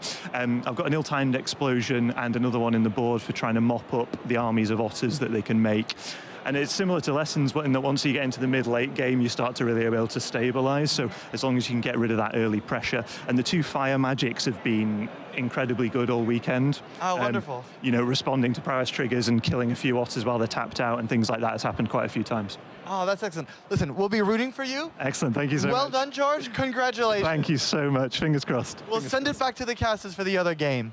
Okay. Thank you so much, Carl and George. I have to say, I love these interviews with Carl. Shout out to him. He's been doing a great work there as our host and interviewer for the weekend. And we are ready to give you some more information on how things are looking up after round 14. Simon, walk us through it. Yeah, so there's some drama happening here in our other matches. So I'm just going to go through the clean win-ins we had. We had Andrea Fortunati on Band Rhythm, takes down the match and is into the top 8, one of our undefeated players from yesterday, beating Carlo Di Gaetano. Then we have, you remember Esper Pixie? Yes. Yeah, it is in our top 8. Samuel Estrati has won his round against Clement Pierre and is into the top 8 with that Esper Pixie deck that he, did well with in Lyon. So that's another clean person in the top 8. We had Guillermo Lupi, top 8's everything. Not this time around. Jamie Gonzalez has taken down the king and is into the top 8 playing Band Rhythm. That's 2 copies of Band Rhythm in the top 8. We saw it had the best conversion rate into day 2 and also seems to have the best conversion rate into the top 8 here. Next, we have Max Bosma against Alejandro Mora Romero from Team Worldy Council. We saw him win last round with his Lessons deck, and he takes down, or actually, Romero, sorry, not from Worldy Council, from Cosmos, takes down the match with Lessons. So that's Alexander Mora Romero into the top 8 as well. Alejandro, sorry, not Alexander. And then we saw George Barrett get there as well. So that is, so that's another one. That's the 6th person into the top 8. We just saw him win. And we had, in the round 13, we had Valentin Oro playing Boros Dragons, who was, who drew with Alexei Polo. So has X1-1, decided to draw again. And that means that he is in for sure. So that's 7 people that are in. About the 8th person. Or actually, sorry, that's 6 people that are in. Then we had Victor Medina playing the Momo White up against Alexei Polo, undefeated yesterday, 1st seed now, drew in the last round. This Victor decided that he cannot draw this time and challenged Alexei for the match and ended up winning. Momo White taking down that team of Lessons. So Momo White is in the top 8. This put Alexei in an interesting spot because he's now X2-1. There's 7 people in top 8, but there's this person X2-1 and then Matthias Kalisny, who also drew this round at X2-1. One of these 2 people, they were undefeated yesterday, will not make it into our top 8. They will have drawn themselves out of top 8. And we don't know which one of them it will be. So that's going to be exciting. It's going to be Spelementals or Teamer Lessons. Let us know in the comments which one you are rooting for. It's going to be a very interesting top 8. And Andrea Mengucci and Arne will walk you through the quarterfinals. Me and Simon, we will be back for the semifinals to see what players make it into the World Championship. Oh, that's going to be so exciting. I'm very excited, so stay tuned and we will be back soon. The world's first sustainable deck box made a bold impact. For us, it's more than only a simple box that holds your cards. We are proud to see how the series has established itself in the community worldwide. We know you've been waiting for this a long time, but all good things need time to grow. Finally, it's time to give your commander decks the space they deserve. In the biggest ever of our sustainable Boulder deck boxes.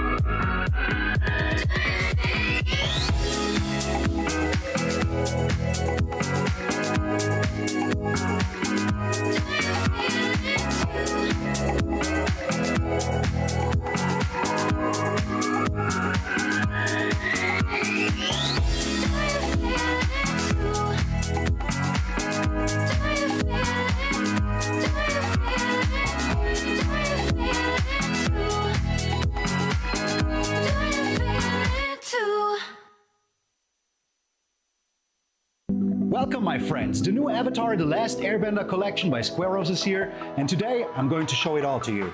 But I'm gonna do it in style. Now this is what I'm talking about. Look at this beautiful collector's case. Of course, if there's anybody I would trust to transport the crew, it's Appa. Ooh, magnets. Look how beautifully the logo is embossed in here. Now this, my friends, is quality. And of course, it has space for your whole Avatar Squareo collection. Let's keep going! Look at this beautiful Momo deck box. I especially love the ears. This bad boy can hold up to 100 double sleeve cards easily. Just put them in there, close up, shake them around, do your monkey business, and they will stay safe.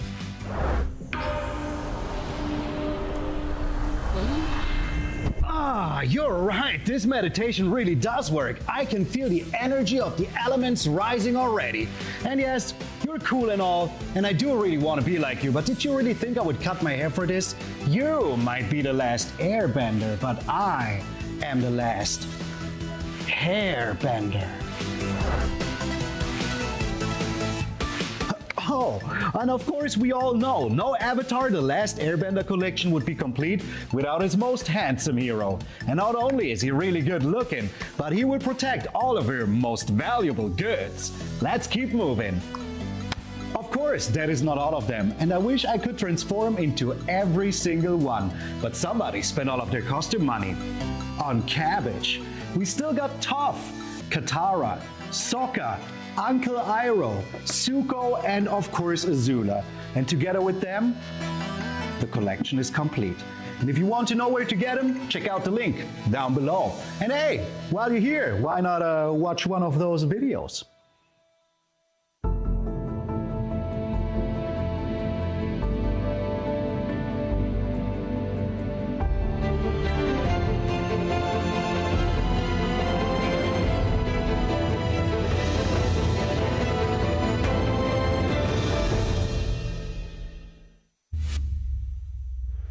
Hello everyone and welcome to the quarterfinal of Regional Championship in Turin. I'm Andrea Mengucci from Italy, joining me Arne Uschenbeth from Germany, and we are bringing you the last 8 players. They'll battle each other. We will have one champion from this event that have over 1,000 people yesterday, down to 8 today. The top 8 is extremely diverse with 7 archetype, so very, very exciting, Arne. The 2 most popular deck, I guess, Blue-Red Prowess and Mono-Green Landfall didn't make it. Yeah, Blue-Red Prowess, Mono-Green Landfall didn't make it. Only one Lessons deck in the top 8. Only one Lesson deck made it. Yeah, here we have it. The only deck that is a duplicate is Band Rhythm. All the other decks, while similar in colors perhaps, are different archetypes themselves. All right, so we have it here. Andrea Fortunati, the first player in the Swiss with Banner Rhythm, is going to play against Matthias Kalutzny on Izzet Elementals. Funnily enough, those 2 were the last 2 undefeated players at some point in the tournament, and they're going to get a rematch in the quarterfinal. After that, we have Jamie Gonzalo on Band Rhythm versus Alejandro Mora Romero on Izzet Lessons. That's going to be a Spanish mirror match. After that, we have a third Spanish player, Victor Martinez Menida, on Momo White. That's our beloved archetype. And then we have Valentin Oru from France on Boros Dragons. We haven't seen him all day, but we will see him as our first quarterfinal. And the final two players are the Pro Tour champion from 2011, Samuel Estratti on Esper Pixie versus George Berret on Izzet Elementals. Yes, 7 archetype, all colors represented, super diverse top 8, very excited. No clear dominance in the top in the Swiss either, because there's the first ranked player has 2 losses. Yeah, there's no one that ran the tables. We had actually a pretty interesting showdown in the end with Alexi Polo at 11-1-1, having to play against Victor Medina and Momo White, losing, and then losing the tiebreaker battle against Matthias and being at 9th with 11-2-1 record. Condolence to him. Great tournament yet again. Proto qualification also, of course, secured, which he already did have because he had a 10-6 at PT Richmond.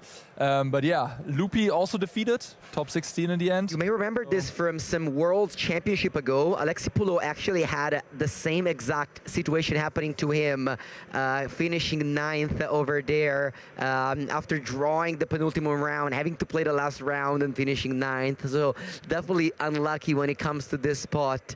It is what it is, unfortunately, and I'm sure that he'll have a lot of chances to redeem himself. Definitely one of the strongest players at the moment. Again, he was the champion of Spotlight Series Liverpool just a few months ago. So a player that is no strange to the highest level of competition. Unfortunately, he will not make points for my fantasy team draft. But still, amazing performance. Very proud of him. Yeah, actually, there are no players from my fantasy team draft in the top 8. I had a 5 out of 5 in day 2, but none of them converted, unfortunately. I believe you're correct about that. Yeah. Even Guglielmo Lupi didn't make it, losing the winning in against Jamie Gonzalo. So, the two players that we chose in our fantasy draft didn't make it. Still, we have an amazing top 8, a lot of great names. We have almost every country, major country from Europe represented. So very excited to see this European Regional Championship top 8 unfold. Yeah. Metagame as diverse as ever. Okay. 7 different archetypes. I would not have expected that. Before heading to the first quarterfinal, we have a card spotlight. We're going to see some of the new cards from the most recent set. And on the left side, I have Leonardo Big Brother. On the right side, I have Ultra Monitor. Those cards are actually commons, and they are very, very good in Pauper, a format that this weekend was pushed at the RC Turin. We had some Pauper-getting trials happening, and those two cards run the table. I love Pauper, and I was happy to show you some of the cards. On the left side, Little Big Brother, it's a legend, and that's not very common for commons, and this one is very, very big. You can just, with a sneak ability, come in with 4 or 5 or even more damage out of nowhere, as well as just being a very large threat for just 1 mana. On the right side, we have Ultra Monitor, which is very similar to Memory Guardian, a 5 mana, but it's not really a 5 because you have Affinity for Artifact. It has flying, and it's a 3/3, so super powerful card from the most recent set, Teenage Ninja Turtle Mutant. And but today we are playing standard. Those two cards aren't, that good there. One is not even legal over there. But new Magic set have something for everyone, not just standard players. And this RC had a very, very big Pauper event happening, as a side event. So that was very cool. The players are ready, and we're gonna head down to the feature match right now. Again, Boros Dragons versus Momo White. The player on the left, we've seen him before in the feature match area, is our Spanish playing this mono white deck. On the right side, there it is, Victor Martinez Medina. Arne, we have seen this deck many times before, but for the player who's just tuned in for the top 8, let us know, how does this deck work? This deck has an extremely explosive draw potential with Momo, Friendly Fire, and Springleaf Drum, and it has also exploded onto Magic Online in the recent week, winning challenges, putting a bunch of people into top 8s, and now also converting here into a top 8 finish for Victor. The deck is super cool and fun to see in action. We have the Starfield Shepherd as a main engine piece that can pick up a Nurturing Pixie to return the Shepherd again, to have sort of a Squadron Hawk-esque grind ability there. And of course with Momo and Springleaf Drum, you make everything so much cheaper. 3 copies of Voice of Victory, 4 copies of Sage of the Skies, which is incredible of Momo. Halia and Cosmogrand Zenith in the mix as well to give card advantage and power up your board. And 1 card that is extremely important to this archetype is Abandoned Air Temple in the mana base. 4 copies, making it so that any board stall, late game position, you just have an Ouroboros built into your planes. How about that? Okay, the players our matching sleeves here. We got some red colors rocking. Valentin Oru, on the other hand, also with the card Momo Friendly Fire, but he has a red, just a fully 2 colors with a very good mana base. Thanks to Cavern of Souls and thanks to the Maelstrom of the Spirit Dragon, you're really just able to cast all your spells on curve without fear. Yeah, and Boros having also 12 great untapped dual lands plus the Multiverse Patches. I mean, the mana bases in Standard are incredible right now. And yeah, Burst Lightning, that's going to be huge to take out the opposing Momo with a Voice of Victory here as well in the deck. Clarion Conqueror can take out those Springleaf Drums, which is kind of neat, and also trumps those 2 free flyers. But I suppose if Abandoned Air Temple comes into the mix, those flyers will grow on the other side. Yeah. So you mentioned Abandoned Air Temple so good, but this deck actually has a way to destroy non-basic lands in Magmatic Hellkite. So this deck has the weapon to fight that super powerful land that other decks just kind of die against. Magmatic Hellkite, a very, very powerful card, not only destroys a land and gives them a free land, but the free land comes with a stun counter. So it's really just a next level land destruction effect. Very, very interesting card. Look at that. We are doing some counting here. The players are deciding how to resolve their mulligans. Let's see.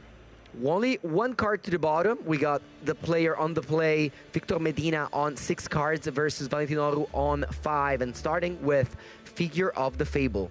A reprint, not actually a reprint, but a throwback to Figure of Destiny, a very old card from Eventide. Here, Figure of Fable, of course, is the Selesnya counterpart that can become a 2-3, a 4-5, and finally a 7-8. Very powerful one. Figure of Fable attacks for 2. Valentin Oru doesn't have either 1-drop of his deck, so no Burst Lightning, no Momo, but he has, I can see Sarkhan in hand. That's very, very important for his archetype, being able to deploy a treasure as well as becoming bigger and bigger.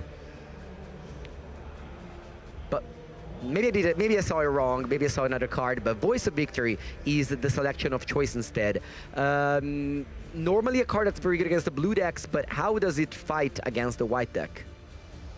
Not that great. It also doesn't synergize with the deck that well.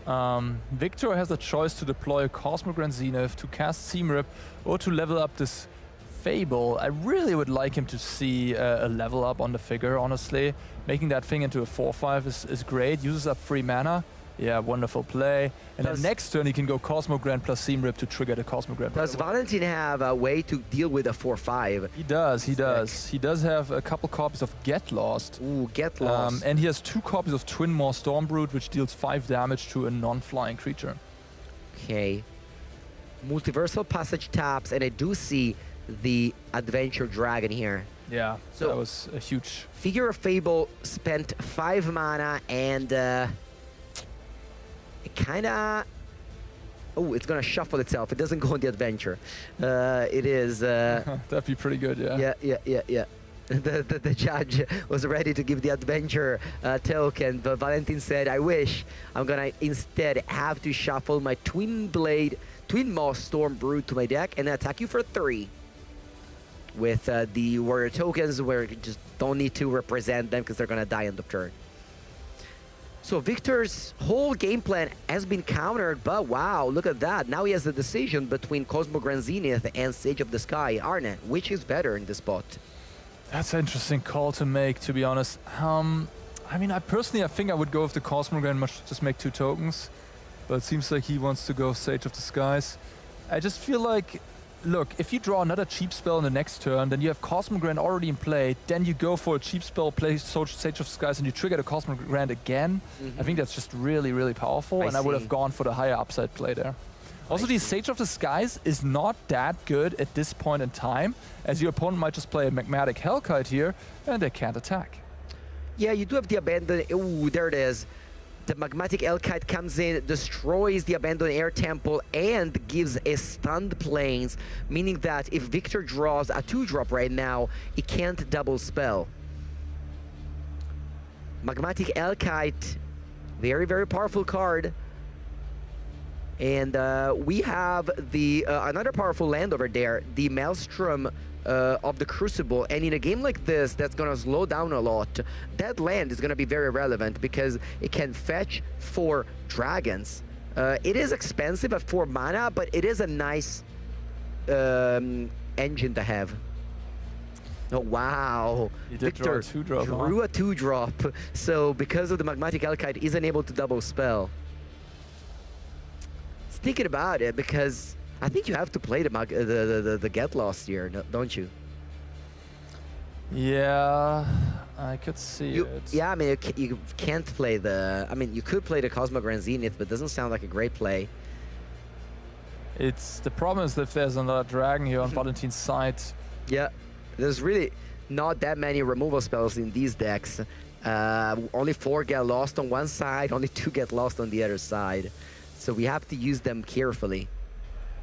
And there are some dragons that are extremely powerful in Valentin's deck if unchecked, such as the Dragonhawk, Fate's Talent, Tempest, that can just snowball the game if unchecked. Boros Dragons, a deck that won the South America RC just a few weeks ago, a deck that's probably, I want to say, underrated, right? It's not, we don't really, when we talk about the best decks, we always talk about blue-red, we talk about Izzet, but I don't know, don't talk too much about these color combination Boros Dragons. Yeah. The first time that we saw it on camera. It is quite good against some of the green decks. And then we see Nova Hellkite being picked up. But sorry, not being picked up, being played defensively. And yeah, Cosmogran Zenith is still in hand. I think there's a Voice of Victory drawn, so we can trigger the Cosmogran here. Yeah, very probably strong pump here. The team. We're going to be able to play Cosmogran Zenith and the Voice of Victory. But now, it's going to be very hard for Victor to deploy 2 spells unless he draws the Shepherd or the Pixie. Let's see what he decides to do. I think it's just counters, right? Yes. Putting counter on all your creatures. Of course, the Voice of Victory does not get a counter because it's on the stack when this ability resolves. And yeah, this Abandoned Air Temple is everything here. If that would just be a Plains, we would see the game developing in a way where Valentin presumably would take over with the big flyers. But Victor is actually going to produce a gigantic flying army over the course of the next few turns, and it's just going to trump. Like, these big lifelink flyers are just going to trump whatever Valentin is able to do, presumably. Yeah. Oh, that is a good one, though. That is the most powerful dragon in Valentin's deck. I believe it's called Dragonhawk Fate's Tempest. Yes. Leaves it on top, and then is going to probably play more dragons, because that's what the deck does. Let's see. I think I saw a Burst Line, but that one, I mean, he can use it right now to kill one of the flyers, and I think you kind of want to do that. Oh no, instead he just goes for another Hellkite, not choosing to kill the Sage. And we're gonna go. It grows out of range. We're gonna go defensively here and pass the turn once again. We have the damage output by the Dragonhawk next turn. That's gonna deal 3 damage, right? Well, the Dragonhawk deals 2 damage at the end step for every card that has been exiled and not used that turn. Wow, so that's 6 damage. Yeah, he's really setting up for that. But, you know, I mean, Victor's at 21, and there's a lot of lifelinking power. Yeah, Victor is asking to his opponent, please, can I read the card that's on top of your deck? Maybe, yeah, this is a nice gesture by Valentin to just hand him over the card from the top of the deck, which, of course, is a public information because of the map. Tokens that was cracked last turn. And now Victor can use the Abandoned Air Temple, turn the Sage of the Skies into a 4/5 flyer, but he can't attack into those big Noble Kite. This seems like, I don't want to say it seems like a limited game, because obviously the power level is super high, but these decks aren't, I don't know, flowing cheap spells. They just are casting expensive creatures, much, you know, just similarly to what a limited game would be. But wow, look at this. Victor attacks with everybody. Voice of Victory, a couple of tokens that supposed to be Warrior, but who cares? Cosmogran Zenith, a 3/4 flyer lifelink, and a Sage of the Sky. I was so set up for this game going long, but it's just over. This is the lethal attack. Oh wow, Valentin I was not. Valentin's already at 10. Wait, and this is a lethal attack. We have 6. Yeah. Plus 4 damage coming. Arne, we totally missed that. Valentin was at 10. Yes, he's already at 10 and he's just dead. This is over. That is crazy. I didn't. Yeah, the abandoned air temple just takes the game once again for the mono white Momo deck, showing the power of being monocolor. So you can play 4 copies of that super powerful land. Yeah, that is over. We were focused so much on the Dragons deck doing their value card, and we just missed lethal on board. All right.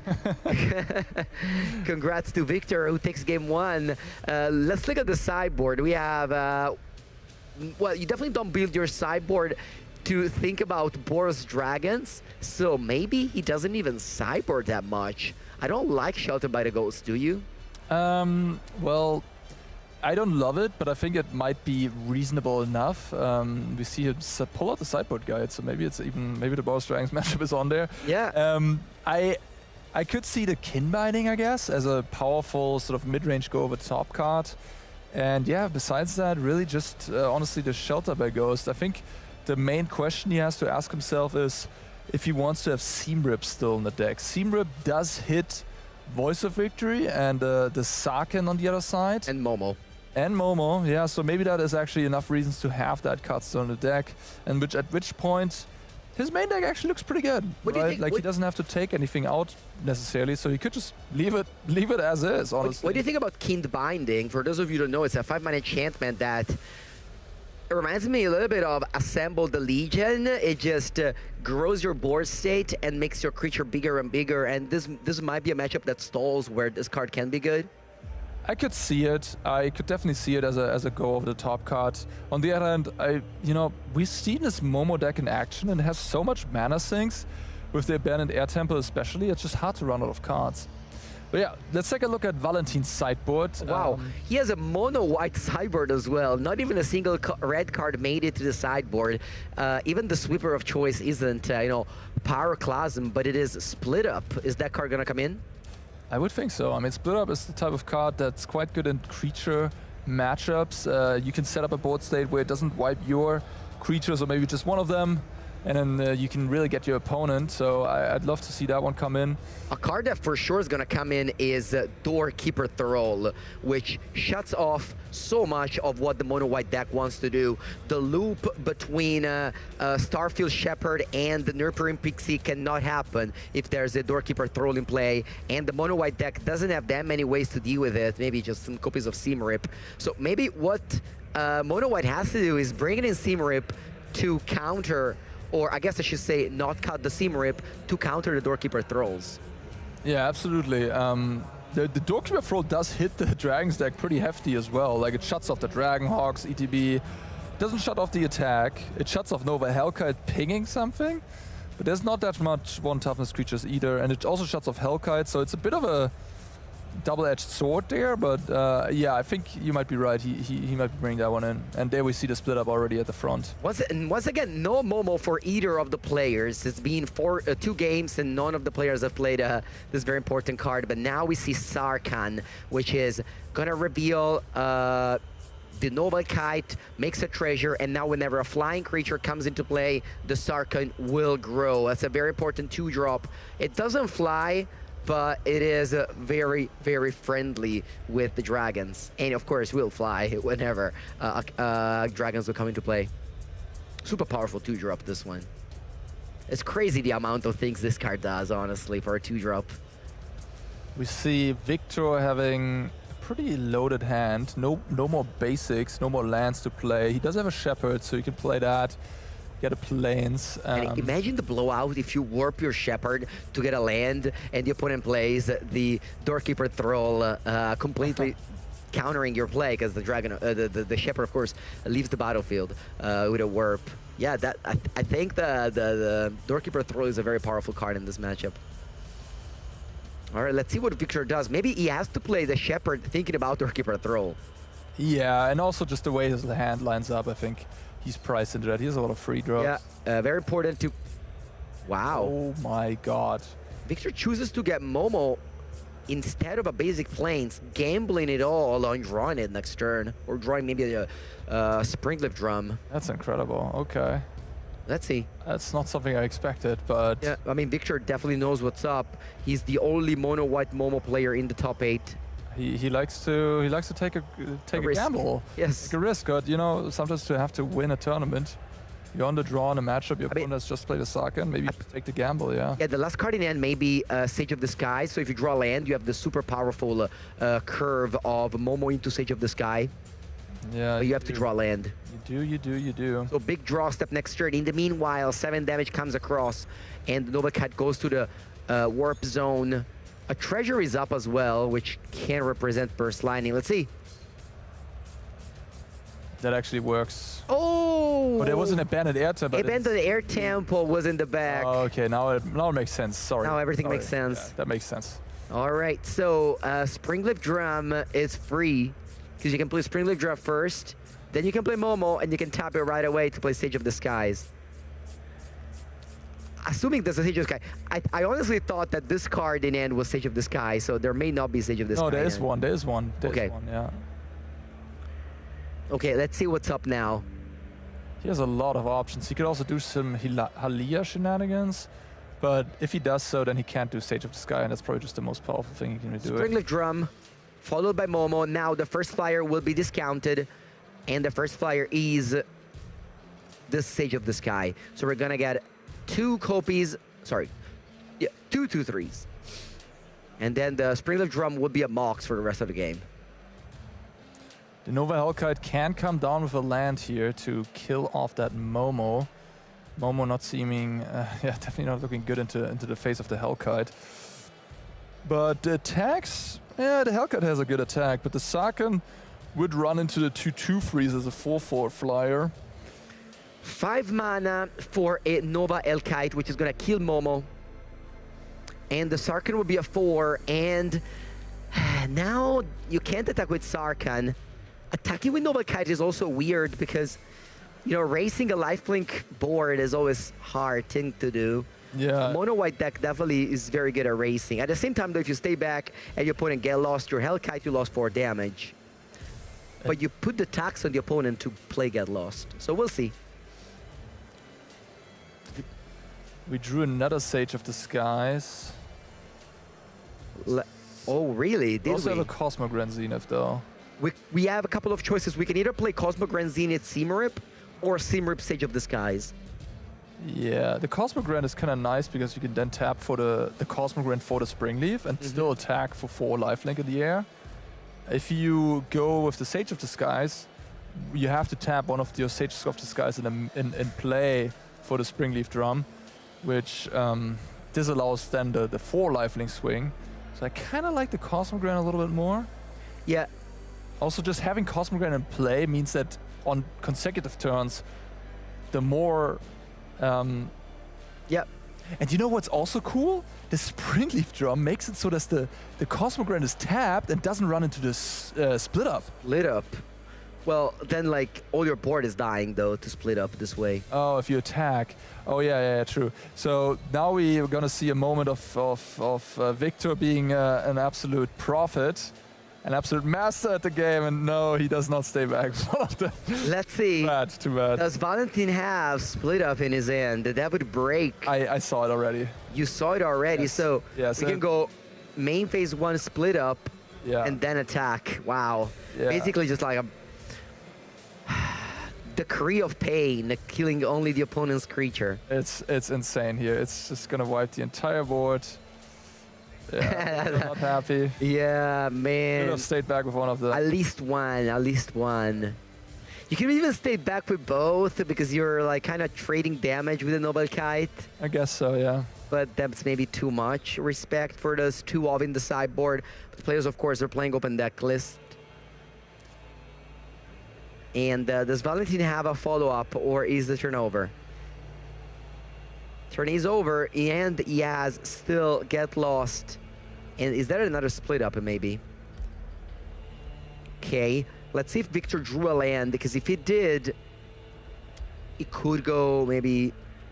Oh, he can go Figure of Fable into Sage of the Sky. Still not that bad.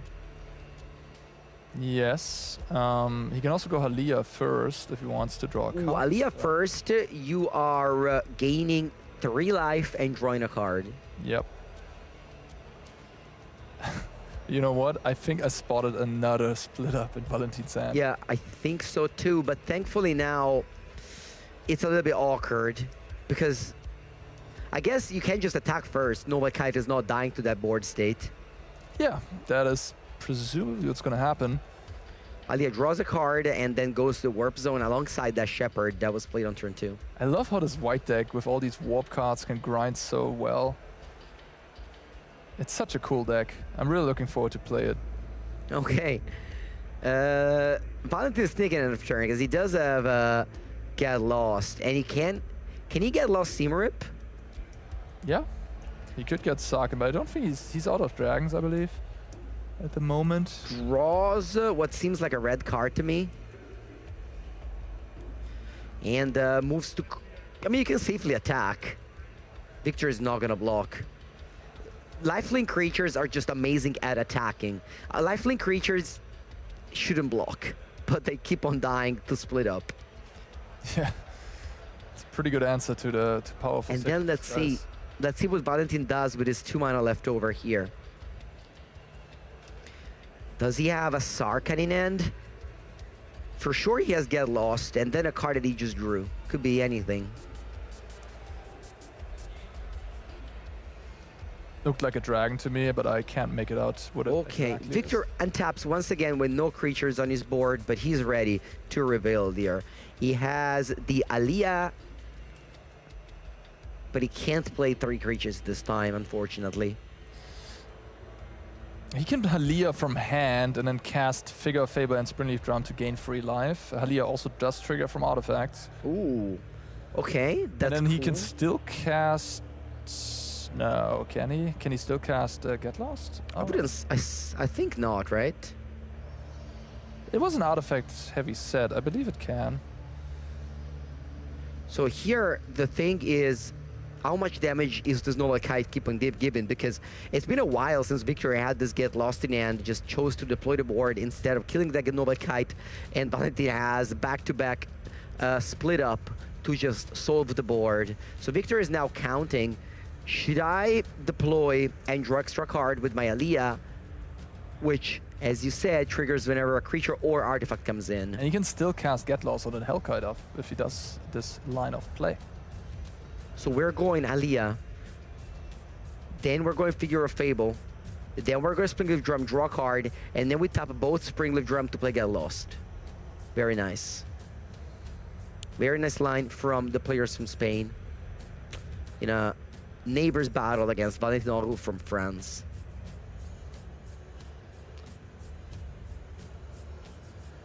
Springleaf Drum has been really, really good in this deck. Every time I saw it, it was always producing mana as a, you know, a Mox, basically. Love the sequencing, going with the drum first here. So if you would go with Fable first and then drum, the Fable could die, the Figure of Fable. Okay. So this is the good sequencing. And then now I would go to the end step. Yep, perfect. And before the end step, we might see a Get Lost from Valentin. And in that case, Victor can respond with a Get Lost. Yes. Why should Victor go to end phase? Yeah, just why not? Why? No, I'm just asking you. If he just draws another card. No, yeah, but like, yeah. And then he just does it in the upkeep, you know? I see. Get Lost on the Seamrip. That is very interesting. We are in end phase before Victor draws a card with his Halia. So before the Sarkhan comes to the play, he should now cast the Get Lost so the Sarkhan doesn't get a 1/1 counter from... No, what am I saying? Nothing. Ignore me. Yeah. There's no 1% gaining. That's fine. Okay. 2 maps. Oh, no, never mind. Actually, if he kills the Hellkite first, there's no treasure to be made. So that was relevant. Oh, because Behold... Yeah, because there's no dragon play. Behold is also in play. Yes. I see. Yes. Yeah, you were right. You had an inch. Yeah, yeah. And forgot. Yeah, Behold is either in hand or in play. It probably wouldn't change anything because Valentin, I think, has a dragon in hand anyways. But does he? I think it's a red dragon. It's looked like a red creature, and I don't think there's any other. But yeah, I guess we can wait on the get lost now. So we have drawn a card. No. Yeah, we draw a card. 4 planes. Yeah. And now Valentin untaps. Valentin manages to never show us what he has in hand. Keeps it close to his heart. Very, very close game. It can be anyone's game. Even game 1 was. Yeah. Whoa, and there it is. The very, very powerful dragon that didn't get to shine in the previous game because Valentin died before it could come into play. Dragon Hawk, Fate Tempest. Now, when it enters or attacks, Valentin will reveal the top 2 cards of his deck because Sarkhan isn't the dragon. Yeah, so the Valentin and Victor now has a tough spot. He can kill the Dragon Hawk with a trigger on the stack to then just have 1 card be exiled. Or he can kill the Nova Hellkite to take less combat damage with the trigger of the Dragon Hawks on the stack. He does have Aliyah to gain a little bit of life, but the Sarkhan and the 4/5 are gonna do a lot here. Looks like he's just letting all the triggers resolve. Okay, so oh no, he's stopping the him. stack. Yeah, we're gonna get lost the Dragon Hawk, but that does mean that Nova Kite and the Sarkhan will send Victor down to... How much is that? Down to 8. We can also have the treasure still, so the map tokens can be cracked for more damage. Now, Sacred Foundry is revealed. You can either play that, or you can hold it there and deal 2 damage to Victor's face. Yeah. This reminds you of Chandra, Torch of Defiance. That gives you that ability to either play the top card of your deck or deal 2 damage, although Chandra couldn't play lands. Anyway, we're mapping onto the Sarkhan, and we find a Clarion Conqueror, which is pretty good right now. It stops the Springleaf Drums, the Figure of Fable, and the maps. It literally stops every null and permanent on Victor's side of the board, so we better keep it there. It also stops your treasure and your map, but obviously you can use them. And they were attacking for 4 here. Sorry, for 8. For 4 twice. Sending Victor to 7 and then end of turn to 5. Yeah. I think the MVPs of this game were those 2 copies of Split Up, to be honest. Like, that card just was absolutely incredible. Yeah, and there's no more copies of Split Up, at least. Yeah, and it's just a little too tough for Victor to fight through 2 of them. Okay, Starfield Shepherd. That can get a Pixie, which can get back Starfield Shepherd. That is value to be made. Remains to be seen if Victor has the time. I don't think he has the time. He can play a Aliyah and gain... actually, with the Aliyah... You can go Aliyah, Starfield Shepherd, and then... Pixie. Pixie, yeah. Or Momo. Will leave you into play with a 2/2 flyer. Gain you free life. That can jump the Noble Kite. Yeah, you go up to 8 from the Aliyah. You draw another card with the Aliyah. But honestly, that Clarion Conqueror on top of the deck from Valentin is so powerful, so back-breaking.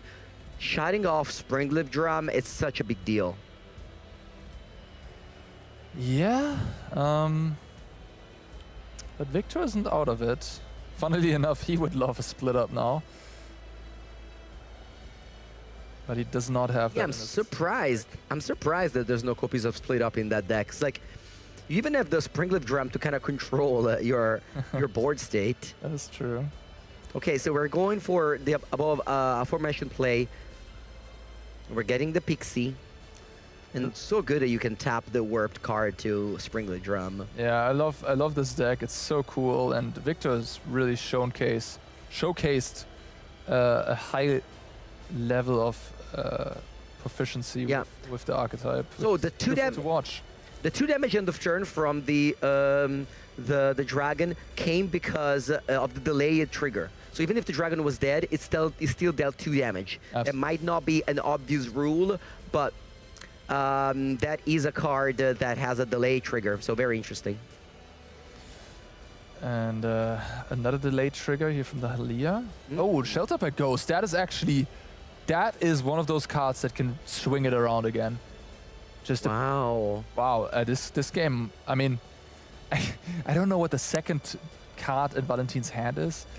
If that is a removal for the Nurture and Pixie, we're going to game 3 here. But the way he's been maybe thinking it through. It might not be. Yeah, because the Clear and Conqueror is a dragon and will fly the Sarkhan. Yes. Oh, it's another dragon. Wow. That is not lethal, but it's pretty good. Magmatic Elkite. Man, look at that Sarkhan. That's so powerful. Yeah, turning it to 5/5 already.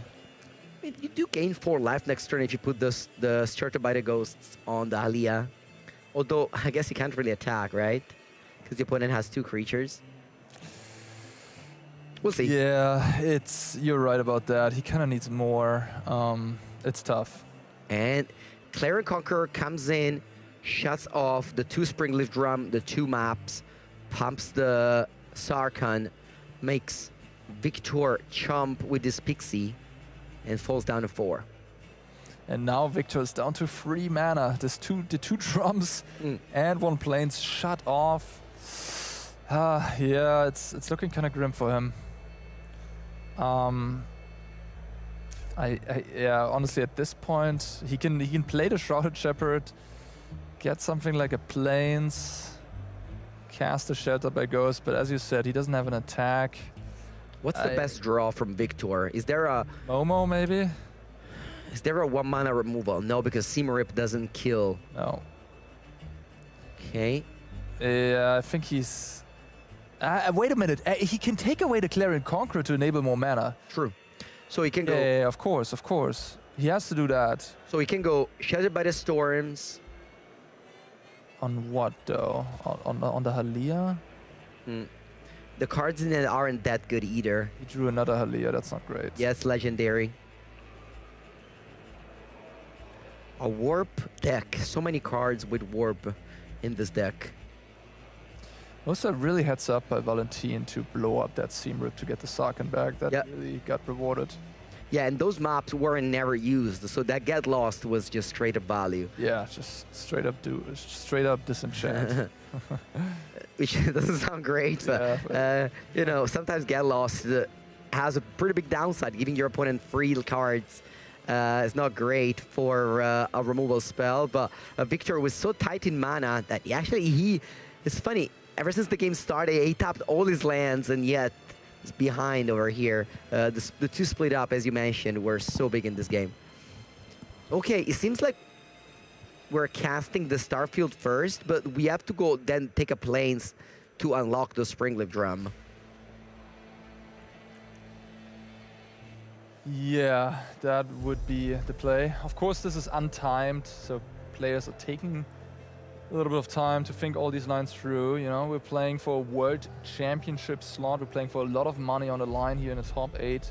2 World Championship slots, actually, for both the people that make the finals. Yeah, the players are already locked. The Pro Tour, they also already earning $5,000, but, you know, the more you win, the more you bank. Nurturing Pixie. No, we can't do that, Victor. That is not able to do, but neither of them. Wait, we're on a slight delay here. Yeah, the judges will stop us for sure. That's okay. All good, all good, all good. We have, I believe, 1 judge table as well as a lot of people watching. I'm sure, you know, a lot of eyes are on this match. So the players caught on. It's gonna be handled, no problems. Of course, they have to check the truck record, how many warnings the players have taken, because of you know, we're at the highest level of competition. This is competitive, or professional, I don't know, level rules. So it's okay, all good. So the Pixie should be in hand right now. Yeah, the Pixie should be in hand, but I assume... Oh, it's okay, it's already been clarified. Yeah, at this point, there's no coming back because... Yeah, I mean, either way, I think he was kind of... Yeah, no, this game should be over actually now. Actually, I mean, he could have survived another turn for I'm pretty sure. But yeah. Now because he played the Shepherd first, he's not going to survive another turn. Yeah, so he has 1 blocker. I guess that's enough. No, that's not enough. That's not enough. All right, spucking up. Okay, so the players are gonna go to game 3. It seems like it's basically like obviously it's not a mirror match, but in the grand scheme of archetypes in this format, this seems like a mirror match. The players develop their board state, they have some card advantage sitting in their permanents, but the two split up were the tiebreakers. The two split up were the reason why Valentin Oru from France was able to win this game number 2. And now the mono white player will definitely think about them going to game 3. Yeah, I think so. You know, if you haven't played this matchup before, if you haven't played against Split Up in a while, which is, you know, why would you? Doesn't see a lot of play, then having this experience of losing the game so hard against it will certainly make put Victor on notice against that card, and I'm sure he's going to play around it as best as he can in the future. Yeah, he did bring in a Shelter by Ghost, which we were, you know, unsure if he would. So it would have been all right there, I suppose. Why do you think Victor has 4 Clear and Conqueror in his sideboard? For what matchups are they? Oh, they're for the green matchups. They're really, really good against Badger Cup. Earthbended lands are completely shut off. The Clear and Conqueror is essentially like, land destruction against an Earthbended land, right? Because it's just a 1/1 at that point. It doesn't do anything else. It doesn't tap for mana anymore. So it's really excellent in those matchups.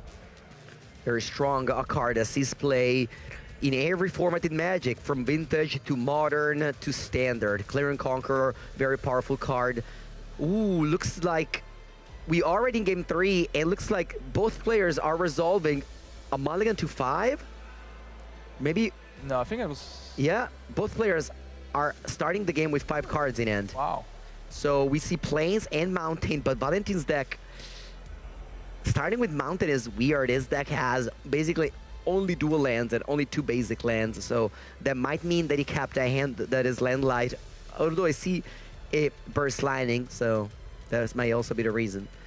Although Victor doesn't have that many 2-drops that die to Burst Lightning, does he? No. Victor thinking about his lines here. He has the Shrouded Shepherd, which he could slow roll to get a Pixie later on. I don't hate that play, to be honest. He's low on cards. He might just want to get greedy. Or like play it slow, not even greedy. But no, he decides to get the Pixie now? Because he can go Ayla, Pixie, Ayla, and draw a card. Oh, okay, okay. You're building your own, I don't know, yeah, 3 mana 2/2 draw a card. Gain 3 life.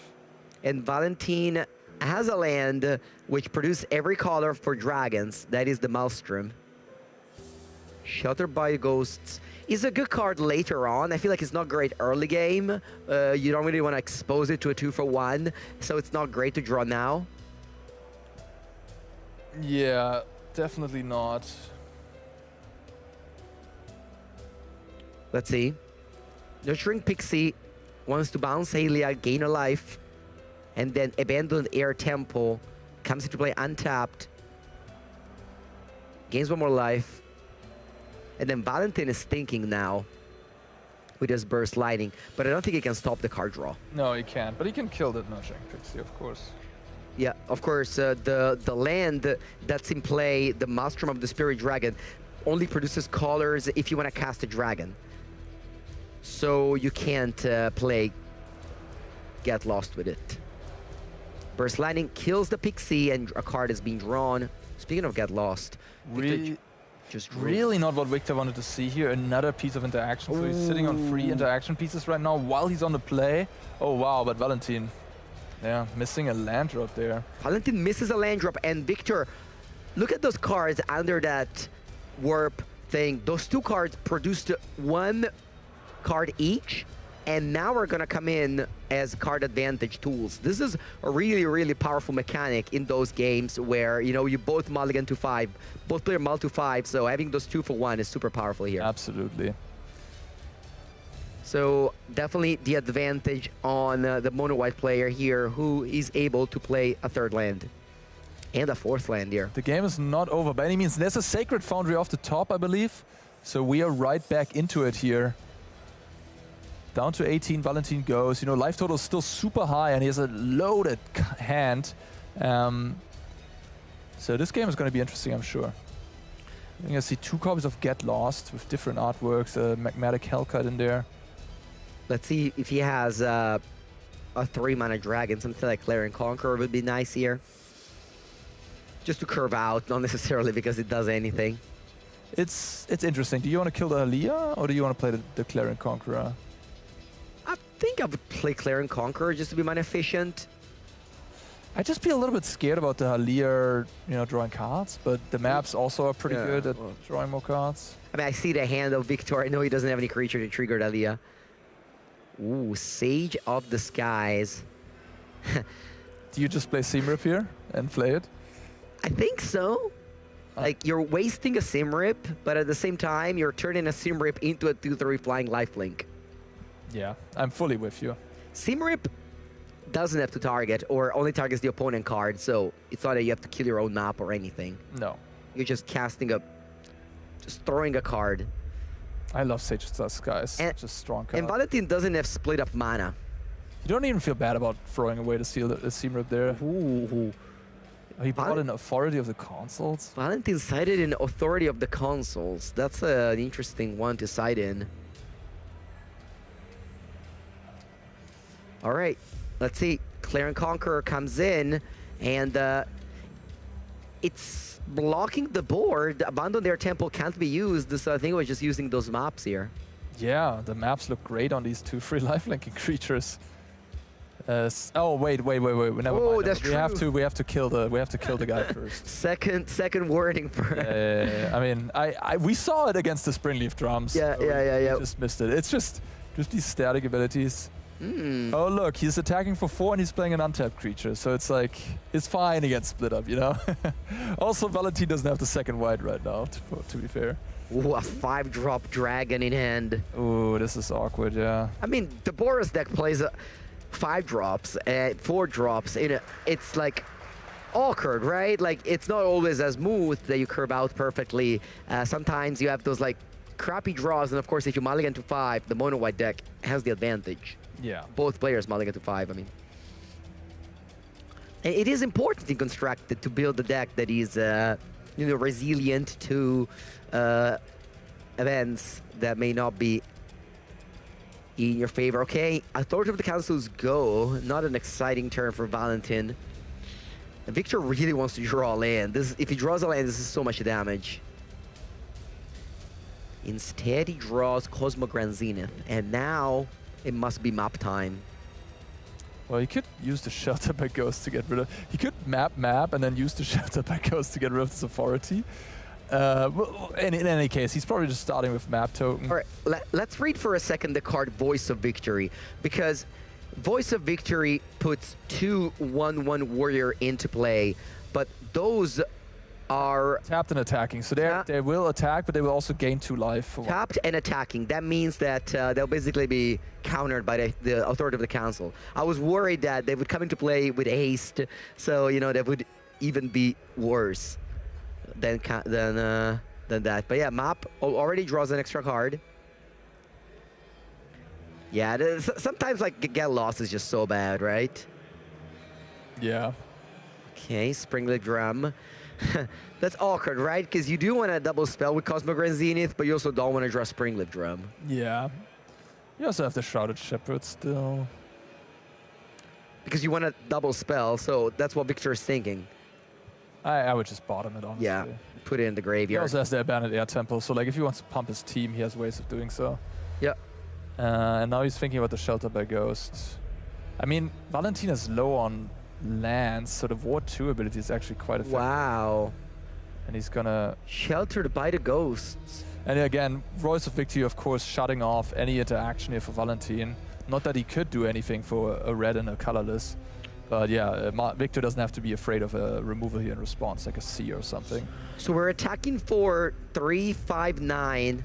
Valentin will go down to 5 at the end of this turn. Does he have any draws? Yeah, split up plus a land, but we know he doesn't have split up in hand. And Victor actually running full head into the split up yet again. Wow, I would assume that you would leave back the Voice there. Yeah. I mean... Maybe... He's just saying, hey, you gotta have both. Yeah. Yeah, let's see.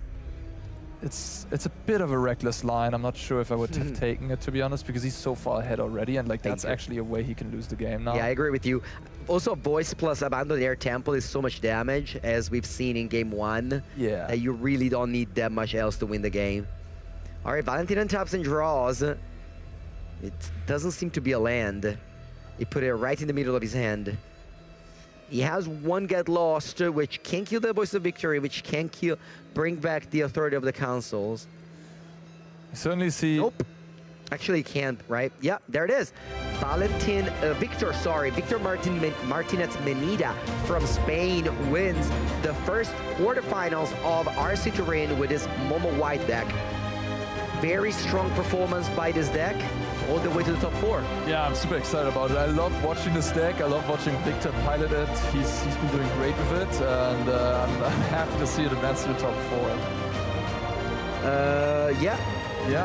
The players will be continuing. Victor will continue his journey to the trophy, to the World's Invite, whereas Valentin had a fantastic run that ends here. So congratulations to Valentin for the top 8, and best of luck to Victor on continuing the journey on this tournament. Now let's take a look at the rest of the bracket. For those who just joined, we just watched the first quarterfinals, and boom, we actually have the result of most of them.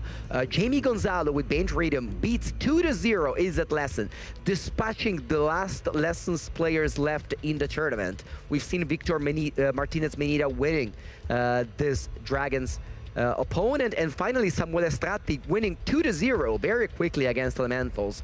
So that leaves us with one last player to watch. Andrea Fortunati versus Matthias Kaludzny. We have Bench Rhythm versus Izzet Elementals. Arne, shouldn't we have a clear favorite in this matchup? Yeah, it is certainly the Izzet Elementals deck. I actually remember walking by Andrea and Matthias playing in round 11, both at 10-0 against each other, and Andrea talking to Matthias and saying, yeah, this matchup's really rough for me.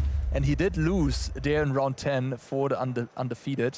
But now they're facing off against each other again, and we're going to jump into game 3 very soon to see if Andrea can actually turn the table here.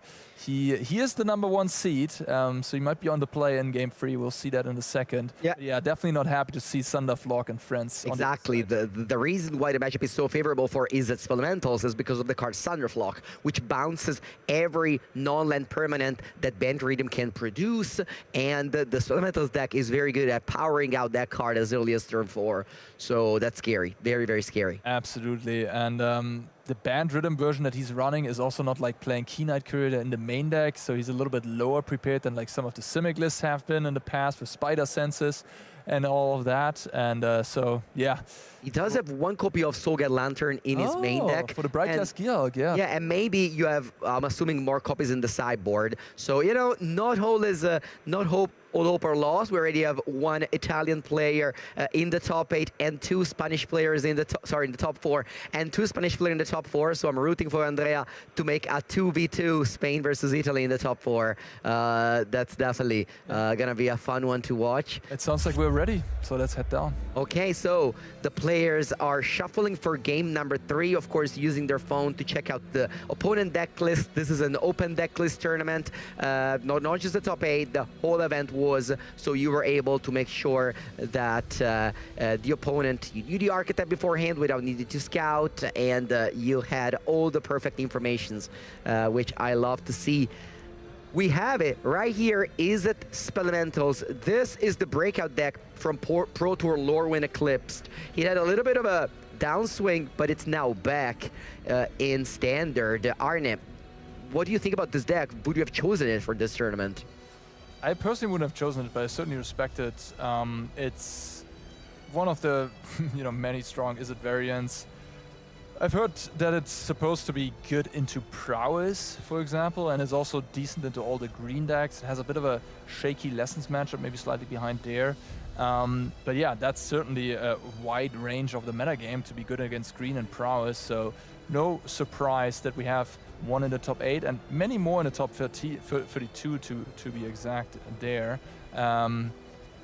Yeah, Matthias was the one hoping to be in on the tiebreaker, winning the tiebreaker scramble against. He did get in. He did get in as an 8th place, so definitely his hope were fortunati, as we say. That means lucky in Italian. So that's the Solar Lantern, the second card, very important in this matchup. Only 2 copies of is Urboroid, the card that used to be the pillar of the archetype before Lorwyn came in and kind of shook things a bit in Standard.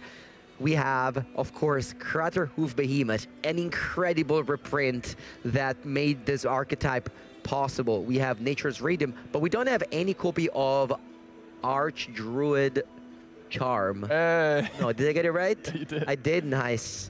I'm always so scared when I have to say that word because I can't. Anyway, Band Rhythm on the right. Izzet Spelementals on the left. We go to game 3. Spelementals is on the play. Both players kept 7, it seems.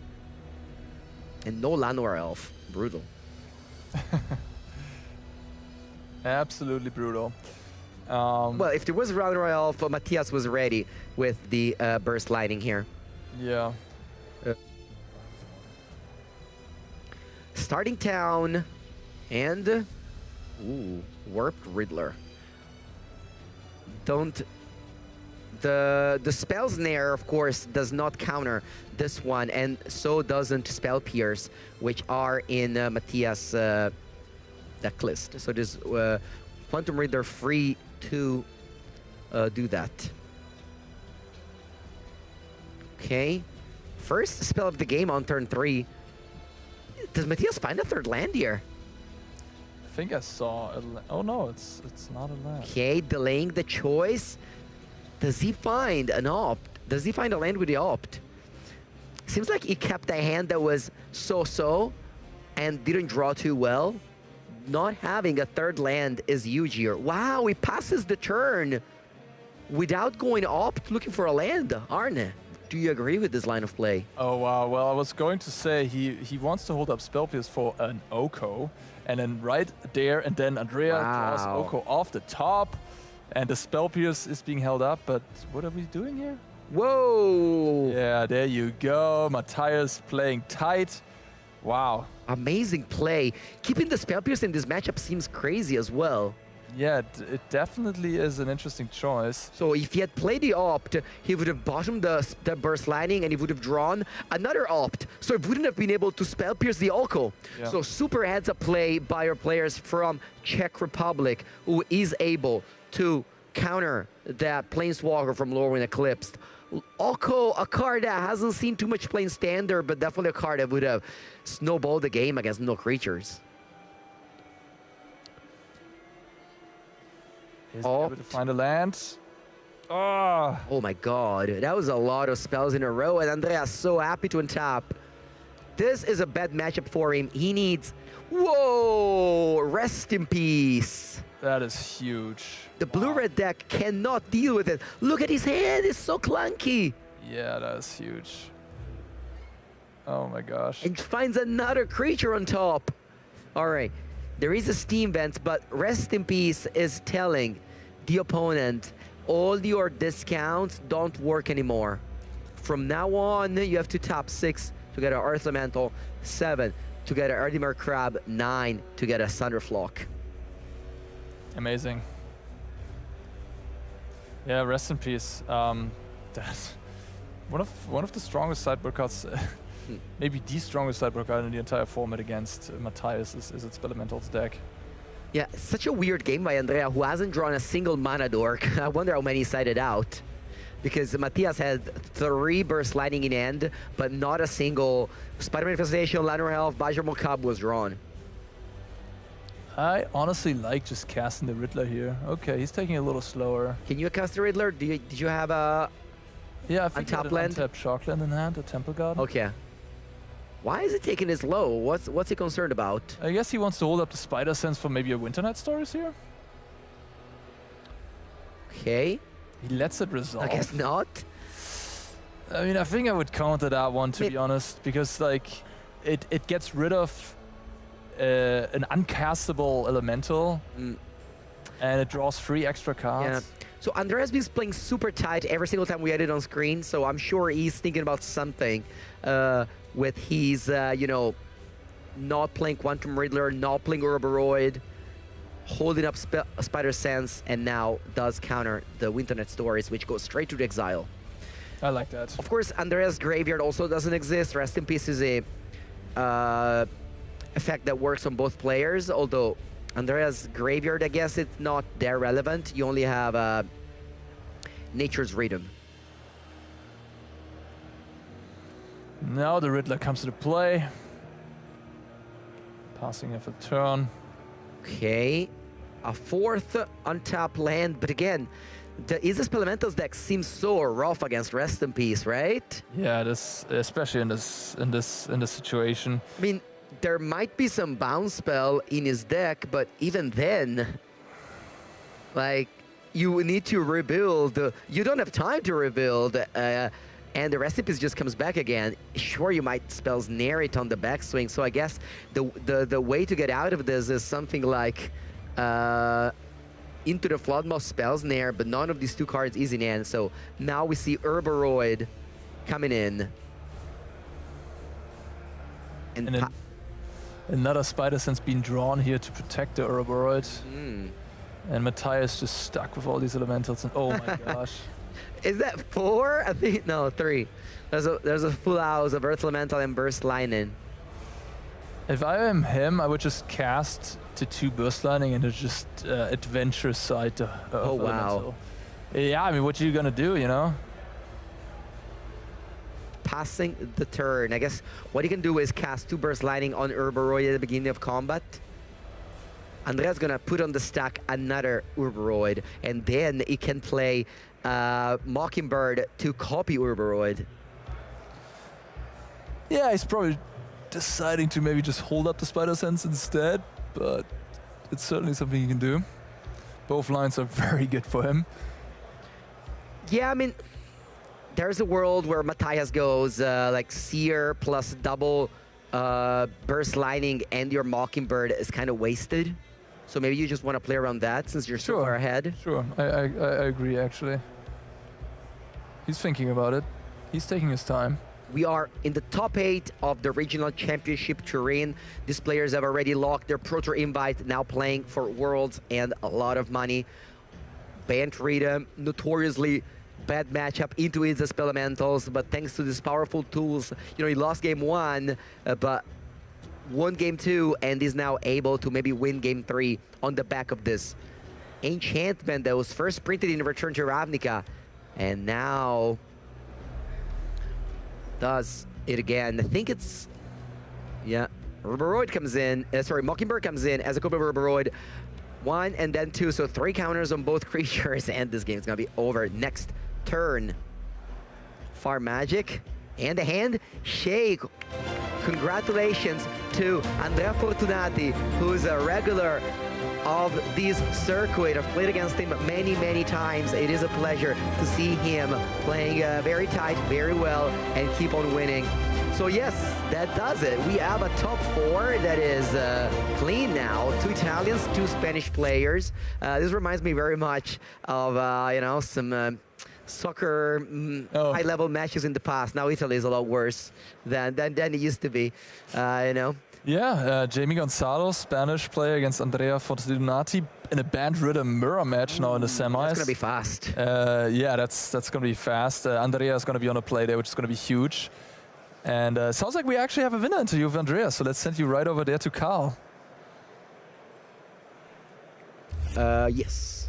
Andrea, my man, congratulations. Thank you. Before this game started, you didn't hear this, but I saw him sit down and say, I might as well go home. This matchup is so bad. Yeah, it is. And then you started on a multi-4, and I almost had a tear in my eyes. Like, oh no, he must be feeling miserable.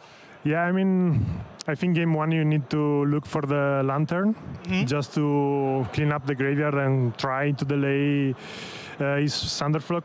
Yeah. So might as well, you know, or very fast hand. So might as well mulligan everything else. And so I did, but yeah, of course. You know what turns things around? Drawing back-to-back rest in pieces in game 2, and then game 3, rest in peace, Ouroboros. That was not a game, that was a stampede. Yeah, I mean, he stumbled on land, so that has helped a lot, because the turn I resolved rest in peace was a turn where he tapped out, looking for a land. So, you know, he played 3 spell snare and 2 pierces. I don't know, I saw he kept one in at least. So, yeah, that turn when he tapped out and I could rest in peace was... You were even very responsible, because there was a turn where you could just play Ouroboros, but you kept that counter magic, you didn't play it in, you didn't try to... What were you thinking there? I mean, the counter magic, I have only 2, and they are very good against Thunderflock, so to protect my board, or, you know, the Wrath effect like Fire Magic and stuff, but mainly they are very good for the Thunderflock trigger. So, you know, wasting one on Winter Night Stories wasn't my plan, but I believed in that spot was the correct move, so I did it. It was like an instinct. In your opponent's hand, you know they had to dig. So it was actually kind of the perfect case in that scenario. Yeah, so my thought process was that if they stumble on land, that, because of course they drew 3 just to find the land, I gain 1 more turn. Okay, so, and I could apply one or Riddler or a Euroboroid. So in the end, yeah. Yeah, and how are you feeling about potentially the mirror going forward? Do you think you have an edge? I don't know, man. It's the mirror is the mirror. Like game 1, it's like who goes faster. It's really a race. And he plays also different cards for me. Like Kinetic Curator in the mirror is good because you can exile the Rhythm. In the graveyard. Like there is some cards different from my version which are interesting, and also it's like let's see how it goes. I have mine, he has his, so let's see. Okay, let's follow the stretch points in the matchup. You'll be in the camera on a table next round, so we're gonna follow Andrea and we're gonna root for you. So far, I'm so happy you turned that matchup around. Like you were ready to go home. Yeah, a little bit of luck, you know. And we're ready to go to the semifinals.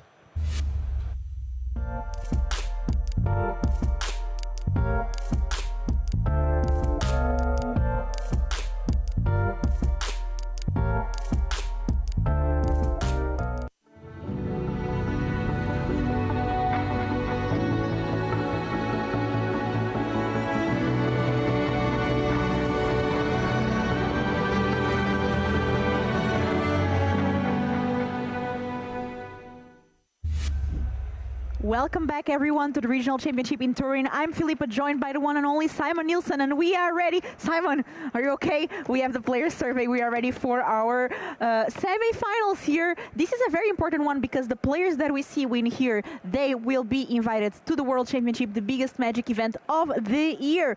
That is absolutely insane. But before we get started into the action, we have a little bit of a segment from our sponsor. See some cool codes that they are giving you away so you can get some nice discounts.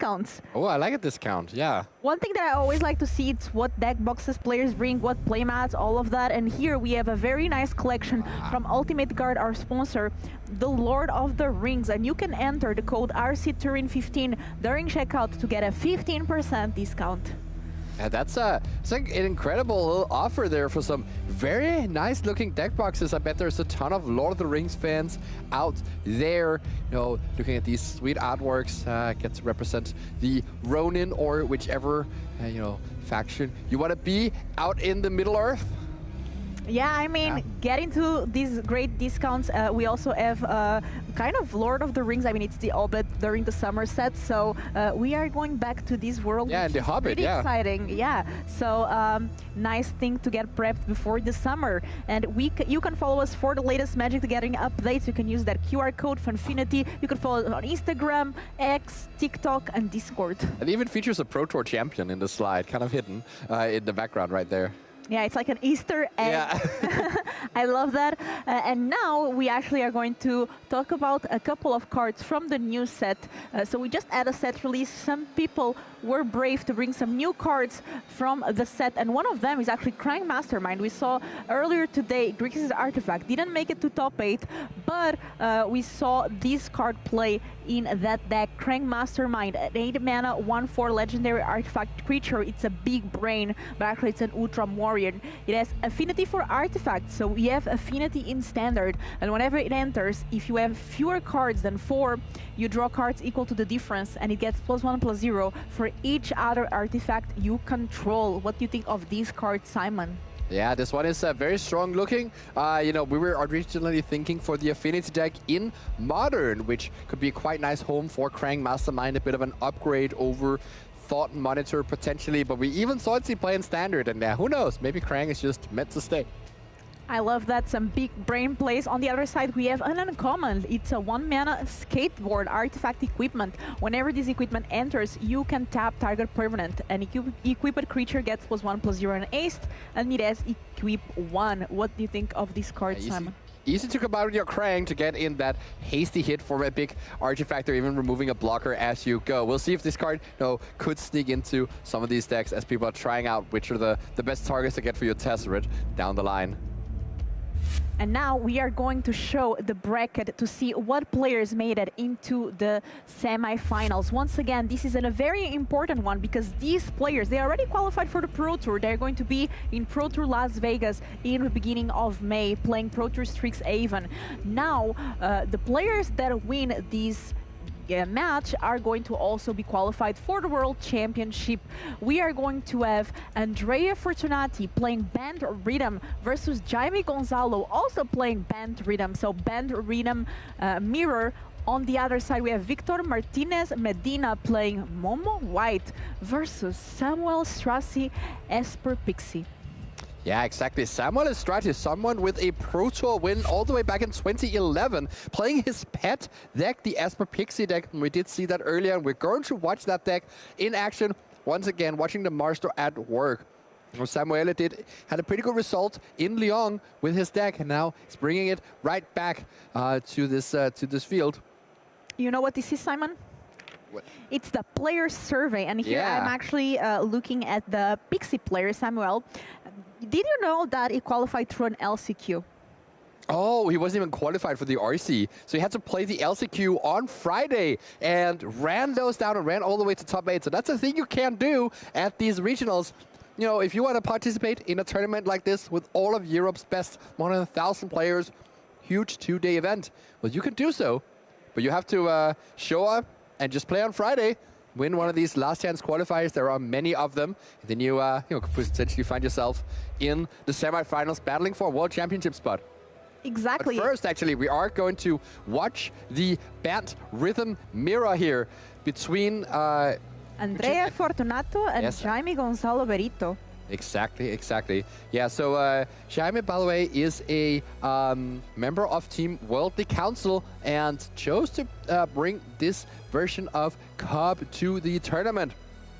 Now, there are, Simic Rhythm has been the more popular choice in the tournament. Actually, there were only 10 people in the room yesterday who playing this Band Rhythm deck, but that number is skyrocketing as there's a bunch of people, and so we already have 2 people in the top 4 with this deck. So it goes from less than 1% of the field to half the top 4. That's a massive conversion rate. Yeah, doing very well there. I'm kind of curious to see the main difference between the decks since it's a mirror, to see what differences we can see. So we have Andrea Fortunati here, deck list on the screen. Of course, key cards are Nature's Rhythm. We also have that Crater of Behemoth that we saw steal some games in previous rounds.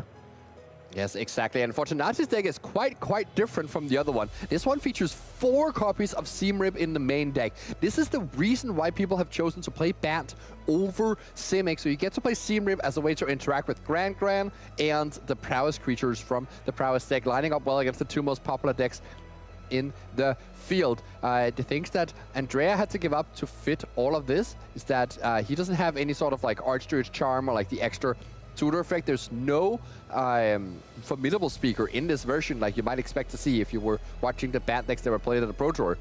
But instead, he does have a ton of different things he can get with that Bright Glass Gearhulk, including a main deck Soul Guide Lantern, which isn't quite going to be that important in the mirror. But these Seam Rips certainly could be a game breaker. Players gearing up here and getting ready for these semifinals. Once again, the player that wins this match will be invited to the World Championship, the biggest Magic event of the year, and I'm sure a dream for these players that already are qualified now to the next Pro Tour. Starting town to start things off. Andrea is on the play. Now on turn 2, playing another Starting Town and Spider Manifestation. This card can get really tricky, especially paired with 4 or more cost spells like Roboroid. But Seam Rip, the card that made Jaime play white here. Yeah, it takes care of it. And actually, Jaime could play his own Spider Manifestation instead, but decides that since he's on the draw, he's going to take a more measured role and try to answer Andrea's development before he develops his own things. This is generally how you want to position yourself in this matchup, as it can at times be quite play draw dependent, but also often what really matters is that the players combine mana generation with a big payoff, and the more draws you have towards that, the more likely you are to assemble it. So it is, the play draw thing only matters if both players manage to assemble the nut draws with Badger Mole Cup, and obviously then the player on the play will be the first one to get access to the Crater Hoof. That's not the type of game we seem to have here, as I call him Jamie, but I feel like it's not supposed to be pronounced like that because it's Jaime? a Spanish name. I would say Jaime, but I'm not I would say sure. Jaime if... Jaime, maybe. Jaime, yeah. Jaime. Yeah. Somebody in the chat can tell us who is closer to pronounce it. I will say maybe Jaime or Jaime. In Portuguese, it would be Jaime, so a bit different. Yeah, exactly. There's still some difference between the Spanish and the Portuguese language in that way. As we now see the Spider Manifestation come down. This must have been a multi 5 from Jaime. That is something that you have to do in these mirror matches as well, mulliganing aggressively towards something. But Andrea here with this insane turn 3 Badger Mole Cup into Mockingbird, copying the Badger Mole, so now has access to 8 mana on this turn. Let's see if there is a payoff for all that mana. There is indeed a Nature's Rhythm. This one, you can't quite get access to a Crater Hoof Behemoth on this turn. You're pretty close. You're like 2 mana short of being able to do that. Through getting another Badger Mole first and then getting Crater Hoof. So yeah, can't quite do it, but can instead go for an Orbroid play and just develop your position, or even go for a Bright Glass Gearhulk and clear away that Spider Manifestation, letting Gonzalo, I'm just going to call him Gonzalo now, not letting Gonzalo develop anything. It's Jaime, from Jaime. What the chat says, yes. So Jaime has actually a Riddler and 2 other green-white lands in hand, so cannot even cast the Riddler and has nothing going on. As this is going to be a tough situation for him to get out of here, as Andrea is now considering which things to get. Of course, these players aren't mind readers. They can't see what's in the opponent's hand, and Andrea has to imagine the worst-case scenario and see if he can still beat that. I heard Andrea Mengucci says that Fortunati actually means luck in Italian. So let's see here if the surname will bring some luck to Andrea, which is getting a great start here in these semifinals and trying to get one step closer to that invitation to the World Championship. Okay, tapping some mana here. This is actually producing quite a bit of mana thanks to that Badger Mole Cup. Yeah, so the way you can do this here is that you can tap one of these starting towns for white, and then you end up floating that white mana as you play your Nature's Rhythm. You go get Gearhulk, and you can get 2 Seam Rips and clear away the Spider Manifestation and the other Seam Rip to get back your own Spider. Just making sure that you have a huge board going back to your turn, which should be enough to grab a Crater Hoof Behemoth with that Harmonize ability. Let's see here, that's exactly what happens. Andrea here floats a white mana, so taps these for 7, and spends only the 6 of them, so that there's a white left over. And goes for the Nature's Rhythm for 4. And Jaime can do nothing else but letting that pass. He has to watch this Bright Glass Gearhulk get 2 more things. Value. That is a Melt Stratus to solve, and that is Seam Rape, yeah, I guess you don't even need to get to Seam Rapes when you have the main deck Melt Striders. Yeah, Bright Glass Gear Oak being a great addition to this deck and really allowing here Andrea to not only being able to develop the board, but stop anything that Jaime tries to do on the other side. Yes, exactly. This is the brutalism of being not just on the play, but especially being the one with the Cubs. That's actually the real determinant maker here, because that means that Andrea has so much stuff going on and gets to spend his cards interacting with the opponent. Now using the Melstriders Resolve to make that Mockingbird fight the Spider Manifestation and gets to even attack for 4 here before passing the turn right on back. And I don't believe there's anything Jaime can draw, but he's still going to try, and that is a packing it up for game 1 here. These games are blisteringly fast, as both of these decks are quite powerful, ramping out stuff early and often. Let's read some more things about our player profile while our players are shuffling up. So here, Andrea Fortunati, a player from Venice, Italy, and he qualified through the RCQ. So I know that Italy has a lot of RCQs, a very active community. Previous Magic accomplishments before this European Championship, Ithaca Invitational Champion. Oh, very nice. And it's Italia, I think. Ithaca. Oh. I think Ithaca is a store, right? Let us know in the chat. I've heard this name before. I think I've seen some players here actually with merch from this store, so I'm almost sure it's a store. Okay. People can correct us. Now we have sideboard here from Andrea Fortunati. What do you think it might bring against this mirror match? So the big card here is the one at the top, the one that's uncastable, Champion of the Weird. You can only access this card by searching it with Nature's Rhythm, but once it's in play, you get to Blight 2 to make the opponent Blight 2, and that way you get to clear up a board. So if you're ever in a position where you're about to lose, and getting a Bright Glass Gear Hulk doesn't save you, getting you an Overboard doesn't save you, well, Champion of the Weird just might save you. Outside of that, it's only like cosmetic changes, because he actually has all the 1-mana removal in his main deck. So he might not even board very much in this matchup, as he's kind of pre-boarded. Players here making a decision. Now we see Jaime Gonzalo sideboard here. Yeah, and a lot of interesting cards here. Yeah, on his end, it does have the Seam Rib and 2 more Melstriders Resolve, so he's going to board in these removal spells to be able to match the ones from the opposing side. There's no Champion of the Weird on this side, and that could prove crucial. Instead, there is an Explosive Prodigy, which is a nice card to get. It, of course, is not the same effect. Generally, you can, have both Explosive Prodigy and Champion of the Weird in your sideboard. But what the Prodigy does, it's another thing that, it's hard to cast, but you do have some starting towns. You do have Gene Pollinator and Spider Manifestation. Mostly it's there to get with your Nature's Rhythm, and it lets you Nature Rhythm for 2 to destroy your opposing cub, rather than getting your own, but then being behind because they get to untap with their cub. And we have here now the full list from Jaime. And that card was actually really good in my limited, going with this vivid kind of synergy. Yeah, though the Explosive Prodigy is certainly no slouch here, as Jaime has to figure out how to sideboard here. You can board out the 2 Curators if you're so inclined, but it's not actually much many things that you really want to touch. And even the Curator has some text in the matchup. You could leave it a single one in case your opponent, does something like Andrea just did, where he, develops a ton and has the Nature's Rhythm in the graveyard. Well, sometimes Keynight Curator is the only thing that can save you from certain death. And Jaime is starting here with a Gene Pollinator. Gene Pollinator.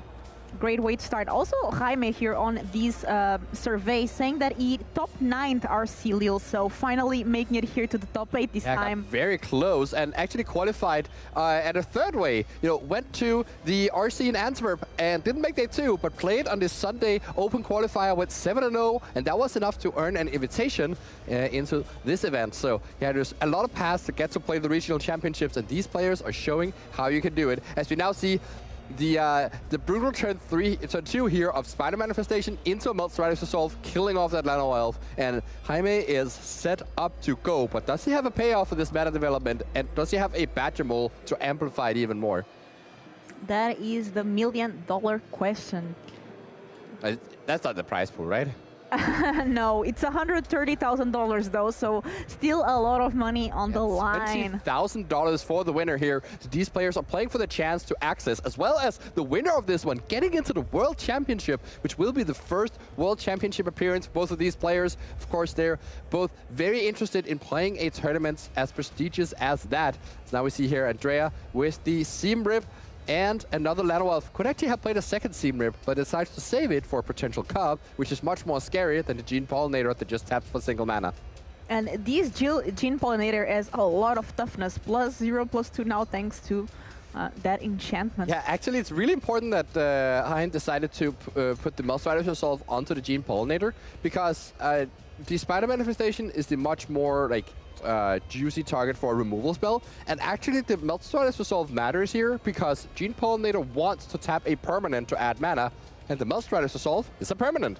You can probably see him just tap that, and it looks like it just produces mana, but actually what's happening is the Gene Pollinator is tapping, and then the Multiplier Resolve would normally stay on tap, but you then get to tap that to pay the cost and generate 1 mana. So essentially, you know, you build a Birds of Paradise here.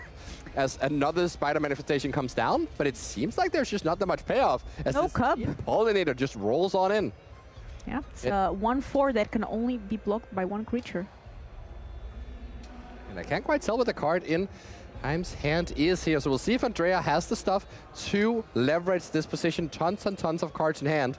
I see a white card in hand, a Nature's Rhythm as well, a Spider Manifestation, so there are things in Andrea's hand right now. Yeah, could just go Seam Rip on the Spider Manifestation, develop your own, and then potentially set up to go off next turn. I wonder if there's also a Cub hiding in that hand. It kind of looks like it. So there's a Multiversal Passage on top, but I cannot see that second card. Okay, so we have the Seam Rip there. I think it is a Badgermole Cub. But there's a lot of incentive in the mirror match to not play out your Cub if you're not doing anything special with it on this turn, because it would allow Jaime's what's it called, Badgermole Cubs, or sorry, the Mockingbirds to copy your Badgermole. So if you can sandbag your Badgermole until, just hold it in your hand until you're ready to actually use it, you don't let the Mockingbirds copy it, and you also don't expose it to a potential Seam Rip. Seam Rip here on Jaime's side, taking that Spider Manifestation. That card can start being very problematic. And another Seam Rip to take care of these Len Werewolves. And just a bunch of removal for both players. We see 4 Seam Rips on the board. Exactly. Everything has been cleared off here as both players have very removal-heavy draws. There's 3 removal spells for Jaime and 2 for Andrea. You know, it kind of adds up all of that removal. But what's left in Andrea's hand is still a Badgermole Cub and still a Nature's Rhythm. It's not going to be super powerful and explosive unless he draws another mana source here. But it could potentially let you get your Badgermole right now, and you can maybe just Nature's Rhythm for a Lano or Elf, letting you get an Orbroid next turn. Yeah, let's see here what is the Andrea's play. Andrea that knows that Jaime has no cards left in hand, so 4 mana available, 1 Badgermole Cub in hand, and 1 Nature's Rhythm. The other line here is just rhythming right now for 2 and getting a Cub. Then next turn you can play your second Cub and also still get an Orbroid. So yeah, this is just a way better version of the same line that I just described, as you make better use of your Rhythm.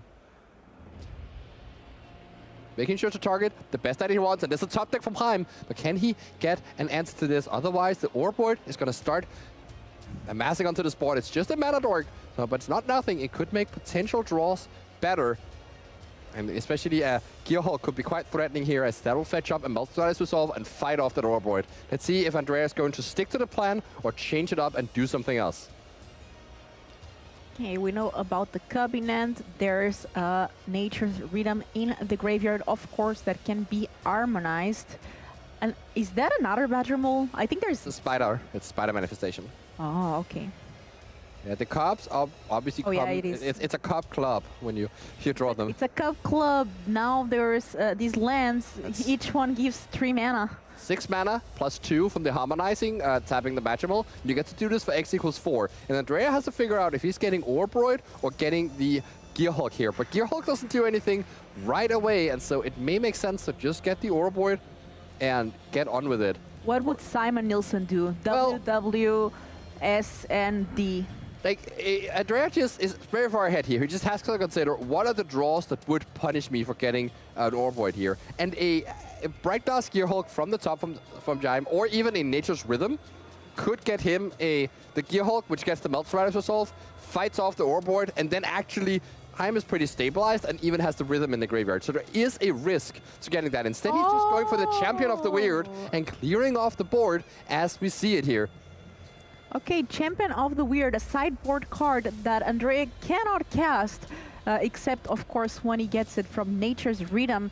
And that card is a Goblin that says, pay 1 life, Blight 2. Target opponent blights 2 as well. Activate only as a sorcery.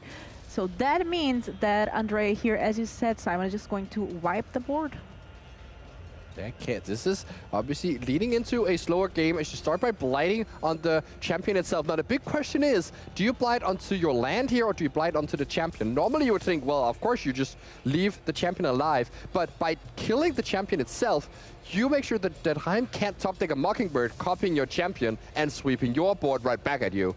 So it's something pretty important to make sure that your champion dies in the mirror. Because now he gets to unset. There's a blank drawn from Jaime, and Andrea can continue his turn. Now has 6 power in play and just goes for the beatdown route. This is not a flashy win. This is nothing special, but he's just, you know, surgically removing all of Jaime's gameplay pieces. And there is a magical card, or that is the Mockingbird actually drawn from Jaime, which could have, you know, proven to be some issue in this situation.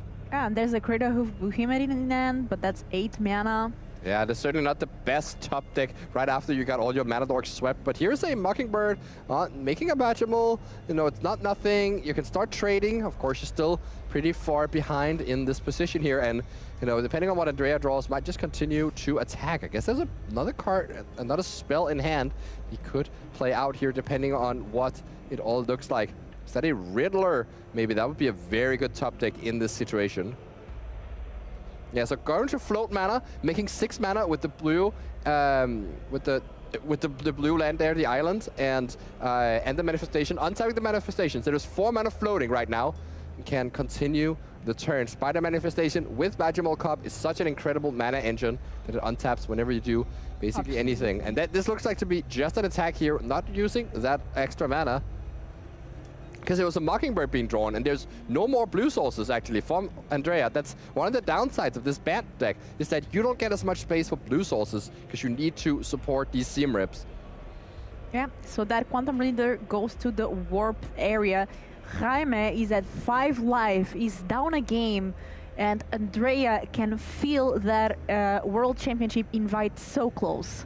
It certainly is very, very close for him here, but the Nature's Rhythm here, you can get something for 3, but it's not quite enough to really stabilize in this situation. So what are you getting? You're at 5 life and you're facing down a bunch of attackers.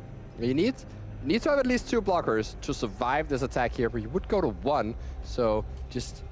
That Mockingbird is actually a Badger Mold Cup for the people who are joining in. You would have to tap the land to do so, so it doesn't actually add any damage right now, unless Andrea draws a blue source and gets to immediately you know, copy the Badger Mold Cup and send an extra hasty 1/1. So that's a relevant thing here. You can get the Explosive Prodigy, which will help stabilize a bit. Kill off that one of these cups and, you know, have an extra blocker. It's like not nothing. It does help keep you alive, but you are still in a very dire spot as soon as Andrea draws another blue source. Yeah, things are not looking very good here for Jaime. That is doing some mental math to see how to get away from this situation.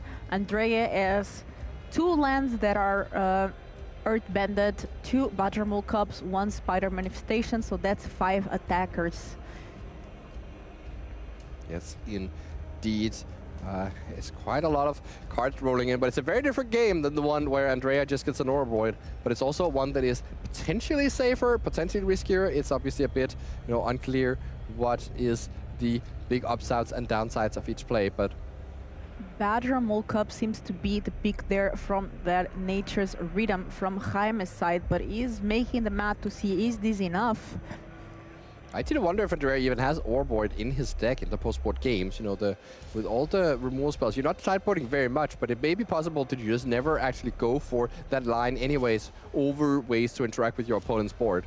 So I'm here is wondering, you can get the Badgermole. That is also extra blockers. It's very similar actually to just getting an Explosive Prodigy in a sense. But you do make it so that you get to have maybe more mana for the next turn here.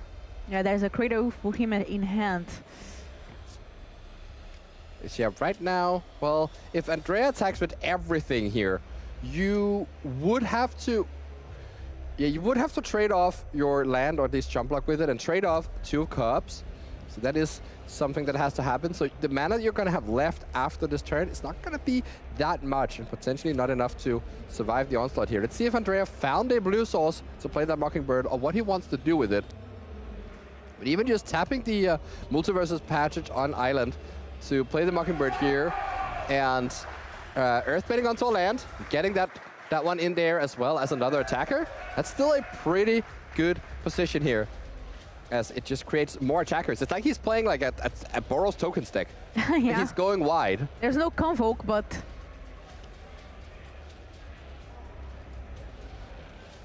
considering what to do here... Okay, so that's blue and then 2 green mana from the Cubs. Playing a Mockingbird. Mockingbird copying Badgermole Cub, going to Earthbend that land. So yeah. that's... Yeah, I definitely think he's just interested in going in there with everything, even though one of the Badgermoles can eat one of these lands. It's not that big of a deal because he's still getting in as much damage as possible and he's forcing time to block in ways where he doesn't have that much mana when he gets to untap. That's the big deal in the mirror. You want to, as much as possible, restrain your opponent's mana when they get to untap so that scary things cannot happen. So Jaime at 5 life needs to block here as 1 Earthbended land and 2 Badgermole Cubs. Yeah, can just decide to trade off 2 Cubs and trade off the Earthbend land. Just take 3 damage, go down to 2, but you're still facing that 2/2 flyer from that other Cub. You could also choose to eat both of the lands and chump block with your own Earthbend land. That way you take 4 and go down to 1. And you get to keep both of your Cubs, which means you have 5 mana when you get to untap. And that may be a better line. It also leaves you with a flyer that can actually block that Cub. So yeah, I guess there's a lot of merit for this specific line that Jaime is taking right here. Yeah. But you do go to 1 life, and you do leave your opponent with 5 attackers to your 3 blockers. So it's certainly not the easiest situation to get out of. And now Jaime will have 6 mana available. Oh, and there is that extra blue source, but it is tapped for the turn. There are one other issue with this deck is that because of Starting Towns and Botanical Sanctum, a lot of the blue sources are tapped.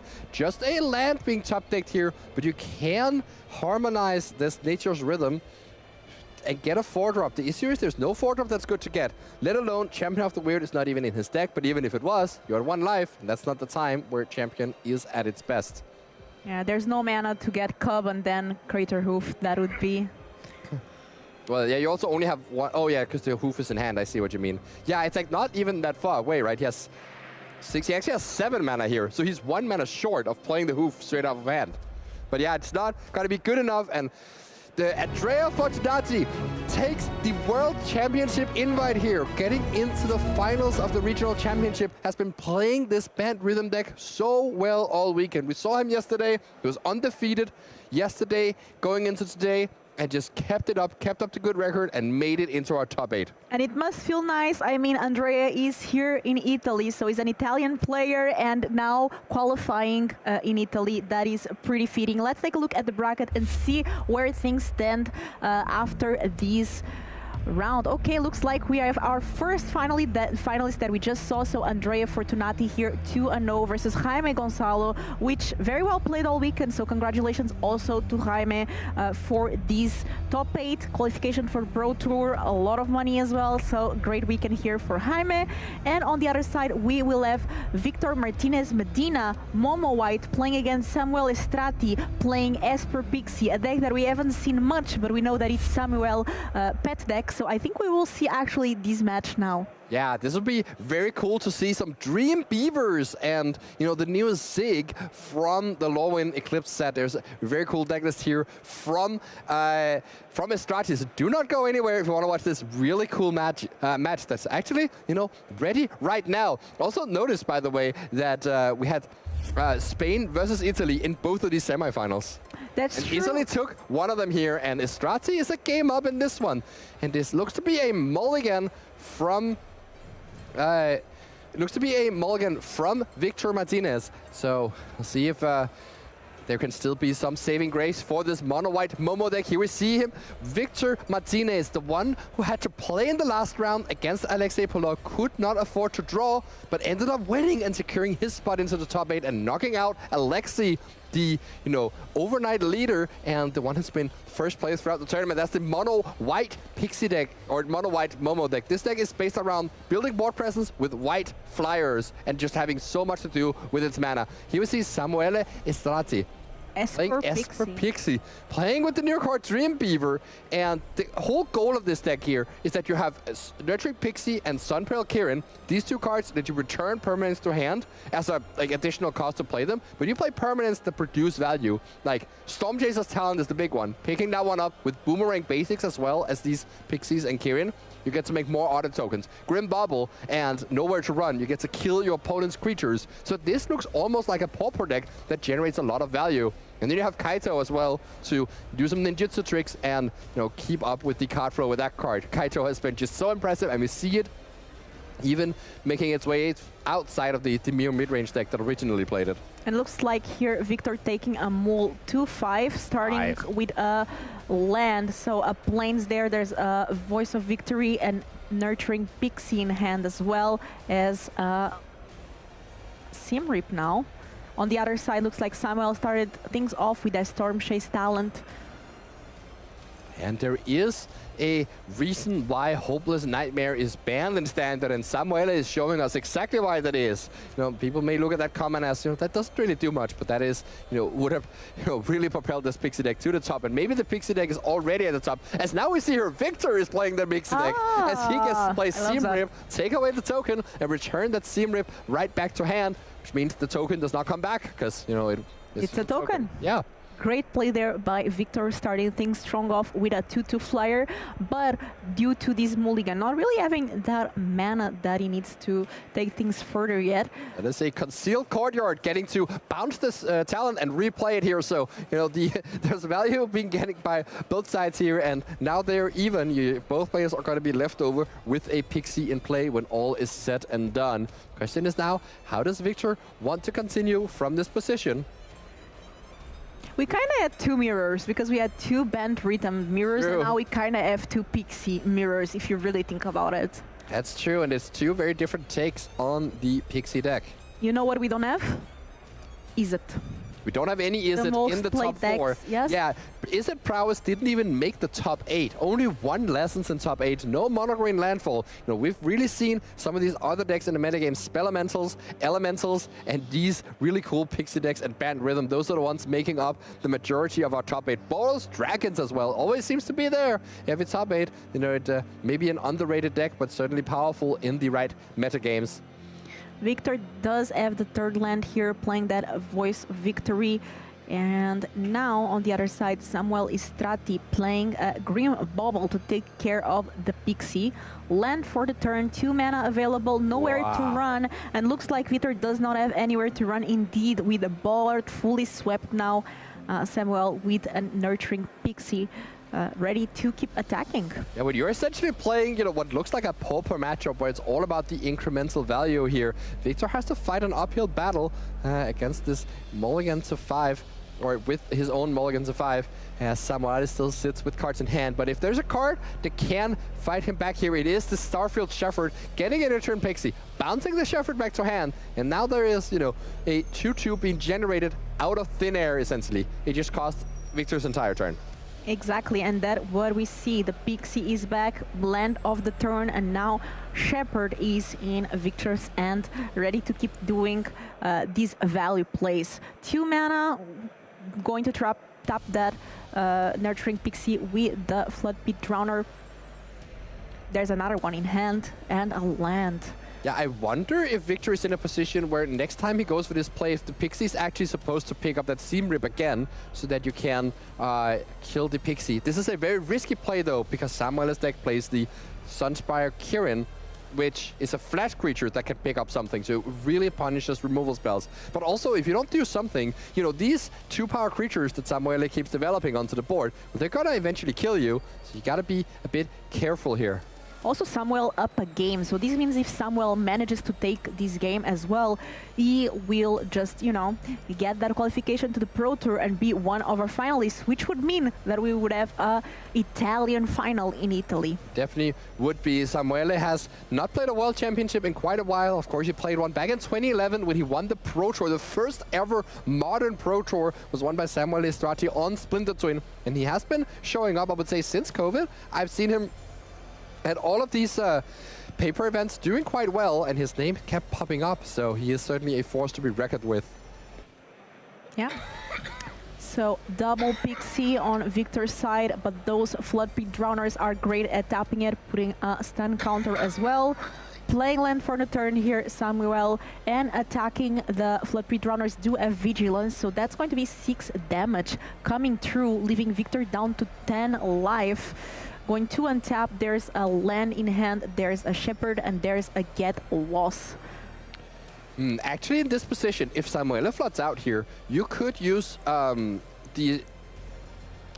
Shepherd to get a Figure of Fable and level it up to a 2/3, and that actually blocks. That everything is accounted for on blocks, right? The 2/3 is going to blank those Flood Pit Drowners. And then maybe that card could take you the victory. It's not very easy for Samuel's deck to deal with, and your life total is still high enough here at 10 life. So definitely don't count out Victor in this game, as he shows why this Starfield Shepherd card is so good in these grindy matchups, as it just keeps getting value. And looks like that's exactly what Victor is thinking, putting that Figure of Fable on the top and seeing what else does he have, just to make sure that that's the right pick there. And going for it, you know? Good strategy. That card does eventually become a 7/8 with protection from your opponent, and then there is nothing that Samuel can do. Yeah, I mean, Samuel would still be able to potentially go around it, or like, it's not like it just wins the game because it has protection from everything, but it certainly would be a big break for the matchup here. Samuel gets to Surveil 2 with this Grim Bauble and sees a Stormchaser's Talent, but wonders maybe that card is actually not good enough at this point. Might have to Surveil both of them into the graveyard here, looking for something better. We don't know what the last card in Strati's hand is here. Decides to keep the Talent on top, so he certainly has something to do, and that is indeed Get Lost. That is huge here, and that also means the Talent on top, you can play that and level it up and get back your Get Lost. You're drawing your removal spell in these Pixie decks. They don't play that many actual removal spells because, well, I mean, you'd rather play Nowhere to Run than you can pick up. But once you have enough things that you can pick up, so you reliably draw them, removal spells are very powerful because it makes the talents so much better. Yep, and we have here another attack for 6. Victor is at 10, so if he does not block, he will go down to 4 life. So there is an argument not to block here because you can use your Temple to make your things 3 toughness and potentially stabilize behind that. But I think right now you're probably gonna save your life total at least a little bit and trade off the Pixies. What is, oh, there is a Get Lost in Victor's hand as well. Of course, that makes map tokens here, and then you probably won't have to trade just yet, but might as well keep your life total high. You are the one with the Shepherd. You don't know what Samuele put on top here, but it is, of course, the banger in terms of that. Stormchaser's Talent rebuying the Get Lost, and now we're gonna see map tokens flying on both sides of the table. Absolutely. There's the top deck that is very important for Victor. What would be the best top deck here for him? I mean, honestly, a land would still be pretty good even, because he's going to play the Starfield Shepherd and search out something else, and then if he can use a map token on top of that, can make something into 3 toughness, force that Get Lost to be used, and then maybe stabilize behind the remnants here. So this is still, you know, up in the air. Samuel still needs to top deck something, but his deck has a lot of good draws from this position, as now we see the Starfield Shepherd come on down and do its thing. 3-2 flyer, it's going to get a 1 drop. That can be... Let's see if he's going for potentially a second copy of Figure of Fable. That may be the move here. Even though the first one got answered, you know there is an answer for the second one as well, but at least that forces out the Get Lost something. Or you can get the Momos. Might have big plans for that one with some flyers in hand. But this is certainly not counting Victor Martinez out. This Momo deck is really cool as well. I really like what this type of Magic we're seeing here. It looks like a completely different format than the banned Rhythm Mirror we just watched. And it was a land indeed that Victor drew, so playing that land, playing the Momo, and on the other side we have Get Lost on Samuel's hand. What is the other card? Oh, another Storm Chase's Talent. That's just even more Get Lost. But the issue is, of course, you have to spend your turn now playing that Get Lost, and then next turn you can get it out. So these map tokens are going to come in handy here for Samuele, building up some more size and some more pressure, and potentially setting up the top decks. There's an island, sure, it's useful. Free. Yeah, it's actually quite nice to draw lands here, because it might mean that you can, in the next turn, if you spend the Get Lost this turn, next turn you'll be able to level up a talent and play the Get Lost again immediately, providing a lot of pressure. Mapping again. Using the map once more on the Floodpitch Drowner. And it is a spell, and a really good one here. Nurturing Pixie. That is another removal spell, essentially, able to pick up that Nowhere to Run, or even produce another Otter. There's a lot of things that this Pixie can do, so definitely leave that one on top. And now you have a 3-2 attacker, which can be traded with quite easily. I wonder if Samuel is ever thinking about Get Losting his own thing, but no, probably not. You definitely want to make sure there's as few creatures as possible on the opposing side, as now this Otter gets to get in as a 2-2, and the Floodpitch Drowner is a 3-2 here. Yeah, with Vigilance and Samuel here going for attacks. So that's just Samuele. Oh, he's asking about cards in hand, and yeah, there's exactly none for Victor. Absolutely in top deck mode here. No cards, just dreams. No dreams, just cards. That's what my nights look like. A lot of maps though, so maybe a way to find the way. Yeah, you could actually just map on the Momo, and if there's a spell on top, outgrow it, turn it into a 5-5 flyer, which cannot die to that Nowhere to Run without combat being involved. So that's also going to be an interesting prospect on this. But of course, again, the Get Lost in the graveyard is so threatening for a play like that, because the talent can just level up and get back to Get Lost. I mean, the talent has a lot of ways that you can start just, you know, also then leveling it up again.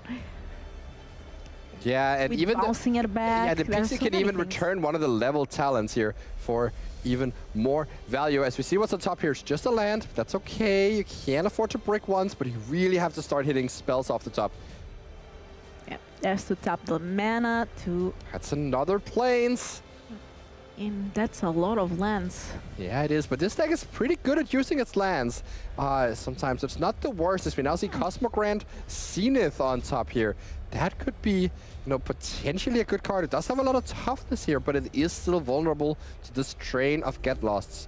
I wonder what the card Victor drew is. Something like a Halia would be perfect as a way to buff your life total and bait out those Get Losts.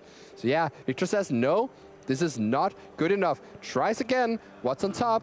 There we go. That's the Starfield Shepherd. This is the one that can generate, you know, much more cardboard. It's actually Victor just drew a land for turn even. So he is just completely flooded out in this position. And about to take almost lethal damage here. As the Pixie will come down, return the Nowhere to Run, kill off the Momo, and is that just enough? No, it's not quite enough, because the others attack for 4 each. There's no Get Lost in hand right now. But does get to kill off this, put Victor down to 1 life, and maybe even the Shepherd is not going to be enough to stabilize his chances for qualifying for a World Championship here. And Victor draws, trying to figure out what to do with this Shepherd. You can only get things that cost 1. There aren't many of those in this deck.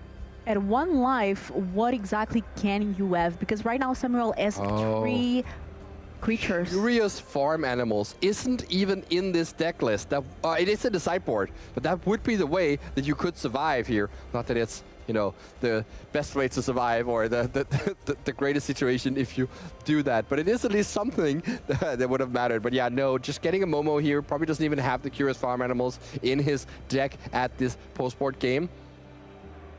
Yeah. All right, in the sideboard, and Samuele just levels up here, gets the get lost again, and really showcases the power of adding two more colors to your deck. Samuel Strauss.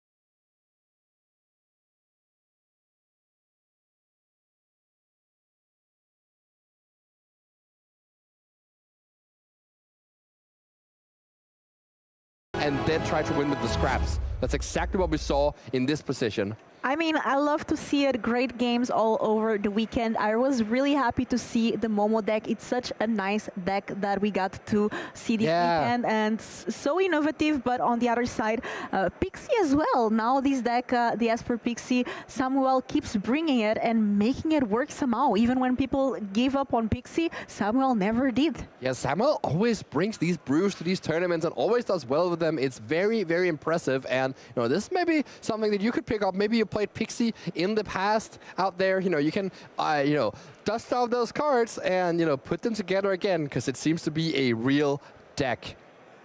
We do have a deck now, Simon, so let's take a look at that before we jump into the finals, which will start very soon. So our eBay Live deck, shout out to our sponsor eBay Live, is Javier Dominguez, Mono Green Landfall. So Javier came here to this event, played with this deck, and what do you think, Simon? We didn't see any Mono Green Landfall, right? I don't want to talk about this deck right now. I want to talk about eBay Live, our new sponsor. You know, this is a new thing, but I was actually seeing them as I walked around the hall. They were doing live streams and giveaways and stuff like this, and I bet the people watching this may not even know this. So this is what the eBay Live segment is for.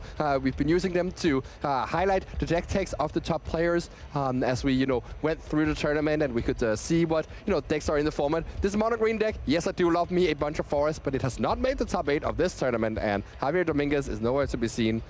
Yeah, actually it was on my Caster Fantasy draft, but unfortunately didn't make the team. So looks like not the weekend for him, but this is definitely one of the decks to beat right now in Standard. And shout out to our sponsor eBay Live and our deck decks that we had throughout the weekend. It's always nice to see them, see different decks, so people can also get inspired. Like, what do I want to play? Because some people, they don't want to play Esper Pixie, they don't want to play Band Rhythm, the decks that made it to our final, and they just want to try different things. But speaking of the finals, I've heard that the finals are almost ready, and I'm really excited to see who takes the crown. Now, before we go to the finals, I just want to congratulate our finalists, because they made it to the World Championship. Yes, they did indeed. Congrats to Andrea and Samuele for making the World Championship. That's going to happen in Atlanta at the end of the year. No, this is you know, compiling, you know, both the regional championship finalists from all over the world throughout the year, the Pro Tour top 8 performers, the finalists from Arena Championship, the Magic Online champions, and of course the best 30 Pro Tour performers throughout the year. This is going to be a World Championship full of world champions, and it's going to be something that these players can look forward to and brag to their families about, and their friends, and everyone who doesn't know Magic. They'll know what the World Championship is. And Samuela and Andrea, congrats to you for securing those invites. Well done, congratulations. And Simon, do you know what the best part of the weekend was for me?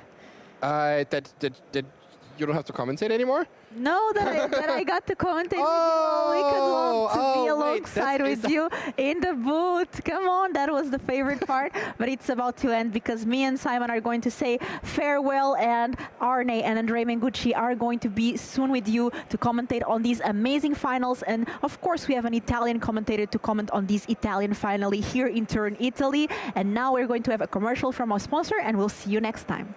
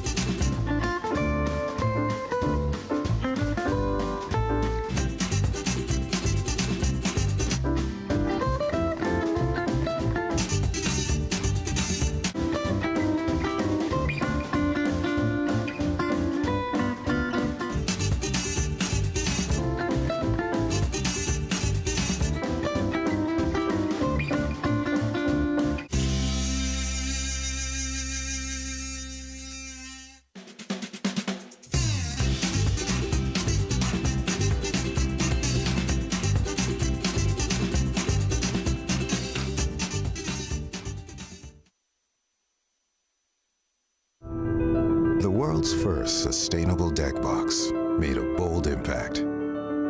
For us, it's more than only a simple box that holds your cards. We are proud to see how the series has established itself in the community worldwide. We know you've been waiting for this a long time, but all good things need time to grow. Finally, it's time to give your commander decks the space they deserve.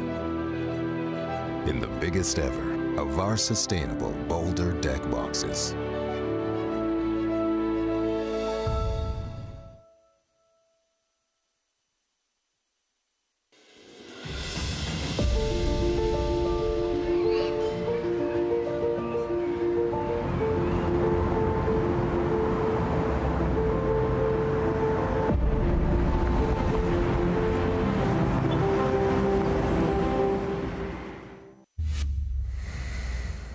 And welcome back to the Regional Championship Turin final. It is my pleasure to host you with my friend Arne Uschenbeth from Germany. We are in Italy, and we have two Italians in the final. Couldn't have been better for me. Look at that. Finale Italiana. Arne practiced some Italian before the beginning of this of this final. So Buongiorno. what do we have over there in the catering to eat? Oh, we had some very good spaghetti carbonara. You have to say it in Italian accent. Spaghetti carbonara, of course. And we are very much looking forward to Andrea Fortunati playing in Samuele Estratti. Congratulations. Both making the I can't quite do the Italian. I can do the Italian accent, but... Well, you say the surnames very well. I could never match the German surname as much as you do the Italians. Leibisch. Okay. Nicola Arschenbeth. Like 2 years to learn your surname. Anyway, we have a fantastic final. This is the Ultimate Guard sponsored event. Enter the code RCTurin15 during checkout to get a 15% discount on these products. On the left side, there's a Heroes in a Shelf for full-on protection. On the right side, from the sewers to the tabletop. There you got playmats, you got deck boxes. Those are the things you can get branded by the most recent Magic set, Ninja Turtles. And again, you get a 15% discount by using the code RCTurin15. Thank you, Ultimate Guard, for sponsoring the tickets alive for the next events of the Funfinity events. We have London, which is going to be standard constructed from the 8th to the 10th of May. That's happening. That's again standard constructed. And then Brussels, which instead is Team Trios Sealed. That is a format where you play alongside two friends of yours from the 24th of the 26th to July. And yeah, those tickets are follow those social media. You have Instagram, X, Discord, and TikTok. You can also follow in the meanwhile me and Arne. We are also all on these platforms. Last night before going to sleep, I saw Arne doing some TikTok dances over there with my Italian accent. Exactly. Doing but now we've done all of that and we're ready to cast the final. Again, two Italians on the right side. We have Samuele Estratti. Oh, no. First, let's take a look at the bracket. First in the Swiss, Andrea Fortunati on Band Rhythm beat first Matthias Kazunski and then Jamie Gonzalo to head to the finals. Whereas Samuele Estratti started from the bottom bracket but defeated George Barrett and Victor Martinez Medina to get to the finals. In the middle, we also have Alejandro Mora Romero and Valentin Oru taking part of this top 8. And yeah, that was an amazing top 8, 7 different archetypes, lots of country represented. The format is super open. The most popular deck is a Prowess, didn't even make it to the top 8. The second most popular deck is a Lesson, only one copy. And the third most popular deck, Mono Green Landfall, didn't make it to the top 8. This really shows that in Standard you can bring whatever, not whatever you want, but whatever you're comfortable with. Just like what Andrea Fortunati said in his player profile, Bajamo Cub, why did he choose his deck for the tournament? Because it was the one I was the most comfortable with, and that's a very important thing. And yes, we see it here, Band Rhythm, the deck that won the Spotlight Series in Lyon in the hands of Simon Nielsen, and then won the Regional Championship in Milwaukee in America. And can win once again the regional championship in Turin. Wow, yeah, you're right. I think it was Houston actually in the hands of Tristan Wild-LaRue. But yeah, it could take another trophy in a matter of 2 months. That is pretty impressive. And yeah, of course, Andrea Fortunati, it's been a pleasure to watch him in this tournament. And his list looks exciting. It looks strong. He has 4 copies of Seam Rip to play defensively very well. But yeah, let's take a look quickly at the Samuel Estrati deck list here. Esper Pixie, a deck that he already championed to a top 16 in Lyon, actually. Yeah. It now says he's in the top 8, stepping it up. In the survey says, why did you choose this deck for the weekend? It's my pet deck with a little heart. So it is definitely part of his heart. They tried to take away the heart, banning this time big enough and Plus Nightmare, but Estrati still makes it work. The only player in day 2 with that deck, the Pro Tour champion from Pro Tour Philadelphia 2011. One of the players I look up to when I started my Magic careers, you know, as a child. Estrati was already being one of the most important players in the tournament, so it's a pleasure that I'm here casting his games right now. The players are ready, and they can play a land and start. And Fortunati on the play with the best possible start. Absolutely. And this is live to the minute. We are not on any delays anymore. So yeah, down to the finals. So who is going to take that prize money, the trophy?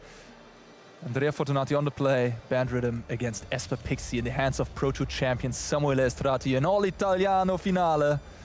And yeah, I'm excited. Are you excited, Mango? Very excited. Andrea drew a land and moved back a bit. I think he was missing a second land. I think you are right. I ain't seeing one there, but yep. That was a good draw. That was a very good draw. And he can play Nature's Rhythm, X = 1. Which card can he get with that card? Pretty much, well, Gene Pollinator or Lano Elf, but the one you usually get is the Lano Elf. And he did have the choice to cast the Badgermole Cup too, but yeah, Andrea showing his prowess with the deck. He is waiting with the Badgermole. He's producing less important mana dogs into play, waiting with the Badgermole Cup to then have a really explosive turn, playing it patiently. Definitely the school of Simon Nielsen there in terms of how to champion and how to play this Band Rhythm deck. And I mean, he is 14-2 in this tournament, 16 rounds of Magic, only losing 2 of them. So you better be sure he knows what he's doing. Yeah, and Fortunati showed us some skills with this deck. I still remember we covered his match yesterday against Lessons, where he played masterfully around Iroquentia with his Quantum Riddler, who then brought the win. So yeah, once again, if he chose to play Nature's Rhythm over Badgermole Cub and Llanowar Elves, I stand by his choice. Yeah, that's actually, wow, I didn't notice that he also had a Lano Elf. Yeah, that does surprise me, honestly, a little bit. I feel like I would have just played the Cup at the Lano Elf, but I'm sure he knows what he's doing. Nowhere to Run takes down 1 Badgermole Cub, but now I think he drew a second Badgermole Cub. So what he can do is play 1 Cub, Earthband that starting town, and play a second Cub.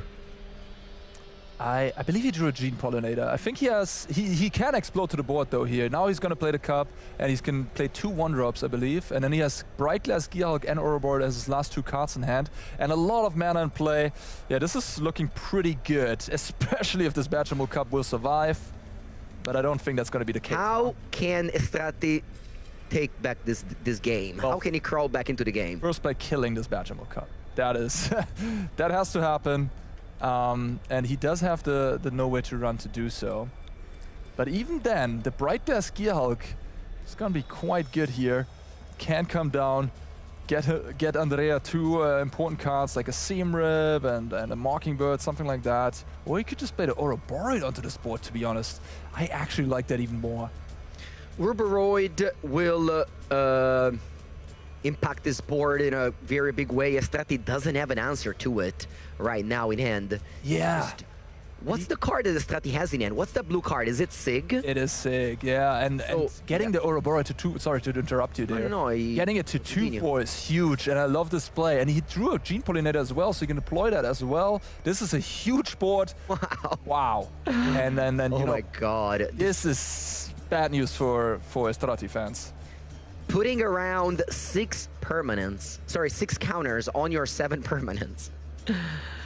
Hard to take this game back without any main deck sweepers from Samuele Stratti, who I'd say the matchup doesn't favor him. Yeah, you would say that. I think you might be right on that, honestly. He has one Get Lost, and I don't think he drew it. I think I just see 2 Kirans in his hand. So without being able to remove the Ouroboros, this is too much. On top of that, there is a Nature's Rhythm in the graveyard, which can come down eventually. I mean, I don't think Andrea has to cast any more spells in this case, to be fair. Although, actually, wait a minute. There's something Samuele can do here, and that's what he's going to do. What is it? I'm sure he's going to return one of those Nowhere to runs and nullify the power on the Ouroboros so the creatures don't grow. This is not a permanent solution, unfortunately, but it is a sort of solution in this scenario to buy himself some time. It's not going to be a lot of time, though, but hey, maybe if he draws Get Lost next turn, he can claw back into the game. Yeah, very just aligned to take some time. Andrea is thinking about how does he deploy. Should he main phase this Geralk? Yeah. If he does that, he can't attack. Yeah, that's interesting. He's just going to, huh? He's going to. So taking 1 damage from the starting town and then playing the Geralk, which can get the Mockingbird, at least 1. What else is he gonna get? I guess you could just pick up a Seam Rip. Yeah, so you can tap the Gene Pollinator and the Geralk to produce white mana. He chose not to, yeah. Yeah, probably Seam Rip Mockingbird is like the most, reasonable bread and butter line that you take here. And it looks like he's going for that. The Mockingbird can copy the Ouroboros, of course, or the Geralk for more value on the next turn. He could also take a Lana Whelf, I suppose, instead of like the Seam Rip maybe. But he's going for the removal spell. Mockingbird is very powerful here. On X=4 next turn, we can copy either Ouroboros or the Geralk. So very good options. At the same time, Stratti can... It's so unfortunate that those Nowhere to Run lines so bad against this board state here. Yeah, you really want to know where to run an Ouroboros before it gets that first counter.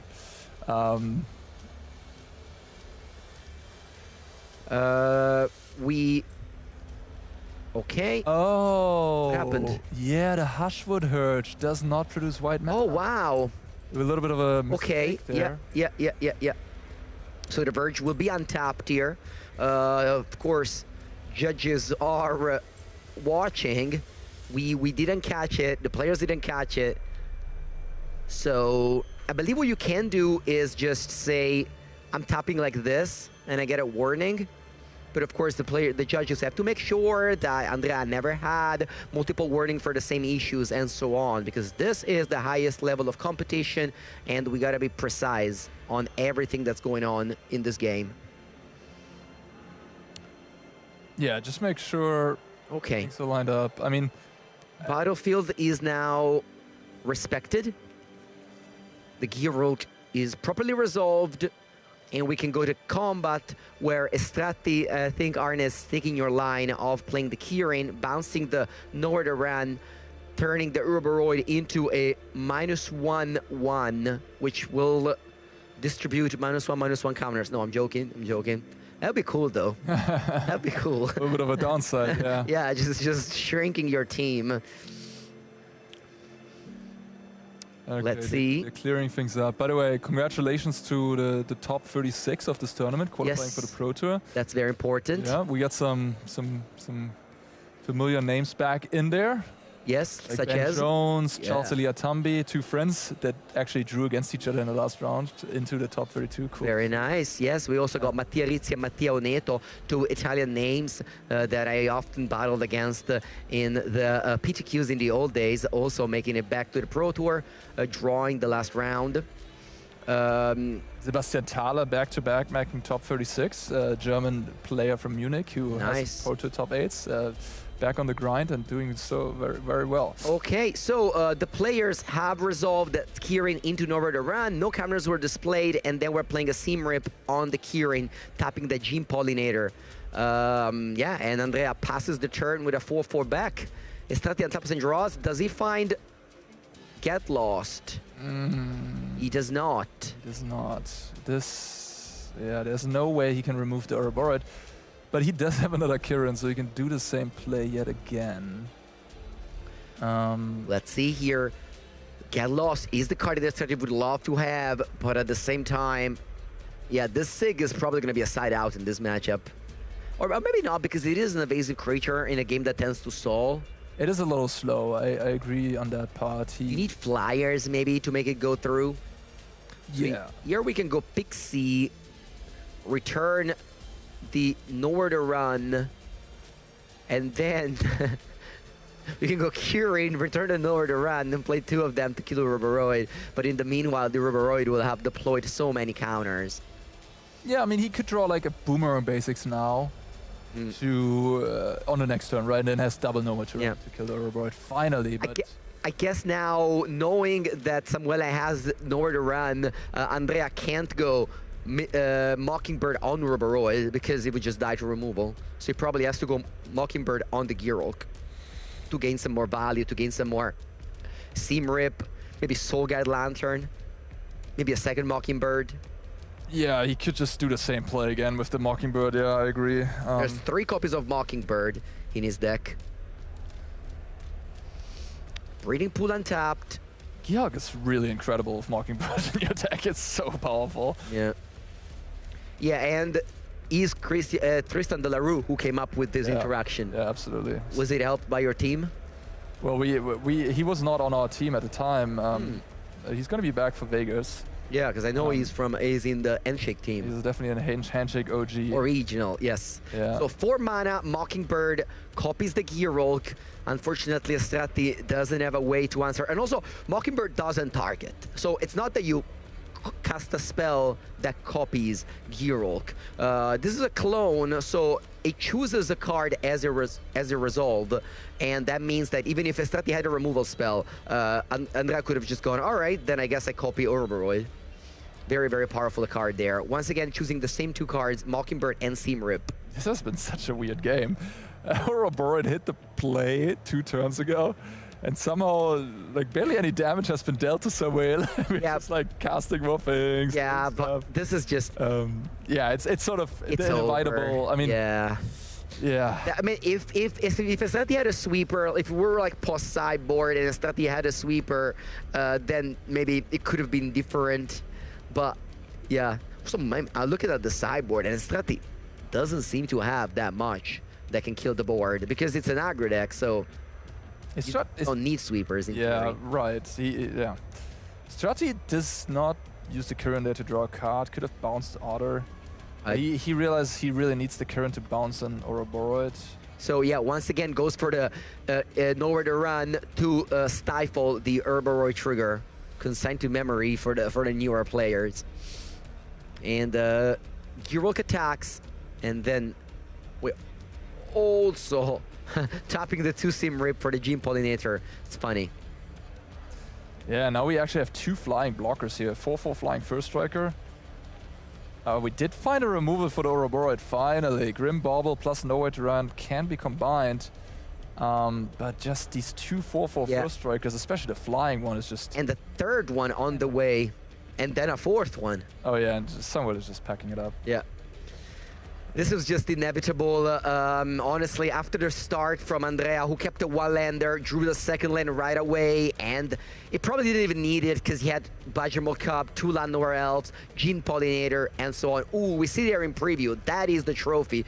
That's the, you know, the blue island, look at that.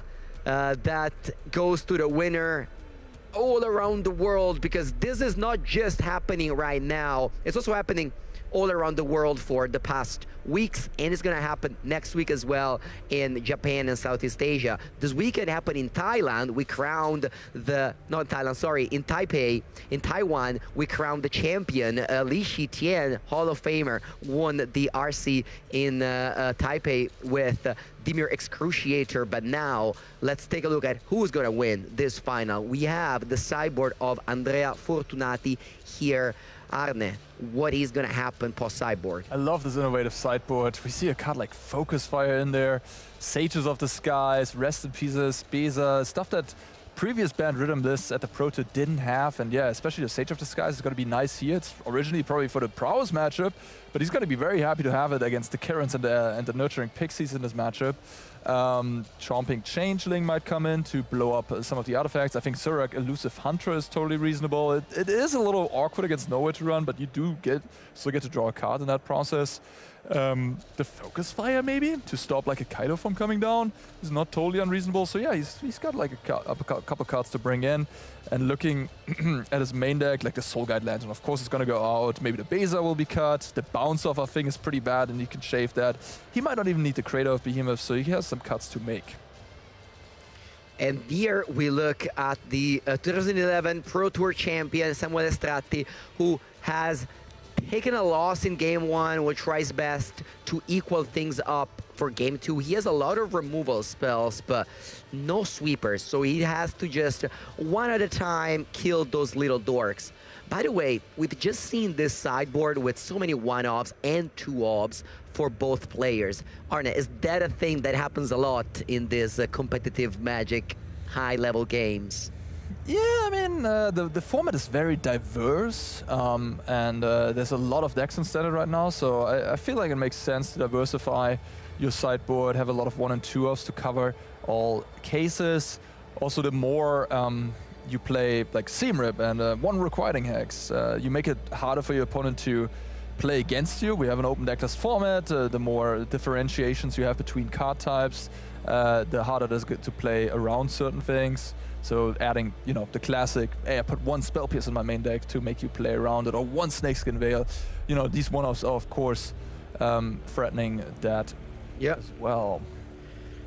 I saw an upper being brought in. That's interesting. That's something I wouldn't have guessed. I saw it just when Samuele was shuffling. Maybe you just need flyers to race.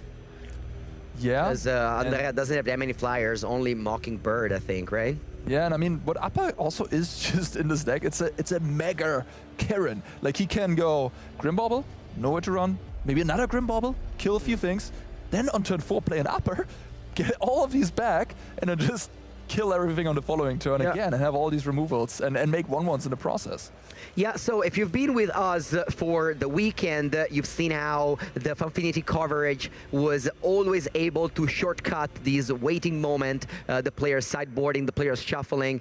We worked on a little bit of a delay to give you maximum content, but right now we are live. The players are actually just behind us playing live, so we cannot shortcut, we can't just go over and speedrun these sideboard choices by Andrea Fortunati, who has taken a bit of time. Of course, you can use your phone to check out the opposing deck list. We're using MTG Melee for deck list. If you're watching this live, you can go ! Deck list or standings and check the list yourself. All of the results are public, all the deck lists are public, so if you have an upcoming regional championship qualifier, or if you're out parts of the world will have regional championship next week, you definitely want to look at the results of this weekend. We will have Frank Karsten doing the math on which decks was the best performing one, which deck was the didn't perform as well, and this is very interesting because the standard keeps on moving and decks keep on overperforming here. Yeah, absolutely. On that, Andrea, do you have any standard tournaments coming up in the future? Yes, I'm actually traveling to the Regional Championship of Southeast Asia next weekend. I can't play here in Turin because I'm commentating, despite I won my Regional Championship qualifier with Vivi Caldron a while back. I will play my last chance qualifier in Thailand next week. I decided to, I'll go to Brazil in May and Thailand next week to get my chance of finding my way back to the Pro Tour, such as these two players. Estratti has played every Pro Tour for the past 2 years, but missed the last one. Actually, he fell off the train. He was like, I'm off it, I'm never gonna play Magic again, I'm gone. And then guess what? He's back right this, not only qualifying to the Pro Tour, but also to the World Championship with this final. So, amazing run by Estratti and of course by Andrea Fortunati, who closes the day 1 8-0, closes day 2 first in Swiss, and he may just win the tournament. Up a game, on the draw, the players are mulligan into 6. Seems like they're both keeping, and we have a start here. Estati just has 2 callers, it seems, Basic Island and Watery Grave. That White's card cannot be casted just yet. He can cast those 2 copies of Nowhere to Run, though, and he has a Floodpits runner, so there's a starting turn, so he's good to go. Yeah, I think it's just super impressive that Samuele Strati is just the only Esper Pixie. There was only one Esper Pixie out of the 1,030 players registered this tournament, and he brought it all the way to the finals. His as he said, pet deck, and just crushes. Just amazing player. Starting Town is gonna bail him out, and he's now able to play white spells. He has the Curing, he has the Get Lost, and 2 Nowhere to Run. That is a lot of removal spells, and Andrea didn't have any mana dork. In game 1, he had it all. In game 2, no mana dorks. I've seen this a couple times now from Andrea, that he post-board turns into this like almost mid-range deck where he doesn't even play many spells against the Spelemental's opponent who had like multiple Burst Lightning in hand, but couldn't use them because there were no mana dorks in play. And yeah. What's that third card here? Yeah, because I saw Badgermold Cub. He chose not to play it the previous turn. He had it. Yeah. He chose not to play it. Great play. He just didn't want to expose it and have Samuele use his mana well, right? Because if Samuele plays the Nowhere to Run, that enables all of a sudden all the Pixies that he maybe has stuck in hand. So you can kind of play around those a little bit by making Samuele spend his mana awkwardly. Wow. Samuele offers the trade, but wait a second. What's happening right now? Nothing. Okay. Ooh, he wants to shuffle that land in the next turn. He wants to tempo a little bit here. Yeah, he goes Sunpearl Curing, bounces the Floodpits Drowner, upkeep, taps the Breeding Pool, which has a stun counter on it, so that next turn Samuele can pay 2 mana and shuffle that Breeding Pool away to use the Badgermold Cub against him. Yeah, and we see the Sage of the Skies being brought in. Look at that. The 4th land of Andrea is a starting town, and that comes into play tapped. Yeah. Because he already has 3 lands in play. Oh, no, sorry. Because it's the 4th turn of the game. Yeah, he has a Mockingbird. He might just want to Mockingbird tap the Kirin. Mockingbird copy the Floodpits and then tap the Kirin. I kind of like that play. Oh, he wants to ramp. Ooh, we can copy Breeding Pool. Yeah, he can copy Breeding Pool. That's... Oh, and then he can just... No. Oh, yeah, he can cast Sage of the Skies that way. That's amazing. Sage of the Skies? Brought it in, yes. Oh, my God. That is definitely... That's got to be the best line. Oh, I love it. How... No, wait. How does he produce... No, third land. He didn't make a land drop yet. He has an untapped Does he have him? Yes, okay. I only saw starting town. I saw a Hushwood Verge in there. Okay. I'm sure the judges will give us a better... all right, so it's written there, Breeding Pool, by the way. You are right. Wow. Boom. Sage of the Skies. We've seen this card all the weekend by Mono White, and we see it here. Andrea Fortunati, how many copies in his sideboard? 2 copies. Well, Estati can't kill them, but it's painful. It is really rough to have to use 2 removals on them. Yeah, this is coming up Andrea's way here. Banned Rhythm, who would have guessed? Okay, let's not give Estati for granted, though. He has drawn a little bit too many lands now. He can go Nowhere to Run on one of the Sages of the Skies, but you really don't want to go Get Lost, don't you? Yeah, I think Samuele has to play it slow now. In his shoes, I would look to play towards something like the upper. I think the upper Steadfast Guardian is actually a way he can win this game by producing a ton of value and sort of outvaluing Andrea. As you said, going for the aggro plan here, I don't think it's going to work out for him that well. Okay, Nowhere to Run comes in, kills the original copy of Sage of the Skies, and someone that passes the turn does not want to shuffle that Breeding Pool with a stun counter. So the stun counter is removed. Ooh, Ouroboros the draw. Yeah, and there's a Gearhulk and an Ouroboros giving flashbacks to the last game. Estati does have 1 removal spells. Now, he very much wishes he had also the Nowhere to Run. So, the Get Lost kills the Urborioid, and then Andrea just passes the turn with a 2/3 flyer lifelink on the back. Ooh, Samper Kirin. That's nice. That's pretty good here, yeah. So we can bounce for 4 mana, basically just build your own Ravenous Chupacabra. And attack for 4. But we know that there is a Gearhulk in hand. Gearhulk can give him 2 more Mockingbird here. Yeah, probably just a Seam-Ribbon and a Mockingbird. Like, we've seen that play a lot. Yeah, we've seen that play a lot, and it's just so good. And he does already have another Seam-Ribbon in hand, so he can take out both those Kirans. And yeah, just outgrind the Pixie deck here. Again, upper, great top deck for Summer Strat. He really needs that one. We are playing the Gearhulk here. Estrati will not like this. Will not like this. We're a little bottlenecked on white mana, I guess, right now, but I think there's a Temple Garden which can I mean, you also have that foil card next to the pen is a starting town. Yeah, just to cast both. Oh, you wanted to cast both Seam Rips. But he can. He has a Temple Garden left in his hand. Okay. Yeah, left total, though, it's going down, but yeah. Now Estrati can maybe think, oh, you know, I could have sequenced my... I could have, like, let the Sages of the Sky in play and have a removal spell in hand for this Gearhulk using the Norway run on Urborioid. But at the same time, he was hoping that Andrea didn't have 2 creatures, sorry, 2 threats, but only 1. Yeah. You kind of had to, right? You had to...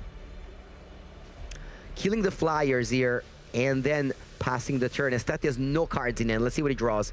It's another Nowhere to Run. Yeah, that's not gonna cut it here. He needs a heavy hitter.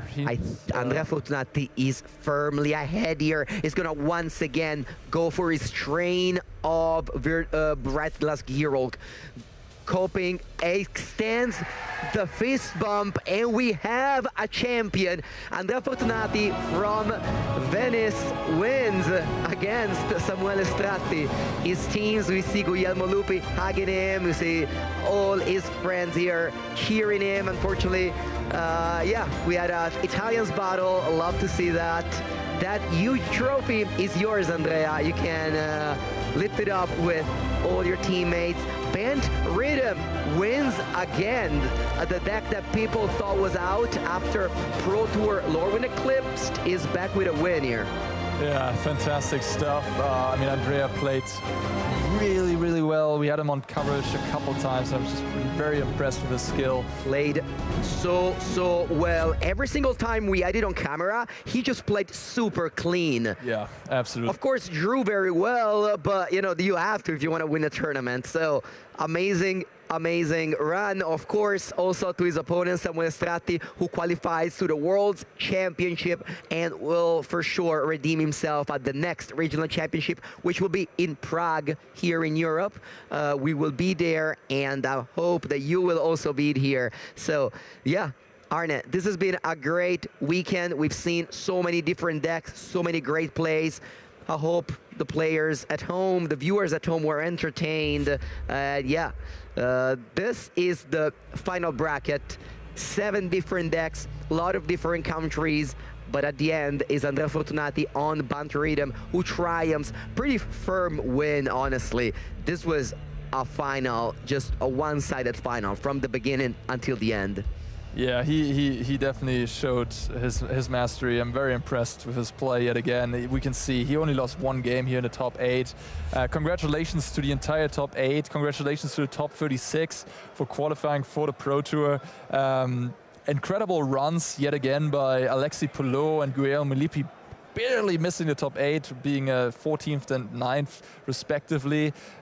Just crushing it, keep crushing it on the European circuit right now. Lots of great stories, of course. We have now Carl that's like going around trying to steal Andrea from his friends because he wants to take an interview. They are doing an announcement just behind us. The crowd is cheering the players. We also want to cheer the player. It is a pleasure. There it is. This is the live, you know, all those chairs were packed just before that, and it's very good to see paper magic, live magic, high stake magic. The players were battling for a lot of money, $20,000, 10 or $1,000 to the finalist. And if you want to play, also take a little bit of a bite of the apple, you want to compete, you want to be sitting in those feature match areas, you can do so buying your tickets to London for the standard constructed Spotlight Series from the 8th to the 10th of May, and Team Trio Sealed in Brussels, Belgium, one of the most beautiful cities in the world, from the 26th to the 24th to the 26th of July. And yeah, you want to follow Funfinity on this platform so that you don't miss the next announcements. And that's it. You got Instagram, X, everything else. We have to thank the sponsors, of course, Ultimate Guard and eBay Live. They are the reason why we have this amazing cast. We had coverage no stop for 2 days in a row. Of course, gotta thank the judges who were on point, you know, making sure that all the feature match runs smooth and everything. The production, this has been a huge event, and I really enjoyed it casting with you, Arne. Absolutely. Likewise. Yeah, Italian dominance here. Yes. The standard format's looking great as ever. I'm excited for the Japanese regional championship, the Thailand, yes, or the Southeast Asia RC. Hopefully I'll compete to that, and I'll you know, come with you in Las Vegas. Well, I'll be going to Las Vegas for the Magic Con. That's happening in the May 1st, something like that. Yeah. That weekend, Filippa also will be there playing in the events. Simon will be there, so we'll have the European casting team represented. We have to get Carl as well to come. I'm sure we can convince him somehow. We are ready for the awards, it seems. So Carl finally managed to snag Andrea from his friends and fans. And let's go. Let's see the player and Carl.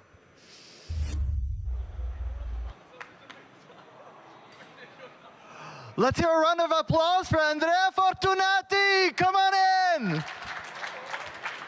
This is yours. Thank you. You're also going to the Pro Tour, is that correct? Yeah, it is. You're also going to Worlds? Oh, yes. You missed your train? Yes. Lucky for you, you just won $20,000. Amazing.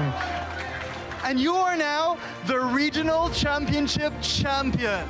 Congratulations. Thank you a lot. You made the... My team, which maybe... Do you want to say anything about your team? Yeah, it's amazing, and I would like them to come here, just to, you know... I'm not supposed to, but okay, come on. Go around, it's important, come on. You wouldn't be here without them, wouldn't you? Yeah. Yours is smaller, you need to win more, make a bigger one. Compete. Could you tell us a bit about your team, about your win, about how you feel? Yeah, I mean, no words. Team is amazing, amazing day, amazing weekend. Got lucky, I guess, in some cases, you know, but that's part of the journey. Lucky and good. You've made some amazing plays all the way. I've been talking to you in the other room all day. You've been playing great. Your team has been playing great. You've been supported by amazing people. We're going to send it back if you want to watch more Magic. There's Spotlight Series back in the US. In the meantime, in Europe, we'll see you at the Spotlight Series in London. And in the meantime, let's give a round of applause for this man. Thank our sponsors, eBay Live and Ultimate Guard. And send it back to the US for more Magic. Congratulations. Again, well done.